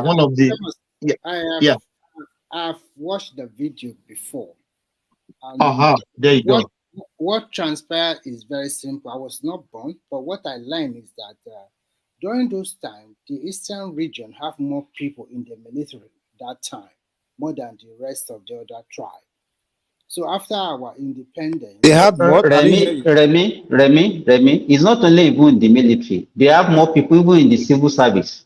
They are the one that dominated federal civil service. They are there. Why our Yoruba people are concentrated on doing all these professional courses. Some of them also travel outside of the country to further their education. But they have more people in the civil service and they have more people in the military that time. So that coup of 1966, the plan was to eliminate all the politicians, including all the leaders in the southeast, southwest, north, or whatever. But when they eliminated other people, but they did not eliminate anybody from the southeast. And they started putting their own people at the top position and the council regional government, and everything would be on the table. That is the first problem of that country. And when the Hausa retaliated because they lost more people, Sardana was killed, and also I think they also killed another prominent northern leader. They killed so many. Akitola was killing in Yoruba, and Awolowo, I think maybe probably he escaped or he was not on that. I don't know what happened to him. He was in prison. Yeah. So when you look at it, and I mentioned before that they are the luckiest Nigeria. They have held all the position. Even Azikwe, even as a ceremonial president, he's the first president of Nigeria. And they have held position of a Senate president, House of Rep. They have held all other position in Nigeria. Even more, I mean, before 1990, before 2015, they have all held all the positions. But after that coup, and the Northerners were not very happy, and they retaliated, and it was a bloody coup again. And that is the advent of Nigerian wars from that time. Coup after another coup after another coup, then coupled with political rule, corruption, and the rest, we find ourselves where we are today. So they are the first one that said Nigeria must come together. If we are Remy, do you know why I did this audio? Mhm. This is the narrative I've been hearing since I grew up, that I can identify my left from my right. This is the narrative. So when I hear these guys saying the same thing verbatim, I said, let me just bring it to you guys. Maybe it's the same narrative you guys are hearing as well. No, even Yeah. apart from everybody knows the truth. Only that sometimes the only thing they are fighting, they can say from 1999, they have not become, their region is the only region that have not become president. But prior to that one, they have held a lot of important position. And prior to 2015, they have held a lot of important position in Nigeria. They are not marginalized at all. In fact, I would say they were always there with the northern people. Can I interject? Go ahead, please. Yeah, I think in the aftermath of a coup or in the event of a war, the first victim is always the truth. I think there are two components to war, the military component and the propaganda component. The Nigerian government won militarily, but on the propaganda side, they've not won it because the dead body of Biafra still lives on. They still control the narratives. And the reason stuff like the 20 Naira issue that was given to all Biafrans, all Igbos, regardless of the amount of money they had in their account before the war, those are propaganda. They still control it till tomorrow. That Ojukwu released Awo from prison, they regurgitate those propaganda. It's just like Gobelian principle, like when you repeat lies often, it becomes the truth. And they keep repeating this thing, while other tribes in Nigeria want to let us bury this thing. Year in, year out, they keep doling those propaganda, those kind of revisionism. They dole it out. I think we had it was quite quiet during the military period from 1970 to 1989. Nigeria was more united, but I think I started having when Chinua Achebe wrote this book, There Was a Country.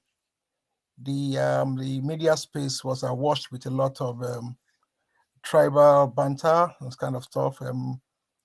So it's the propaganda that I don't really like, because the ghost of Biafra is still haunting us. The ghost of Biafra is still really But the question we must ask ourselves: we've not actually buried it. Who draw the first battle? I think it's them. No? Yeah, so they are the one that first draw the first battle. And but they will say that the problem started in the West, because what Britain gave us in 1959, using the Richardson Constitution, I don't know the Constitution, they gave us a perfect system. We can blame to me, I cannot blame Britain, because they gave us a robust economy. They gave us the regional system. But the first violation of principle was actually done by Tafawa Balewa. And the reason is that we are using what's it called? We're using parliamentary system of government. Yes. Just like the United Kingdom, yeah, where if Prime Minister, yeah, and then each region had their own premier. Awe in the west, Opara in the east, Amadu Bello in the north, and then and so on. Yeah. I think we have Midwest during that time. Midwest was in fulfillment of the Wheeling Commission of 1959. Okay. So let me continue from the first violation of the principle that actually truncated our democracy that time. To me, that was the first coup. That was in 1962, 2 years after independence, when Awolowo went to the center. So and then Akintola was the premier. Then in parliamentary system of government is party-based structure. When the party people give you a vote of no confidence, the next thing for you is to step down. But in the case of what happened in the Western region, Awolowo was not really in consonance with what is Akintola. With Akintola. So they actually did a vote of no confidence for Akintola. Instead of Akintola to step down, he said it in Yoruba. What it Ojebolo Shalom. No, bẹ́ẹ̀kọ́. Wọ́n ti ti òjò bolé ṣàlọ́wọ́, ó kú bàbá ẹni tí ó bọ̀. Yeah. I've been given this power, nobody can take it from me. And then what he did was to run to the north. And that was the first coup to me. I'll call it a pseudo coup, but it's a violation of the parliamentary constitution. And that's when they actually did this thing with the Western House. They declared state of emergency. State of emergency could only be declared when there was strife, unrest all over a workplace. But it actually happened in the house of in Mapo Hall in Ibadan, something like that. So that was the first violation, and actually precipitated into Operation Wettier, and that's what the first coupists in Zegu, Ademulegun, Ifeajuna. That's the excuse they used to launch the coup. Wait. Did they actually say, did the Zogo and Efejun actually tell you that? Did they tell you that that's the reason they did the coup, or is it the propaganda we start hearing later? Yeah, so I've told you when the first victim of war is the truth, and what you used to skew the truth is propaganda. Well, you said categorically like the reason Zogu did the coup was because of the unrest in the southwest. No unrest in the southwest. I said. But that's what you just said. Now that's what I'm asking you. That is that. You said that's the excuse. Sorry. You said that's the excuse Zogu and Ifejuna gave, and I'm asking you that this Zogu and Ifejuna said it themselves, or is it something the Igbo started telling us later? That's what the child is telling us. That's what exactly. So why are you then saying it as that's what it is? You're accepting it. What I'm trying to say is that I'm trying to exonerate the Britain from all these things by saying that we don't abide to principles. When they give you a vote of no confidence, if they do it in UK, in the space of 4 years, we have like three PMs in this country: Sunak, Theresa May, and then we had them because the Conservative Party gave those people vote of no confidence and they change it. It's principle. But in Nigeria, when they give you vote of no confidence, instead of them to step down, they destroy everything. I think that's the first problem we had. With the problem for the political instability we are in Nigeria started from the West, and it was between Akintola and Awolowo. Yeah, it started. The Yoruba started the crack. The crack, really? Yeah, because of that violation. Okay. Anyway, let me. Not feasted on it. I would say one of the particular reasons was the fact that they put Awolowo in prison. That's what started the unrest, because I don't think it was because the political disagreement. Political disagreement was going on in the East as well. It was even heavier in the East because the minorities. You mentioned the Amazonian got angry and left Nigeria because of their disagreement in the East. And we all know. So you can't. The thing is, you said it yourself. The Southeasterners, they were winning the propaganda war. And I will look at it like this. Just like you said, it was two sides of the war. The physical war side and the propaganda war Military, side. yeah, The federal government won the physical war. yeah. Now, you said the Southeastern now were winning, they've been winning the propaganda war until They today, are winning where we yeah, started. yeah. I think they because they spent a lot of money on propaganda. They spend a lot of money on propaganda, and that's the example of what I'm kind of picking on what you are saying. So, where this is where I see it. I think the propaganda war, they're not defeating the North in the propaganda war. The only people being defeated in that propaganda war is the Southwest. That's why their propaganda against us, their victims, what give birth to the Mayoguns, the Ondei, the many Yeah, Yorubas that became, definitely. You're right. and You're right. Europe, hold on, the Yorubas start to take their story and begin to accept that they are victims and begin to treat them like victims and begin to tolerate them, begin to allow them to do whatever they can do in Southwest because we start to see them as victims. Because average Yoruba person asks Yoruba like, what happened? He will say, Yoruba and Hausa gang on Igbo. He will just give a narrative of he heard because the Yorubas, compared to the North make sure they were teaching their own people what happened and always countering the Igbo's propaganda. Average Northerner you sit down with, he will tell you that anything Igbo man is saying is propaganda. They always make sure their people are aware of that propaganda and they will always tell their own people their own side of the story. But in the Southwest, no one was doing that. Everybody just, I just feel like it's the sensitive talk. They don't, But the Mike, Southwest. how can we curb propaganda? I don't think it can be stopped. No, it can't be stopped. But the thing is, you have to be aware of it and make sure that you don't allow it to destroy you. Like Better. someone that's carrying out propaganda against you, you have to be conscious that there's an agenda because he's trying to get you, he's trying to control your narrative, control the way you see things, right? So you have to be aware. So that's why I always quickly jump on it. Whenever they come in the spirit of propaganda, I quickly, correct it and counter it. That's the way you do it. It's a war. It's a form of war. Because if you need to buy ignore, what happened with many Yorubas is not like one man, for example, I told him, when they come here and spill the propaganda, one man knows they're lying, but he just ignore it because he knows that, you can't deceive me because me, I already know. But what you have to understand is there are some people that don't know. They don't know the truth. And they will hear it and And soak it. they will run with it. They will run with it. And that's why I told you that the Yorubas lost the propaganda war because our own elders just ignored them. And then a lot of our young people grew up consuming it and they fell victim for it. That's why they gave birth to the Mayaguns. They're willing to. I think the Yoruba parents they decided not to tell their offsprings because they just want one Nigeria.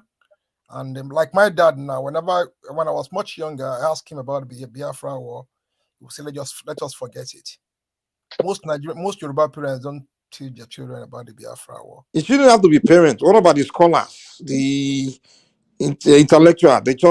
Some of them are even scared to say things because they don't want the Igbos to be offended, their Igbo friends to be offended. They will not want, understand. And the Northerners now say, you say the Northerners will counter you and tell their own people, don't power. This is what they did. The Northerners make sure their own people don't forward that propaganda. I think So that's the sorry.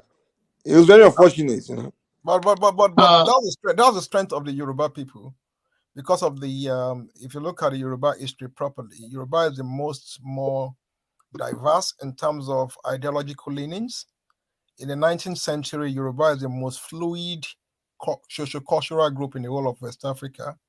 It was receiving a huge dose of influence from the Mohammedans, the Islam, from the northern fringe, Ilorin up to Ede, Ogbomoso. Then from the southern fringe, you have the Christian influence. At the same time, they had the traditional beliefs. So every of these triple heritage cohabits among themselves. So the Yoruba has always been known to accept different ideologies. So that actually translates into the 21st century as us having liberal Yoruba and conservative Yorubas. Yoruba can never speak with one voice. As we have some within Yoruba space, We have some people that will be like leftists, and then you will see some that are more like someone like Mike is a proper conservative Yoruba, and someone like progressive rational mind will be like that. That's how Yorubas have always been, and we cannot change it. And that has actually positioned us well within the political equation of Nigeria. That's why you can't get a block vote in Nigeria, in Yoruba land. Yeah, thank you. I just saw. I don't really want to even. I know if we open that space, it's going to take a. I just saw the video. I just said, what is going on here? Because I've heard that narrative 1,000 times. Let's just go back. Yeah, I don't want to offend. Or I don't want to offend my Igbo brothers. Oh, let's go back to the politics. Yeah, I think. Yeah, Mike. Yes. Do we have Mike? No. Yeah. Okay. Mike, Mike, what do you think? Peter Obi has came out yesterday calling the judiciary, calling them cultists. So what do you think? This guy is just all over the place. Yeah. Peter Obi said that judiciary cultists. Yeah, they call them cultists, that they make Tinubu the president. Did he explain why? Or just Yes, it's normal dealing now, it's normal talk. So he's still trying to deceive his followers. Yes, he said they are cultists. Yeah. The guy, I don't know what his game is. I don't know if he's trying to get his followers to go out there and do something on his behalf. I don't know what his agenda is. Just like Shoyinka said, this guy is deceiving his followers. And, well, lucky at the end of the day, I know those people, they won't do anything. They will just cry. Nobody will go out for him to protest. For what reason? Is he feeding them? Exactly. The nature of his people. I mean, those.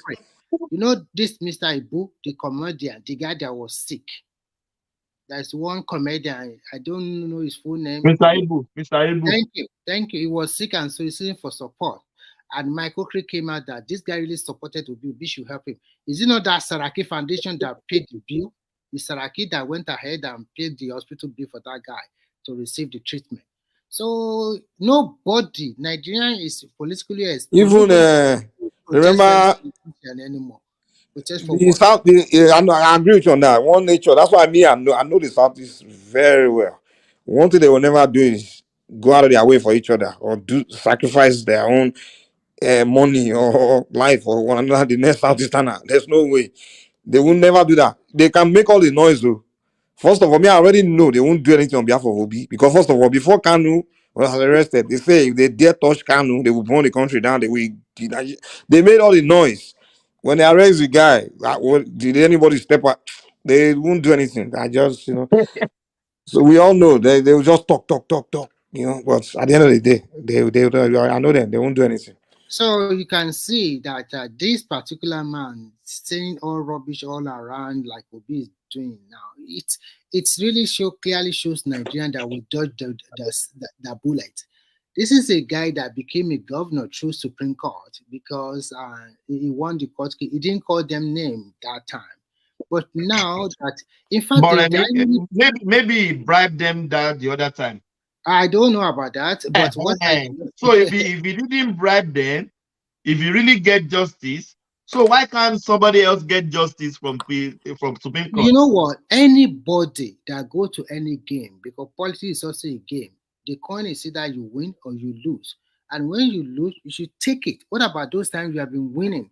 You cannot be winning every time. Just like any club or any boxer, he can be winning and one day they will defeat him. As mighty as Mike Tyson. Muhammad Ali. They were defeated. All of them were defeated. As mighty as AC Milan during those 80s or 90s, as mighty as Real Madrid, they were defeated. So if it's not your time, it's not your time. Nothing you can do. You lost. You can regroup in 4 years. Look at Buhari. He contested 4 times because he eventually won. But this is the 6th time Atiku. The reason why Atiku is fighting that way is, that is the end of the road. Is he going to come to Nigeria at the age of 81 and said he want to contest again? Who is going to vote for him in Nigeria? 81 years old. in the next 4 years. Is it going to be possible to become a president at 81 in Nigeria? Even the only reason But why Tinubu is 92 now. that is according to what we had there is about 70 something years old. So we don't care about what other people say. And the reason why he wanted this election that he strategized and he planned ahead very well. And lucky for him, because sometimes fate will also smile on you. Fate smile on him. One way or the other, everything will just work for you, and then you'll be the winner. And you guys went to the court. You are not disputing the figures. You are not telling us that this is where they shortchange your numbers or your vote. Sorry, you just get the irrelevancy, and at the same time you are whipping sentiment and propaganda. Do you think that is what will make you become the president of a country? And look at what is being transpired. You also went ahead and made some stupid, sorry for my language, some press conference. You don't even think about your own certificate. And when you brought it out, then questions can start coming out. With 2 passes and you went to University of Funsuka. How did you get there? How, for God's sake? And there's so many discrepancies in your certificate also, in all those ones you presented to the public. Don't you know you also have, so everybody in politics, be careful, because there is no way you will not have something that people will also hang on it and against you. Look at Article 2. You have 3 names, for God's sake. How come you finish your, what do you call it? You just finish your, sorry, is it why before you, this is your name, Article, and by the time everybody knows you as Article, and by the time you want to sit for YA, you change it. And immediately you also finish your higher education, you also change it again. Why? Immediately, and then at that time, what do you call it? The affidavit you swore in it was done on Saturday. And during those times, Nigerians don't play with the weekend. At least my father was working with a private organization, and their Saturday is Saturday and Sunday is Sunday. Nobody go to work. Court don't even open on Saturday. No, So no. How did you get this? How did you get the affidavit? So you can see when you are digging somebody's grave, be careful. You are digging your own. That's what happened to both of them.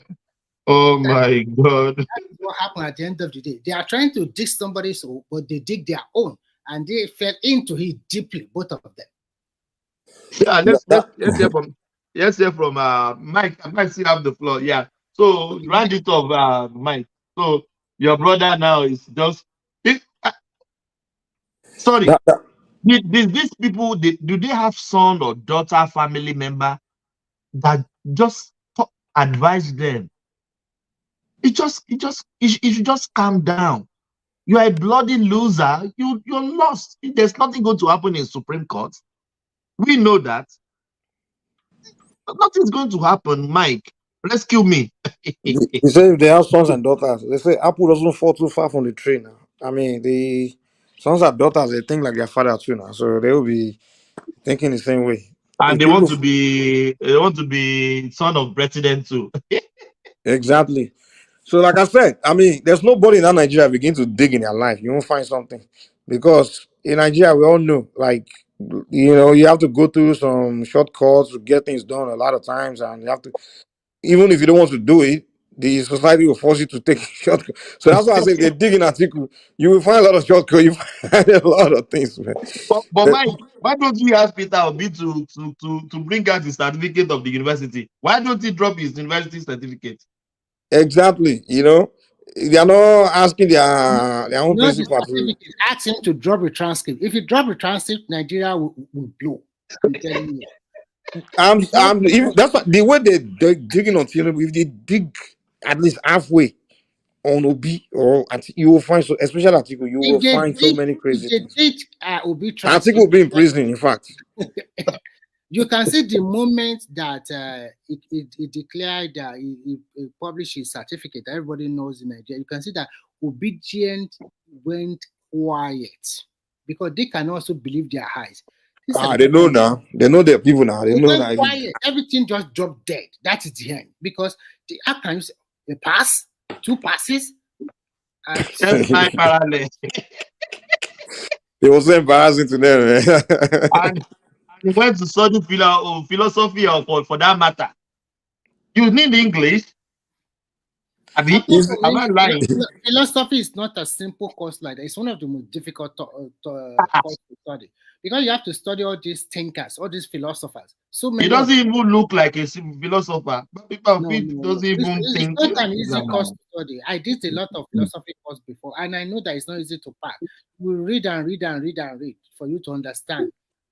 So it's not. It's purely that kind of course. Is purely you have to do your research very well. Do a lot of reading or something like that. But what surprised a lot of people is that during those times to get to university in Nigeria, it was a hell. It was tough. Everybody know how many times they did their jam before they get admission to university. Talk less of how many times you do your WAEC. Some people do repeat doing English 3 times before they can get credit in English. Even they get all the papers. Some people have English, they don't have math. You have to redo before you can get math. But it passed English literature. That could be. No, they never exchanged the literature for English during those English times. You cannot change it. It's impossible. But you can do 2 sittings where I can still get admission into the uni. Why can't he present the second sitting he has? But the requirement is a certificate, a SSC certificate. That's enough for. We all know the guy paid money to enter that school. Bribe his way into that school. You must score 5 credits, including English and math, for that kind of course. And if he did not get English, he can do GC or another way to cover it up. So if he has that, he should have published it to the public that these the 2 things I have. Yeah, okay, job done. So are you telling me now that Peter Obi has shot himself in the foot? You know, I came here, I was telling people, I said, listen, the way to get Southeasterners is you have to give them the taste of their own medicine. When they push at you, push at them by the same way. That's the way. You see how Remy just said they all became quiet now. You can't keep, if they are coming at you, have to get back at them with the same force. That's the only way to shut them up. If you sit around, you allow them, you give them an inch, they will take a mile. If they slap you once, you don't respond. The next thing they do is cut your head off. They will keep going at you. You see how they kept coming at Tinubu kept quiet. The moment we start digging Obi stuff, now they're becoming quiet. That is the truth. Since that day, everything went quiet. They went quiet. That's the way to deal with them now. You have to hit them back, man. If you don't hit them back, they will continue to hit on you. They will continue to hammer you. They will not stop. How can you defend that during those periods when it's so tough to get to Nigeria? Even to get to Polytechnic, it was tough. Talk less of university. And even Baba and Brother Gomez, he said they came here and tell us that that university is one of the best. You have to went to university in abroad. It's not easy. Yes, best then. And Peter Obi is telling us he used F9 parallel to enter university. My first brother, when he finished, he worked in National Bank for a while, and after that, he went to study in London for 4 years. All of them always run to London because if your father have money that time, you just push you there. If you cannot get into university, just go and study in Tinubu's transcript, one thing that people have they've not actually mentioned is that he had a CGPA of 3.59 over 4. That's a distinction. Everyone knows the truth now. Compared to cover that up, and all we are hearing is, he did not graduate. He's like, that's too much. That's the hatred is just taken too far. I think they haven't even started digging on Obio. It's just a scratch on the surface of digging. It's what they found. They start to find something. Imagine they start to dig deeper. Mike, that transcript was prepared after Tinubu become the president. They just prepare it for him. No, I'm talking about Obi. No, I'm talking of Tinubu now. Some Obi they're saying on their platform that transcript was just prepared for him. He bribed his way in. Actually, to be frank, the guy is intelligent. We can't take it away from my God. Those guys on their propaganda, man. Like, oh my God. Mike, do you know what I hate most in my life? Tell me the truth. I hate propaganda, my brother. That's why I can't. Oh my God. I no. Come on now. Some of these guys are so shameless that Thomas, you know what's like very annoying when someone has no shame. Like you want to lie, and you okay, like let's say I'm here now, I want to lie, and I know for a fact that at least 3 people here know that what I will say is a lie, right? And I know that only the rest of the 5 people they don't know, and I'll still go ahead and lie, even though I know 3 people here know that I'm lying. That's what they will do. Like someone like that stupid guy, CM, that will come on Dr. Damages. He will come there and be lying. You know that Rudolph, we know that he's lying. Rudolph went to school. The guy is knowledgeable. And he will still tell the lie in front of Rudolph just because you know Rudolph is a nice guy. So you don't care about your image that Rudolph will see you as a bold-faced liar, a pathological liar. But we still come there and still tell the lie. And you know, a lot of intellect people that are watching know that you are telling lies. So this is what you call a Mike, shameless Rudolph human always being. sometimes Rudolph always push back Yeah, sometimes because that one he don't want to can't. offend him, but when he gets too Yes, much, I want to yes, just push back a little yes. bit. Like A just little like when bit, he just a came, little did bit. you watch Yeah. the show the last time? When he came there, he made up a quote and he said Sanusi said it. Ah, Who my is that? bite. One weary like that, man. One more now, one Forefather, stupid ego guy like that. forefather Hello, tried to guys. like balance things up a little bit, but at times Yeah, he just somebody say hello, guys. Now, is that other? Olani. Why Yeah, are you yeah. using bedroom voice for us? Come on now. Well, you want me to be shouting in the middle of the night? This is like to one way. So, what I want to ask guys is this: let's face this reality. What's the current government doing on insecurity? I listened to Emmanuel the other time narrating the ordeal of his boss. Honestly, I was totally devastated. You know, even though I've never met Emmanuel face to face before, but just listening to him, the voice, you know, very terrifying, man. Will Nigeria continue this way? Because at least by now, the Who's evildoers, Emmanuel? one of the Emmanuel, the guy finalists, always come here. Emmanuel Uka. you understand? So listening to that, honestly, very devastating because by now I think some of these crew should be disappearing, not for people to, not for them just to be coming again and be asking their victim for one ridiculous 100 million. I don't know. I think the current government should find a way to be brutal and don't care, even if you need Oga, to. don't let me deceive you. It can't be stopped. It How can can they be. not It catch can up be with kidnappers? minimized. It can be minimized, Yes, but it can't be minimize stopped. because Yeah. money is the easiest thing to trace. I That's don't know why they cannot catch all those kidnappers. It's the easiest to trace. So our security agents, they are not doing their work. This is high time. They should the control should not be from the center every time. I don't See, and Remy, then Remy, another. Do you know kidnapping is much easier than robbery? yeah, but they Robbery, are you easier. can They can still also be. catch them easily now. I don't know why. No. It's very easy. It's a cool money. Thomas, Yeah. Yeah. as a Nigerian, even though I'm not in Nigeria, I'm a Nigerian, I don't want to succumb. I don't want to submit myself to the idea that it cannot be stopped. See, you can stop something, maybe you have occasional, maybe 1 out of 10,000 cases. Okay, maybe that's what you mean by it cannot be stopped. But this has to be declared as a matter of emergency. Yes, Because kidnapping and banditry. I listened to Tinubu during the campaign that, okay, I will recruit. And all those recruitment now, I personally, I want to start saying it because it should not be about President Tinubu or going against Obi. For now, Obi situation and that article, as far as I'm concerned, they are settled. So what we are listening to about Atiku, They they already are have just distraction. already start recruiting already.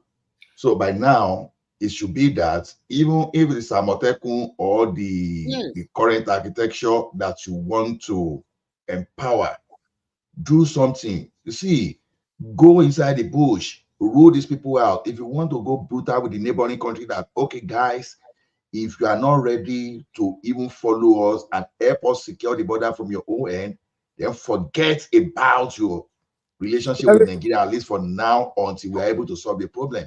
So Ola, let it me should not jump in real be quick. Let me okay. give me a chance. To solve this problem, if you guys want me to be frank with you, they will have to create a body, right, of agencies specialized that we specifically designed to go after that. You Like a can't put squad, like a squad for it won't kidnapping. be a squad, it will be more of intelligent agency. Like for example, how they create kind of like anti-squad anti-robbery squad kind of things like that, but not in the manner of saying just physical violence stuff. A agency, right, where they will go and study, they will conduct a lot of study on that particular crime, how it operates. They have to interview the victims, the people they've captured, arrested, interview them, and even employ hire those that they've captured to work for them because they understand the game. Like maybe minimize their sentence just to use them. 'Cause America will do it, trust me. When they catch some terrorists, they even use those terrorists to work for them to go catch the bigger ones. You understand? Now they have to create. You can't put it in the hands of the Nigerian police or the Nigerian army because, for one, some of these kidnappers they work with some of these police. I'm telling you, all this time you can't even. The fact that you're giving that work to them and they can't solve it, it tells me that you can't trust them. Now now you have to involve them with the police and the army, but that single agency will be in charge of solving that particular problem. They will be the one to do the intelligence gathering, the studying of the nature of the kidnapping, just go all over the world, the books written about all these things. Do this, just conducting, and then they'll be the one controlling every operation, even when it comes to regarding kidnapping. They want to deploy the police, command the police, instruct the police on what to do, instruct the army on what to do. They have to be the one in charge of it. In addition, You can't just say police go out there and solve the problem. It's not. They have to. That's what Tinubu. I will advise Tinubu to approach it. No, I think I agree with you, Mike, in totality, because I think I agree with you because we've seen in the past that some problem that we're unable to solve until we create a special unit. EFCC is one kind of, it's such kind of that unit. You know, it got to a stage So that EFCC was so effective. Wait, Remy, let me quickly conclude. So it got to a stage when EFCC was seriously effective that even the like of Attorney General of the Federation, they were trying to make sure that they reduce the potency of EFCC. So because the police, our security architecture, they've been so expanded in such a way that those evil people must have crept into them, that must have find some kind of establishment and some kind of handshake. They are colluding with them, yeah. Exactly. So to me, so yeah, what if that's what Tinubu needs to do, I think it should be the priority now. Honestly, even if you don't want to do it, even if it's going to slow, can we engage unconventional way? Like maybe you engage the like of Gani Adams and co. Maybe you engage just for a short time. Or I'm not saying a long time. Or maybe you want to add the like of Asari Dokumbo because those people too, I'm just saying, I could be wrong. They just have to stop this madness. This madness. How can some group of idiots somewhere we just kidnap innocent people on the street with the money for 100 million? Like seriously? Oh my goodness. Not a good news today, honestly. So what I want to say is this. In both China and Finland, I noticed one thing. You cannot see a lot of thick forest like that. In China, most of the land that you pass through the highway, they are farmland. And they use technology to monitor their forest. In Finland, most of the land here are full of trees because this is one of their major exports to the rest of the world. In Nigeria, when you travel on our highway, all what you see is thick forest. We are not managing our thick forest very well. And that is why I totally agree with both of you. There must be a kind of special police. Before, when we were growing up, my father used to talk about this kind of ranger, the people that work in the thick forest that time. They have a special uniform because there was a man who lived in our street. I know it's an elderly man that I know. We always tell our story, and the story is that today he killed all those bush animal or something like that. They are the one manning all those thick forests that time, but now nobody is manning all those thick forests anymore. So these people, when they kidnap people, that is where they are taking them to, deep inside the thick forest. So, and this kind of rangers can be a source of employment for a lot of our retired security outfit or even some young people. So we are not manning. Remy, let me give you a solution. We find that solution there, and that solution is just to stop the migration of animals. You know that thick forest you see in Nigeria is supposed to be kind of asset to the country, not cost. Now, in some of the forests where we have white animal here, you know what they do is they have to do some kind of fence. You know, Nigeria is not that big of a country that we cannot create project around fencing some area, critical area in our forest. Now, why am I suggesting fencing? You are not only going to fence, but you will fence with the ability to monitor all those fence that, okay, in case anybody is trying to break the fence because it's being monitored, then it's going to trigger some kind of signal to the concerned security outfit to just go there. So if this project is going to cost Nigeria billions of dollars, it's a viable project that I think Nigeria should start considering now. And not only that, you know, it's going to create massive employment. And there's a way you can work with the current stakeholder in the industry that you can find, okay, guys, can we have a program whereby you have some kind of percentage of your tax that we channel to this, because it's a security. See, these people are undermining our security because it's beyond banditry now, right? We can have some foreigners that can seriously become Nigerians if you don't do the right thing. And these foreigners that will become Nigerians without knowing their brag and too, there are some kind of potential dangers for the future of that country. See, this is not a matter that we should take with a small hand. Ola, you Yes, see, sir. if I'm the government of Nigeria, all right, you know what I would do to solve many of these our problems, security problem. I will create a secret body of spies. You understand? An agency. It's a secret agency, a secret spy agency where you have spies in every community in Nigeria. Like people, they will camouflage into the community, but their daily job is to just spy on the environment, and they report to the central unit everyday activity. Like, let's say, give you an example of one environment now where maybe it's just farmers, and that person will be.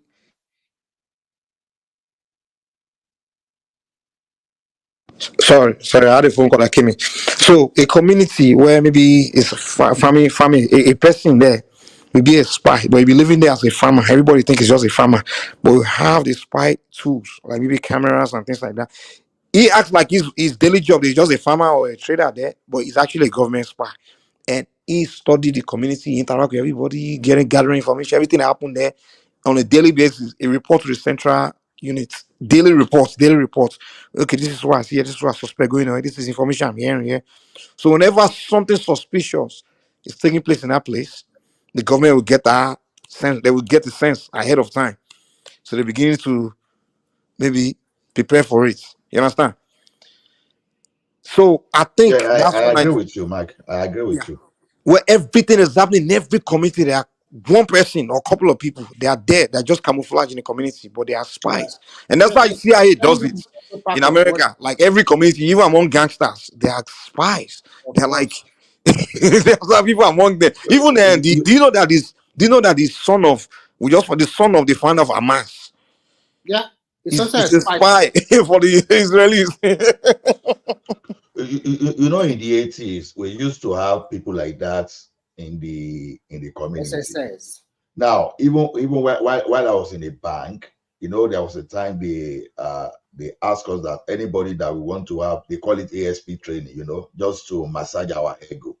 that, okay, if we pay 135,000 that time, we will have some kind of ASP training. They will even give us uniform if we so desire, and they could even license us a gun if we would like to have such things. So they used to approve some members of the bankers committee then.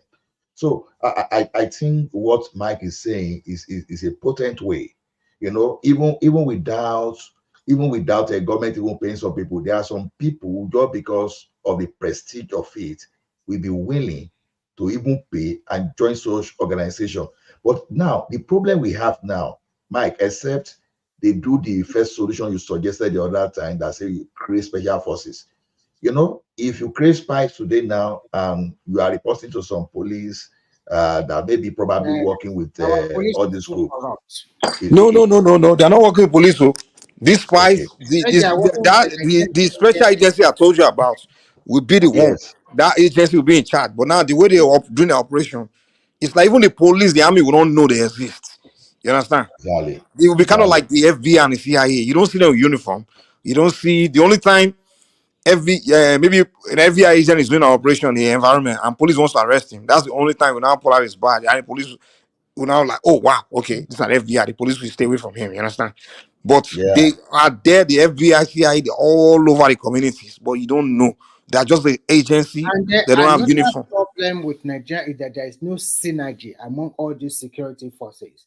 It's like I want to overdo more. Yeah, There's it's no supposed to be that it's and supposed to be sometimes one agency should be coordinating all of them. Like that So agency I just talked about, they'll be the yeah, one they should take the job coordinating away from the yeah. police. Honestly, the police and how the can military someone they just fail collect us. 100 million and just cool or 50 million without no trace and then they will Uh, just go scot-free? I don't understand.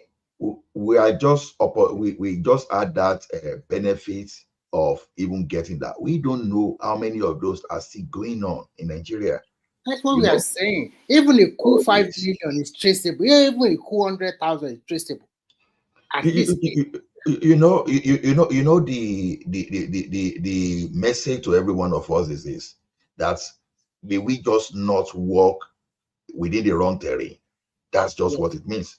It simply means that anybody, in fact, it is easier now for someone to be kidnapped now on the street of Nigeria or in Nigerian farm than for even thunder to strike anyone on the street. Yeah, so once I go home, even I have everything, but when they take like sometimes I don't have generator, nobody will even know that you are at home because you just have to because of security concern, you have to be very careful how you live your life. Where do you go? Who do you talk to?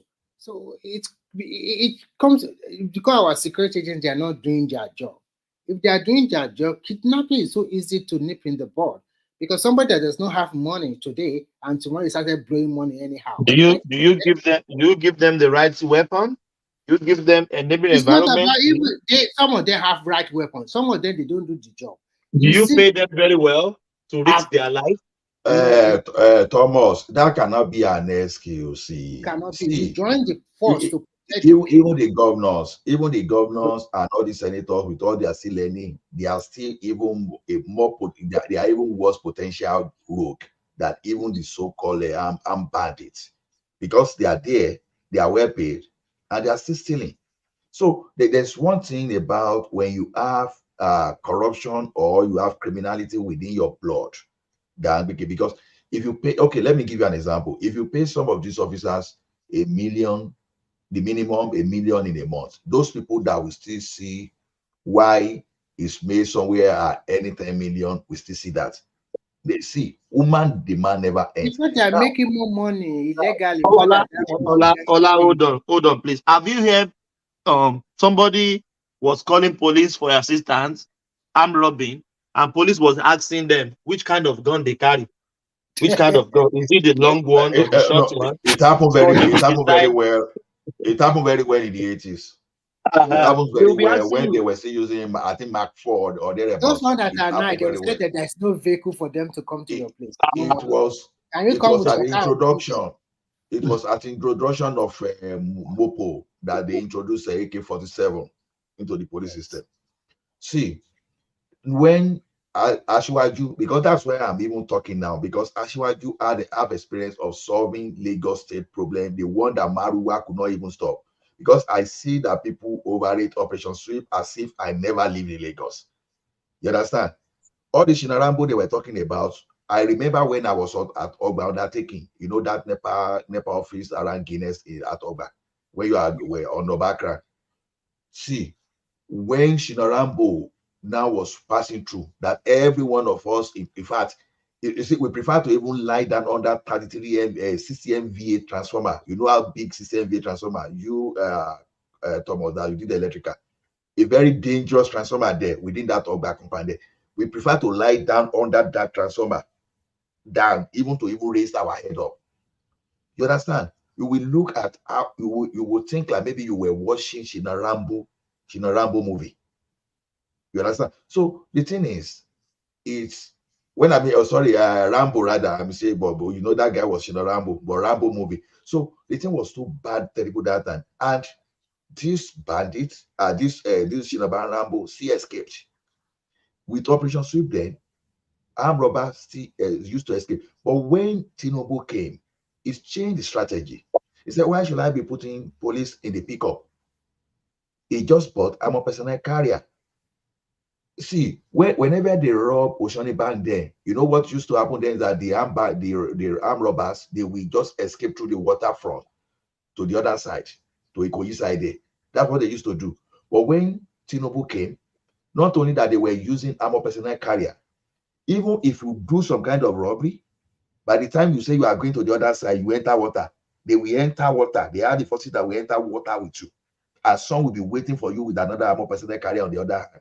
That's how Tinubu eradicated robbery on the islanders at that time. That's a strategy.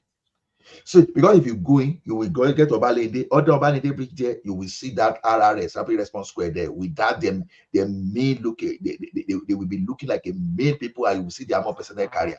Those days, no police men were being wasted by all those crooks. You understand? So may God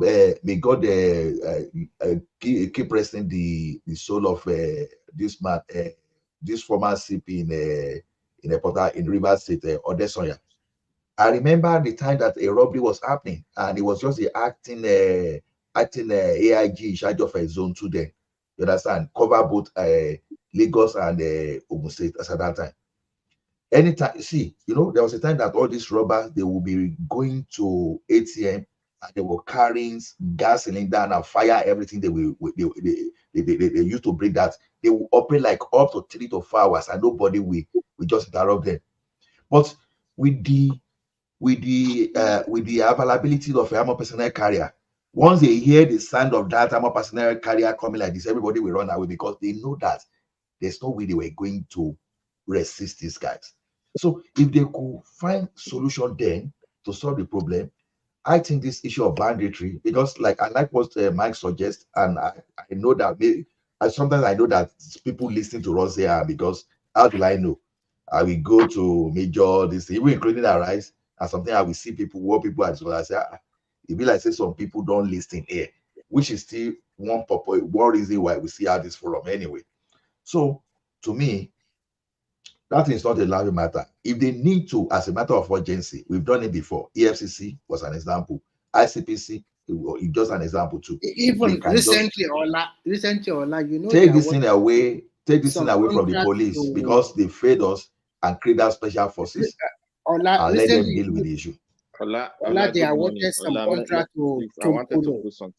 Sorry, they awarded some contract to Polo and the rest. And look at our daily production already jumped to 1.7, 1.8 million per day. And be per month. I don't know how to calculate it. So production of what? They awarded some contract to Polo to man our oil pipeline. And because of that, our oil production have increased tremendously by additional 200,000 to 300,000 per day. We are now getting up to 1.8 million per day now, crude oil. So that is because they bring the local community together and they know the terrain very well. Look at the massive ship that they will use to come. Thomas, are you there? Who want to I think talk? some Okay, people go ahead if you talk. It's Midwest, right? Yeah, good. No, land at your point. You say the Okay, I was local. just giving an example that that is a Thomas, very you're going to have a background. Okay. Yeah. okay. That was a good example, and at the same time, I Once was you Nigeria security, you want to run, you rush there. and Yeah, with your another rubbish thing. suggestion, they're telling people they'll be creating special units that they're So, going to overwhelm. Mike, he It's will not going come to work. running. He will come running. I It's So not beg, going Nigeria to want I 2 work. beg, million I beg, What soldiers. is I wrong? beg. What is wrong with you So people? your own 2 million You soldiers see make how sense, Abi? Nigerians love to do Mike, I will things that remove you that's from not this going to place. work. So keep They're all quiet, saying Mike, before I remove they're you. all saying that I agree with Mike Let me. 100% because it's a small thing. They don't want to do any big thing. The moment anybody suggest to you people that you should do small thing, yeah, I agree. But when they ask you to recruit big one, no, it's too much. What is wrong with our people? That is not going to work. You think we don't have any special forces all over the place? How do you think they picked up Nnamdi Kanu all the way in Kenya? We have them, but they are not effective enough because they are not everywhere. If something is happening inside a forest, how do you think who will you send to go inside that village to go and rescue those people when something is happening? Nobody will go there because they don't know whether there is ambush waiting for them at night. Maybe it's raining, maybe it's not. Can you picture the scenario? That's why things happen. Nobody's there to save Nigerians when that kind of stuff happens. The only way you do it if you have a sizable security apparatus. That is why I said before there were special rangers that man our forests all over the country. I think they were disbanded some few years back. So during those times, I don't think Nigeria paid attention to. Let me respond to Nigeria. Say to Nigeria, let me tell you something. There's nothing wrong in what Mike suggests. Even in a regular business, when a business is not moving forward, that's what they call split out. You spin something out of that organization, you create it separately from the mainstream business. Because if you allow them to stay with the mainstream business, they are going to kill that new initiative because they already have vested interest, because it's like they are seeing you taking their own job away. The current architecture we have, they have a vested interest. Now, if the problem they cannot solve, you can't rely on them to say, okay, that they want to stop it. So the best way is to take something out of that organization, set up a new one, and give them that mandate. As a matter of fact, we know when you are setting up a new organization, they know they want to sustain themselves. They want to prove you a point so that because they too, they have a job to save. Because of that concern of them to survive and to sustain themselves within the system too, they will outperform the mainstay organization. So we've done this thing before and we've seen how they perform. Even though over time, we see some people that made attempts to stop them. Even as bad as EFCC is today, it still performed better in terms of prosecuting 100 times better than than police. Before the EFCC was police. created, it was the job of the police now to go after the corrupt officials. So Police, they have to do it, go out, do everything, go after criminals, go after everybody. But So now we are saying create. EFCC has not tried one person I stealing want to our ask a oil or a question. We get terrorist. that. We get that. We're No, just you are giving you saying one. no, because whenever they Mike, create any organization, there's always one headline. This thing they will just Well, you are put moving the and goalposts. We are not saying there won't no. be any issue. Well, that's not what we are saying here. We are saying that.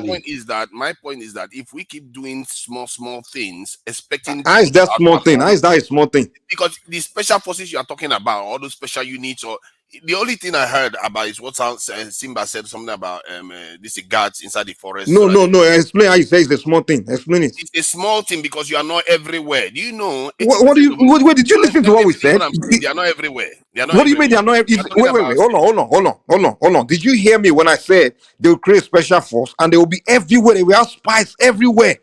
So if they have spies everywhere, then why didn't you just recruit them into the security services? What is the point of having This spies? guy, man. No. Listen.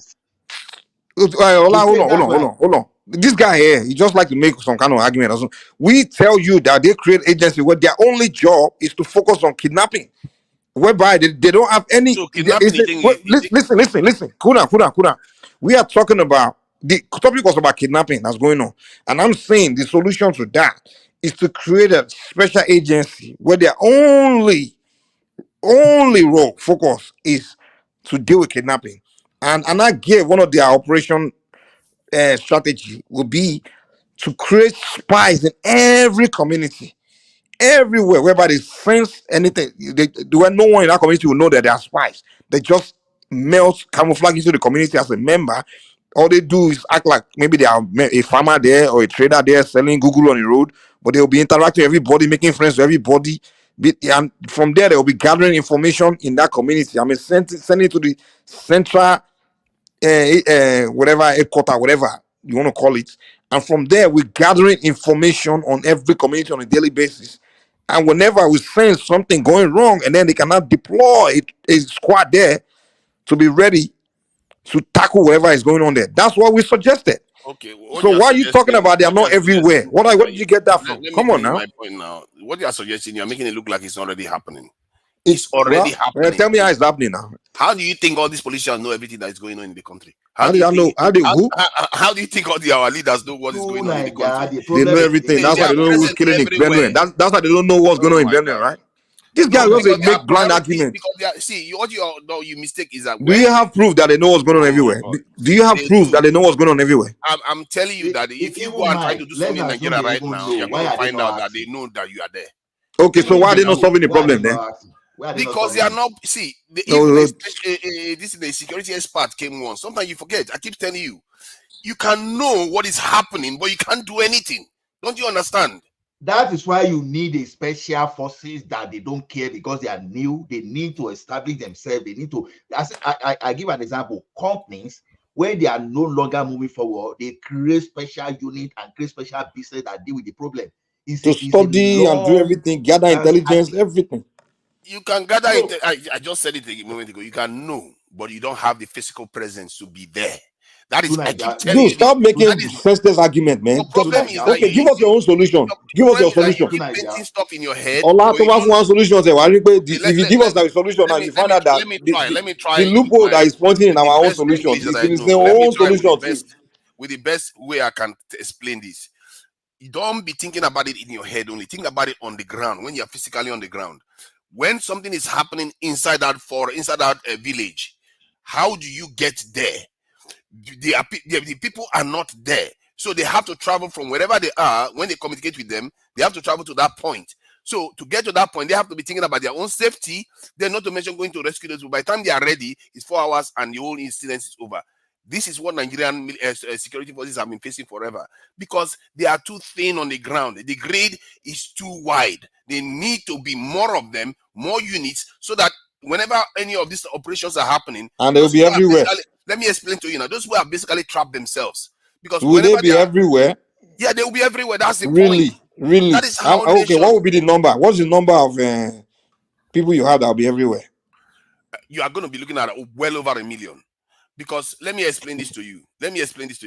You know that our security forces right now, 80% of them are not securing people for kidnapping or they are just busy securing Lagos, Port Harcourt, Delta State, Abuja, all those areas, strategic areas. That's what they are protecting. 20% of them is left for the rest of us, really, to protect the villages and all the rest of it. So why that are is you the not problem. Special forces to deal because with special forces are even less in number. Those ones are special forces. How many are you going to have? Well, how do you know these special forces you are talking about will not be 1 million? We didn't give you a number. So why are you coming up with wait? No, because whenever how do you know? Soon as that you like to create unnecessary argument, like blind argument. No one gave you a number of the. I didn't say the special force. Wait, hold on. Wait. You came here to start an argument that doesn't make sense because nobody cannot talk. Please give me a second. Nobody said the special forces will be only 100 people. We didn't give you a number, but you automatically assume.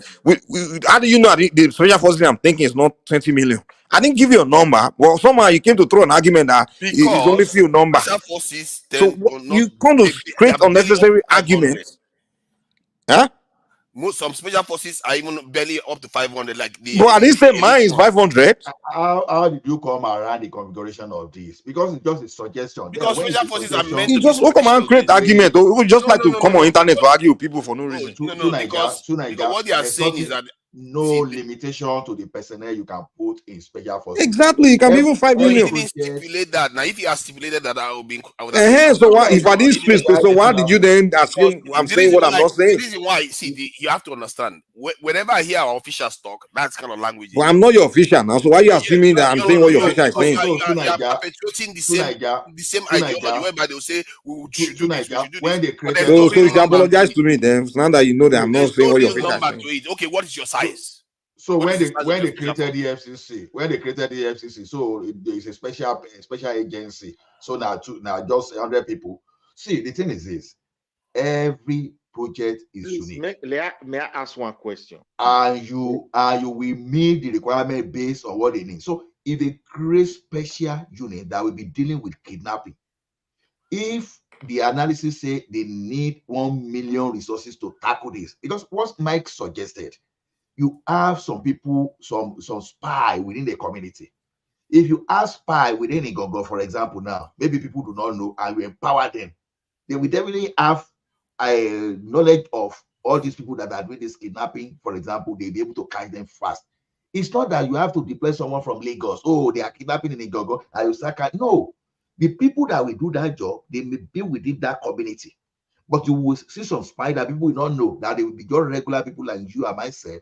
They'll be laughing with these people that until they gather the intelligence, and once they get whatever they want, even before those guys even try rubbish, they are already captured already. So those are the kind of things that Mike is suggesting. Not the police that we, not the police, regular police that we just wear uniform on the street of Igogo and be carrying police AK-47 around. That is not what we are saying. Nigeria has them. Are you people hearing me at all? There we don't have enough. Loud and clear. Let me ask you, Aziola, let me ask you this question. Now, they have created the FCC. Has the FCC managed to reduce corruption in Nigeria? I want you to elaborate on. You can't compare Nigeria where there was no FCC and Nigeria where there's FCC. As bad as the FCC is today, it has recorded a very, something more significant than the police. But let me just make a boundary from the type of, if you know Yakilome, the like of Yakilome, the popular one in the Alagbon, that's a notorious guy. So that when you look at the anti-fraud unit of the police, right from the 80s up to when they created the EFCC have outperformed what they ever achieved. That's why you see people. How many people are fighting against police to stop the police, to put police under their feet? It's the only EFCC that you see. It's only EFCC that you see. You see how they broke into Corruption's house? See, corruption for me, corruption has not necessarily changed that much in Nigeria. Please, wait now. So that is to say they have reduced corruption. Is that what you mean? Because they were created for forget about how far they achieve you are making this thing so simple. Even in Canada where I live, they've not even reduced corruption to that significant effect you are talking about. You are looking at those people in the government. As I speak today, wait now. They were formed for a purpose. I don't understand what he's saying. Midwest, only just wait. I just want to talk about that length, Only Midwest. See, you are looking at the prosecution of the people, politicians in the high places. You are comparing that to the banditry, which some of them are common people, even though they are working for some big guys. Now, even I'm telling you in a Canada here, if Trudeau is accused of embezzlement, it's not going to be easy for the regular police or the agency to even send into jail if they need be. So let us separate things. Now, but the banditry we are talking about in Nigeria and kidnapping in Nigeria now is becoming like a commodity crime now. That's anybody they see a random person on the street, they can pick you up and start demanding 100 million. But you are talking of wait, just hold it there. And you are comparing it to maybe when Mimiko or maybe Buhari steal money and you are expecting EFCC to carry. Corruption case is just the prosecution. That's the short. The prosecution part is the problem. Exactly. You are forgetting that some of these kidnappers you are seeing, they can even be eliminated in the course of even doing that. Exactly. Doing the bad acts. So but the main people, the corruption we are talking about, we are talking of politicians. They can't. Yeah, just they catching them now, but they just can't prosecute them. Like Uzo Kalu, all of them, they are arresting them, but they just can't prosecute them. That's the problem with the corruption party. But EFCC is still at least catching them. Many of them will even go and pay EFCC before they do the corruption. So, but you can't say kidnapper will go and find it special Did they agency. catch Tinubu? Did they catch all the people that are busy robbing the country? But is Tinubu kidnapper? Can you compare the not a kidnapper now. I'm talking about corruption now. We get it, but EFCC knows at least they are detecting who's doing it. But you can argue that they are letting some people go. Can I land? Midwest, give me a second now. Give me a second. You are coming next. Let me just land. I know. You are coming. It's just one sentence. With corruption, yes, they dictate, but then maybe they don't want to touch this guy. They don't want to prosecute. They find it struggle to prosecute this guy. But with kidnappers, you can't tell me that they will detect kidnappers. I say, oh, they want to touch that kidnapper. It's a different story now. Come on. Go ahead. So it's only kidnapper you care about there. Dude, stop moving goalposts, man. Midwest, go ahead. You are diverting now. We are talking of you like doing that just to create argument. Why are you talking about corruption then? Let Midwest go, please. Let Midwest go. You like moving just like you argue for no reason. I don't know why. You move to corruption when it suits you, and you jump back to kidnapper. Bro, that's not what we are talking. Tunaja, please. Let's stick to the topic. We are talking about kidnapping here. Then don't talk about corruption then, and bring EFCC into it. Tunaja, let me make my submission. Do you know what you are doing? You are saying because they cannot catch the politician, they cannot reduce corruption among the politicians. So the Nigerian police, or we should not ask special forces to chase armed robbery away, to chase other crime away. That is that's his argument. The argument was that that's your argument. No, you just created just your argument. EFCC. Your argument was that EFCC is performing very well. Okay, no, he didn't say that. He didn't say that, man. That's not what he said. He said compared to before. No. What he said is compared to before they were created. They at least have done things. You can see it's different. Worse now in the country. What are you talking about? There was no kidnapping before. Okay, let's make one speak. EFCC, what are you talking about? When it's kidnapping and EFCC, what are you talking about? Okay, there is more corruption now. Is that okay for you to understand? How many barrels of our crude oil was being stolen before? That's not EFCC's job. EFCC is doing financial. Dude, what is this guy talking about? Even that's what EFCC is for. No, EFCC's job is not to go and dictate our bunkering. What are you talking about, man? Nigeria will have lost 11 billion. Nigeria will have lost $11 billion to fraudulent PD and ID or PD&I, this thing. And who were those people that investigated and jailed those people behind it? Who jailed Tafa Balogun? Who caught this guy Alabesie? You understand? So there are many people were being jailed before too. Sometimes we forget that people were being jailed before we are too. talking of high profile. We are talking of why do you think they were looking for Marodiko before? They were looking this guy, you're talking about military. No, Nigeria, no. Nigeria was jailing people before too, where they are corrupt. It's not like we're letting them just walk free. To Nigeria, I don't want to start. Let's leave to Nigeria. I think what people seem to be doing now, because I heard somebody say something about when Tinubu came into office. That's when robbery stopped in Nigeria. People are trying to reduce. Nigeria, Midwest needs to talk, please. Let Midwest talk. True history. You're making it look like Nigeria. Thomas, are you here? Let Midwest talk now. Midwest came before you now. Trying to come and bust the bubble of what people are trying to. Okay, thank you. You've done it. Congratulations. Let Midwest talk. He came here before you. Let him talk. I'm also entitled to talk, aren't I? You talk like 45 hours this week. You still want to talk more. Okay, Mike, let him talk. Midwest not even coming, so let him talk. What I hear is that people are trying to repaint the history of Nigeria, where you start drawing like Lagos started getting better when Tinubu became president, and corruption was a lot more before. Now EFCC is doing a great job. That is a false narrative you are painting. Nigeria was more secure in terms of stability. Not like I don't believe that they're actually secure, but in terms of less corrupt, less violent, less kidnapping, less theft of our crude oil, was less in the 90s, in the 80s. In the 2000s, that's when all this started increasing. Insecurity, Boko Haram, all of them started increasing. The problem we have now is what they call industrial corrupt practice, whereby clearly we know our stuff, our wealth is being stolen from this is gold in the north to minerals in the west, in the east, and then you look at this in the south, crude oil is being stolen, and nobody, not one person has been arrested, not even one for our crude oil theft. Not one has been prosecuted. And we talk about this is an improvement. Lagos Island was very, very safe. I used to be in Lagos Island in the 90s. They were carrying money like a wheelbarrow and like Gary bag in Gary bag, money on the street. That's how safe Lagos Island was. To start painting the kind of narrative that Lagos Island was like a den of robbery in the 90s. That's not true. And you make it look like it was when Tinubu came into office, that's when all those problems were solved.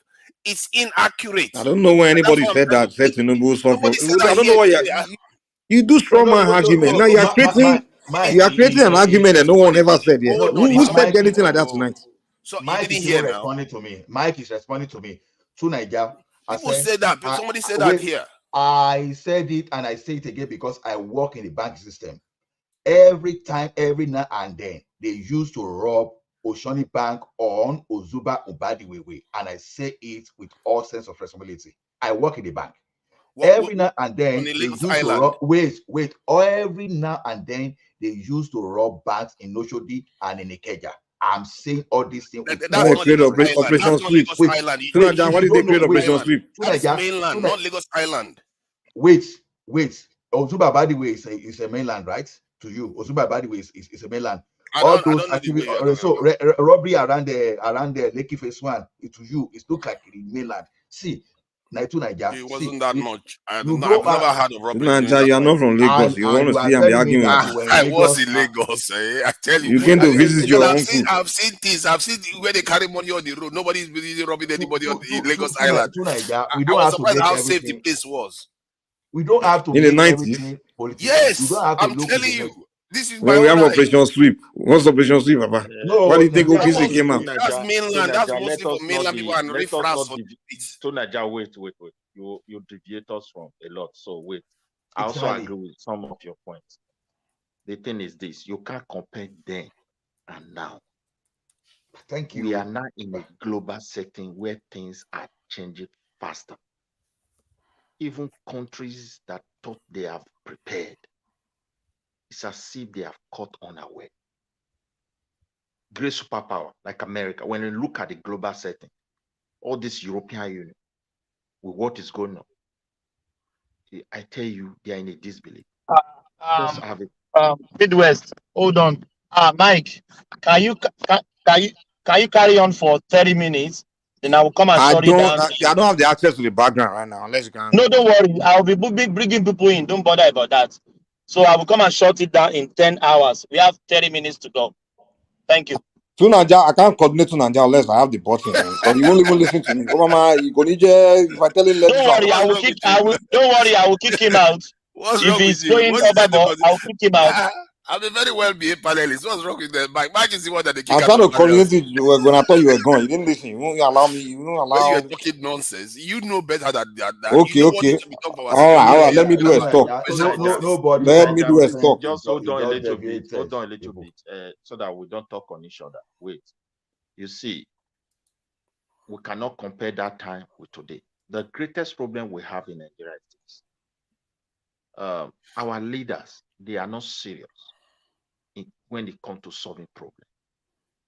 They see these problems, and some people, because the leader himself, let me just say, the president, prime minister cannot be in everywhere. So element close to them always identify problems.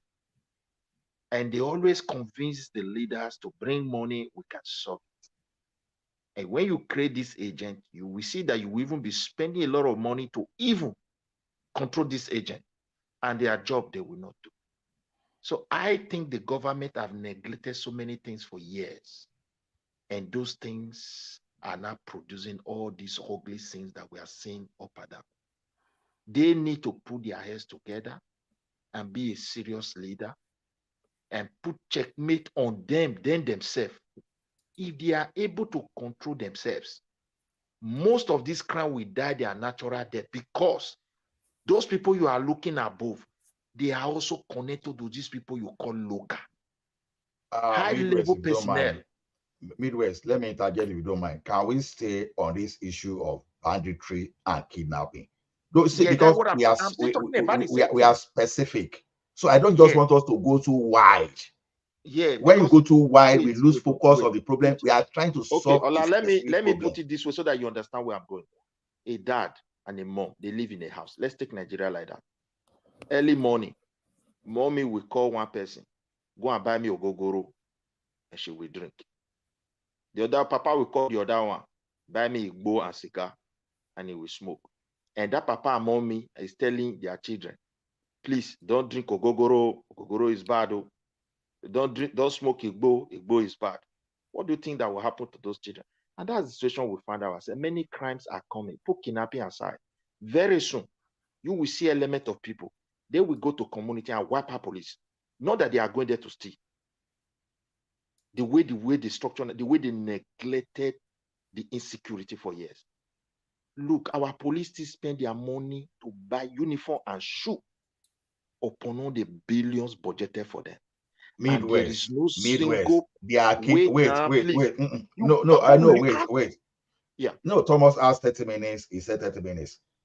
We understand all this story that police, they don't fund them, they don't do that. But we are saying, because you did not fund them. Wait. So let me just we are saying, and that's why Nigerians are safer, even with thunder striking people on the street, than even walking into the kidnappers' den today.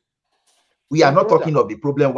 How do we solve the problem of banditry and kidnapping? Let's focus on that. Ola, just hold on for a moment.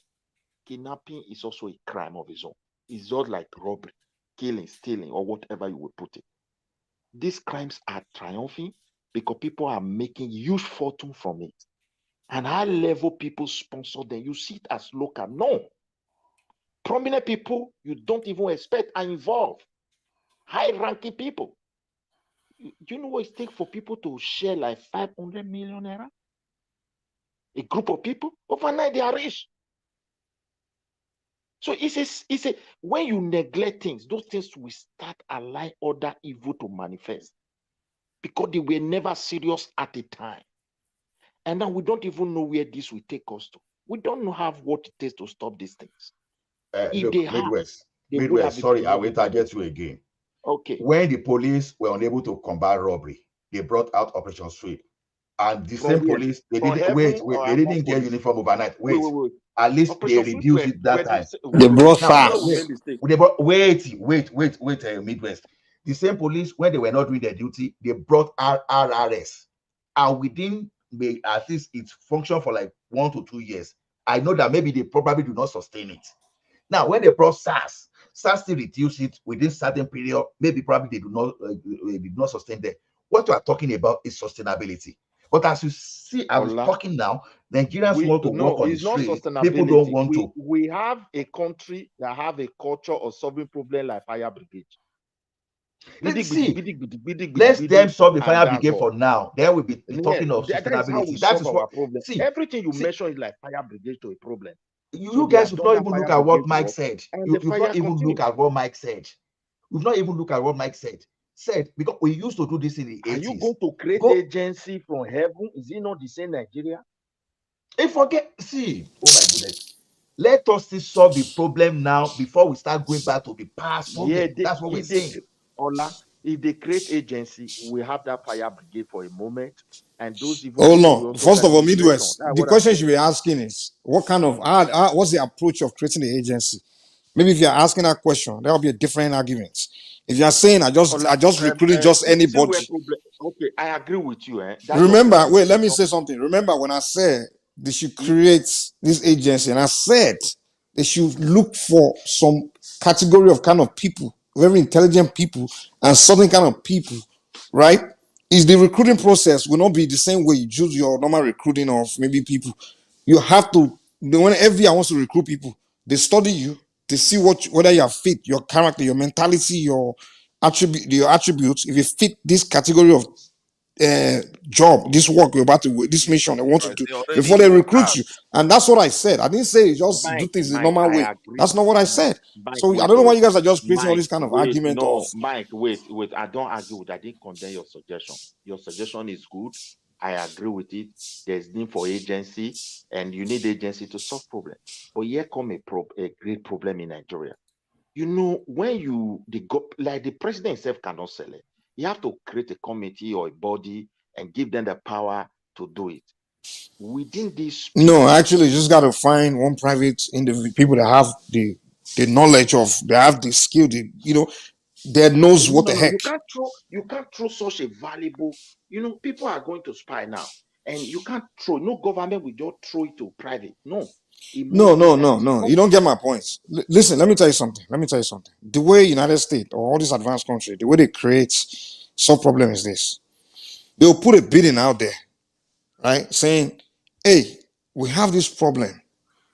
Who has knowledge or idea of how to solve it? Right?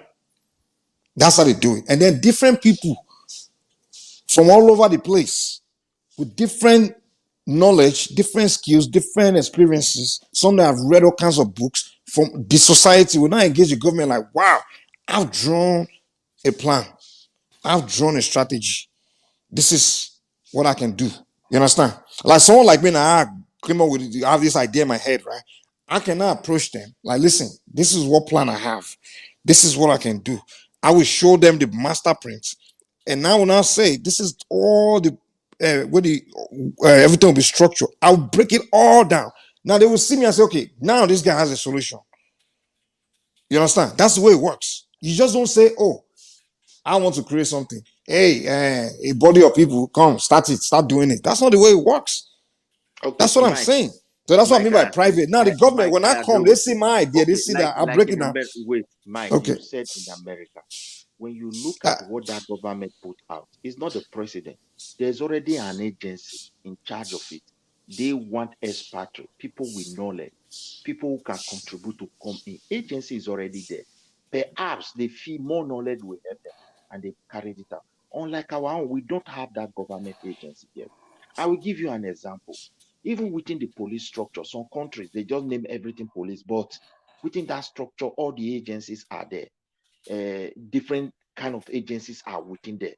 So they have already have it, but they can name it as police. It depends on country.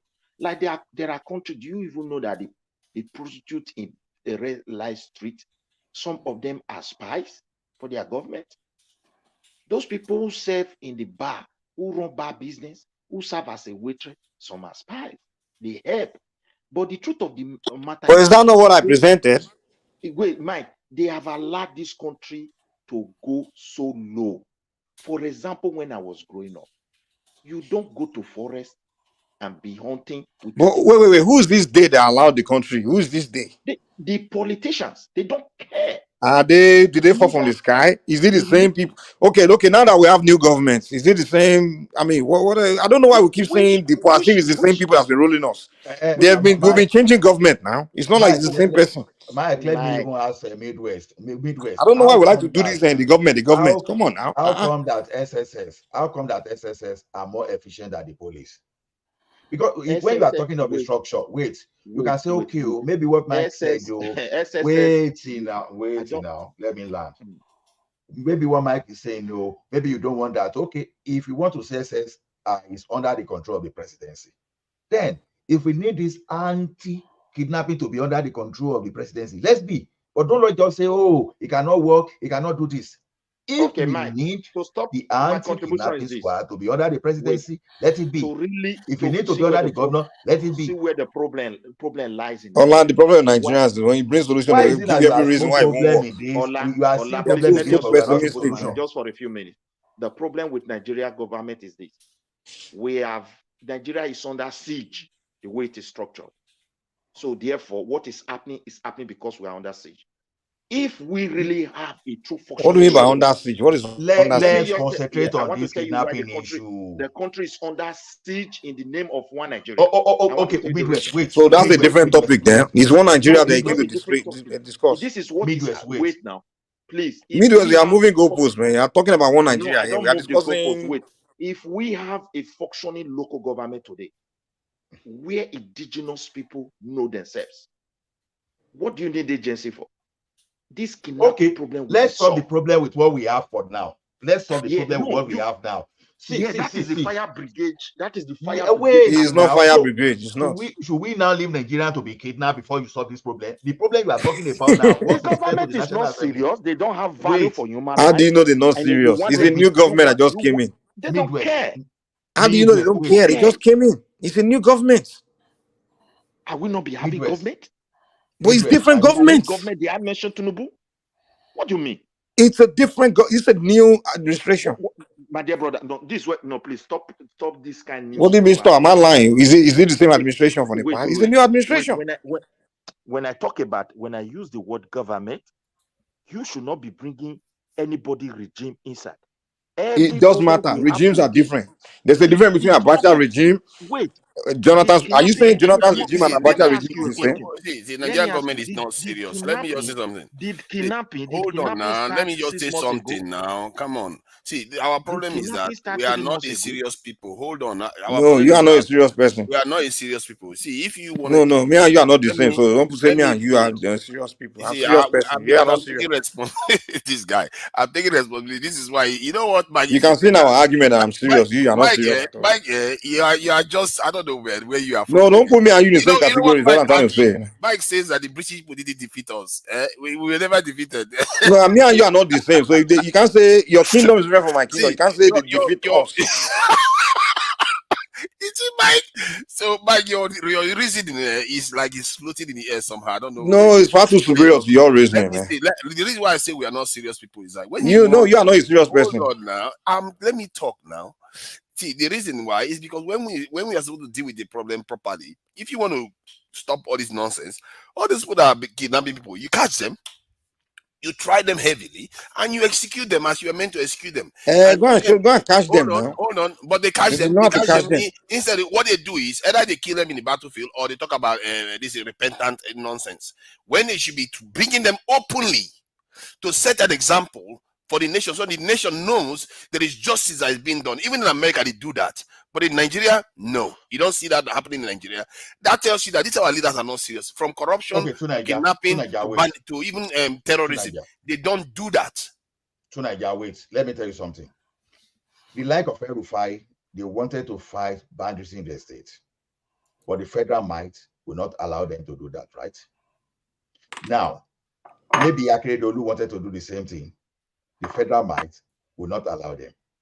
Okay, we are now saying, okay, the federal government may now say, okay, I want to create special agency to do this. We don't want to use our police and our military.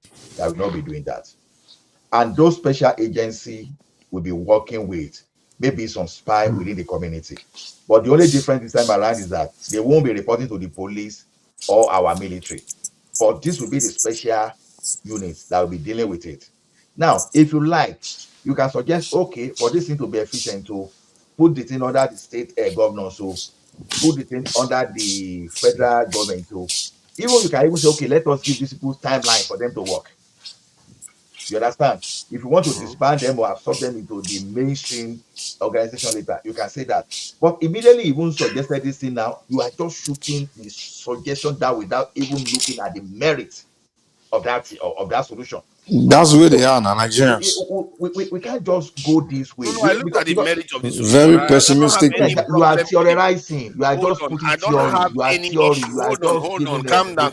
Before you just like to be a contrarian. Before you start a fight in an empty room, it's not a contrarian. I'm not being a contrarian. You like being a contrarian. When people say you just like to smack argument, I disagree with you that, and I find for me, that is very, very frustrating.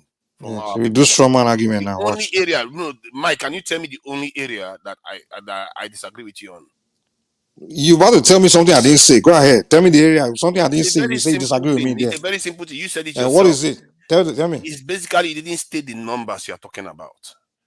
And this is the problem with our leaders. Our leaders, you didn't say the numbers you're talking about because the numbers matter. So I've conducted. Wait. Problem in our security problem. So I've done a survey. Wait. So I've done a survey of the land to be able to come up with the right number for you to give me a number. For me to give you a number, right? Yeah, you should be able to. I've done a survey of Nigeria. Wait, I've done a survey of Nigeria for me to be able to give you a number. You should be able to. Okay, without doing a survey, even a ballpark number, you should be able to. Let me land my. You're educated enough to know that. Please. Mike, but what are you serious? I'm not serious. Mike, please, Mike. Telling me the only issue is I didn't give you a number. Mike, I supported. I'm telling you the truth because the number is at the crux of the problem. It's not. Okay, I'm not just saying you it's have been saying I'm something. saying Wait, it's at the heart of our problem. Yeah, to Niger, wait. Let me also make my own. Mike make a good suggestion, but he said we need to be optimistic, not just being pessimistic. So, but the truth is this, my brother. You see, this country. When I mention government, I'm not talking about Tinubu regime. This is just a new regime. And when you look at the problem we have, no one is new as far as as far as the country is concerned. So they have been there, and we have been having government. We have not been to war. It's just because at the time, people that were given opportunity to serve this country, there were never a chance to question them, how they carry out their duties. So that has led to this problem that we have today, whether kidnapping. Look, there was a day that someone called the police, Nigeria Special Force, on their way to go and arrest a military officer by so many police on the way. And why that military officer was quite involved with these kidnappers. Because the police were on their way to go and rescue, they lay ambush. It was later they discover it. Do you even know that those military officers, how do they persecute them? Whether they are free men or they are already serving. Exactly. So we are in a total mess. It's left for the new president to see the gravity of the problem before him and get Nigeria along. Tell them what is left for their country. Yeah, but does it look like he's tackling this? Okay, tell me something, please. Tell me something. What has Tinubu done so far to tackle the national security? Because it looks like there's something he did. Is there anything that he has done? We are suggesting now. We are suggesting and hoping that I think what Tinubu. So now, if you want to find out what Tinubu has done, go to this administration and go and ask them. Don't come and be asking me. As far as the administration, No, it's not peace. All we do is present what we know. We don't know.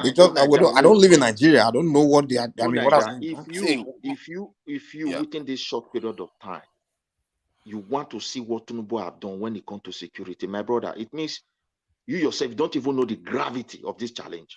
You see now that is clearly you don't even misplaced. That is clearly misplaced. If somebody means business, by now you should be seeing it. What are you saying? If somebody means business, even from the first week, you will see the move that they will take to start reshaping this. And you will see morale go up in the security forces. Where there is no single money for reserve and everything, we just make a move. A country where Emefiele live from Tunaja's village already. This guy is borrowing money to pay poor people. Emefiele is on your place. You know that. Borrowing money to pay poor people. He's gonna be to borrow money to secure the country. He's borrowing money to be paying people. For what? Instead of borrow money to create jobs, not be paying people 25,000. Go and fight him now. Don't come and fight him. Hey, Mike, don't start with me now. Don't even start. I'm not here to defend Tinubu administration, but the thing is this: within the period of time he has spent, anybody who expects a miracle don't know the gravity of what is before them. You have to know the challenges that before this country. It's like a country that has already been destroyed, been sold, be mismanaged, and now you have a new leader. He's going to struggle. It's going to take him time. So we have to be patient. It's not going to take him time. He's more than 100 days in office. No, people like you who believe there will be miracle if they put you there. Only that 100 days, the problem you will create. 1,000 years they will not solve. Oh my God! See, because you believe you have magic. If somebody like with my kind of head I just believe you have monopoly on knowledge. You all will have a whiplash. You will have whiplash because you will be shocked what can happen. See, when people mean to do something, you'll be so go and just study other nations. When they mean to do something, they get it done. So now just give us the solution. Give us your own solution. Look at Israel. Look at Israel. Israel, within how many days they call up 300,000 edition of their citizens to come and defend their country, and they are already there. And this is a country. Okay, the solution is 300,000. Which one is your number? Is it 2 million? 300,000. Numbers. If you talk about their whole numbers, they are way larger than their military. We are talking about the ones they just called up for Gaza alone. If Nigeria government, we are not Israel. If Nigeria, we are not Israel. We are just almost 10 times, 20 times bigger than Israel. I am 100% let me tell you. If Nigeria government call for any number of youth to come and defend Nigeria, it will not even see any youth. Yes, they will. Actually, they will. Do you know people have to bribe to join the military now? People have to bribe to join the military. That's how crazy Nigeria situation is. To Nigeria, wait. The question is this: sometimes if you don't know, what is happening, then you say you don't know. See, unlike when Tinubu got to Lagos in 1999, that it took him just like how many months, just a few months to create RRS. But he didn't create RRS without even looking at the structure within Lagos, right? Now, since this guy has got to this place, you don't know how much auditing is going within our security architecture. Are you aware that recently they court-martialed one of the general that used to embezzle the money budgeted to the military for both equipment and for their welfare? Yeah, I saw that, and it happened in Buhari's time in office too. Wait, go ahead. Farabale. So many auditing. Even when you see what is doing to the CBN, the first thing that is auditing every part of those parastatals. So a lot of auditing is as a result of that auditing that I believe is in my belief, because it's like it's approached before, that we now look at, okay, this is how bad the situation is, and we now respond appropriately. If it's not doing all those auditing now, I would say it's not doing anything. But out of my own emotion and the way things are going in Nigeria, I'm just tired of waiting. That is why we are suggesting that, okay, if you need to quickly establish a new organization that the sole responsibility will be to face this, tell the military, tell the police, please hands off. This is not your duty. These are the people that are going to do that. And they'll be more effective than saying you want to recruit and join them. Look at when they created the mobile police the problem is that this unit has to be bigger than the military. Farabale. What is Farabale, just to be sure? So now, we say calm down. Let me finish. Okay, fine, Farabale. Okay, that's fine. When Shagari created mobile police, you needed to understand how political thuggery used to be that time. Just you supported this in now your house, bam, they go find some way to just set fire to your house. But you can say police, you want to say mobile police was not effective that time. Why did he use police? Police was not effective. He created mobile police and equipped them specially. See, all those political violence we are seeing now, they are just like a child play. You know, he created it from police compared to what used to happen. He created the mobile police from the police. He created a special police force. He created mobile police. Don't say from he recruited people there. He recruited people into that service. SARS now. That's I'm asking a question from the police, Abi. Mobile police was totally separate from the regular police. No, it was only when the military came that they might take together. Wait now. Out of the police structure. It's funny though, because the war police. Can I just add something before you carry on? Can I just add something? One of the most effective forces or special units they've ever created in the Nigerian police to tackle a specific problem that has actually been quite effective at doing what they were doing at that time was the SARS police that Nigerians protested against, which is weird because they are the ones that are proven. They actually went after the ones that they were supposed to go to, the point where they were going after innocent people. So they were very, very effective at what they were doing.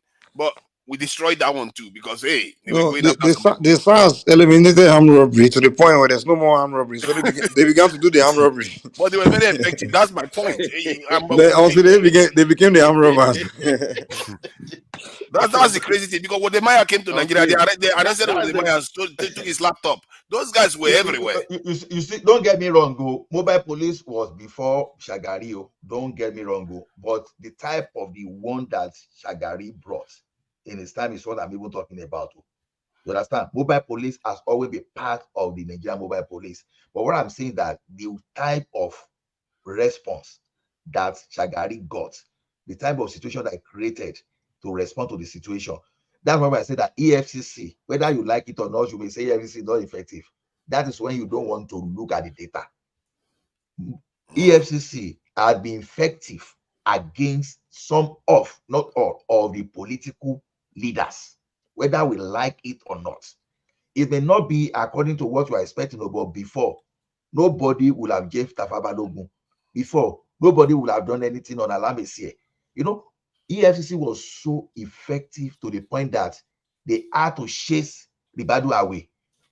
EFCC was effective to the point that Malami and Duaka, they fought tooth and nail to make sure that they brought EFCC under their nose. That's how powerful that EFCC is. But as we are talking about now, as we are talking today now, we need something that is even as potent or more potent within our security architecture, not given to these people that cannot solve the problem, but to a new set of people that can solve this problem of kidnapping today.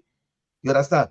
If all of us put ourselves in the mood of Emmanuel today, we won't be arguing on the solution. We will all be agreeing with Mike. Let me tell you one thing, my just because we sit down within our own comfort zone, that is why we are trying to theorize uniform. They don't have uniform. They don't have this.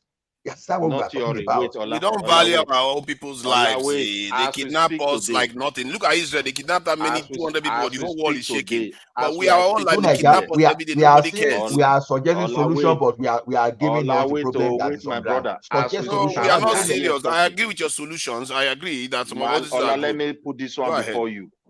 As we are here talking, there are faithful Nigeria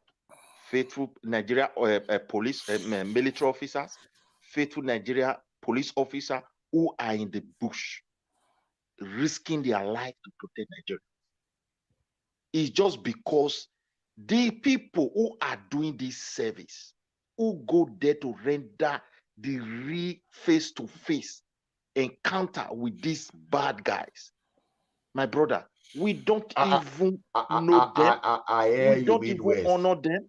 The current police we have, some of those bandits, they've infiltrated them. They know people there. Bring new faces. Okay. Wait now. Bring new faces. We no go look pushy like Ribadu. Bring new faces and create new forces and let us deal with this thing. Not those people that they've known. How can you create a new forces? Who will train them? Nigerian army, police. Forget about who will train. No. The government. If it is a combat, if it is a combat, we didn't say Nigerian army will train them. We don't. Midwest, Midwest just create unnecessary argument. No, not unnecessary. Wait, he said now. Let me ask you. You mean Midwest? Midwest, you're leaning on your own understanding. That's the problem. When Babangida wanted to train National Guard, he used America to train them. You can create these two units and go. Even DSS was in Nigerian army that trained DSS. Was it not the Israeli special forces that trained? See, we can even give contract to CIA to give them some training on all those things. What are you talking about? Don't assume that the Nigerian we train them. What I'm saying is that whenever you have security architecture with new faces, they know they look Ushi's eyes. Ribadu and EFCC, they know look Ushi's eyes. They do their job. How many years did it even take them to even bring EFCC back on a little bit? Even as that, they are not still like our police in terms of the efficiency. So if you bring new people now, I tell you, within the first 2-3 years, all these bandits that you see, they are likely to chase them away. Even if they want to infiltrate them later, they will never be as efficient as they used to be under Buhari and currently. So the thing is, let's forget about the problem of uniform or all those shoes. Okay, how are we going to secure the life of Nigeria? That's what we are talking about. My brother, what I'm saying is that's easy now. We already have men, women who are making sacrifice. But the problem we have, let's ask, how is Nigeria government managing this very particular space? And that should be the most important aspect of it. They've pumped a lot of even Midwest, no matter how you want to say, we still say the statistics say we are under police. Even Tinubu that you see now said that he's going to recruit them, millions of them. What is this? But we are wait. We are not saying even millions of them. Wait, the millions of them we are talking about, it doesn't have to be under Nigerian police only. Even look at America. We have sheriff, we have the regular police. They have different type of structure of policing. So yes, it doesn't mean that they are effective. We don't see any signs of that happening. It doesn't mean that our police alone we have to be Nigerian police force. You can create alternative too, but not to be under where this one that has been infiltrated. Create a special unit. Hold on. Why do you say they are being infiltrated? I think the Nigerian. Hold on. Let me just say this. Let me say this. I think that's another thing people are getting wrong. The Nigerian police is overperforming. I don't get the Nigerian military is overperforming. Hear me say this again. They are overperforming, given the resources that they have, given the manpower that they have. I don't get it. Okay. These guys are working. Okay. You don't understand. Give Nigerian police the resource they give to the British police, you will see performance change. Give them the number that they give, the proportional number that they give to the British police, you will see performance change. The same thing for the military. We don't have see our what we have right now, our people are stretched, just like every poor person is stretched. Our people are stretched. The security forces, they are overperforming, they are doing more with very little. Okay. See, you know what? I won't argue with you. I don't know. It depends on your. I really feel bad for them, and people just keep saying they are rubbish and they don't do their job. They are overperforming. From my eyes, they are overperforming. What do you expect from them? They are not miracle workers. They are totally overstressed. Mostly the military.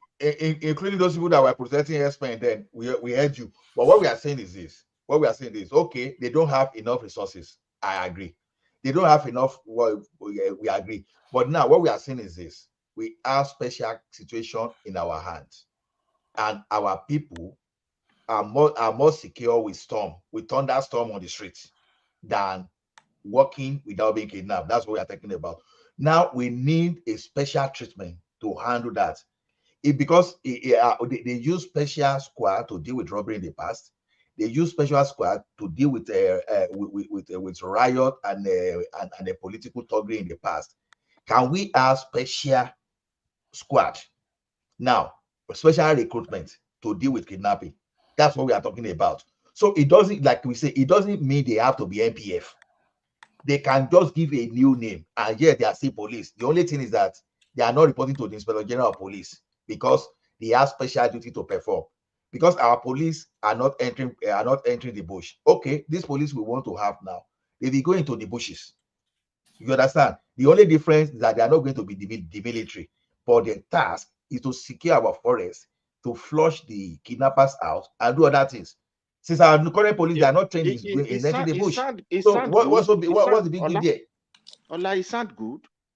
Remember, you are going to raise a new fresh guy who is going to combat people that are fully armed. And if the army himself, they were unable to do it effectively, what are the chances of these new guys with that experience? Let's start something said. Okay. Now, if you carry, if you carry all these people now and you put them in the police, are they still not the people now that are new now that will see enter the bush? See, the solution, Ola, my own solution is this. Wait. I just want to hold the on for your solution now. If you even recruit the new people now, and you still give them and you put them in the midst of the police, the question is this: so by the time you carry these new people enter the police, so eradicate that their old experience that they are new in the police. What we are saying is this: you can get these people. Let me just tell you the truth. Midwest. I will just give me a minute. I will allow you to talk. You can recruit these people, get foreign security expert in this matter. All those people that have this thing, let them train and let them mentor. These people need to do their job. We've said, like I said, when we wanted to solve the problem of what are you talking about? Ola, do you have anyone in mind? Ola, I'm just making a suggestion. So the people there, they will know. Look at this issue from different angles. So Midwest, I will listen to you. Yeah, I use one word. I say Nigeria is under siege. The reason is this.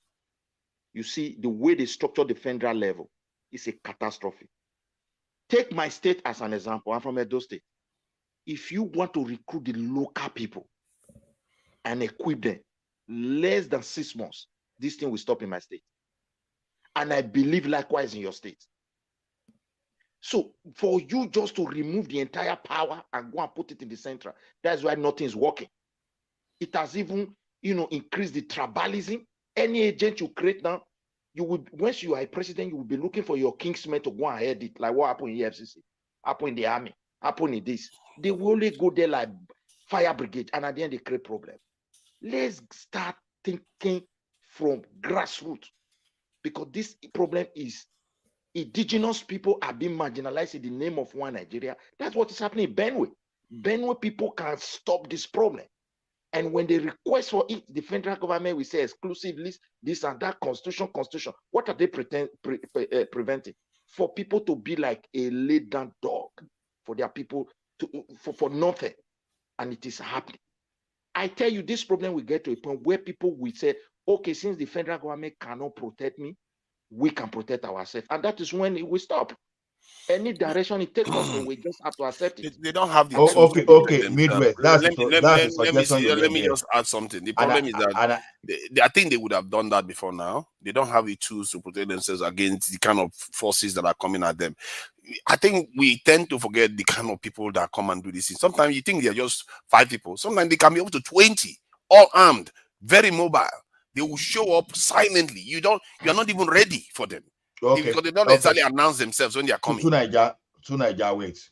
Now, Midwest, I share your solution too. That's the solution. That's exactly what I'm talking about. Not to shoot the solution that other people are suggesting, not to shoot them down, but just say, okay, this is the way you want it. If you will remember when Mike made a suggestion, which is a very laudable suggestion to me, I also added that, okay, since in the past we've used the like of Asari Dokumbo. I know people will say, oh, they are not state actor. Good, I got your point. In the past, they've used the like of Gani Adams to secure some infrastructure. Oh, no, they are not state actor. But were they effective? Yes, they were effective. What we are saying is this. Even if you need to humble yourself to call Gani Adams, to call Asari Dokumbo, and all those people that we want to, because in our own moral, in our own IOS, we want to make sure we moralize everything, justify everything. Why the government is not even securing the life of people enough? But just because some people are state actor, even though if they can secure the life of people, you don't want to hear because they are not state actor. See, even if it is what you need in the short term, pending the time you will have a sustainable, a long-term solution. We need to secure even the least. There's something like list of life. You understand? The person you perceive as it was important in Nigeria. You understand? Even if the person, as long as that person can still breathe. Even a goat on the street of Nigeria now is so important that even if you need to protect a goat, the life of a goat in Nigeria today, if those non-state actors are the one that will do that one in the short term now, please let them do. Let's just stop saying all those discussion and beautiful grammar and dressing things and this thing. It's not going to solve our problem. We need to solve a problem right now. That is what we are saying. I don't want to go to Nigeria and be kidnapped and now be part of the statistics. That is what I'm telling you. The problem is that our leaders are not ready to act now, and he's been there for over 100 days. He has not done anything. He just sat down on it and not acted. Talking about synergy. Naira is losing its value. Everybody is vulnerable, so we don't know what is going to follow. This is the same president that brought El-Rufai to Chatham House to say that they're going to recruit more into the security services, and they didn't act. Hold on. This is a serious problem. Look at this thing in Buhari's government too. They were supposed to recruit 10,000 police officers every year, which is very low to solve Nigeria's problem. But they didn't even do that. For 8 years, they recruited only 20,000. Half of them were barely paid. Because why? Nigerian Police Commission and whatever they are calling themselves, they are arguing amongst themselves. This is the level of incompetence these people have. People are getting kidnapped in Nigeria. One of the most unsafe periods in Nigeria was the last 8 years. And these people didn't even act to recruit people. Oh my God. You can't make it up. That tells you, that's why I keep saying these people are not serious, and we are not holding our leaders accountable for their incompetence and their lack of urgency to the suffering of the people. Wait, do you know our people are willing to be recruited into the local force? Like as he said, this Ghanaian and Asad Tokubo just mentioned. If they gave them chance and say recruit, you will see boys in their locality queuing up. When you tell them come and join Nigeria police force, they don't want. But let me even bubble. Let me even bubble to Nigeria's this thing. As you speak please, now, let me run this one. I want to put something to work. Wait, I'm just giving you information. I will give you 2 minutes. Wait, I'm just run the one. Let me give you information. Just information. As you speak now, about 288,266 Nigerians have applied for a police constabulary. So don't say they are not recruiting. That's why I say when you don't have information, sometimes don't just assume. Recruitment processes is ongoing. You don't pretend that they are not doing. 288,266 people have applied for police constabulary. So what are we talking about? Wait. So we don't have information. Let us just say. Oh no! I would like to see that link. Who went and muted me now? Thomas, what's wrong with you? What's wrong with you? I was talking that in the background. I didn't know What that do you you muted me. why will I mute you? Why will I mute Did I mute myself? Okay, so Ola, please send the link of the recruitment. I would like to see that, because that will mean some progress that is happening if they're actually recruiting them. The job vacancy opened on October 15th. Today now, what are we at now? We are just on October 25. They've already received. Send me link for that. I need to look into that. That's very important. How many are they willing to recruit? I don't know. I just want this guy to Google it, but at least you want me to Google it? You tell me, and you are telling me to Google it. You have Google now. No. To Nigeria, that is not difficult. You can go on internet and get that. Let me see if Nigeria police recruitment. Yes, Midwest. I'm sorry. I told you guys I'm shutting it down 10 hours. I have to shut it down now. I'm very sorry. I'm in the middle of something. Yes, yeah. No, okay, you see that I can see the link that you just sent. They received, they received the 280. You see that?